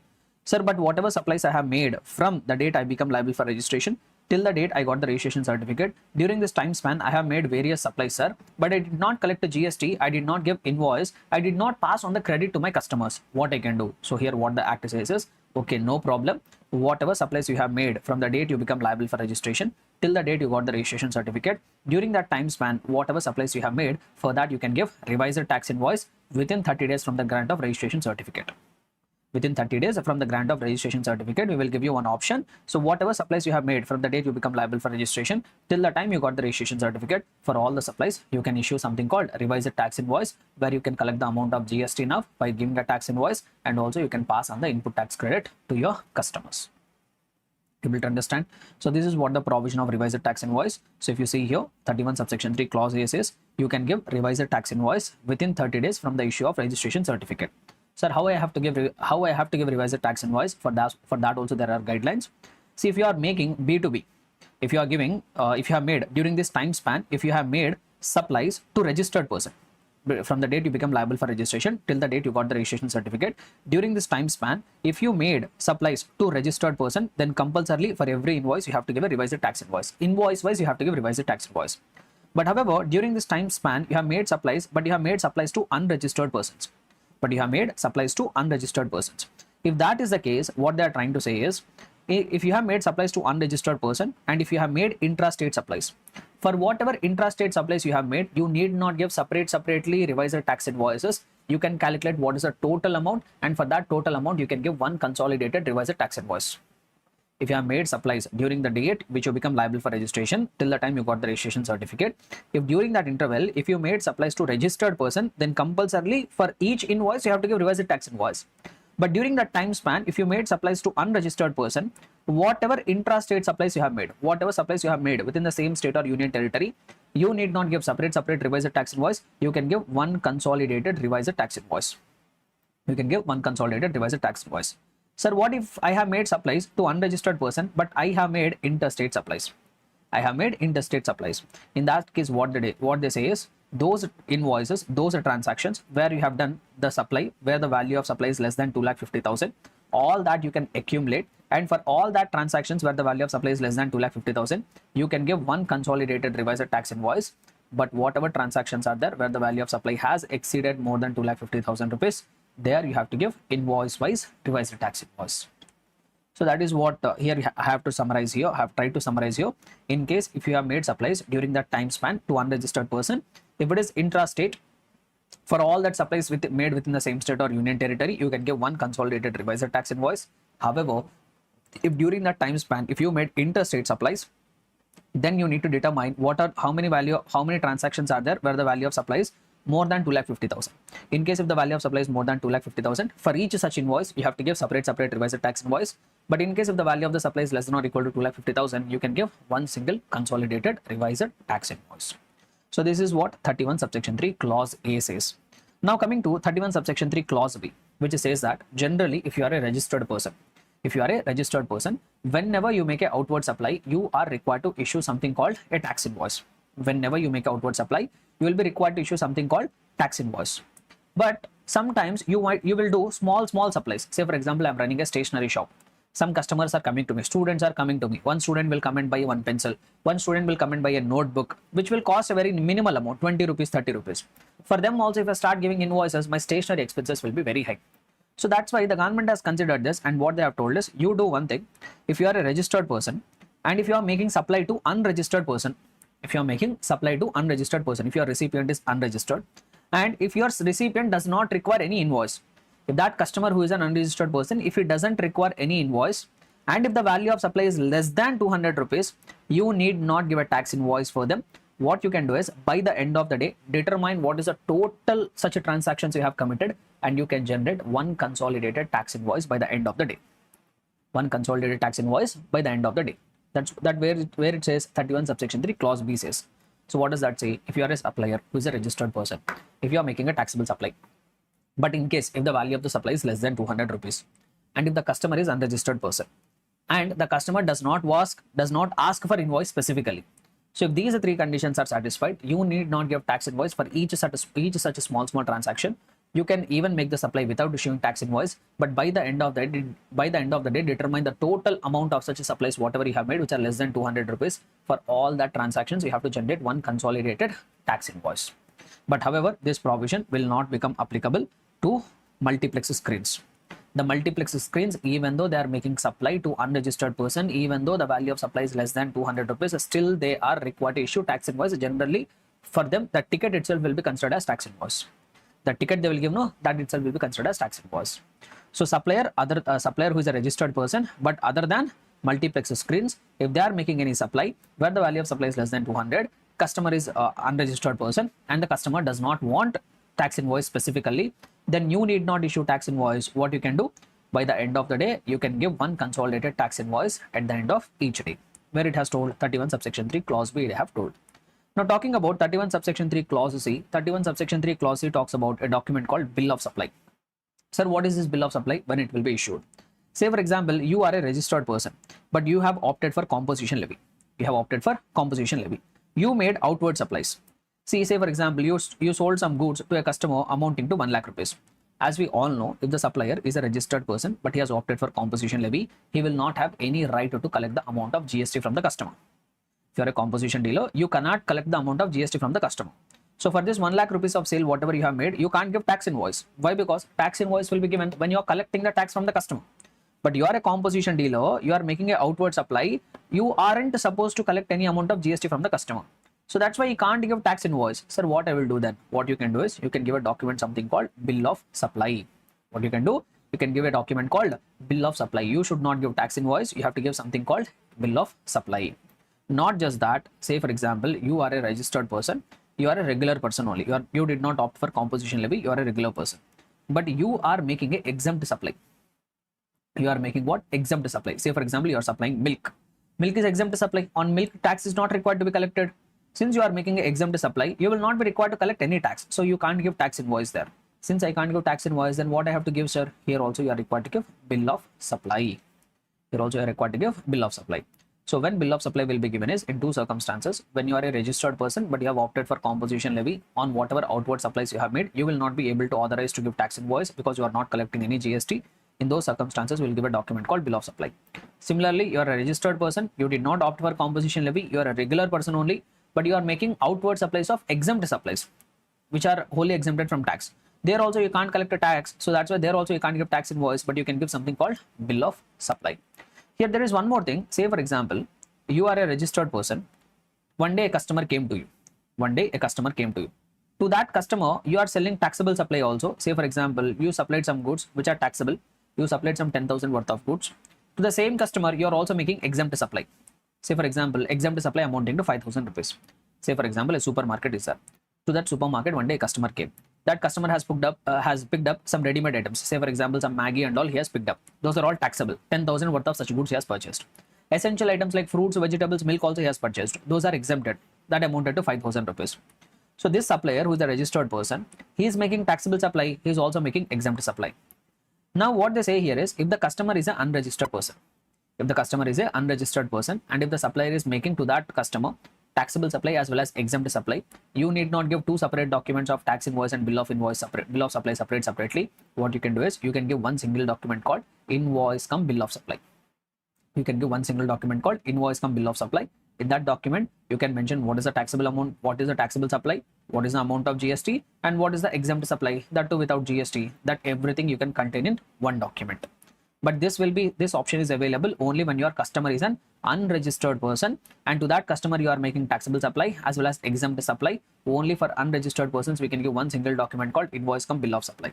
If you are making this supply to a registered person, for the taxable component you have to give tax invoice separately. For exempt supply you have to give bill of supply separately. But if the customer is unregistered person, you can give one single document called invoice cum bill of supply. Understood, right? So that is what is there. Next one. Yeah, this is extra I have told from the material. Then receipt voucher on receipt of advance. So what do they say here is, say for example, you are a supplier. So you are into manufacturing or you are into dealing of laptops. You are actually into business of selling laptops. One day a customer came to me and this customer told he wants some high-end laptop, some high-end gaming laptop he want. The laptop whatever he has requested is amounting to 5 lakh rupees. That will cost 5 lakh rupees. Now what the supplier is telling is, sir, this is a very high-end laptop. This I generally won't maintain the stock. If you want, I can buy that for you and I can supply it for you. This we regularly don't keep it in stock. Why? Because it is a very high-end good. But you still want it, I can get it. But you have to pay me the entire money in advance. You have to pay me entire money in advance. So what the recipient has done is, he paid advance. He is in very urgent requirement of this laptop. He paid that advance amount to the supplier. He paid that advance amount to the supplier. Now what Act says is, along with the advance, you are also required to collect GST. Not just that, whenever you have received the advance, you have to issue to your customer a document called receipt voucher. A document called receipt voucher you have to issue, where you will say what advance you have collected, how much amount of advance you have to collected. And on this advance, they will say generally you are required to collect the GST also. Whatever rate of GST that is applicable, that rate of GST you have to collect it along with the advance, and you have to give something called receipt voucher to your customers. Able to understand? But here there is one more thing here. They try to say one more thing here. Say for example, I'm a manufacturer. Okay, I'm a manufacturer. So I manufacture different kinds of products. Say for example, I manufacture steel products also. I manufacture iron products also. I manufacture aluminum products also. So one day Reliance Industries Limited came to me. They liked my products very much. They gave me 10 lakh rupees of advance. They gave me 10 lakh rupees of advance. I asked them, sir, for what purpose you are giving advance? For what purpose you are giving me advance? Are you giving me advance for steel products? Are you giving me advance for iron products? Or are you giving advance for aluminum products? Now this customer told, Reliance told, boss, that we will decide it later. We have a requirement for all the products also. We will tell you later, but just to keep this advance. So now I got advance amounting to 10 lakh rupees from Reliance, but I don't know for which product. For which product they have given me this advance, I don't know. That means you have collected the advance, but you don't know for against this advance which product you will supply. But Act is saying whenever we have collected the advance, we are required to collect GST also. Sir, if I don't know the product for which I have received the advance, at what rate I will collect the GST, sir? If I know the product against which advance has been received, I can determine what is the rate of GST applicable for that product, and that GST rate I will collect. But if I don't know, I received advance, but if I don't know against this advance which product I am going to supply, how much amount of GST I will collect. The Act says you collect GST at the rate of 18%. If you know the product, collect the amount of GST collect the amount of GST rate which is applicable for that specified product. If you don't know the product, collect the GST at the rate of 18%. And also, this Reliance company, when they gave me the advance, they did not tell me where I have to supply. Say for example, I'm a manufacturer who is located in Mumbai. Now this Reliance did not tell me whatever advance I have given. For that advance, am I required to sell these goods in the state of Maharashtra, or am I required to sell their goods to Gujarat plant, or am I required to send the goods to Tamil Nadu? They did not say. That means I don't know against this advance what kind of supply I will make. Will I make intrastate supply? Will I make interstate supply? I don't know. If I know specifically against this advance, I know if I will make only intrastate supply, then I will collect CGST and SGST. If I know I am going to make interstate supply against this advance, I will collect IGST. But here Reliance told, we will decide it later. Where you will supply that goods, we will decide it later. Just keep this advance. Now, at what rate GST you have what GST you have to collect, CGST, SGST, or IGST? Act has clarified that in case if you don't know the nature of supply when you receive the advance, treat it as interstate supply. Treat it as an interstate supply and collect IGST at the rate of 18%. Clear and comfortable, everybody? So that's what I have added here. So receipt voucher you have to give on receipt of advance. Rate of tax, if it is not determinable, collect a GST at the rate of 18%. In case if you are unable to determine what will be the nature of supply, imagine it as interstate supply and collect IGST. So this is what clause D says. Then coming to clause E. Sir, what does that clause E? Say for example, this here. I received an advance of 5 lakh rupees. I received an advance of 5 lakh rupees from the customer so that I want to sell a laptop. Later what happened is I got that laptop, and this supplier sold that laptop to the customer. This supplier sold that laptop to the customer. Later when he sells that laptop to the customer, then he will give something called tax invoice. Initially he received advance, he gave a receipt voucher. Later against that advance, if he supplied the goods, he will give tax invoice. But say for example, because of some reason you collected the advance, but against that advance supply did not take place. Supply did not take place. Say for example, customer only cancelled the order. He told after giving me the advance, sir, I don't want this product. Or supplier is unable to fetch that product. Now what will happen? You received the advance, but you are unable to make the supply. If you are unable to make the supply, you will give a refund, no? Whatever advance you have collected, that refund you will give it. So in case if you have collected an advance and if you are unable to make a supply for that advance, what you should do, whenever you are refunding, you have to give something called refund voucher. You have to generate a document called refund voucher. So that is what 31 subsection 3 clause E talks about, refund voucher, if you are not making any supply against whatever advance you have received. Then we have clause F and clause G, which is going to talk about those people, those recipients who are required to pay the tax under reverse charge mechanism. Say for example, there is one recipient. Now there is one supplier. Now this supplier supplied some goods. This supplier supplied some goods or services. Now say for example, this person is a registered person only. This person is a registered person. Supplier is a registered person. He supplied some goods or services to a recipient. Say for example, 1 lakh worth of goods he has supplied. But I am telling whatever goods or services which are supplied here, those are actually covered under reverse charge mechanism. So when I say reverse charge mechanism, supplier will not collect any amount of GST from the customer. The recipient only is required to pay the amount of GST. Say for example, applicable rate of GST is 18%. So 18,000 will be the amount of GST. So here supplier will give even tax invoice also. Supplier will give tax invoice saying that the total value of the supply is 1 lakh and applicable rate of GST is 18%. That also he will mention. But since his service is getting covered under reverse charge mechanism, this recipient will pay only 1 lakh rupees. Only 1 lakh rupees to the supplier. Now whatever amount of GST is there, that GST will be directly deposited by the recipient with the government. That GST amount which is required to be paid under reverse charge mechanism, that recipient will go and directly deposit that with the government. So whenever the recipient who is required to pay the tax under reverse charge mechanism on goods and services, whatever he has procured, whenever he pays that amount of GST to the government, he has to give something called payment voucher. He has to generate something called a payment voucher. You have to generate, and that payment voucher should be given to the supplier. Able to understand? So very simple. If you are a recipient, if you purchased some goods or services from another person on which you are required to pay the GST under reverse charge mechanism, then whenever you have deposited that amount of GST with the government, then you have to generate something called a payment voucher. This is what told under 31 subsection 3 clause G. 31 subsection 3 clause G says it. So if you come to the summary, payment voucher, recipient under reverse charge mechanism will generate. But we have one more thing. We have something called self-invoicing, which means, see here, supplier is a registered person. Supplier gave the tax invoice to the recipient. Okay. But in some cases, what will happen is, say for example, there is a supplier. There is a supplier who is an unregistered person. And there is a recipient who is a registered person. And now this supplier has made some supply of goods or services to this recipient on which tax is required to be paid under reverse charge mechanism. Say for example, this supplier has supplied goods amounting to 1 lakh rupees. Applicable rate of GST is 18%. So this recipient will pay 18,000 rupees of GST to the government. Whenever they make that payment to the government, they will issue something called a payment voucher. But if you pay close attention here, since the supplier is unregistered person, he will not give any tax invoice. Since the supplier is an unregistered person, he will not give any tax invoice. So in case, which case? In case if you are a recipient who are receiving some goods or services liable for taxation under reverse charge mechanism, and in case if your supplier from whom you have purchased the goods and services is an unregistered person, then he will not give any kind of invoice. In that circumstances, you only as a recipient, you have to do self-invoicing.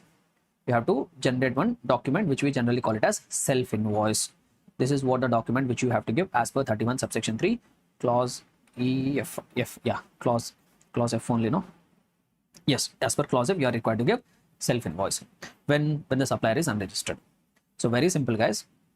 Both 31 subsection 3 clause F and clause G, both are talking from the perspective of the recipient who is required to pay the tax under reverse charge mechanism. So first thing what they say here is payment voucher. whether the supplier is registered, whether the supplier is unregistered, all that doesn't matter. As a recipient, whenever you have deposited the amount of GST with the government under reverse charge mechanism, you have to generate something called a payment voucher, irrespective of status of the supplier. But in case if you are a recipient who is required to pay the tax under reverse charge mechanism, if you procured some goods or services from a supplier who is unregistered person, if he is unregistered person, he will not give any invoice, then you are also required to generate something called self-invoicing. However, if you purchase the goods from a registered person, if your supplier is registered, he anyhow will give you a tax invoice. You don't need to generate self-invoicing there. You need to generate self-invoicing only when the supplier is an unregistered person. So this is what regarding 31 subsection 3 clause F and 31 subsection 3 clause G. Both are the documents applicable for the recipient who is required to pay the tax under reverse charge mechanism. Okay. So what and all are the special circumstances where special documents will be issued? 31 subsection 3 talks about it. Clause A talks about revised tax invoice. Clause B talks about consolidated tax invoice. Clause C talks about bill of supply. Clause D talks about receipt voucher. Clause E talks about refund voucher. Clause F talks about self-invoicing by the recipient under reverse charge mechanism. Clause G talks about payment voucher. Once again, this is also will be given by the recipient who is required to pay the tax on goods or services under reverse charge mechanism. So this is what 31 subsection 3 talks about. So with this, we have completed all the provisions of section number 31. Starting from subsection 1 till subsection 7, everything we have completed.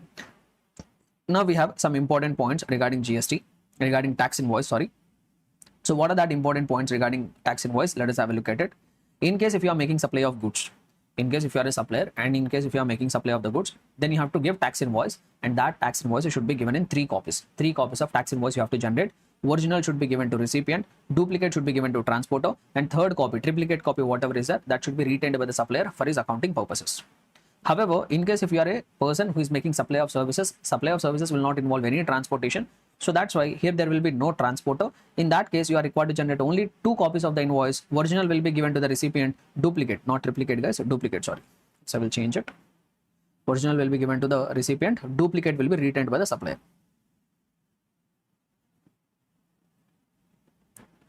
Okay, right. So this is what regarding how many copies of invoice is required to be generated, and in the invoice, whatever you give, in the invoice or in the revised tax invoice, in the refund voucher, receipt voucher, in all the documents, some important contents should be there. In that, one of the most important content which must be there in the tax paying document, either you are giving a tax invoice or you are giving a revised tax invoice or you are giving receipt voucher, refund voucher, whatever it is, in your document, whatever document you are issuing, there must be some details. One of the most important detail is HSN code.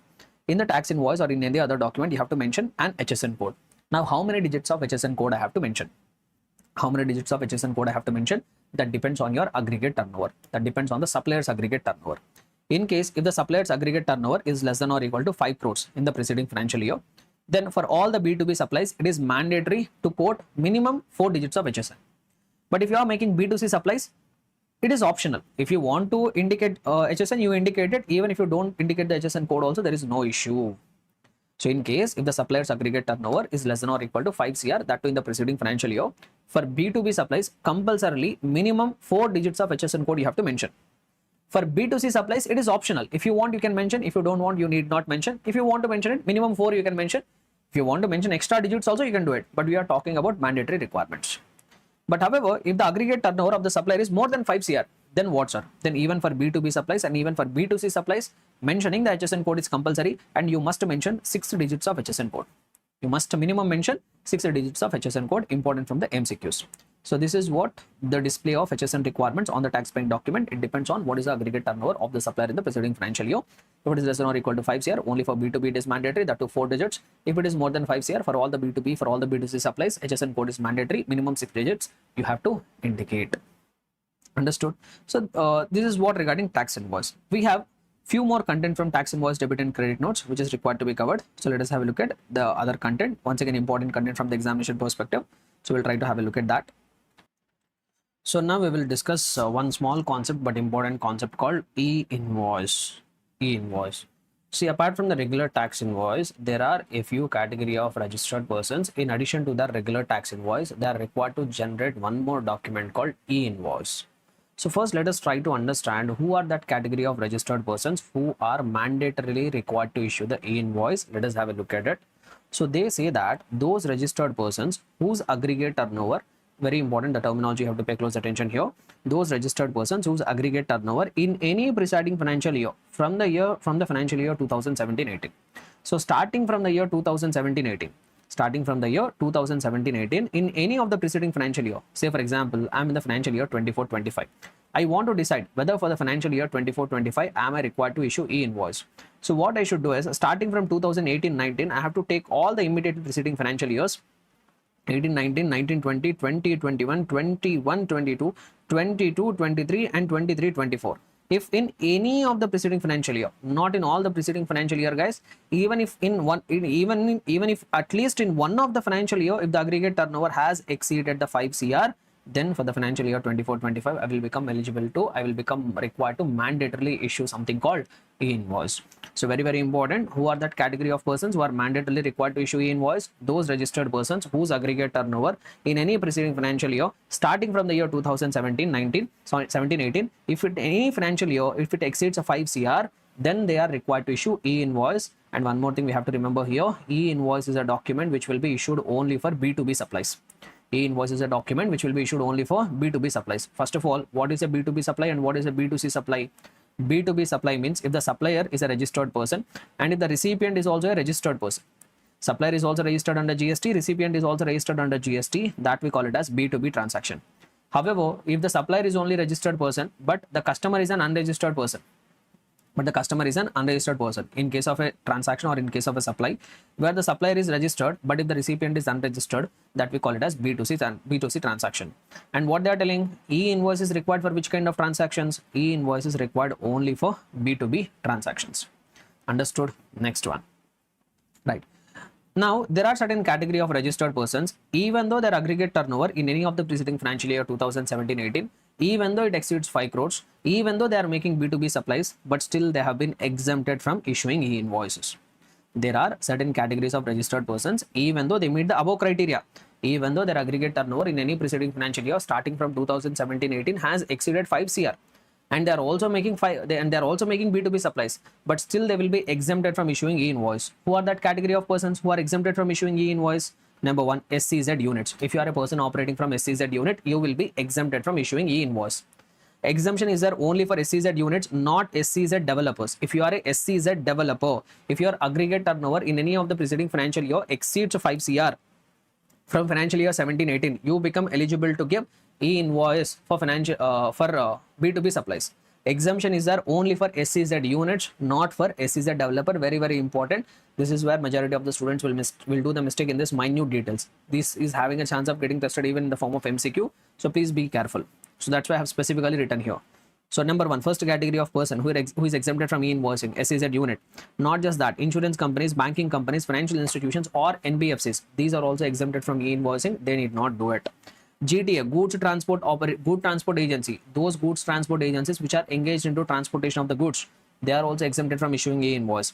Those who are providing passenger transportation services, those suppliers who are providing passenger transportation services, even though their aggregate turnover has exceeded 5 CR rupees, still they are not required to give any e-invoicing. Or those people who are engaged in the business of exhibition of films in multiplex theaters, not single theater screens, multiplex owners, multiplex suppliers, they are also not required to issue e-invoice even though their aggregate turnover exceeds 5 CR. Government departments and local authority. This exemption list you have to remember, very, very important from the examination perspective. So tell me, who are the category of those registered persons exempted from e-invoicing? SCZ units, not SCZ developers, insurance companies, banking company, financial institution and NBFC, GTA service provider, passenger transportation services, those suppliers who are providing the services of exhibitions of films in multiplex, government departments or local authorities. These are the category of the suppliers who are exempted from e-invoicing, even though their aggregate turnover exceeds 5 CR. Now, what is the process for generating e-invoice? This is not that important from the examination perspective, but just I will give a complete overview. So what is the process of generating e-invoices? First, as a normal person, you will generate one tax invoice in your ERP, in your accounting software. Basically, if I am a registered person, if I am using Tally, first what I will do is, using the Tally software, I will generate tax invoice. But once I have generated the normal tax invoice, that I have to upload in a website that I generally call it as invoice registration portal, I call it. Sir, what are those websites which are falling under that invoice registration portal? So let me show you that websites. These are the websites. So as you could see here, these are all the websites which we generally call them as IRPs, invoice registration portals. So first, what you will do is normally, like for any supply you do in your accounting software, you will generate one tax invoice. Once you have generated that tax invoice, whatever details of that tax invoice are there, that you have to visit any of this website. This we generally call it as invoice registration portal. You can visit any of this website, and the details of the invoice you have to upload it. You have to enter that details of the invoice in any of this website. So once you enter all the details in any of this invoice registration portal, then one e-invoice will be generated with one unique number, which we call it as invoice reference number. One unique number will be there, and along with that, there will also be a QR code on that document. There will also be a what? QR code. QR code is not for payment, guys. That QR code will capture information. Which information they will capture? That in that QR code, if somebody scans that QR code, that will display information regarding who generated that e-invoice, who is the supplier, who is the recipient, what are the goods which are getting supplied, what is the rate, what is the GST, all details will be captured in the QR code. So that document which is generated, once you have uploaded all the information in the invoice registration portal, and that document which has been generated with an invoice reference number along with the QR code, that document we call it as e-invoice, and that you have to carry whenever you are moving the goods. That has to be carried. And even the act has given one relaxation. In case if you have generated e-invoice, you need not carry physical copy of the tax invoice. You need not carry tax invoice physically. Also you need not carry. Just even if you carry the soft copy of the e-invoice also, it will be fine. No one will stop you. No officer will stop that movement. Clear? So this is what the concept regarding e-invoice.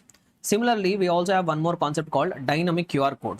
There is also something called dynamic QR code. Dynamic QR code means basically you remember it as QR code for payment. QR code for payment. So what the act has told is certain categories of the suppliers, they are required to display on their invoice a QR code called a dynamic QR code, which can be used by the customer for making the payment, for making that UPI payments and all. So there are some categories of the suppliers who fulfill certain criteria. What they are supposed to do is on the invoice, whatever they give, they have to print dynamic QR code, which can be used by the recipient for making payment. So let us see who are that category of the suppliers who are required to follow the guidelines of QR code. Dynamic QR code. Applicability. To whom it will become applicable? It will become applicable to those registered persons whose aggregate turnover, once again, in any preceding financial year starting from 2017-18 exceeds a 500 CR. Starting from the financial year 2017, in any financial year, not in all, even if at least one financial year also, if the aggregate turnover has exceeded the 500 CR, then that registered persons are required to display dynamic QR code, and that too for B2C supplies. Guys, do the comparison here. E-invoice is required for B2B supplies, whereas dynamic QR code is required to be presented only for B2C supplies. E-invoice is for B2B, whereas dynamic QR code will be for B2C. But here also there are some categories of registered persons who are exempted from the requirements of dynamic QR code. That means there are some suppliers, they have met the even above criteria. Their aggregate turnover in any of the preceding financial year has even exceeded 500 CR. But still they are not required to display the dynamic QR code for their B2C supplies. Sir, who are they? Who are exempted? They are insurance, banking company, financial institution and NBFC, goods transport agency, passenger transportation service provider, exhibition of films in multiplex, and online information and data access retrieval services like Netflix, Amazon and all. Even these entities are also not required to display a dynamic QR code. So these are the categories of the persons who are exempted from displaying QR code even though their aggregate turnover has exceeded the 500 CR. So this is what two important concepts, e-invoicing and dynamic QR code, that also we have completed. Now we will come to the next part, which is credit note and debit note. Credit note and debit note. This we will try to explain it in a very simple manner. Will not spend a lot of time. So what is a credit note? What is a debit note? Say for example, you initially made some supply to a customer. You are a supplier. You made some supply to a customer. Say for example, you charge it from that customer 1 lakh rupees. If you want to collect something extra, in addition, sorry, not extra guys, so sorry. Okay, once again, let us start afresh. So sorry. So say for example, you are a supplier. Initially, you made some supply to a customer. Say for example, 1 lakh worth of supply you have made. But because of some reason, you want to reduce the amount which is required to be paid. Basically, when you made a supply, this customer is required to pay you how much amount of money? He is required to pay 1 lakh. But whatever could be the reason, you want to reduce the amount which is required to be paid by the recipient. You want to reduce the amount which is required to be paid to the recipient. So what you have to do is, in that circumstances, you have to give a document called credit note. You have to give a document called credit note. Say for example, this person is required to pay 1 lakh, but you want to reduce that amount by 10,000 rupees. Might be you are required to give a discount. So if you are required to give a discount, you are reducing the amount required to be paid by that person, no? So then what you have to do is you have to give a document called credit note. Give a document called credit note. Or say for example, you are making some supply, 10,000 quantity of goods you have sold. You sold that goods at 100 rupees each. You gave an invoice for 10 lakh rupees. But later you realized that whatever goods that you have sold, those are not actually 100 rupees, those are actually 90 rupees only. Should have billed it at 90 rupees only, but by mistake you have billed at 10 lakh rupees. So you should have given that invoice for 9 lakh rupees, but you gave invoice for 10 lakh. You want to reduce that amount for 1 lakh rupees. What you will do? You will give a credit note. So like that, whatever could be the reason, if you have initially billed a customer, but because of some reason, if you want to reduce the amount which is required to be recovered from that customer, for that reduction, we give a document called credit note. Exact opposite is debit note. So what is debit note? Say for example, you are a supplier, you made some supply to the customer. Say for example, some 1 lakh worth of supply you have made, but you want to collect something extra. You want to collect something extra from the supplier, extra from the recipient. Might be he did not make the payment within time. You want to collect interest from him. You want to collect interest from him, or you want to collect a late fee from him. You want to collect from penalty from him. Then what you will do for that additional amount? Say for example, this customer is supposed to make a payment within 1 month, but he did not make the payment within 1 month. I have to collect from him 10,000 rupees of interest. Now for that 10,000 rupees, you are required to give a document called debit note. You are required to give a document called debit note. So when you want to reduce the amount, issue a document called credit note. When you want to increase the amount, issue a document called debit note. Now one more thing they say here. Say for example, if you have given a credit note, let me put it this way. Say for example, initially you made 1 lakh worth of supply. Okay. So for that 1 lakh worth of supply, you have given a tax invoice. You have given a tax invoice and you paid GST. This 18,000 rupees of GST you have paid to the government. Later you are giving a credit note. For 10,000 rupees. Now, but you paid initially to the government 18,000 rupees of GST. When you are giving discount, when you are reducing the amount to be paid by the recipient, should also reduce that GST amount also. No, this 1800 rupees of GST also you have to reduce. Now what you should do is, in case if you, this government will give it back. If you give the credit note, the government will give back. But what you are required to do is, whenever you have given that credit note you have to declare in your returns. That credit note you are required to declare in the returns. Say for example, in the month of April, you made a supply. In the month of May, you are giving a credit note. Now what you should do is, for the month of May, you will declare the return. No, for the month of May, in June you will file return. On 10th June you will file the return. So whenever on 10th of June you are filing the return for May month, in that return you have to declare, sir, I have given a credit note amounting to 10,000 rupees. On that, applicable rate of GST is 1800. So if you declare that credit note in your return, government will give back the amount of GST. They will reduce your GST liability. Sir, I gave the credit note in the month of May, but when I am filing the return in the month of June, I did not declare it. No problem. For next month you will file the return. No. For June month you will file the return in July. No. Then you can declare it. Then also government will reduce. Sir, in June also I did not do it. Okay, no problem. For the July month you will file the return in August. No. In that return you declare it. Then also government will reduce your tax liability. Sir, in July also I forgot. Can I do it in August? Yes, you can do it in August also. So like this, if you forgot to declare the credit note in the month in which you have issued it, no issue. You can even declare that later. Sir, how long, sir? Can I declare it after 2 years? Can I declare it after 3 years? No, they have put a time limit. What time limit they have put? They have told that time limit for declaring the credit note in the return is 30th of November following the end of the financial year, or the date of furnishing of the annual return, whichever is earlier. So what do they say? Say for example, this credit note has been given in the year May 2024. So how long? What is the maximum time limit within which I can declare that in my returns? They told that 30th of November following the end of financial year. So this credit note forms part of the financial year 24-25. So 30th of November following the end of the financial year, which will fall on 30th of November 2025. Or for this financial year 24-25, annual return will be filed. Say for example, annual return is filed on 15th of December 2025, whichever is earlier. Say which one is earlier? 30th of November will be earlier. Till that point of time, you will be given the option to declare that credit note in your returns. Or say for example, in one case, 30th of November 2025, this is the standard date, and annual return was filed on, say for example, annual return was filed on 15th of October 2025 only, whichever is earlier. Which one is earlier? 15th of October will be earlier. Up to this date, you will have the time to declare that credit note in your returns. If you declare that credit note after this date, after this cutoff date, even though you declare it, government will not reduce your GST. They will not reduce your GST liability. You have to pay it. Able to understand? So that is a maximum time limit within which you are required to declare credit note in your returns. Sir, what about debit note? What about debit note? See, basically, when you are declaring the debit note in the return, you are paying the GST to the government. See, by declaring credit note, you are asking the government your money back. But by declaring debit note, you are paying extra to the government. So for declaring debit note, there is no time limit. There is no time limit because you are paying extra amount to the government. No. So debit note, you can declare it any point of time. Even after 10 years also, you can declare the debit note. Why? Because you are going and making the payment. No.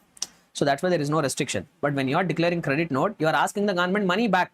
So that's why they have put a limit. But in case you are declaring debit note, you are paying extra. Do it at any point of time. Government will not say anything.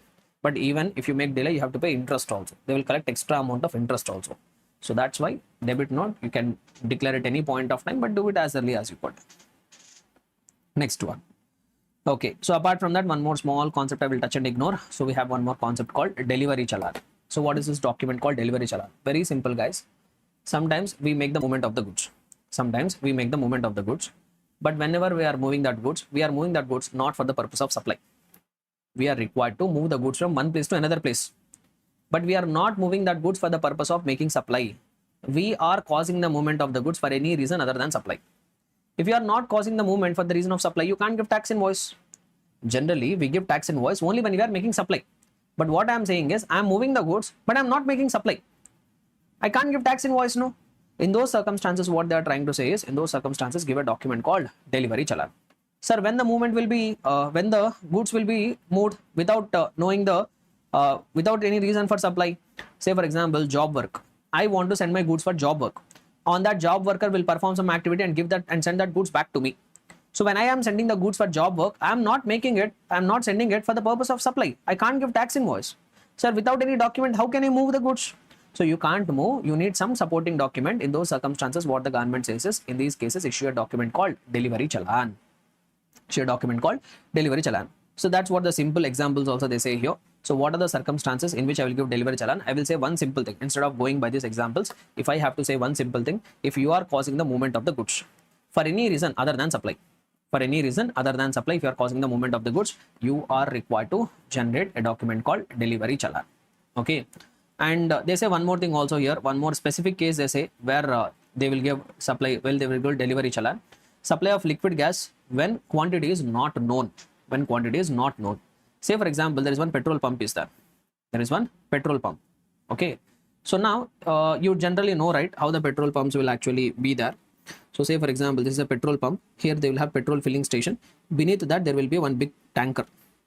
So underground there will have a big container. In that container they will keep the stock. In this container they will contain the liquid gas. And if any person comes to the petrol filling station, through that petrol pump they will fill it. Now say for example, there is ONGC. From ONGC they are purchasing the liquid gas. This petrol pump is purchasing liquid gas from ONGC. Now what ONGC has done is, they ordered for petrol. They ordered for that liquid gas.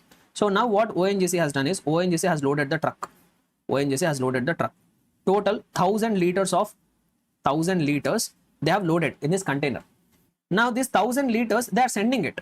But how much actually will be sold? What quantity will be sold? That will not be known. They have sent this container amounting to 1000 liters to this petrol pump. Now, how much quantity will be actually supplied? That you will not know.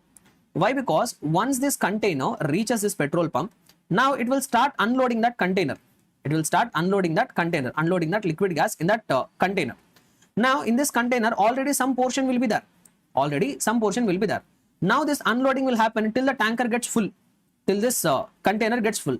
Now this container can get full with 900 liters also. Now this container can get filled with 850 liters also. Now this container might get filled with 700 liters also. You don't know. That you will know only when this container starts unloading that liquid gas at the petrol pump. So here ONGC is sending that 1000 liters. But for what quantity supply will take place, that we don't know. That ONGC will know only when they have started unloading that at the petrol pump. So here they are selling this 1000 liters, but they can't give tax invoice, no. Why they can't give tax invoice? Because they don't know what is the quantity for which a sale is going to take place. That could be 900 liters also, that could be 850 liters also, that could be 700 liters also. So when the ONGC is sending this container, they don't know for what quantity supply will happen. So they can't give tax invoice. So that's why in that circumstance also, the government has given the permission. Okay, you do one thing. In that case, you send the goods using delivery challan. You cause the movement using delivery challan. When this starts getting unloaded, you will get the clarity. Say for example, it was able to fill only 900 liters in the container. So you got the clarity. What is the actual quantity? That you got the clarity once the unloading has taken place. So once the unloading has happened, once the quantity becomes certain, then you give the tax invoice. After this unloading, then you give the tax invoice for 900 liters. But initially, when you are sending that container where the quantity is not known, that movement you can cause it with the help of a delivery challan. The help of a delivery challan. So that's what they say. That is the first point. Or you are causing the movement of the goods for purpose of job work, or you are causing the movement of goods for any reason other than supply, or any such other supplies which might be notified by the GST board. In all that circumstances, you are required to issue something called a delivery challan. Clear and comfortable, everybody? So these are all a summary of important provisions from the chapter tax invoice, debit and credit notes. Hope you guys are able to enjoy it, and hope you guys are able to enjoy it, and also you are able to learn and recollect the provisions. Clear? Right. Good. So the next chapter which we'll be taking up for revision is input tax credit, ITC, also we call it. One of the most important chapter from the examination perspective, one of the very conceptual chapter. So a lot of things we are going to cover in this chapter. Once again, I'm telling you, like the way I have told, few chapters are going to set the strong foundation for the GST as a subject. There are a few chapters, there are a few handful of chapters which are going to lay a very strong foundation for the entire subject of the GST. One of such a chapter is input tax credit. Like the way I have told, supply chapter is very, very important, right? Supply chapter, both conceptually, even from the examination perspective, from both perspectives, it is very important. Not just supply chapter, I told the same thing for value of supply. So value of supply is also, even from the conceptual perspective and also from the examination perspective, this is such a chapter which carries a high weightage. The next importance I will give it to ITC. This is also from the conceptual perspective, it is very foundational concept, and also from the examination perspective, very important. A lot of weightage will be there from this chapter. So let us try to understand what exactly this chapter is going to talk about. See, as I've already told, in GST we will have a continuous flow of credit. Ultimate tax will be borne by the ultimate consumer. So if the person, whoever is buying the goods or services, if he is a registered person, if he is not an ultimate consumer, whatever goods he has purchased, whatever services he has purchased, on that if he has paid any GST, that can be availed as input tax credit. That can be availed as an input tax credit. So that is what the foundational thing behind the introduction of GST. So if you are a person who bought some goods, who bought some services, and if you are not the ultimate consumer, you are also a registered person, then whatever goods you have procured, whatever services you have procured, whatever capital goods you have procured, and at the time of procurement of that goods, services, or capital goods, you might have paid GST to your suppliers, and you can claim that as an input tax credit. But in order to avail that input tax credit, there are some conditions and there are some obligations, and sometimes there is a blockage of the credit. Sometimes you are required to apportion it. There will be some special circumstances where you will be permitted to take the credit. There will be some special circumstances where you are required to reverse the input tax credit, whatever you have taken. So everything we are going to cover in this chapter. And in this chapter, when I say we are discussing the chapter input tax credit, we are in fact discussing 3 sections of the CGST Act. One is section number 16, then we have section number 17 and section number 18. These 3 are the sections which we are actually going to cover as a chapter, as a part of the chapter input tax credit. So having said that, let me begin my discussion. And here also, I try to summarize to the extent possible. I have tried to summarize the discussion regarding the chapter input tax credit in the form of this summary. So we'll try to use the summary. At some places we go to the chapter and we'll have a detailed revision. This chapter I'm going to take my own sweet time. I will not rush through the things because of the importance of the subject, importance of this particular concept. I will take some amount of time than when compared with the previous chapters. We'll try to take the things slowly and we'll try to recollect all the important provisions. Okay, right. So first I will start my discussion with section number 16. Section number 16 of the CGST Act talks about 2 things. Number 1, eligibility. Who is eligible for availing the input tax credit? If you, as a person, when a person will become eligible for taking the input tax credit. And also it talks about one more aspect. Section number 16 is also going to talk about conditions. What conditions are required to be fulfilled in order to avail the input tax credit? So 2 things it is talking about. One is who is eligible for availing the input tax credit, and the second thing is what are the conditions which are required to be fulfilled for taking the input tax credit. So when it comes to eligibility, 16 subsection 1 talks about it. When it comes to condition, 16 subsection 2 talks about it. So first we will try to see who is eligible for availing input tax credit. So that is covered under 16 subsection 1. Let us see what section number 16 subsection 1 says. So it says that every registered person, 16 subsection 1 says every registered person on whatever supply of goods or services or on whatever supply of goods or services or both which he has procured, not whatever outward supplies, they are talking about inwards. So whatever inward supplies he had which are used or which are intended to be used in the course or furtherance of your business. So if you are a registered person, if you have procured some goods, if you have procured some services, if you have procured both, for what purpose you are procuring the goods, for what purpose you are procuring the services, for using it in the course or furtherance of your business. Or if you are not using it immediately, you are buying it with the intention, you are procuring it with the intention of using them in the course or furtherance of the business. And if you are a registered person, then you are eligible for taking the input tax credit in your electronic credit ledger. Then you will become eligible for taking input tax credit for electronic credit ledger. See, here they have told here they have told so many things as a part of that 16 subsection 1. First thing, in order to avail input tax credit, I must be a registered person. In order to avail the input tax credit, I must be a registered person. Say for example, if I want to take input tax credit, first I should get myself registered with the with the GST department. Then I should have procured some goods, I should have procured some services. And whatever services I have procured, whatever goods I have procured, my intention should be to use it in the course or furtherance of the business. If I am procuring some goods, if I am procuring some services, not with the intention of using it in the course or furtherance of the business. Say for example, I am a chartered accountant. I purchased some stationery. So that I can use it for my office purposes. I'm a chartered accountant. I purchased some stationery. I purchased some goods. I purchased some paper, pen, all that stationery I have purchased. Why I have purchased that is with the intention of using it in the course or furtherance of my business. Using that stationery, I want to make supplies. So for my business, I am purchasing that goods. Will I become eligible to take the input tax credit on that stationery, whatever I have purchased? Yes, if I'm a registered person, I can take it. Say for example, I am purchasing some stationery. I am purchasing some notebooks. Why I am purchasing that notebooks is my kid can read.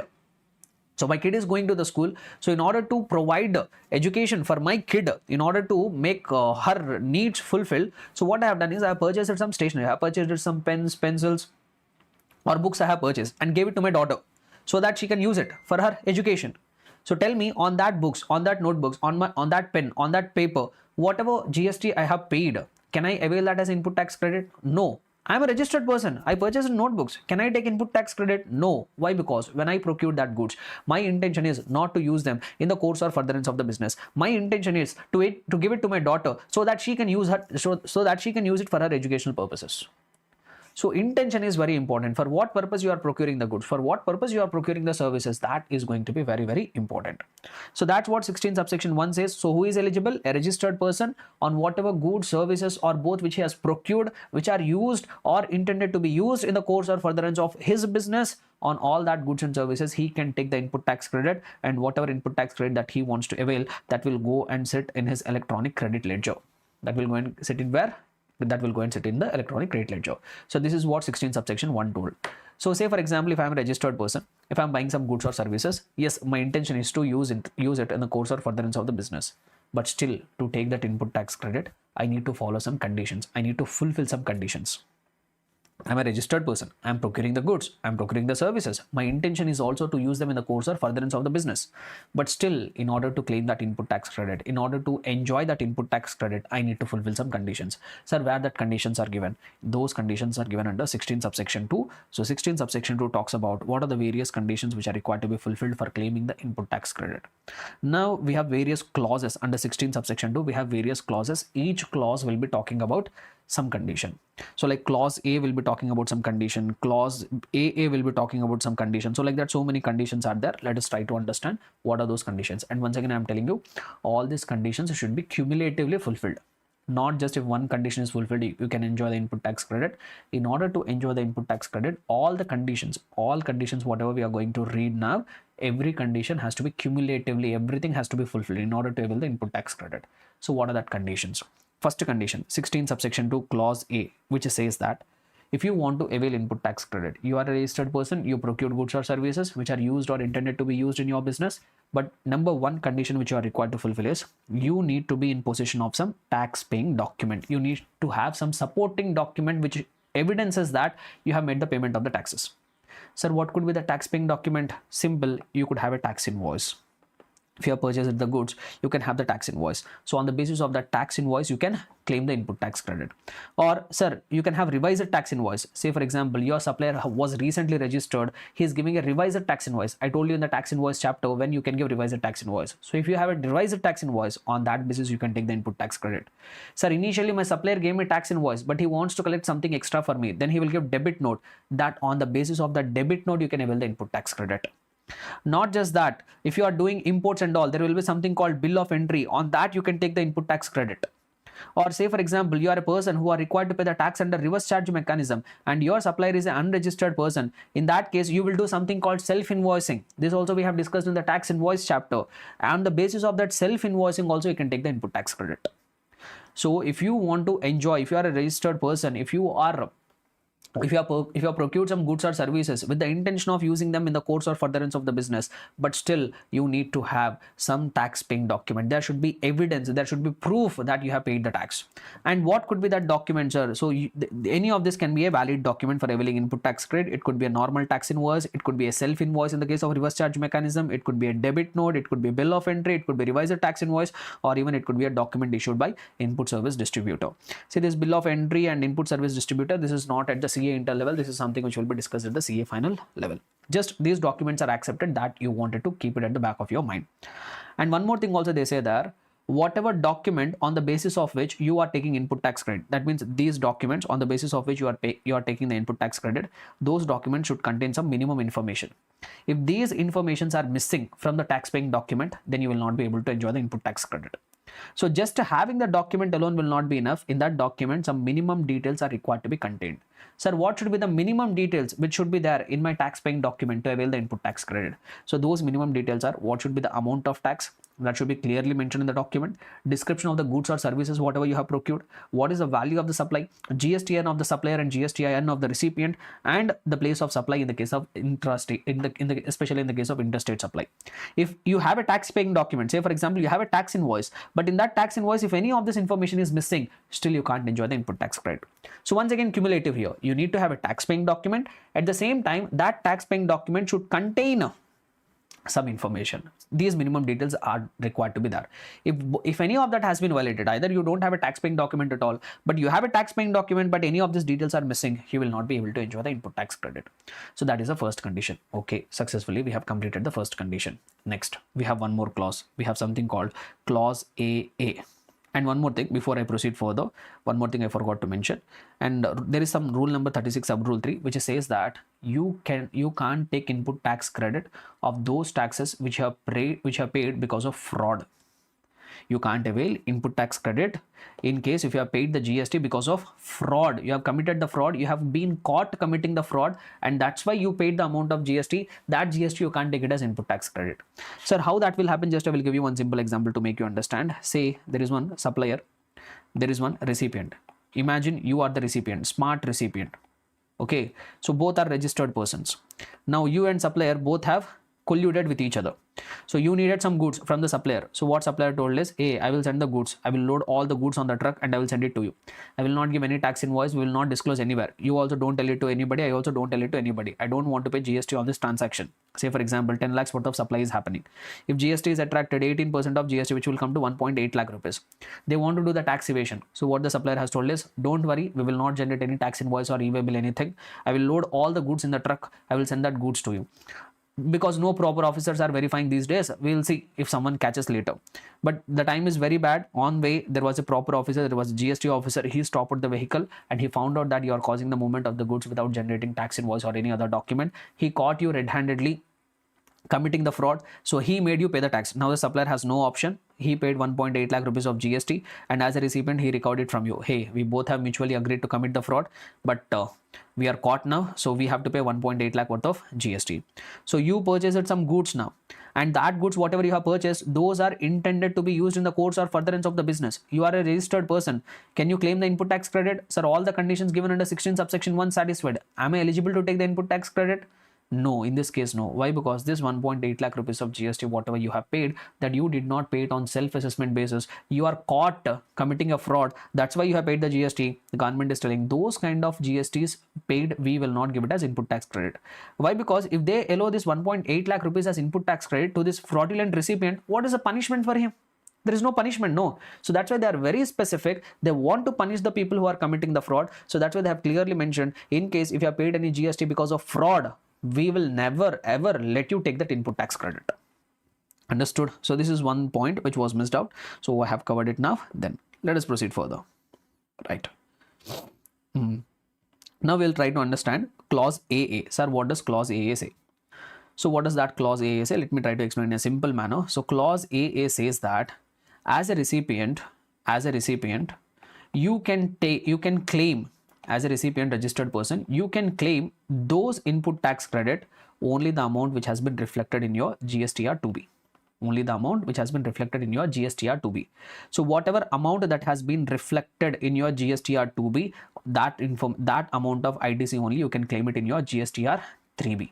So I will give you a little background before I proceed further. I will give you a little background about the returns. See, if you are a registered person, various returns you are required to file. First one is GSTR 1.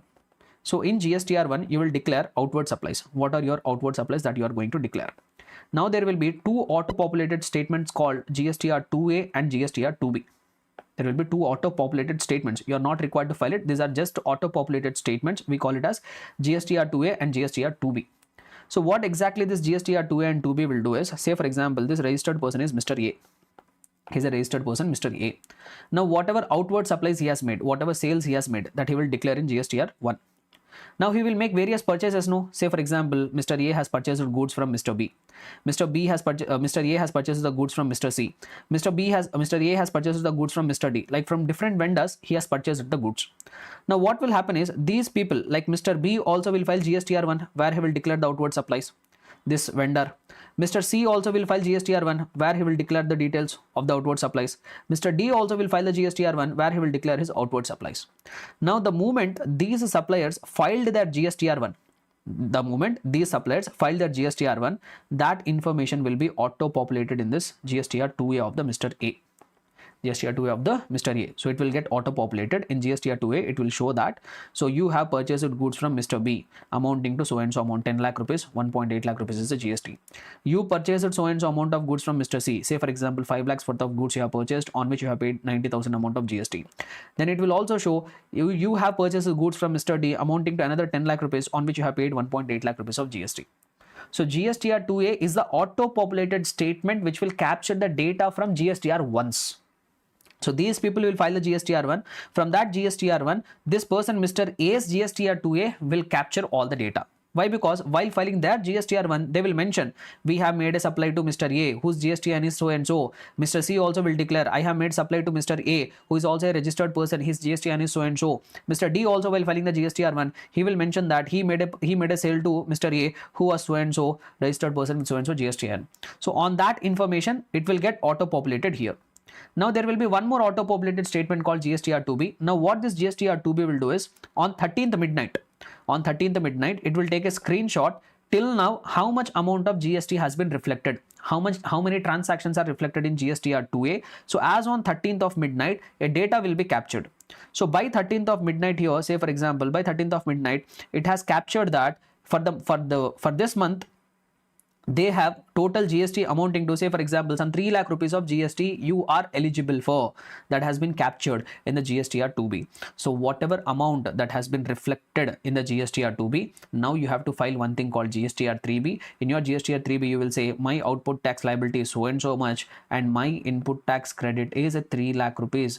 That amount you will claim. So if you want to claim ITC, you have to file the GSTR 3B.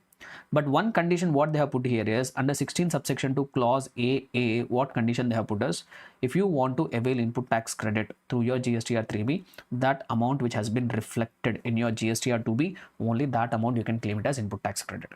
You can't claim even a single rupee extra. Say for example, in my GSTR 2B, only 3 lakh rupees of input tax credit has been reflected. GSTR 2B is an auto-populated statement. In the GSTR 2B, it is showing that for this month, I am eligible for only 3 lakhs worth of input tax credit. Now, can this person declare in his GSTR 3B, can he claim 3.5 lakh rupees of input tax credit? No, he can't claim it. Even though if he is having a tax invoice, even though he got the invoices from the suppliers. Say for example, there is a person, Mr. E. Now from Mr. E also he purchased Mr. E also Mr. E has purchased. He's having tax invoice also. But this person, Mr. E, did not file the GSTR1 on time. Say for example, he purchased some Mr. D. So from Mr. D he purchased, say for example, he purchased another 10 lakh rupees from Mr. D, on which amount is 1.8 lakh rupees. But this person, sorry, not Mr. D, Mr. E. But this person, Mr. E, did not file his GSTR1 on time. Since he did not file the GSTR1 on time, say for example, he filed GSTR1 on 15th. That means after the system has captured the data, on 13th of midnight, system will capture, GSTR2B will capture the data. By the time GSTR2B has captured the data, the amount was only these 3 included. So how much it will come to? 1.8, I think 4.5 lakhs. Is it so? Yes, 4.5 lakhs is only captured. Sir, this 1.8 lakh rupees is not captured in GSTR2B. Why? Because Mr. E has filed his GSTR1 after the due date. This amount will get captured in the next month. But for this month, in the GSTR2B, only 4.5 lakhs has been captured. Now, when you are filing the GSTR3B for this month, you can claim only 4.5 lakh rupees. Sir, I have invoice given by Mr. E, 1.8 lakhs worth of GST I have paid. I have invoice also. Can I claim that in the GSTR3B of the current month? You can't claim it. So whatever amount that has been reflected in the GSTR2B, only that amount can be claimed as input tax credit in the GSTR3B. That is the second most condition. Okay, if in my GSTR2B nothing is showing, I can't claim even a single rupee of input tax credit in the GSTR3B. Able to understand? So that is the second condition. So the amount of input tax credit which you want to avail it, that must have been reflected in your GSTR2B. Then only you can take the input tax credit. So 2 conditions we have covered. Clause A, which says what? You must be in possession of some tax paying document. Clause AA, which says that the second important condition, whatever ITC which you want to avail, that should have been reflected in your GSTR2B. Now what is the third condition? So third condition, 16 subsection 2, clause B, which says that just having an invoice alone will not be enough. Just a reflection of the amount in the GSTR2B alone will not be enough. You should have received the goods. What you should have done? You should have received that goods or services. You have a tax invoice, you have the amount is getting reflected in your GSTR2B also, but you have not yet received the goods, you have not yet received the services. Can you claim the input tax credit? No, you can't do it. So I will give you one simple example to make you understand. Say for example, you are a person, Mr. A, registered person. You procured some goods or services. You placed an order for goods or services. Say for example, this registered person, this supplier gave you tax invoice. On 14th of April, he gave the tax invoice and he filed the return also. Say for example, amount of GST is 1.8 lakh rupees. He gave you tax invoice. He filed the GSTR1. That amount is getting reflected in your GSTR2B also. But you received the goods on 15th of May. When you received the goods on 15th of May, you have received. You tell me, for the month of April, when you are filing the return, can you claim the input tax credit of 1.8 lakh rupees? No, for the month of April, you can't claim it. Sir, I have a tax invoice. In GSTR2B, it is getting reflected, but you are telling you can't claim. Yes, you can't claim. Why? Because you have not yet received the goods. So you will not become eligible to claim the input tax credit for the month of April. You can claim that input tax credit for the month of May. Why? Because in May, you have actually received it. In May, you have actually received it. So third essential condition to claim input tax credit, you can avail input tax credit only when you have received that goods or services. But here there is a problem. In some cases, especially in the case of bill to ship to transaction, there is one problem. Bill to ship to transaction, there is one problem. Sir, what is a bill to ship to transaction? Say for example, there is a person, Mr. A, who is a wholesaler. I will try to quickly summarize this discussion. Listen carefully. There is a person, Mr. A, wholesaler. There is a manufacturer, Mr. B. There is a manufacturer, Mr. B.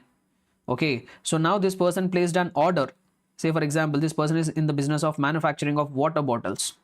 So this wholesaler placed an order. Say for example, Mr. A is located in Delhi. Okay, so Mr. B, manufacturer, is also located in Delhi. He placed an order. Sir, I want 10,000 water bottles. This person, manufacturer, told, okay sir, I will manufacture it and deliver it to your address. and deliver it to your address. But in the meantime, what happened is there is one retailer, Mr. C, who is a customer of Mr. A. He placed an order. Sir, I want 10,000 quantity of water bottles. He placed an order with Mr. A. Now what Mr. A thought is, okay, I am yet to receive that goods. I will do one thing. I will request this person, Mr. B, manufacturer, to dispatch the goods, to ship the goods directly to Mr. C. So Mr. A placed an order with the manufacturer, but I am asking Mr. B, sir, I have placed an order for 10,000 quantity. No, you please don't send it to my address. I will send the details of one person. You directly send the 10,000 quantity of water bottles to Mr. C. So now if you pay close attention here, there are two transactions taking place. One is transaction between Mr. B and A, and another one is transaction between Mr. A and C. So now what will happen is Mr. B will give invoice. He will give invoice to Mr. A. Say for example, he is giving an invoice of 10 lakh rupees on which he has charged some 1.8 lakh rupees of GST. Now Mr. A is also selling the goods to Mr. C. No? Now he will give tax invoice. Mr. A will give tax invoice.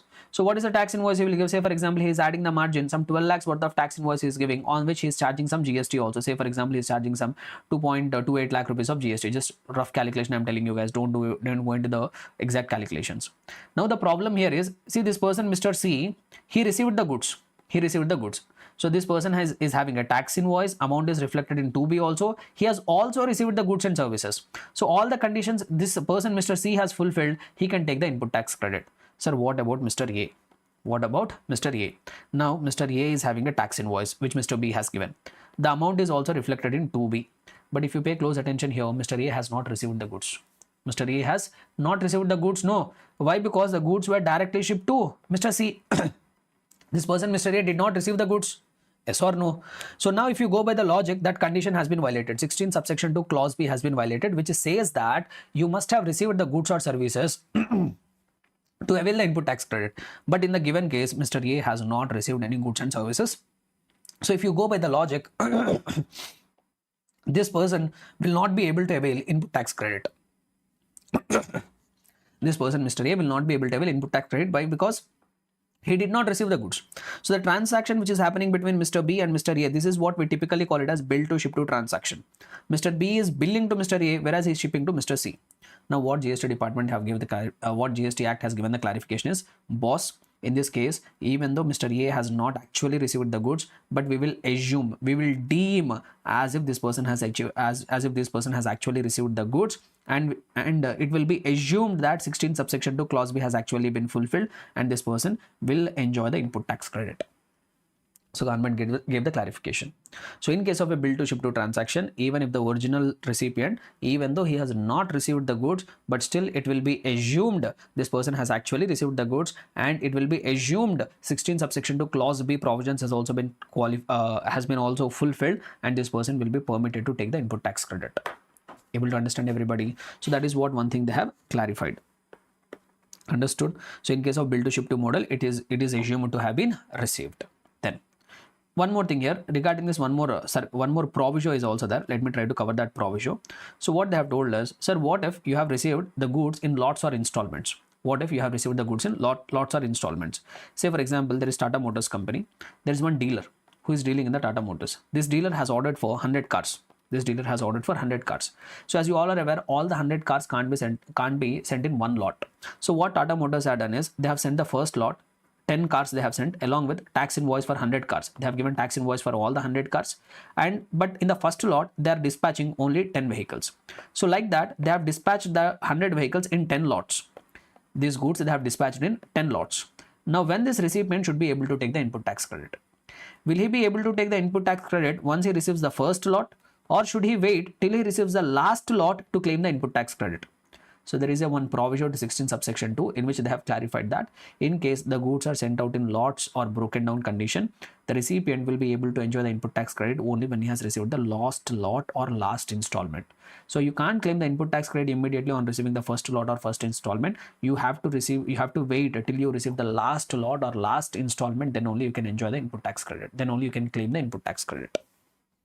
Understood everybody? Right. So this is what this is what this circular, this is what this provision, not circular, we have one provision, so that provision also I have explained.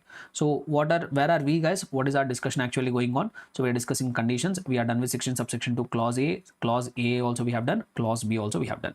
Now let us proceed further. So what they are trying to say, next condition, clause BA, which says that ITC should not have been restricted.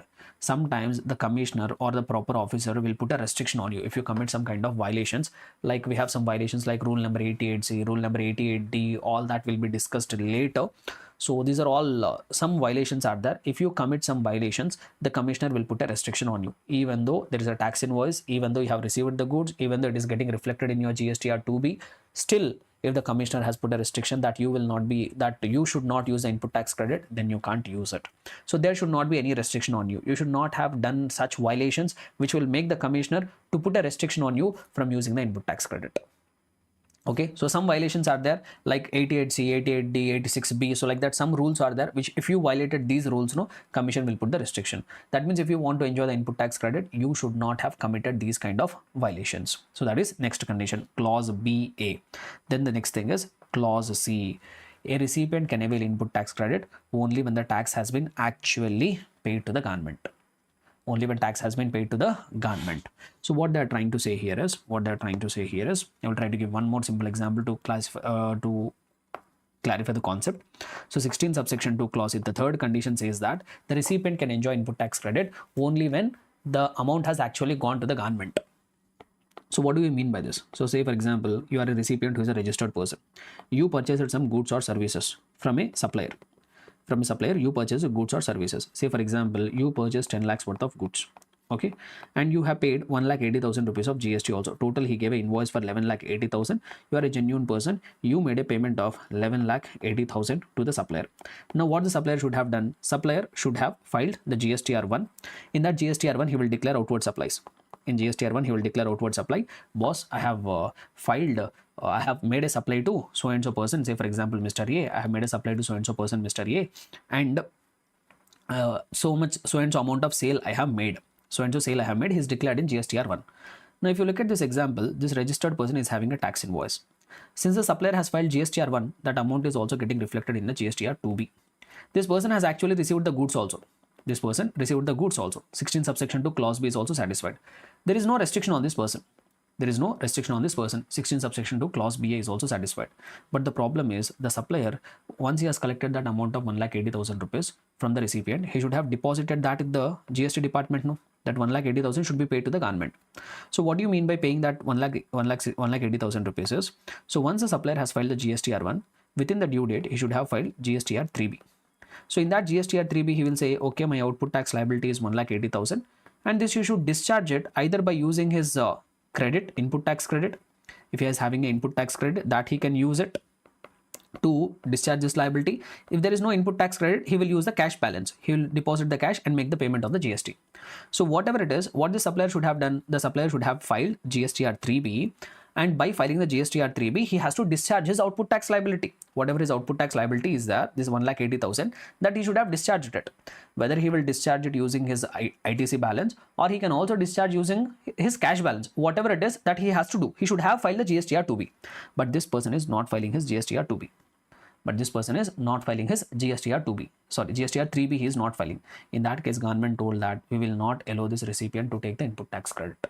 Now you all will get frustrated at one fact. You will say, sir, genuine person, honest person, no mistake from his side. He paid the complete amount, 10 lakh rupees the value of the goods, 1,80,000 rupees value of GST. Everything he has paid to the supplier. But this person is a useless fellow. He did not file the GSTR3B. Still you will punish the recipient for that? Yes, government told, we will punish. So it is so why they are punishing it is because they have told that whenever you are doing the business, do the business with a genuine person. If we are not getting the GST, why we will give you input tax credit here? Why the government should give? So they have put the responsibility on the recipient. You have to find the genuine persons who will collect the GST from you, and they will file the GSTR3B and deposit that amount with us. Then only we will give you input tax credit. So don't buy the goods or services from fake people like this who are not filing the GSTR3Bs. Able to understand? But how practically things will work out is, but what actual provision they have told is, say for example, this transaction has taken place on 10th of April. 10th of April 2024, this transaction has taken place. Now, initially, what the mechanism government has suggested is, see, when you file the GSTR return, when you are filing the GST returns, when this person, Mr. A, is filing the return for the month of April, so what he can do is, since he is having tax invoice, since the amount is reflected in GSTR 2B, since he has also received the goods, since there is no restriction, assuming all other conditions are satisfied, the government has told this person, Mr. A, boss, no problem, for the month of April, when you file the return, no, for the month of April, when you file the return, no, you take the input tax credit. You take the input tax credit. You file the GSTR 3B and take the input tax credit of 1,80,000. 1,80,000, you take it. Now, what the government has told is, we will wait. We will not ask you to immediately reverse the input tax credit. We will wait for this useless fellow supplier to file his GSTR 3B. How long we will wait? How long we will wait? We will not just wait for 1 or 2 months. What we will do is, we will wait till 30th of September following the end of the financial year. We'll wait till 30th of September following the end of the financial year in which the transaction has taken place. So this transaction has taken place on 10th of April 2024. So this transaction belongs to financial year 24-25. Generally, he should have filed that GSTR 3B in the month of May only. But he did not do it. Government will wait. Sir, in June month also he did not file. The government will wait. So like that, government will wait. But how long the government will wait, sir? The government will wait till 30th of September following the end of the financial year. So this is the financial year 24-25. What is the 30th September following it? 30th of September 2025. So the government will wait till 30th of September 2025 for this useless fellow to file a GSTR 3B. If on or before 30th of September 2025 also, if this supplier is not filing his GSTR 3B, then it will ask the recipient to reverse whatever ITC they have taken, to reverse that input tax credit, to reverse that 1,80,000 rupees of input tax credit. If they have not yet used it, they can just reverse that amount in the ledger. If they have already used that 1,80,000 rupees of input tax credit, they have to pay it back now. If they don't use it, just reverse it in the ledger. If you have already used it, you have to pay it back. You have to pay it back. So if in case the government will wait till 30th of September following the end of the financial year for that supplier to file his GSTR 3B, if till 30th of September also the supplier is not filing his GSTR 3B, then the government told, we will give you 2 months of time. They're asking the recipient, we will give you 2 months of time on or before 30th of November following the end of the financial year, in our example, on or before 30th of November 2025, you please reverse that input tax credit. If the balance is already there, reverse it. If you have already utilized it, deposit it back. So this is what the mechanism government has suggested. But whatever it is, the condition here is 16 subsection 2 clause C. What does the condition say here is, the amount should have been gone to the government either by using the input tax credit. When I say the supplier should have paid the amount to the government, need not be always in cash. Even if he has filed a GSTR 3B, he's having enough of input tax credit that he has adjusted, that is also valid payment only. But whatever it is, the supplier should have filed his GSTR 3B and discharged his output tax liability, either using electronic credit ledger or using electronic cash ledger. If he is not doing it, the recipient will not be allowed the input tax credit. But the government is not asking you to reverse and all immediately. They have given a lot of time for the supplier. So now say for example, the government has waited till 30th of September, but this supplier did not file the GSTR 3B. Now what this recipient has done is, he has no option. So what he has done is, when he is filing the GSTR 3B somewhere around 20th of November 2024, when he is filing the GSTR 3B, so what he has done is, he reversed. Hopeless fellow, he reversed that 1,80,000 rupees of input tax credit. Now what happened is, this supplier, he realized his mistake. Say for example, he realized his mistake in January 2026. So he felt that no, I have done a very big mistake. Now I have to start filing all my returns. Then he filed the GSTR 3B for the month of April 2024. Whatever he should have done much earlier, he realized his mistake and is filing the return in January 2026. His GSTR 3B, now he is filing. Now what the government told, okay, we made the recipient to reverse the input tax credit because the supplier did not file the GSTR 3B. Now he is coming and filing. No. So since now he is coming and filing, then they will ask the recipient, boss, you can once again take the input tax credit. So you have reversed it earlier, no? You can re-avail the input tax credit. We don't have any objection. Why? Because supplier now came forward and filed his GSTR 3B. We will also allow you to take the input tax credit once again. Able to understand? So this is what detailed provisions of 16 subsection 2 clause C, which talks about one more condition. You should have, the tax should have been paid to the government. And one more last condition, you should have furnished the GSTR 3B. So as I have told, amount of GST will only be reflected in 2B. If you want to claim that input tax credit, you have to file your GSTR 3B. If you don't file GSTR 3B, you will not be able to avail the input tax credit. So fourth essential condition to claim the input tax credit is you should file the GSTR 3B, then only you will be able to, the moment you file the GSTR 3B, whatever input tax credit you are declaring, that amount will go and get credited to your electronic credit ledger. Understood? So what and all are the conditions? 16 subsection 2 clause A, which says you should be in possession of some tax paying document. Clause AA, amount should have been reflected in your GSTR 2B. Clause B, you should have received that goods or services. Clause BA, there should not be any restriction on you. Clause C, the amount should have been paid to the government. Clause D, you should file your GSTR 3B in order to claim the input tax credit. Understood? So these are all conditions, but there is one more proviso. There is one important proviso to 16 subsection 2, which is putting indirectly one more condition. So what is the condition which they are trying to put here is, say for example, there is a supplier. Okay, he gave an invoice. Say for example, on 5th of April 2024 transaction took place. The supplier gave a tax invoice. Say for example, amount of transaction is 10 lakh rupees, on which 1.8 lakh rupees of GST is also charged. So supplier gave a tax invoice to the recipient. Now this recipient is also a registered person. Say for example, Mr. A. Now what the government has put the condition is, as a recipient, you should make the payment to the supplier within 180 days. You should make. Generally in business, it is quite common transactions take place on credit basis. No, even this transaction has also taken place on credit basis. So generally, if you have purchased goods or services on credit basis, you have to repay that within a specified amount of time. But in fact, what GST Act has told us, dear recipient, if you have purchased goods or services on credit basis, and if you have availed input tax credit, say for example, this person is having a tax invoice. So when he purchased, he was given tax invoice. This person filed the GSTR 1, so amount is reflected in the GSTR 2B also. And not just that, he has received that goods and services, there is no restriction on him, and this person has also paid the amount of GST to the government. This amount of GST has also been paid by the supplier to the government. All the conditions are fulfilled. Now what this recipient can do is, he can claim the input tax credit. He can claim ITC. But what the government has told is, okay, you take the input tax credit, we don't have any problem.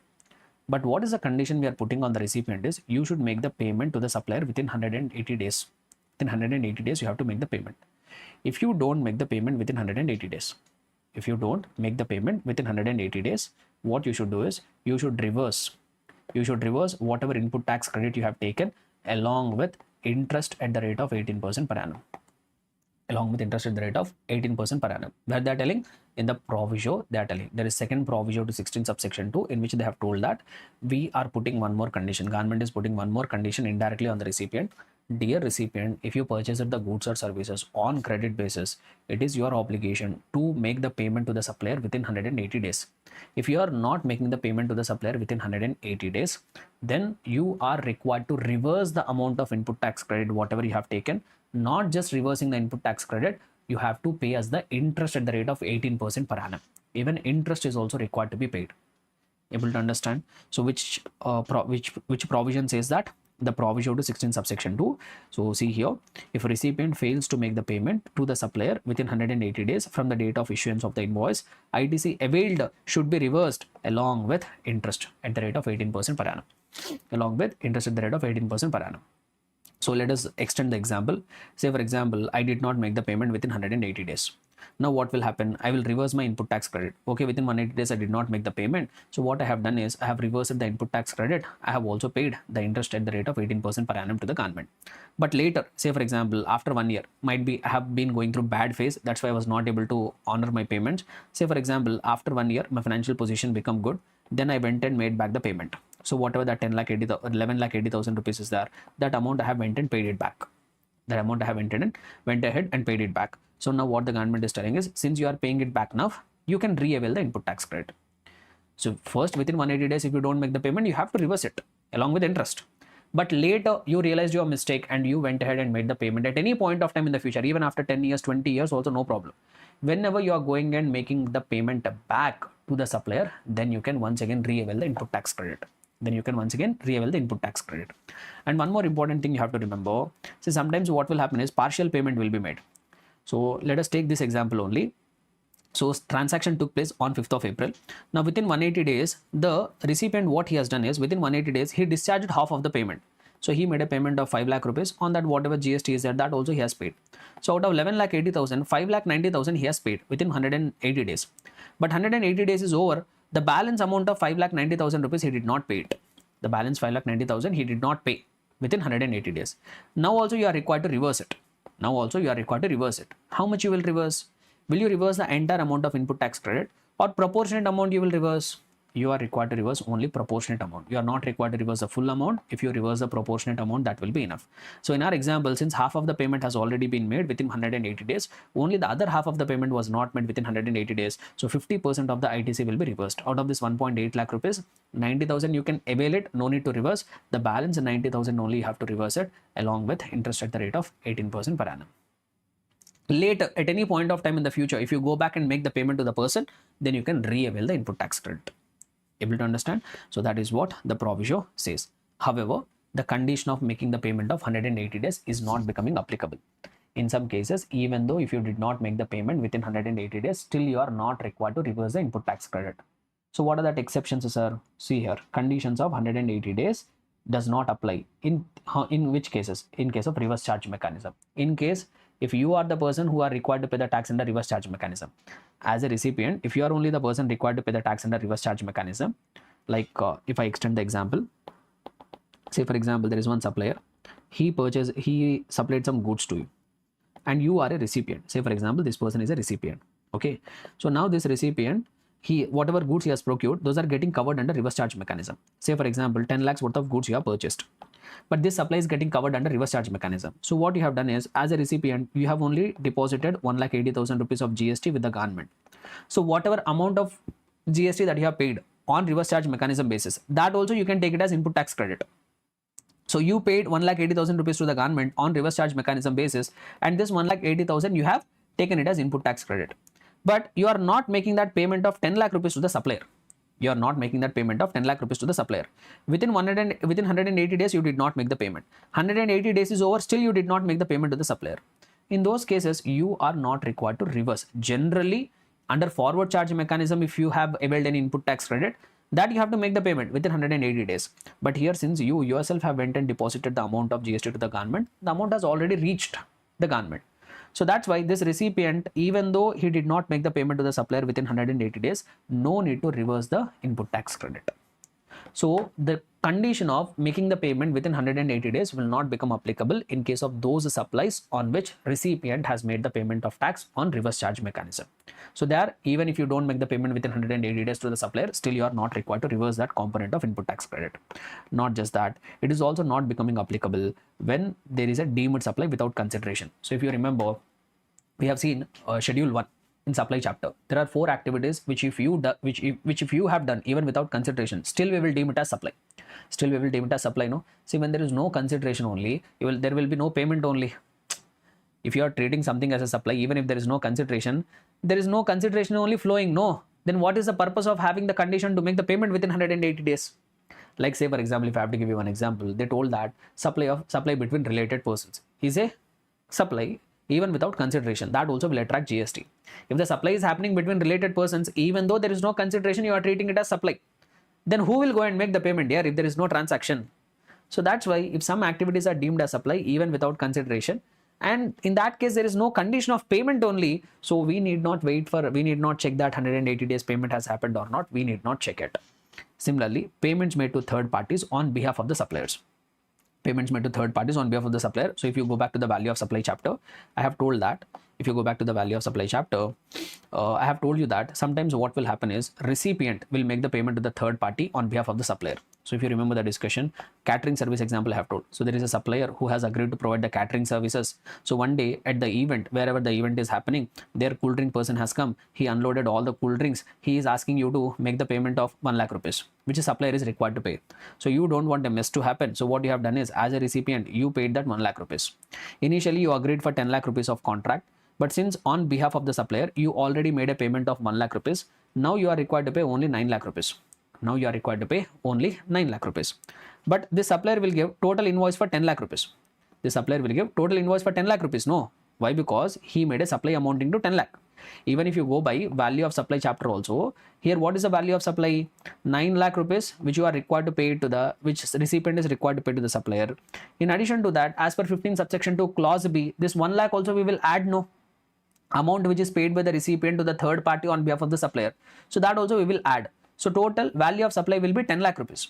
This supplier will give invoice for 10 lakh rupees, on which he will collect GST amounting to 1,80,000. He will give a GST also amounting to 1,80,000. So now what this recipient will do? Recipient will claim input tax credit of how much? 1,80,000 he will claim on the basis of invoice. Now this recipient is required to make a payment of 9 lakh rupees within 180 days to the supplier or not? He will not pay 10 lakh, even though in the invoice 10 lakh rupees is there. He is not required to pay 10 lakhs. How much is required to pay? Only 9 lakh rupees. But this recipient is not making the payment within 180 days. Since he is not making the payment within 180 days, now you are required to reverse the input tax credit. On what amount you will reverse the input tax credit? Will you reverse the full ITC of 1,80,000 rupees? No, you are not required to reverse the full input tax credit of 1,80,000. You are required to reverse only input tax credit which is allocated to this 9 lakh rupees. Why? Because this 1 lakh you have already paid it to the third party. That ITC on that you need not reverse. That means on this 1 lakh rupees, whatever 18% is there, 18,000 you can still keep it. Out of 1,80,000, since you did not make the payment of 9 lakh rupees, that 1,62,000 rupees is only required to be reversed. 18,000 rupees you are not required to reverse. Able to understand? So that is what the third exception. 130 days, 180 days condition will not become applicable in respect of those payments which are made to the third parties on behalf of the supplier. So these are the three cases where 180 days condition will not become applicable. So what are the three cases? In case of those supplies which are covered under reverse charge mechanism, in case of those deemed supplies under under 4 paras of the schedule number 1, which are deemed even without consideration, which are deemed as supply even without consideration. So there also 180 days condition will not become applicable. And in case of, in respect of those payments which the recipient has already made to the third parties on behalf of the supplier, on that also 180 days condition will not become applicable. Clear? So this is what regarding 16 subsection 2. So conditions also we have seen. Now we will try to understand 16 subsection 3. So what does 16 subsection 3 say? 16 subsection 3 says that if you purchased any capital goods, say for example, there is a business person, there is a registered person. He purchased one plant and machinery. Say for example, the cost of the plant and machinery was 10 lakh rupees. Amount of GST paid was 1,80,000. Total amount which he has paid is 11,80,000. Now what 16 subsection 3 says is, if you want to capitalize, if you are capitalizing total 11,80,000, if you are capitalizing total 11,80,000, and if you are claiming depreciation on total 11,80,000, then we will not allow you the input tax credit. Which means if you want to capitalize even GST also, if you want to capitalize GST component in your books of accounts, if you want to claim depreciation even on GST also, then they will not allow you to take the input tax credit. If you want to take input tax credit, no sir, I want to take input tax credit, then you can't capitalize GST component. You have to capitalize only actual cost, not the GST. So what do I mean by that is, if you are purchasing a capital asset, you have two options available. Whether you want a depreciation as per Income Tax Act on the tax component, or you want ITC as per the GST Act. Anyone. Both you can't say, sir, I will capitalize a tax component also in my books of accounts for income tax purposes so that I can enjoy the depreciation, and also I will take the tax component as an input tax credit. Both are not permitted. If you want to take input tax credit of that 1,80,000 tax component, don't capitalize it.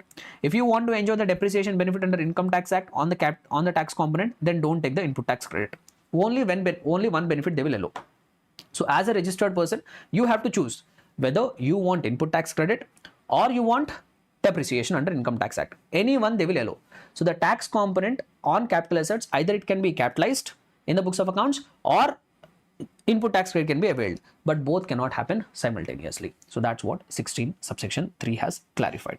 Then we have one more subsection, 16 subsection 4 also we have, which talks about what is the time limit for availing input tax credit. What is the time limit available for input tax credit? Very simple.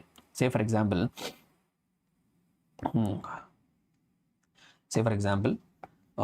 you are a registered person. You purchased some goods in the month of April. Which are used or intended to be used in the course of business. Now for the month of April, generally you will file the return by 15th of May. You will file the return on 15th of May, not on 15th of May. Generally you will file the return on or before 20th you are required to file. So on 20th of May you are supposed to file the return. So what you are doing is, on 20th of May, for the month of April, you are filing the GSTR 3B, but you did not claim the input tax credit. Say, for example, you purchased 1 lakh worth of goods. On that 18,000 amount of GST you have paid.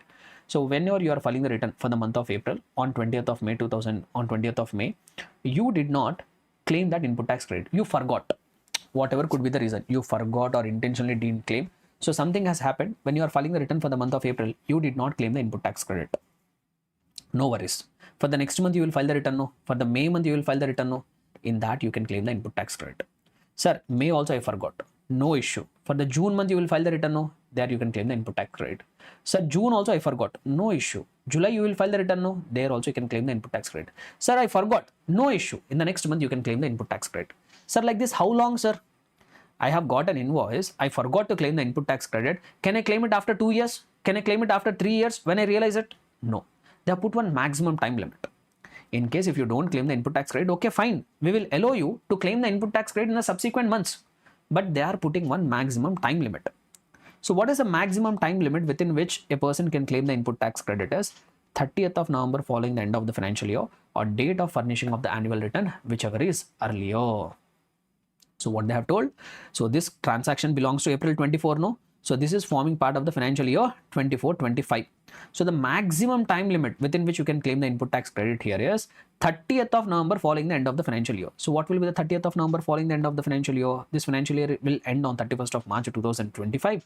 So 30th of November following the end of financial year will be 30th of November 2025. Or date of filing of annual return. Not due date, guys. Date, actual date of filing of annual return.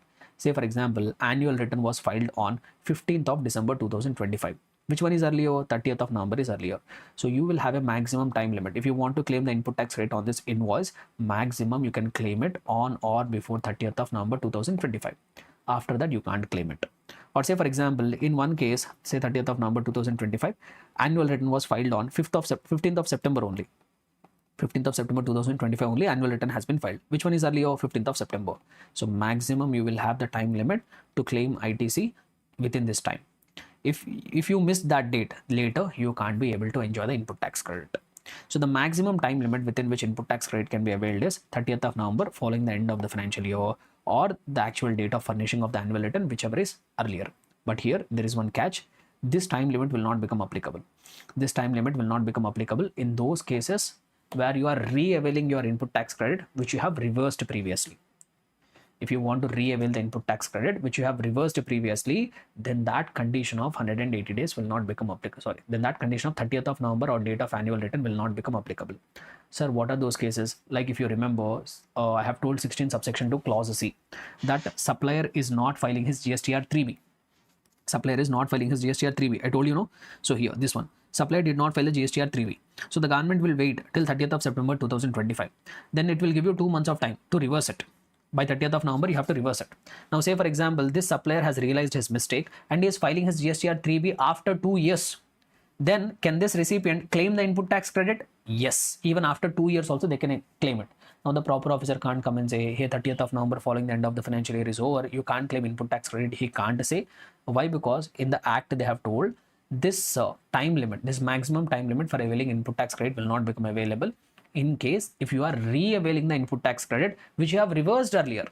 So you have reversed this amount earlier. Now you want to re-avail it. If that is the case, that time limit will not become applicable. At any point of time, you can claim it. The same thing will apply even for that 180 days condition also.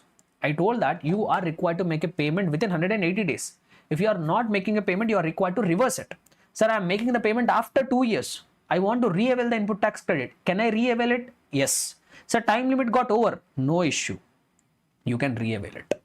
So in case if you are re-availing the input tax credit which you have reversed earlier, then that time limit of 30th of November following the end of the financial year or date of furnishing of annual return, this time limit will not become applicable in case if you are re-availing the input tax credit which you have reversed earlier. So very, very important point. Understood? So with this we have completed the provisions regarding section number 16. Major provisions regarding section number 16 we have completed. There is one more subsection also, 16 subsection 6 is also there. Little bit complicated, little bit linkage with the registration chapter and all. So that I will not go through it because that one section alone I can have to explain for 15 to 20 minutes because that involves a lot of connecting of the information. So these are important. till 16 subsection 4 it is important from the examination perspective. So this discussion we will end it here. Section 16 we will try to end it here. Now we will try to take up section number 17 for discussion. Okay, right. So now we will start revising section number 17. Section number 17 we'll try to do it from the material itself directly. So section number 17 talks about two aspects. Section number 17 talks about two aspects. One is regarding apportionment of the credit and the other one is regarding blocking of the credit. Very important thing we are going to discuss now. The most important thing from the entire GST subject, not just in the chapter. I'm saying this concept which you are going to discuss now is going to be important from the entire subject perspective. So section number 17 is going to talk about two aspects. One is apportionment of credit and the other one is blocked credit. We will come to the apportionment part later. First we'll try to finish off blocked credit, which 17 subsection 5 talks about, which is the most interesting and most important chapter from the examination perspective. So what exactly is this blocked credit? If I have to put it in very simple terms, the government says that, hey, you are a registered person. You have procured some goods and services which you want to use it for the purpose of your business. You have fulfilled all the conditions given under 16 subsection 2. All the conditions you have fulfilled. But still, if you buy certain goods, if you procure certain kind of services, on that goods, on that services, we will not give you input tax credit. Okay, you are buying the goods, you are procuring the services for your business only. We agree. You have bought it, you are a registered person, you purchased goods, you received services, your intention is to use it in the course or furtherance of your business. You have fulfilled all the conditions. We agree to that, but still, we will specify certain goods, we will specify certain services under section 17 subsection 5. If whatever goods you have purchased, whatever services you have procured, if those are falling under that 17 subsection 5, no matter you are using it for the no matter that you have purchased the goods for your business purposes, you fulfilled all the conditions, all that doesn't matter, we will not allow you to take the input tax credit. See, what kind of goods and services are notified under 17 subsection 5 is basically those goods or those services which is very difficult for the government to differentiate whether it is getting used for business purposes or it is getting used for personal purposes. Some assets are very difficult to determine. Some goods are very difficult to determine. Some services are very difficult to determine. I will give you one simple example. Say for example, I'm a chartered accountant, I'm having an office. I'm chartered accountant, I'm having an office. Say for example, I have taken health insurance. I have taken health insurance for me. My point of argument is, boss, I'm a businessman. I have to run the business. If I have to run the business, I have to get my treatment done on time. So I'm taking a health insurance policy in order to do more business or in order to not affect my business. Tomorrow, if something happens to me and if I don't get the proper treatment, if the treatment becomes very costly, if I don't get the treatment on time at proper resources, my business will get affected. So I'm getting health insurance for my health so that I can run the business even in a very effective manner. So I'm getting insurance policy in the course or furtherance of the business or not. But you tell me the other side of the story. Health insurance is something which is regarding your health. Health is something which is your personal thing or not. Yes or no? So there are two sides of the coin. Yes, whatever first argument I have put in, that sounds completely valid. Yes, it is something which is related to business. The second side of the coin, that is also equally valid. Health is something which is personal for me. Health is something which is personal for me. How can I call it as business? So like this, there are certain goods, there are certain services which is extremely difficult for the government to determine whether it is getting used for business, whether it is getting used for personal purposes. It is very difficult for the government to determine. So what the government told us, we don't want all this headache. We don't want all this headache. We'll tell you certain goods, we'll tell you certain services. Whether you procure it for your business purposes or for your personal purposes, all that doesn't matter. On that goods, on that services, we will not give you input tax credit. So that we actually call it as a blocked credit. Sir, what are that goods? What are that services on which government has blocked the credit? Now we have to go to that 17 subsection 5 and try to understand it. So from here, it is going to start. What are the different goods and services on which ITC has been blocked? So first one, they say that motor vehicles for transportation of passengers with the seating capacity of less than or equal to 13 referred to as ineligible motor vehicles. So first category of the, see here the discussion is going to get lengthy, so please pay complete attention on the discussion. So first item on which they told that they will not allow the input tax credit is motor vehicles. Motor vehicles, that too which is designed to carry passengers. So many things they are trying to say here. Let me highlight it here. So first category of asset, it should be motor vehicle. Government told on motor vehicles, that too which is used for transportation of passengers, that too which have a seating capacity of less than or equal to 30, which is having a seating capacity of less than or equal to 13 persons including the driver. On that motor vehicles, we will not allow the input tax credit. So if you pay close attention, they are telling about only those motor vehicles which is designed to carry passengers, If I have purchased any motor vehicle which is designed to carry goods, say for example, I purchased one truck which is designed to carry goods, or if I have purchased some delivery van which I will use it for the purpose of transportation of goods, no restriction. Restriction is there only on such motor vehicle which is designed to carry persons, like a car or a bike. Even bike is also a bike or scooty. It is also a motor vehicle designed to carry passengers. Or I am purchasing a car, I am purchasing an Innova 7-seater vehicle. So if you are purchasing any motor vehicle which is designed for the purpose of transportation of passengers, that too having a seating capacity of less than or equal to 13. Say for example, I purchased a bus. Infosys company is there. It has purchased a bus for the purpose of transportation of its employees. Will ITC be allowed? Yes. Why? Because a bus is a motor vehicle designed to carry passengers, but it is having a seating capacity of more than 30. It is having a seating capacity on more than 13. On bus, ITC will be allowed. But on what kind of motor vehicles restriction is there is those motor vehicles which are designed to carry the transportation, which are designed for transportation of passengers, that too having a seating capacity of less than or equal to 13. On that assets, if someone has purchased that kind of assets, the government told we will not allow you input tax credit. Say for example, I'm a chartered accountant. I purchased one bike for traveling to my office, for visiting the client's premises. I purchased one bike. Sir, I'm using it for my business purposes. Government told, get lost, we will not give you input tax credit. Sir, I purchased a car. I'm a chartered accountant. I purchased a car. Why I purchased a car? Because I want to use it for my business purposes. Every day from home, I have to come to office. If I have any client meeting, I have to go and visit the client meeting. If I have any litigation, if I have to attend any representation before income tax department, I have to travel. So that's why I purchased one car, sir. I spent 10 lakh rupees, purchased one car on which I have paid some 1,80,000 rupees of GST also I have paid. I want to avail the input tax credit, sir. I am using it for business purposes only, sir. I keep it at the office only. I don't even take it to home, sir. Doesn't matter. Since you are purchasing a motor vehicle having a seating capacity of less than or equal to 13, designed to carry the passengers, so this on that asset you can't claim the input tax credit. You can't claim input tax credit. So that's what the first good they said here. So motor vehicles designed to carry passengers having a seating capacity of less than or equal to 13, that I call it as, generally we call it as ineligible motor vehicles. Ineligible motor vehicles on which you will not be able to avail input tax credit. But however, there are some exceptions. Exceptions, which means if these ineligible motor vehicles, basically if these motor vehicles having seating capacity of less than or equal to 13, if it is used for certain purposes, then it will be eligible for availing the input tax credit. So I generally call it as eligible purposes. If you have an ineligible motor vehicle in the sense motor vehicle having a seating capacity of less than or equal to 13 designed to carry passengers. But if you are buying that motor vehicle for some eligible purposes, for some specified purposes, then you become eligible to take the input tax credit. Sir, what are that purposes which if I am using it, I will be able to enjoy the input tax credit? Number one, if you are buying a motor vehicle having a seating capacity of less than or equal to 13 with the intention of making a further supply. Say for example, I'm a car dealer. I purchased one motor vehicle. I purchased one car. Why I am purchasing that car is I want to resell it.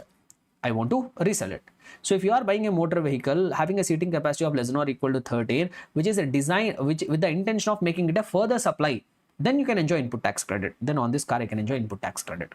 Or no sir, I am buying a car with the intention of providing services of taxable supply of transportation of passengers. If I am buying any motor vehicle having a seating capacity of less than or equal to 13, but what is my objective is I want to use that motor vehicle for providing taxable supply of transportation of passengers. Sir, I purchased a car. With the help of that car, I want to provide cab services. I want to provide transportation of passengers with the motor vehicle, whatever I have purchased.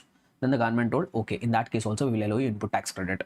One more eligible purpose in which the government will allow you the input tax credit is if you are a person who purchased a motor vehicle having a seating capacity of less than or equal to 13, but if you are using it for the purpose of imparting driving skills. For the purpose of what? Imparting driving schools. Sir, I purchased one car. Why I purchased a car is because I am running a driving school whereby I teach the people how to drive the car, bike, whatever it is. So if you are purchasing a motor vehicle having a seating capacity of less than or equal to 13 designed to carry passengers, generally ITC is blocked. You will not be able to enjoy it. But still, if you are using it for three eligible purposes, If you are using it for three eligible purposes. What are the three eligible purposes? Number one, if you are buying that motor vehicle with the intention of making a further supply, or if you are buying that motor vehicle with the intention of using it for providing the taxable supply of passenger transportation services, or you have purchased that motor vehicle with the intention of imparting the driving skills. If any of these three conditions, if you are using it for any of these three purposes, then you become eligible to take the input tax credit. Understood? Clear and comfortable, everybody? Say for example, Infosys company is there. I'll give you various scenarios, all the things in which all the different forms in which a question can be asked, and I will try to cover it. Say for example, Infosys company is there. Infosys company has purchased one car, a 4-wheeler car they have purchased. So why they have purchased this car is, using that car they want to provide transportation to their employees. They want to provide transportation to the employees. So they will have the employees they have to pick the employees from their homes to the office, and they have to drop the employees to their respective homes. So for that purpose, Infosys company has purchased the 4-wheeler. Will they become eligible for input tax credit? No. So they are providing transportation of passengers. See, they are using it for the transportation of their employees. They are not making outward supply. They are not making a supply of taxable service of transportation of passengers. What do you mean by making taxable supply of transportation of passengers? I run cab services. I provide to the passengers transportation. I collect money from them. Infosys is using it for transportation of their employees. It is not making any taxable supply. So they can't enjoy the input tax credit. But however, if a person buys it, collects the money from the people for providing the transportation of passengers, then he can claim input tax credit. But here Infosys company can't avail the input tax credit. Say for example, Infosys company has purchased a bus for the purpose of transportation of employees. Can they claim input tax credit? Yes, they can claim it. Why? Because restriction is there only on those motor vehicles having a seating capacity of less than or equal to 13. In the case of a bus, the seating capacity will be more than 13. They can enjoy the input tax credit. Understood? So that is the first product on which ITC has been exempt. ITC has been blocked. Then coming to the next item. Okay, one item we are done. Coming to the next item. Vessels and aircrafts. Vessels and aircrafts. So if you are a registered person, if you have purchased a vessel in the sense ship, or if you have purchased an aircraft, aeroplane or jets or whatever it is, then the government told on that we are not going to give you input tax credit. If you purchased any vessel, if you purchased any aircraft, and on that purchase of the vessel or aircraft, you have paid GST, that GST we will not allow you as an input tax credit. But however, here also they told some exceptions. So if you are purchasing a vessel or aircraft, but you are using it for eligible purposes, if you are using it for eligible purposes, then you become eligible to claim the input tax credit. Sir, what are that eligible purposes? Same like the above three only. Number one, if you are buying that vessel or aircraft, sorry, if you are, right. So if you are buying a vessel or aircraft with the intention of making a further supply, like you are buying a vessel with the intention of reselling it. If you are buying an aircraft with the intention of reselling it, then the government will allow you input tax credit. Similarly, if you are using it for providing the services of transportation of passengers, if you are using it for the purpose of transportation of passengers, then also government will give you input tax credit. Or if you are buying that vessel or aircraft to impart that skills, like you purchased a vessel, and why you are using that vessel is to provide the skills of navigating the vessel, how to drive that vessel. Or you have purchased an aircraft with the intention of imparting the skills of how to fly an airplane. So basically for car we say driving, for vessel we say navigating, for aircraft we say flying. So if you are buying any vessel or aircraft with the intention of using it for making, for imparting the skills relating to navigation of a vessel or flying of an aircraft. And one more also they add it here. If you are buying a vessel or aircraft with the intention of providing taxable supply of transportation of goods, then also you can enjoy the input tax credit on that vessel or aircraft. For a motor vehicle which is designed to carry passengers, you can't transport the goods, no. So that's why in the first case we have only three eligible purposes: for making further supply, for providing taxable supply of transportation of passengers, for imparting the driving skills. So when it comes to vessel or aircraft, you can use it for four eligible purposes to claim the input tax credit. Number one, if you are using it for making further supply, or if you are providing the taxable supply of transportation of passengers, or you are using it for imparting the skills relating to navigating or flying an aircraft, or you are using it for providing the supply of services relating to transportation of goods. So in all that cases, you can enjoy the input tax credit. Clear? So two items we have covered. Now coming to the next item. So they say that general insurance, servicing, repair and maintenance relating to ineligible motor vehicles, vessels or aircrafts. So what do they mean by here is, say for example, if you are a registered person, you purchased one motor vehicle, or you purchased one vessel, you purchased one aircraft, and ITC will not be available. Say for example, I'm a chartered accountant here. I purchased one motor vehicle. So I'm not using it for any of the eligible purposes. I don't use it for making further supply. I don't use it for transportation of passengers. I even don't use it for imparting driving skills. So I purchased a motor vehicle. I purchased one car. On that car, ITC will not be available. They will not allow me to take the ITC. Now, say for example, for this car, I have taken one insurance. Say for example, I paid 10,000 rupees of insurance premium. On that 1,800 rupees of GST also I have paid. For this car, I have undertaken service. Say for example, some 1 lakh worth of service I have undertaken, on which I have paid 18,000 rupees of GST. Or for this car, I have undergone some repairs and maintenance. Say for example, some 50,000 rupees of maintenance I have undergone, on that 9,000 rupees of GST I have paid. So now what this point says is, if on motor vehicle, if on vessel, or if on aircraft, if you are not able to enjoy the input tax credit, you will not be able to enjoy ITC on even the general insurance, service, repairs and maintenance in respect of that motor vehicle, vessel or aircraft. In case if you are not able to enjoy input tax credit on the motor vehicle, on the vessel, on the aircraft, you will also not be able to enjoy input tax credit on the money which you are spending on general insurance, servicing, repairs and maintenance of such motor vehicle, vessel or aircraft. Able to understand? Which means if you are a registered person, if you are putting that motor vehicle, vessel or aircraft for eligible purposes, if you are able to enjoy the input tax credit on that motor vehicle, vessel or aircraft, then you will also be able to enjoy the input tax credit on general insurance, services, repairs and maintenance. Sir, what do I mean by this? Say for example, I am a registered person. I am into supplying of services of passenger transportation.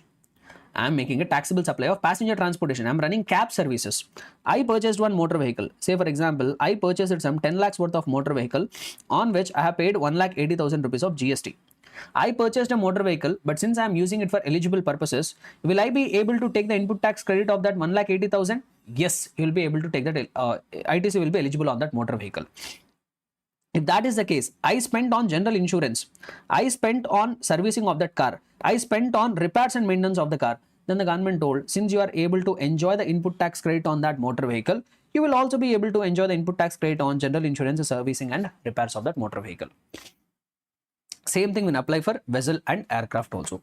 So rule is very simple. If you are able to enjoy input tax credit on motor vehicle, vessel or aircraft, then you will be able to enjoy the input tax credit on services, repairs and maintenance or general insurance, and with regard to that motor vehicle insurance or with regard to that motor vehicle, vessel or aircraft. If you are not able to enjoy the input tax rate on the motor vehicle, vessel or aircraft, you will also not be able to enjoy the input tax credit on general insurance, service, repairs and maintenance with regard to that motor vehicle, vessel or aircraft. They have also given one more exception. They told that if there is a manufacturer, if there is a registered person who is a manufacturer of motor vehicle, vessel or aircraft, say for example Tata Motors is there. Tata Motors is a what? Manufacturer of the motor vehicles. If Tata Motors is receiving the services of general insurance or servicing or repairs and maintenance, then also this manufacturers also can enjoy the input tax credit. Or say for example, there is a ABG Shipyard. There is a company called ABG Shipyard. So that company, ABG Shipyard, is in the business of manufacturing of the vessels. Now, if that company has taken the services of general insurance or services or repairs and maintenance, then also they can enjoy input tax credit. Or say, for example, there is a Boeing, which is into manufacturing of the aircraft. If that company is taking the services of general insurance, services, repairs and maintenance, then also they can enjoy input tax credit. So for manufacturers also they have given permission. And not just that, they have given one more permission. Who can avail input tax credit on these services? They have given one more option. Say for example, there is a registered person, okay? He purchased one car. I'm a chartered accountant. I purchased a car, okay? So this car, I'm using it for my office purposes or whatever purposes. I will not be able to enjoy input tax credit. Say for example, on this car, I have paid 1 lakh rupees and 18,000 rupees of GST. Will I be able to enjoy input tax credit? No. Now what happened is, from Tata Insurance, I purchased one insurance policy. To the Tata company. So Tata Insurance Company is providing me insurance services. They have charged me some 10,000 rupees of premium. On that 1,800 rupees of GST they have collected. Will I be able to claim input tax credit on that 1,800? No. Since on the motor vehicle I am not able to claim input tax credit, even on the insurance also I will not be able to claim input tax credit. Now what happened is, since I have taken an insurance, I was very reckless. One day I was over speed. So what happened is, my car met with an accident. But I'm safe. Nothing happened to me. All my legs and hands are all fine. So this is a safety car, you imagine. But this car was damaged very badly. But I need not worry. Why I need not worry? Why? Because even though the car is damaged, I will take it to the repairs company. I will go to the repair center. So what I will do is I will get all the car repair done. I will get all the car repair done. Say for example, repairs came to 2 lakh rupees. That person, whoever has done the repairs, he has charged me 2 lakh rupees. 36,000 rupees also he has charged GST. But this bill, this person, whoever has done the repairs, that bill will not be given to me. That bill will not be given to me. That bill will go to whom? That bill is directly going to insurance company. Why? Because I have taken the insurance. No, I have taken insurance, right? So that bill is directly going to insurance company. Now you tell me whether this insurance company can claim the input tax credit of 36,000 on that repairs and maintenance of the motor vehicle. The government told yes, even that insurance companies also can claim input tax credit on that general insurance repairs and maintenance and services, on that whatever GST has been paid. Even this general insurance companies, like any insurance companies also can claim the input tax credit. Clear? So I told 2 extra things. Number 1, first general rule I have told, if on motor vehicle, vessel or aircraft, if you are able to take input tax credit, you can take input tax credit on general insurance. So general insurance, service and repairs and maintenance also. In addition to that, they told two more cases where I can take the input tax credit. Number 1, manufacturers of the motor vehicles, vessels or aircraft. Number 2, general insurance companies, they can also avail the input tax credit on the services, repairs and maintenance. Clear? So this is the third thing. Then we have one more thing regarding motor vehicles, vessels and aircraft only. So what is that is, say for example, I'm a registered person. I'm not buying a motor vehicle, but what I'm doing is I'm taking a motor vehicle on rent, or I'm taking an vessel on rent, or I'm taking an aircraft on rent. I'm a chartered accountant, so I'm taking one car on rent, or I'm taking one vessel on rent, or I'm taking an aircraft on rent. The government told, if you have purchased that motor vehicle, vessel or aircraft, ITC so sorry guys, I caught up a little bit of cold. So if I would have purchased that motor vehicle, vessel or aircraft, will I be eligible to claim input tax credit? No. Since if you purchase that motor vehicle, vessel or aircraft, since you are not able to avail input tax credit, even if you have taken it on hire or rent, then also on that hiring or renting expenses also, whatever GST that you have paid, that in that case also ITC will not be allowed. Able to understand what I'm trying to say? So if you purchase a motor vehicle, vessel or aircraft, if you are not able to enjoy input tax credit, even when you take these kind of goods on rent, then also you will not be able to enjoy input tax credit. Say for example, if I am eligible person, if I'm into eligible purposes, like for example, I'm a registered person, I'm into business of providing transportation of passengers.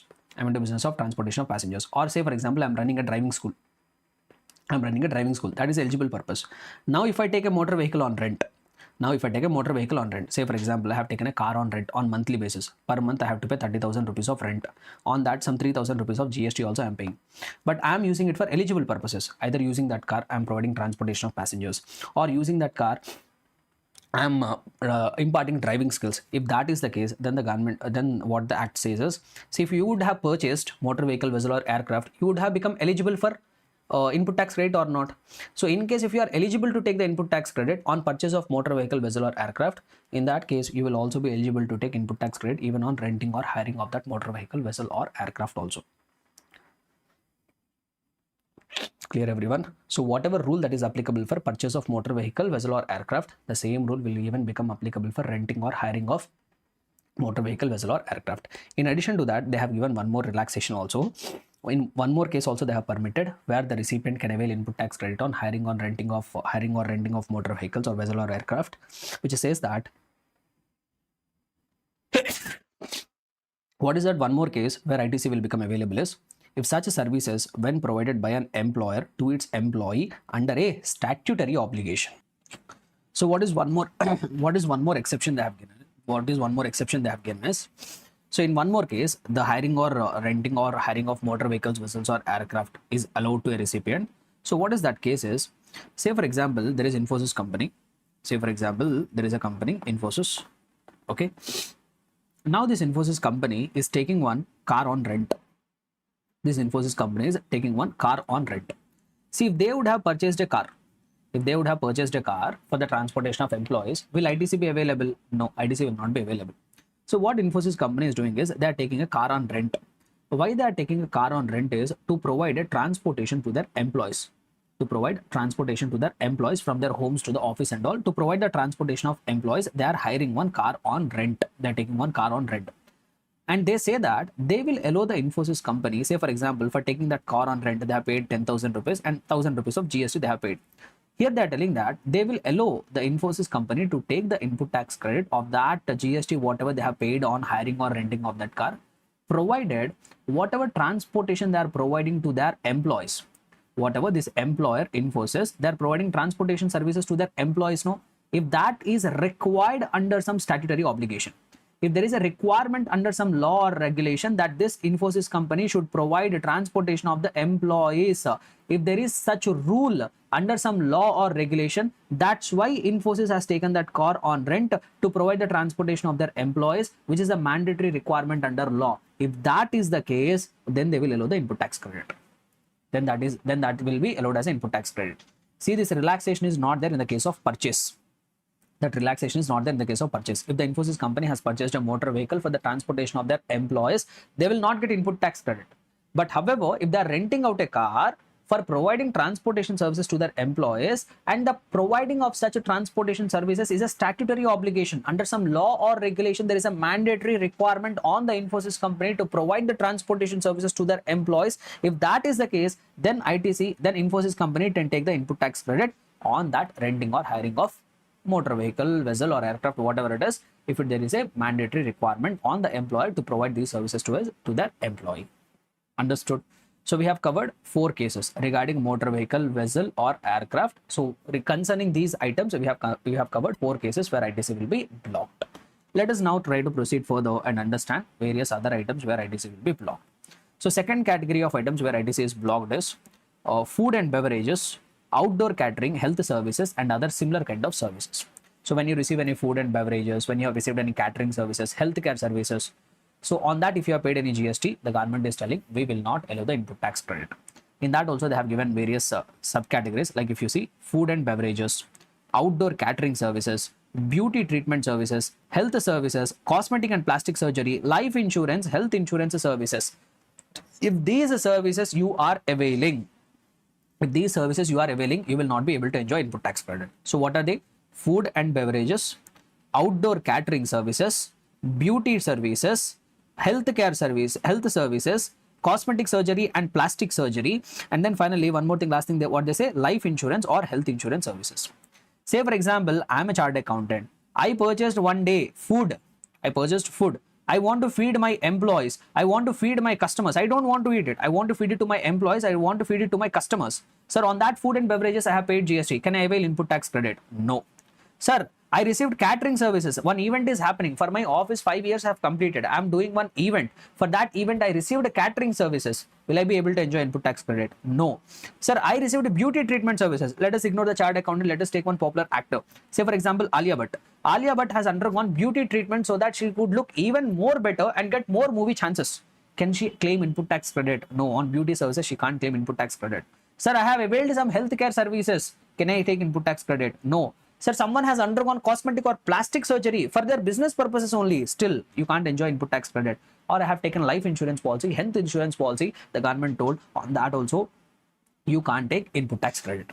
But however, there are a few circumstances, there are some exceptions are there. In few cases, you can enjoy the input tax credit. When you can enjoy the input tax credit is if these services are getting provided by the employer. If someone is availing these services because they are an employer, they are required to provide these kind of services to the employee under some statutory obligation. Under some statutory obligation, if these services are required to be provided by the employer to the employee, that's why they are availing the services, then they can enjoy input tax credit. Say for example, Tata Motors company is there. This company is mandatorily required to run a factory in their factory as per the Factories Act. As per the Factories Act, Tata Motors is required to have a canteen in their factory. So in order to supply food at that canteen, they have purchased a food. They have purchased food and beverages to supply them at the canteen which is there in the factory, and maintaining that canteen is a mandatory requirement as per Factories Act. Now can the Tata Motors enjoy input tax credit? Yes, they can enjoy input tax credit because as an employer, there is a statutory obligation on them to provide these services to their employees. So not just food and beverages, any of these services, if these are getting availed by the employer so that they can provide these services to the employee, and providing that if it is a statutory obligation, then they can enjoy input tax credit. And also they gave one more relaxation. They told that if someone is receiving these services, what services? Food and beverages, outdoor catering services, or beauty treatment services, what does they say? Health services, cosmetic surgery and plastic surgery, and also health, life insurance or health insurance services. If these services are getting received by a registered person who is also into same line of business, or he is using them as one of the element of the composite supply, or this registered person is availing these services so that he can use it as one of the element of the composite supply. Sir, what do you mean by this? I will take one case and I will give you example. So that will become applicable for everything. Say for example, there is one registered person, there is one business entity is there. Say for example, Infosys company is there. Now Infosys company wants to celebrate 25 years event. They want to celebrate one event. So what they have done is they have appointed one contractor. They have went to one outside caterer. So they have went to the outside caterer and Infosys company gave a list. So they gave a list of some 30 items. So they asked this outdoor caterer to provide this outdoor catering, and in that outdoor catering 30 items should be there.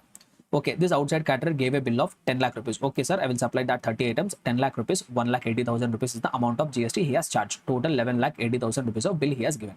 Can Infosys company claim ATC? No, Infosys company can't claim ATC. Now say for example, in these 30 items, this Infosys company has even asked for gulab jamun. One of the items which they have asked is gulab jamun.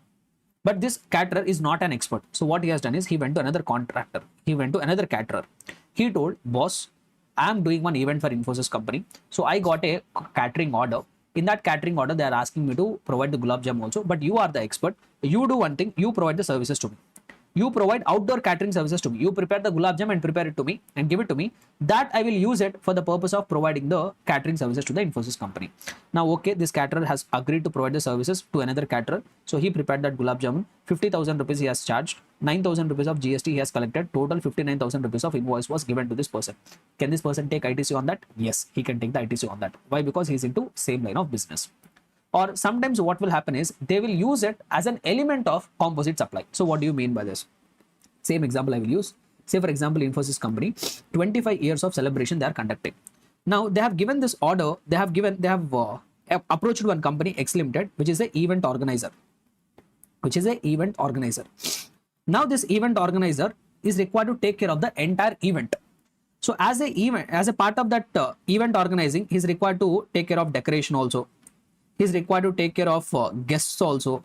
He is also required to provide the food. He is also required to provide catering. So instead of food, let me use it as catering. He is required to provide catering services also. So this X Limited is providing event organizing services. And as a part of that event organizing services, he is providing decoration also, guest receiving also. And even catering also, dance performance also, everything he is conducting. Now if you see here, he is providing composite supply. He is making a composite supply. Multiple services he has clubbed together and providing it. It is a composite supply. Now, in order to provide this catering services, so what he has done is he went to the outside caterer and told, boss, you provide catering services to me so that I can fulfill that event management services to the Infosys company. So here, if you pay close attention, this event management company is a registered person. They are receiving outdoor catering services and they are going to use that outdoor catering services as one of the element of their composite supply. So here they are making a composite supply. In that one of the element is catering. For that they are receiving a catering services. In that case also this entity can use the input tax credit. They can avail the input tax credit. Able to understand? So that's what they try to say here. For these 5 category of the goods or services. So what they have told is when they can avail input tax credit, they say that such goods and or services when used by a registered person for making an outward taxable supply either of the same category of goods or services, or if they are using it as an element of the taxable composite or mixed supply, then they can claim input tax credit. Similarly, when such goods or services when provided by an employer to its employee under a statutory obligation, then also they can enjoy input tax credit. For both I have given you the examples. Now coming to the next one. One more category of item where they have blocked the input tax credit is membership of a club, healthcare and fitness center. So if someone is taking a membership of a club or health or gym or fitness center, on that also ITC will not be available. However, here also what they have told us, if a company is paying for subscription to a gym, or say for example Infosys company only, will take an example. So what Infosys company has done is, so they have their employees, no? for their employees, they are availing the services of one gym. So they are taking membership at the gym. Who is taking? Infosys company. For whose purposes? For their employees' purposes. And if providing that healthcare facilities or club or something is required as an employer to the employee, if there is an obligation on the Infosys company to provide these services to the employee as per some law or regulation, if there is a statutory obligation, then they can enjoy input tax credit. If there is no statutory obligation, out of their own joy, out of their own interest, Infosys is so concerned about their employees. That's why they have taken the membership of a gym, healthcare, or club. Then they can't enjoy input tax credit. But however, if there is a statutory obligation on the Infosys to provide these kind of services to their employees, that's why they are availing the membership of a club, healthcare, or fitness center. Then they can enjoy input tax credit. If there is no statutory obligation, they are doing it out of their own. Then they can't enjoy the input tax credit. Next one, travel benefits extended to employees on vacations such as leave or home travel concession. See, what do you mean by this is, sometimes, say once again, Infosys company only I will use. Say for example, they have told to the employee, Infosys company told to their employees, hey boss, if you want to go and enjoy the vacation, go and enjoy the vacation. We will pay for the hotel charges, we will pay for the travel charges, we will bear all the expenses. You go and enjoy the vacation. Now, Infosys company has received hotel services, travel services to provide that leave, travel, accommodation services to their employees. Now they are telling on that also they can't claim ITC. But however, if Infosys is having a statutory obligation, to provide these kind of services to the employees, then they can enjoy input tax credit. If there is no statutory obligation, they are doing it out of their own choice for the benefit of their own employees, their voluntary choice. If they are doing it, then they can't enjoy input tax credit. Able to understand? So this is the second category of the circumstances where ITC will be blocked. Clear? So two categories we have covered. Now let us come to the next one.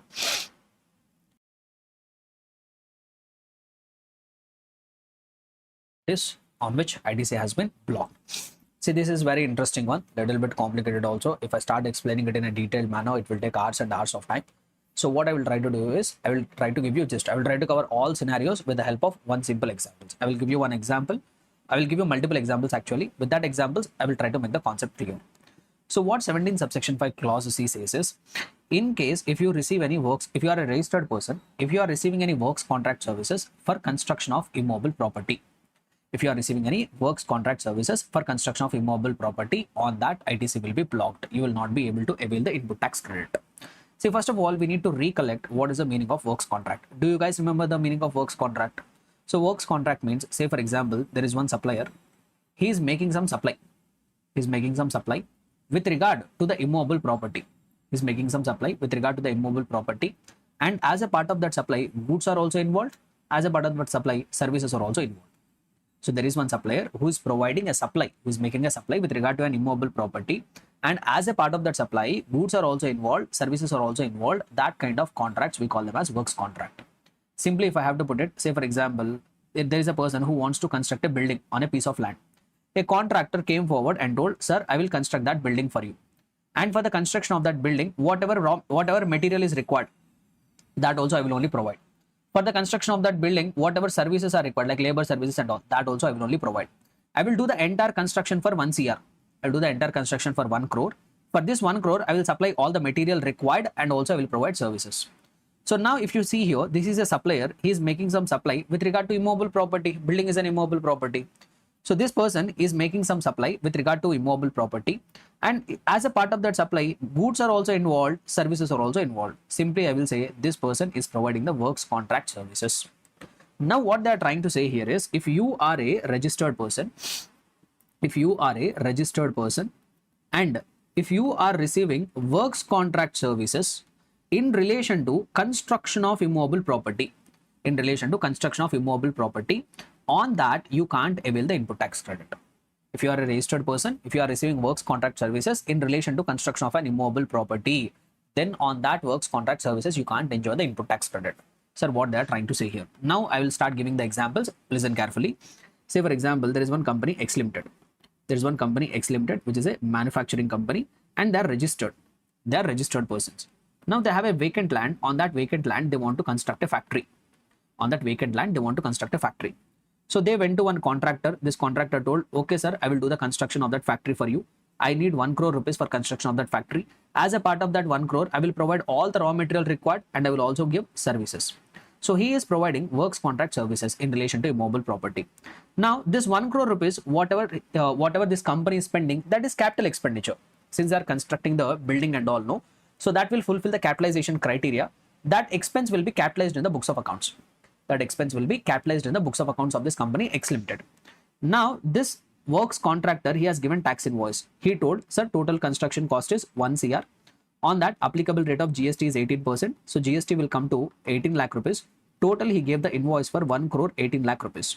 Now they are trying to say that this X Limited company, they received services relating to their business only. They are constructing a factory only for their business purposes only.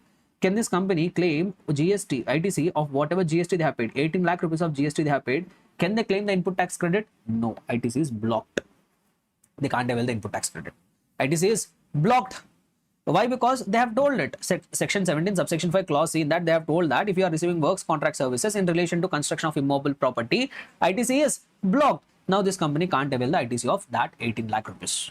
Next, let me give you another example. Say for example, TCS company is there. Now this TCS company is having one office building, 3 floors of office building they are having. They want to have one more floor. They want to have this extra floor. They want to construct an extra floor. So one person came forward, one contractor came forward and told, sir, I will do that extra floor construction for you. I need 20 lakh rupees. For these 20 lakh rupees, I will supply the goods also. I will supply the services also. Now, whatever money this TCS is spending on that extension of extra floor, that they will generally capitalize. Why? Because that is fulfilling the criteria of capitalization as per accounting standards. So that expenditure, they will capitalize it. So now this works contract has given the invoice in which he has told amount is 20 lakh rupees for construction. GST amount is 3,60,000. Total for 23,60,000 rupees he has given the invoice. Now TCS company, can they claim the input tax credit of 3,60,000 rupees of GST whatever they have paid? The answer is they can't claim it. Why? Because GST on works contract services in relation to construction of immobile property has been blocked. Now let me give you one more example. Let us take the same example. TCS company is there. They already have their office building. Now in this office building, on the ceiling, they have some damage. Now they want to fix that damage. They want to fix that ceiling. For example, ceiling has been broken. That ceiling needs to be fixed. Now a contractor came and told, sir, I will fix the ceiling for you. To fix that ceiling, cement, sand, all that things will be required. You also need labor services.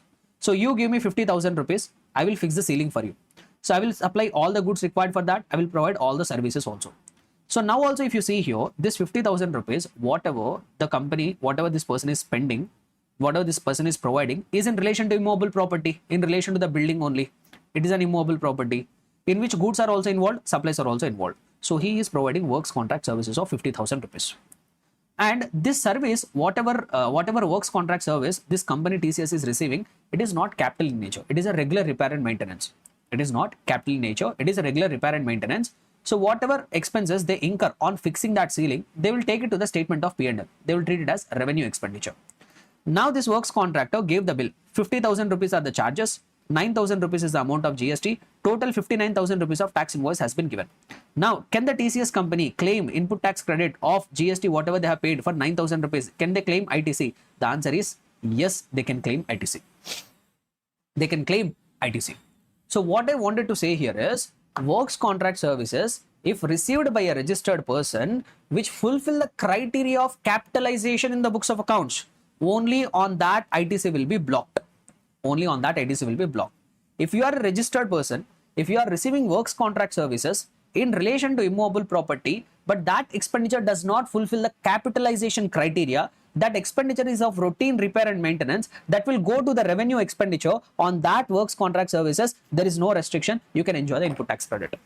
On that kind of works contract services, there is no restriction. You can enjoy input tax credit. I hope you are able to get the point, guys.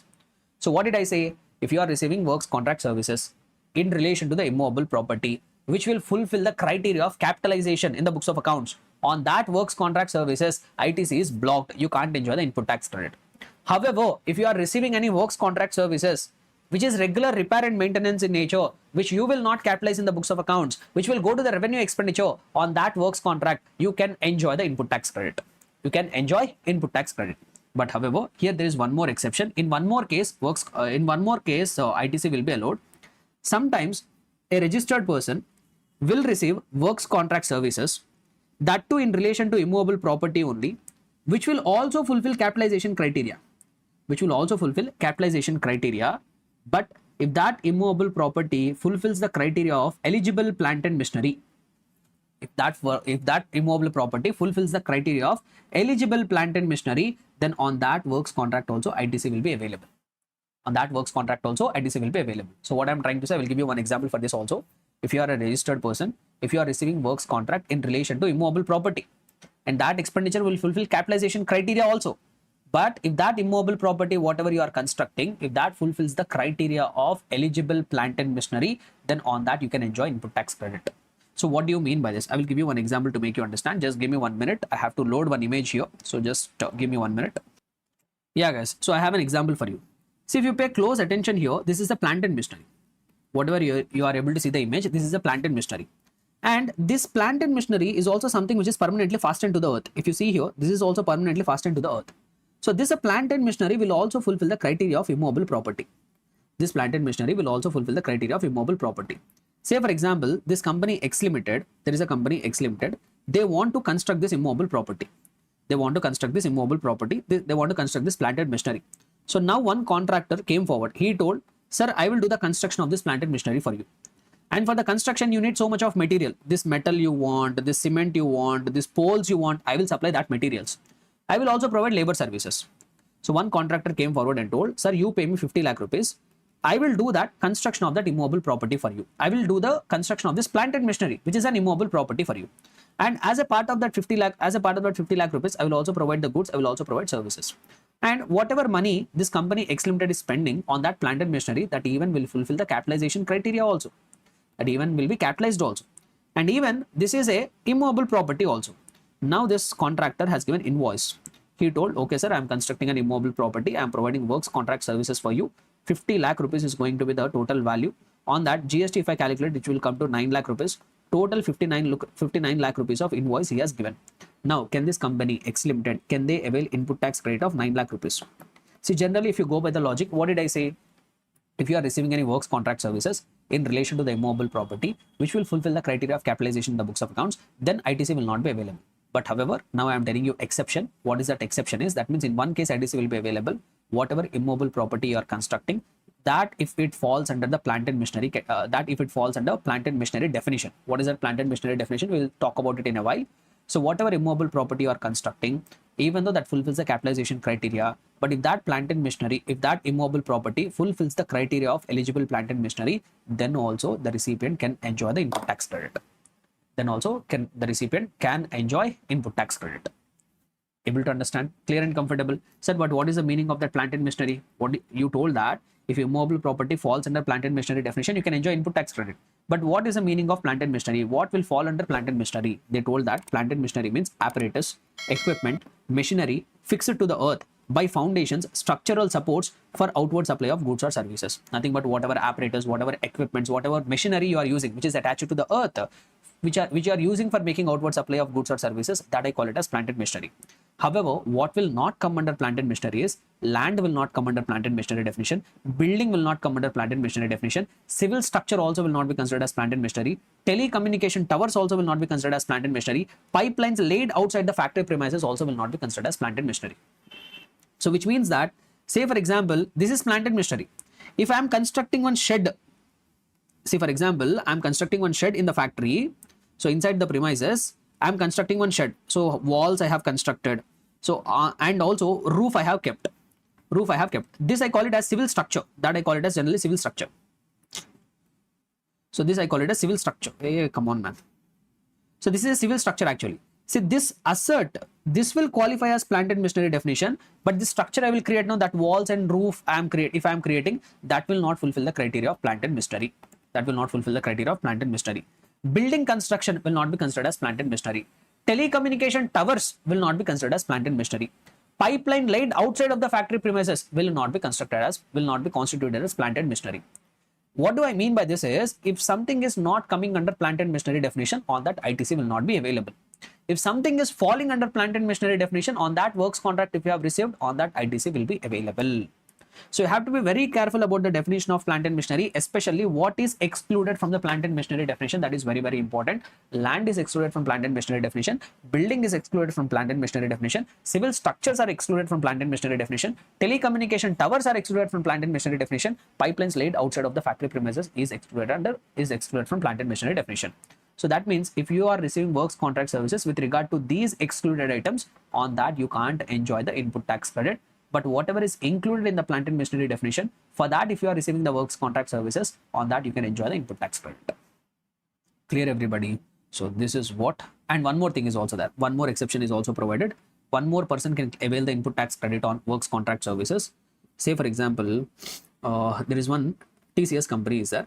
They want to construct one office building. So what happened is one works contractor came forward and told, sir, I will do the construction for you. I will provide the works contract services for you. He gave me a quotation of 1 CR. He told 1 CR will be the quotation, on which 18 lakh rupees is the amount of GST. Now you tell me, can the TCS company avail input tax credit of 18 lakh rupees? No, they can't avail. Why? Because they are receiving works contract services in relation to immobile property, and even that immobile property will not qualify as plant and machinery definition. That will fulfill the capitalization criteria, so they can't enjoy input tax credit. Now, in order to perform that construction contract, this works contractor is not having enough of resources. He don't have enough of team. So what he has done is he went to another works contractor. He went to another works contractor. He told that, boss, I have taken a contract for a TCS company to do the construction of an office building for them, but I don't have enough of resources. You do one thing. You provide services to me. You provide works contract services to me. I don't have enough of I don't have enough of capacity. Say for example, this TCS company wants me to construct 3 floors of building. I can construct only 2 floors of building. That extra 1 floor, I'm outsourcing it to you. I'm subcontracting it to you. So you do service for me. You do service for me by constructing an extra floor. Material also is yours, service is also yours. So here, this works contractor, say for example, he is charging some 20 lakh rupees for that construction of 1 floor. And on that, he collected a GST of 3,60,000 rupees. So now this works contractor is having a tax invoice. On this input services, he paid GST of 3,60,000 rupees. Can this works contractor enjoy the input tax credit? Yes, this works contractor can enjoy the input tax credit. Which means that if you are a person receiving works contract services in relation to immobile property to make further supply of works contract services, then also you can enjoy the input tax credit. Clear? So this is what the summary of 12 subsection 3, 17 subsection 5 clause C. So simply if I have to put it, when generally works contract, ITC on works contract in relation to construction of immobile properties not allowed. But there are some exceptions. In some cases, it is allowed. What are the circumstances when it will be allowed? When availed for providing further works contract services, which is the example which I have told now. If you are availing works contract services to provide further works contract services, then it is exempt. Then ITC can be availed. And also for construction of eligible plant and machinery. Similarly, if you are receiving works contract services for constructing eligible plant and machinery, then also you can enjoy input tax credit. Not just that, when the value of the works contract service is not capitalized irrespective of the recipient's line of business. If you are receiving works contract services, but that doesn't fulfill the criteria of capitalization, then also you can take the input tax credit. So these are the 3 exceptions where you can take works contract, where you can take input tax credit on works contract services in relation to an immobile property. Everybody able to understand? Now we will try to understand the next item also. See what one person thought is, say for example, TCS company, they want to construct one building. So what they thought is, if they receive the works contract, if they gave the contract of construction of building to somebody else, they can't avail input tax credit. So what TCS thought is, they thought innovatively. Let us do the construction on our own. We will not give to any contractor. We will do the construction on our own. How we will do the construction? Whatever goods we require, we will purchase all the goods separately. Like what cement we want, what steel we want, that all we will purchase. Similarly, we will take labor contract services. We will go to one person, we will ask them to provide the labor contract. So we will get the labor services, we will get the material, we will do the construction on our own. We will not give it to the contractor, we will do the construction on our own. So now if you go by the logic, in the previous clause they told only when you receive works contract services, ITC is blocked. But here they are not receiving works contract service now. When we say it is a works contract, when goods and services are supplied together, then we call it as works contract. But here this TCS is not getting works contract. No, they are constructing immobile property, but goods they are buying separately, services they are receiving separately. It's not a works contract. Since it is not a works contract, they can claim input tax credit on the goods whatever they have purchased. They can claim input tax credit on services whatever they have received. But don't you think this is a loophole? So what most people will do, instead of giving that contract to others for construction, everybody will carry out the construction on their own so that they can enjoy the input tax credit. So government become very smart and they told that not just on the works contract, if you are buying any goods, if you are buying any services for construction of the immobile property on your own account, for construction of immobile property on your own account, you are not using it for others. So you are not giving the works contract to others. You are only constructing your own premises. For that you are purchasing the goods separately. For that you are getting the services separately. Government told on that also ITC we will block. On that also ITC will block. On that also ITC we will not give. But here also same exceptions. Say for example, you are buying the goods, you are receiving the services in relation to immobile property, which will fulfill the criteria of capitalization. If whatever goods you are buying, whatever services you are spending, basically whatever cost you are incurring for construction of that immobile property, if that fulfills the capitalization criteria, then only ITC will be blocked. Say for example, if there is one registered person, they are buying some goods. Say for example, that ceiling example only you take. TCS building, they are having one problem in the ceiling. They don't want to give it to the contractor. They want to do the repair by themselves. They purchased all the goods separately. They received all the services separately. And they have incurred the expenditure and they fixed that ceiling. And this expenditure will not be capitalized in the books of accounts. It will be treated as revenue expenditure. Now you tell me, can this company take input tax credit? Yes. So ITC will be blocked for self-construction of immobile property only when it is capitalized in the books of accounts. If you are buying goods separately, if you are buying service separately, to carry out some work in relation to immobile property, which doesn't fulfill the criteria of capitalization, it is getting treated as revenue expenditure, then you can enjoy the input tax credit. Similarly, say for example, there is one entity which purchased goods separately, which purchases services separately for construction of immobile property, which is fulfilling the criteria of plant and machinery, then also they can enjoy the input tax credit. Like for example, I shown you though, a company wants to construct it by itself. They are buying all the goods separately. Whatever metal, poles, cement required, they purchase the goods separately. They receive the services separately. So they are constructing the immobile property on their own, which even fulfills the criteria of capitalization in the books of accounts. But still, since it is fulfilling the criteria of eligible plant and machinery, they can enjoy input tax credit. Okay. See, one more exception is also there. See, in case of works contract, services provided to another works contractor has been given as exemption. No. Here also same logic will apply. Say for example, there is one builder. Now this builder is buying the goods like cement, sand, steel, all that he has purchased. He is also receiving labor contract services. Why he is receiving that services is to construct immobile property, to construct an building, but not for him, for his client. There is a builder. He has got one client. He got an order from the client to construct the immobile property. To construct that building for his client, he purchased goods separately. He received the labor contract services separately. Now, can this builder avail input tax credit? Yes. Why? Because he is buying the goods, he is receiving the services for construction of immobile property, agreed, but that construction he is not carrying out on his own account. That construction he is carrying out for others. Basically, once again, similar line of business. So you are buying the goods, you are receiving the services for construction of immobile property, not on your own account, but for others you are but for carrying out construction for others, you are buying the goods and services separately. Then you can enjoy input tax credit. Clear? One more example I will give you. Say for example, there is one builder. This builder wants to construct one building for his own office, not for others. This builder wants to construct one building for his own office. For that purpose, he purchased goods. For that purpose, he received services.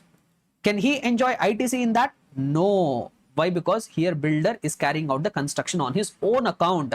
In that case, he can't enjoy the input tax credit. However, he is constructing a building for others. That's why he purchased the goods and services. Then he can enjoy input tax credit. Able to understand? So here also the same three exceptions. Generally, when you buy the goods, when you receive the services for construction of the immobile property on your own account, ITC will be blocked. There are some exceptions. What are they? If you are buying the goods, if you are buying the services separately for construction of an immobile property, but that is a eligible plant and machinery, you can enjoy input tax credit. You are buying the goods, you are buying the services to carry out some work in relation to immobile property, which will not be capitalized, which will be treated as revenue expenditure. Can we enjoy ITC? Yes, you can enjoy ITC. Third case, if you are a builder or if you are some kind of contractor, you are buying the goods separately, you are buying the services, you are receiving the services separately for carrying out construction, not for your own purposes, for carrying out the construction on others, then also you can enjoy input tax credit. Clear? So this is what regarding self-constructed immobile properties, and when ITC will be blocked. So this is what regarding 17 subsection clause D of 17 subsection 5. And apart from that, there are various other things also on which ITC will be blocked. Let us try to quickly cover. The remaining things are very, very easy. Few more cases where ITC will be blocked is inward supplies charged to tax under composition levy, which means, say for example, you are a registered person, but you have opted for composition levy. You have opted for composition levy under section number 10. So as we all know, if you are a composition dealer, you are not required to collect any tax from the customer. Say for example, in one quarter, you made some 10 lakhs worth of turnover. On this, you are required to pay 1% discounted rate of GST. When you calculate, it will come to 10,000 rupees. So as a registered person under composition scheme, you are required to pay 10,000 rupees of GST at a discounted rate. Now, for making that payment, can I use input tax credit? No. If you are a composition dealer, you can't collect the GST from your customers. Even whatever GST that you have paid on your inputs or input services or capital goods, that also you can't enjoy it as an input tax credit. You can neither pass on the credit, you can neither utilize the credit. So that is what one more restriction here. If you are a composition dealer, you can't enjoy the input tax credit on your inputs. You have to pay the tax from your own pocket. Next, services inward supplies received by NRTP. We all know who is an NRTP. If you are a NRTP, if you are a non-resident, came to India for a short purpose and you are making supply, so then also whatever goods you have received as an NRTP, you can't enjoy input tax credit. Whatever services you have received, you can't enjoy input tax credit. But if you have imported any goods, if you are an NRTP, if you imported any goods, on that you can take the input tax credit. But however, if you imported services, on that also ITC is not available. On importing of services also ITC is not available. On local procurement of goods also ITC is not available. On local procurement of services also ITC is not available. Only one case where ITC is available is if an NRTP is importing the goods, on that he can claim ITC, not in any other case. Next one. Inward supplies used are intended to be used for CSR activities. As we all know, some big corporate companies, which if they fulfill certain criteria, they have to spend 2%, they have to spend some percentage of their net profits on CSR expenditure. Say for example, Reliance Industries Limited, they are required to spend some percentage of their profits on CSR. So what Reliance company has done is they have purchased notebooks. These notebooks they want to distribute in the rural area students as a part of their CSR expenditure. They purchased some 10 lakhs worth of notebooks. On that, they have paid a GST of 1,80,000. Can they claim ITC? No. If you have procured any goods and services for the purpose of utilizing it for CSR activities, on that you can't enjoy the input tax credit. Similarly, inward supplies which you are using it for personal consumption. If you bought any goods, if you bought any services, but you are using it for personal consumption. When I say personal consumption, say for example, you are a company, you purchased some goods and you gave it for personal consumption to your directors. You can't enjoy input tax credit. So if I'm buying any goods for personal consumption, not related to my business purposes, then I can't enjoy input tax credit on that. Similarly, if I purchased any goods, but instead of selling them, I'm giving them as free samples, gifts, or my goods are stolen, or my goods are lost, my goods are destroyed, then ITC also will be gone. Only when goods have been supplied, then you can enjoy ITC. But however, you purchased some inputs, but you are not selling it, you are giving it as free sample, you are giving it as gifts, or whatever goods you have purchased, they are lost, they are stolen, or they are destroyed, or they are otherwise disposed of. In those circumstances, ITC will not be available. Simply, if goods are supplied, ITC will be available. If goods are not supplied, ITC will not be available. So that is what one more clause here. Anything else? Yeah. This point I have already covered. In case if you have paid any GST because of any fraud, detention or confiscation, you are caught committing some fraud and you have paid the GST because of that. Can you take the ITC? No, we can't take the ITC. This point we have already covered in the 16 subsection 2 itself. Yes or no? Same point has been repeated here. So these are the various circumstances on which ITC is blocked. See, I told section number 17 talks about two things. One is apportionment, other one is blocking of credit. Blocked credit we are done. But there is one more small concept called apportionment. So what do you mean by apportionment of credit? So apportionment means, say for example, you are a registered person. You are a registered person. You purchased some goods or you received some services or you received some capital goods. Now you are using them partly for business purposes. You are using them partly for non-business purposes. You purchased some goods, services or capital goods that you are using partly for business purposes, partly for non-business purposes. In that case, you can't claim complete input tax credit. You have to determine what percentage of that goods, services or capital goods have been used for business purposes, what percentage has been used for non-business purposes, that you have to determine. Sir, how to determine that? You need not worry about it, that you will learn at the CA final level. So there will be some rules. According to that rules, if you have purchased some common inputs, which you are using it for business purposes also, non-business purposes also, then applying some formulas, you have to determine how much is for business purposes. Say for example, if I'm using it only 60% for business purposes, on my goods or services, I have paid some 1 lakh amount of GST. I can't enjoy full ITC, only 60% of ITC I can enjoy. In my example, 60,000 rupees of ITC only I can enjoy, 40,000 will be not available. Similarly, say for example, you are a registered person. I will try to summarize here. You are a registered person. You purchased some goods or services or capital goods, and you are using that goods for the purpose of making taxable supplies. For the purpose of making taxable supplies, you are using that goods for the purpose of making zero rated supplies.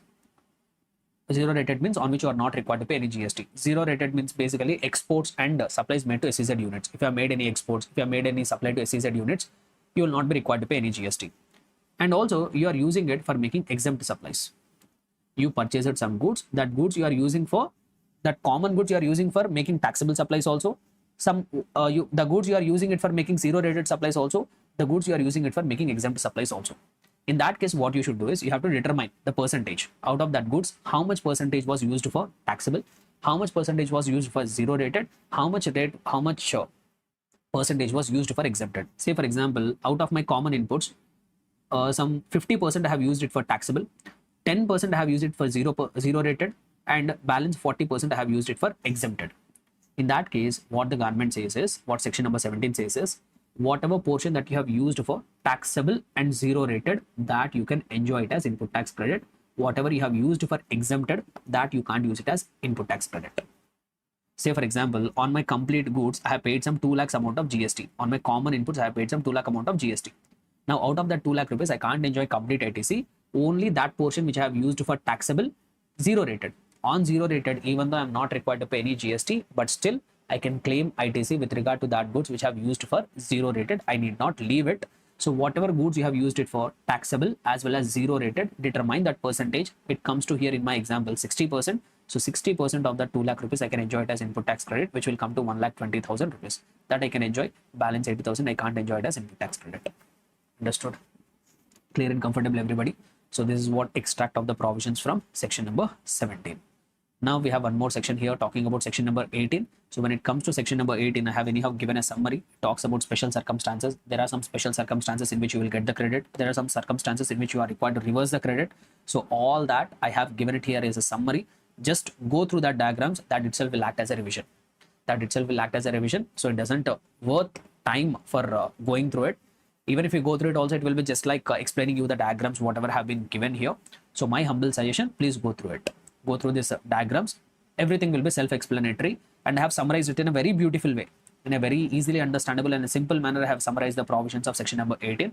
This I request you to go through.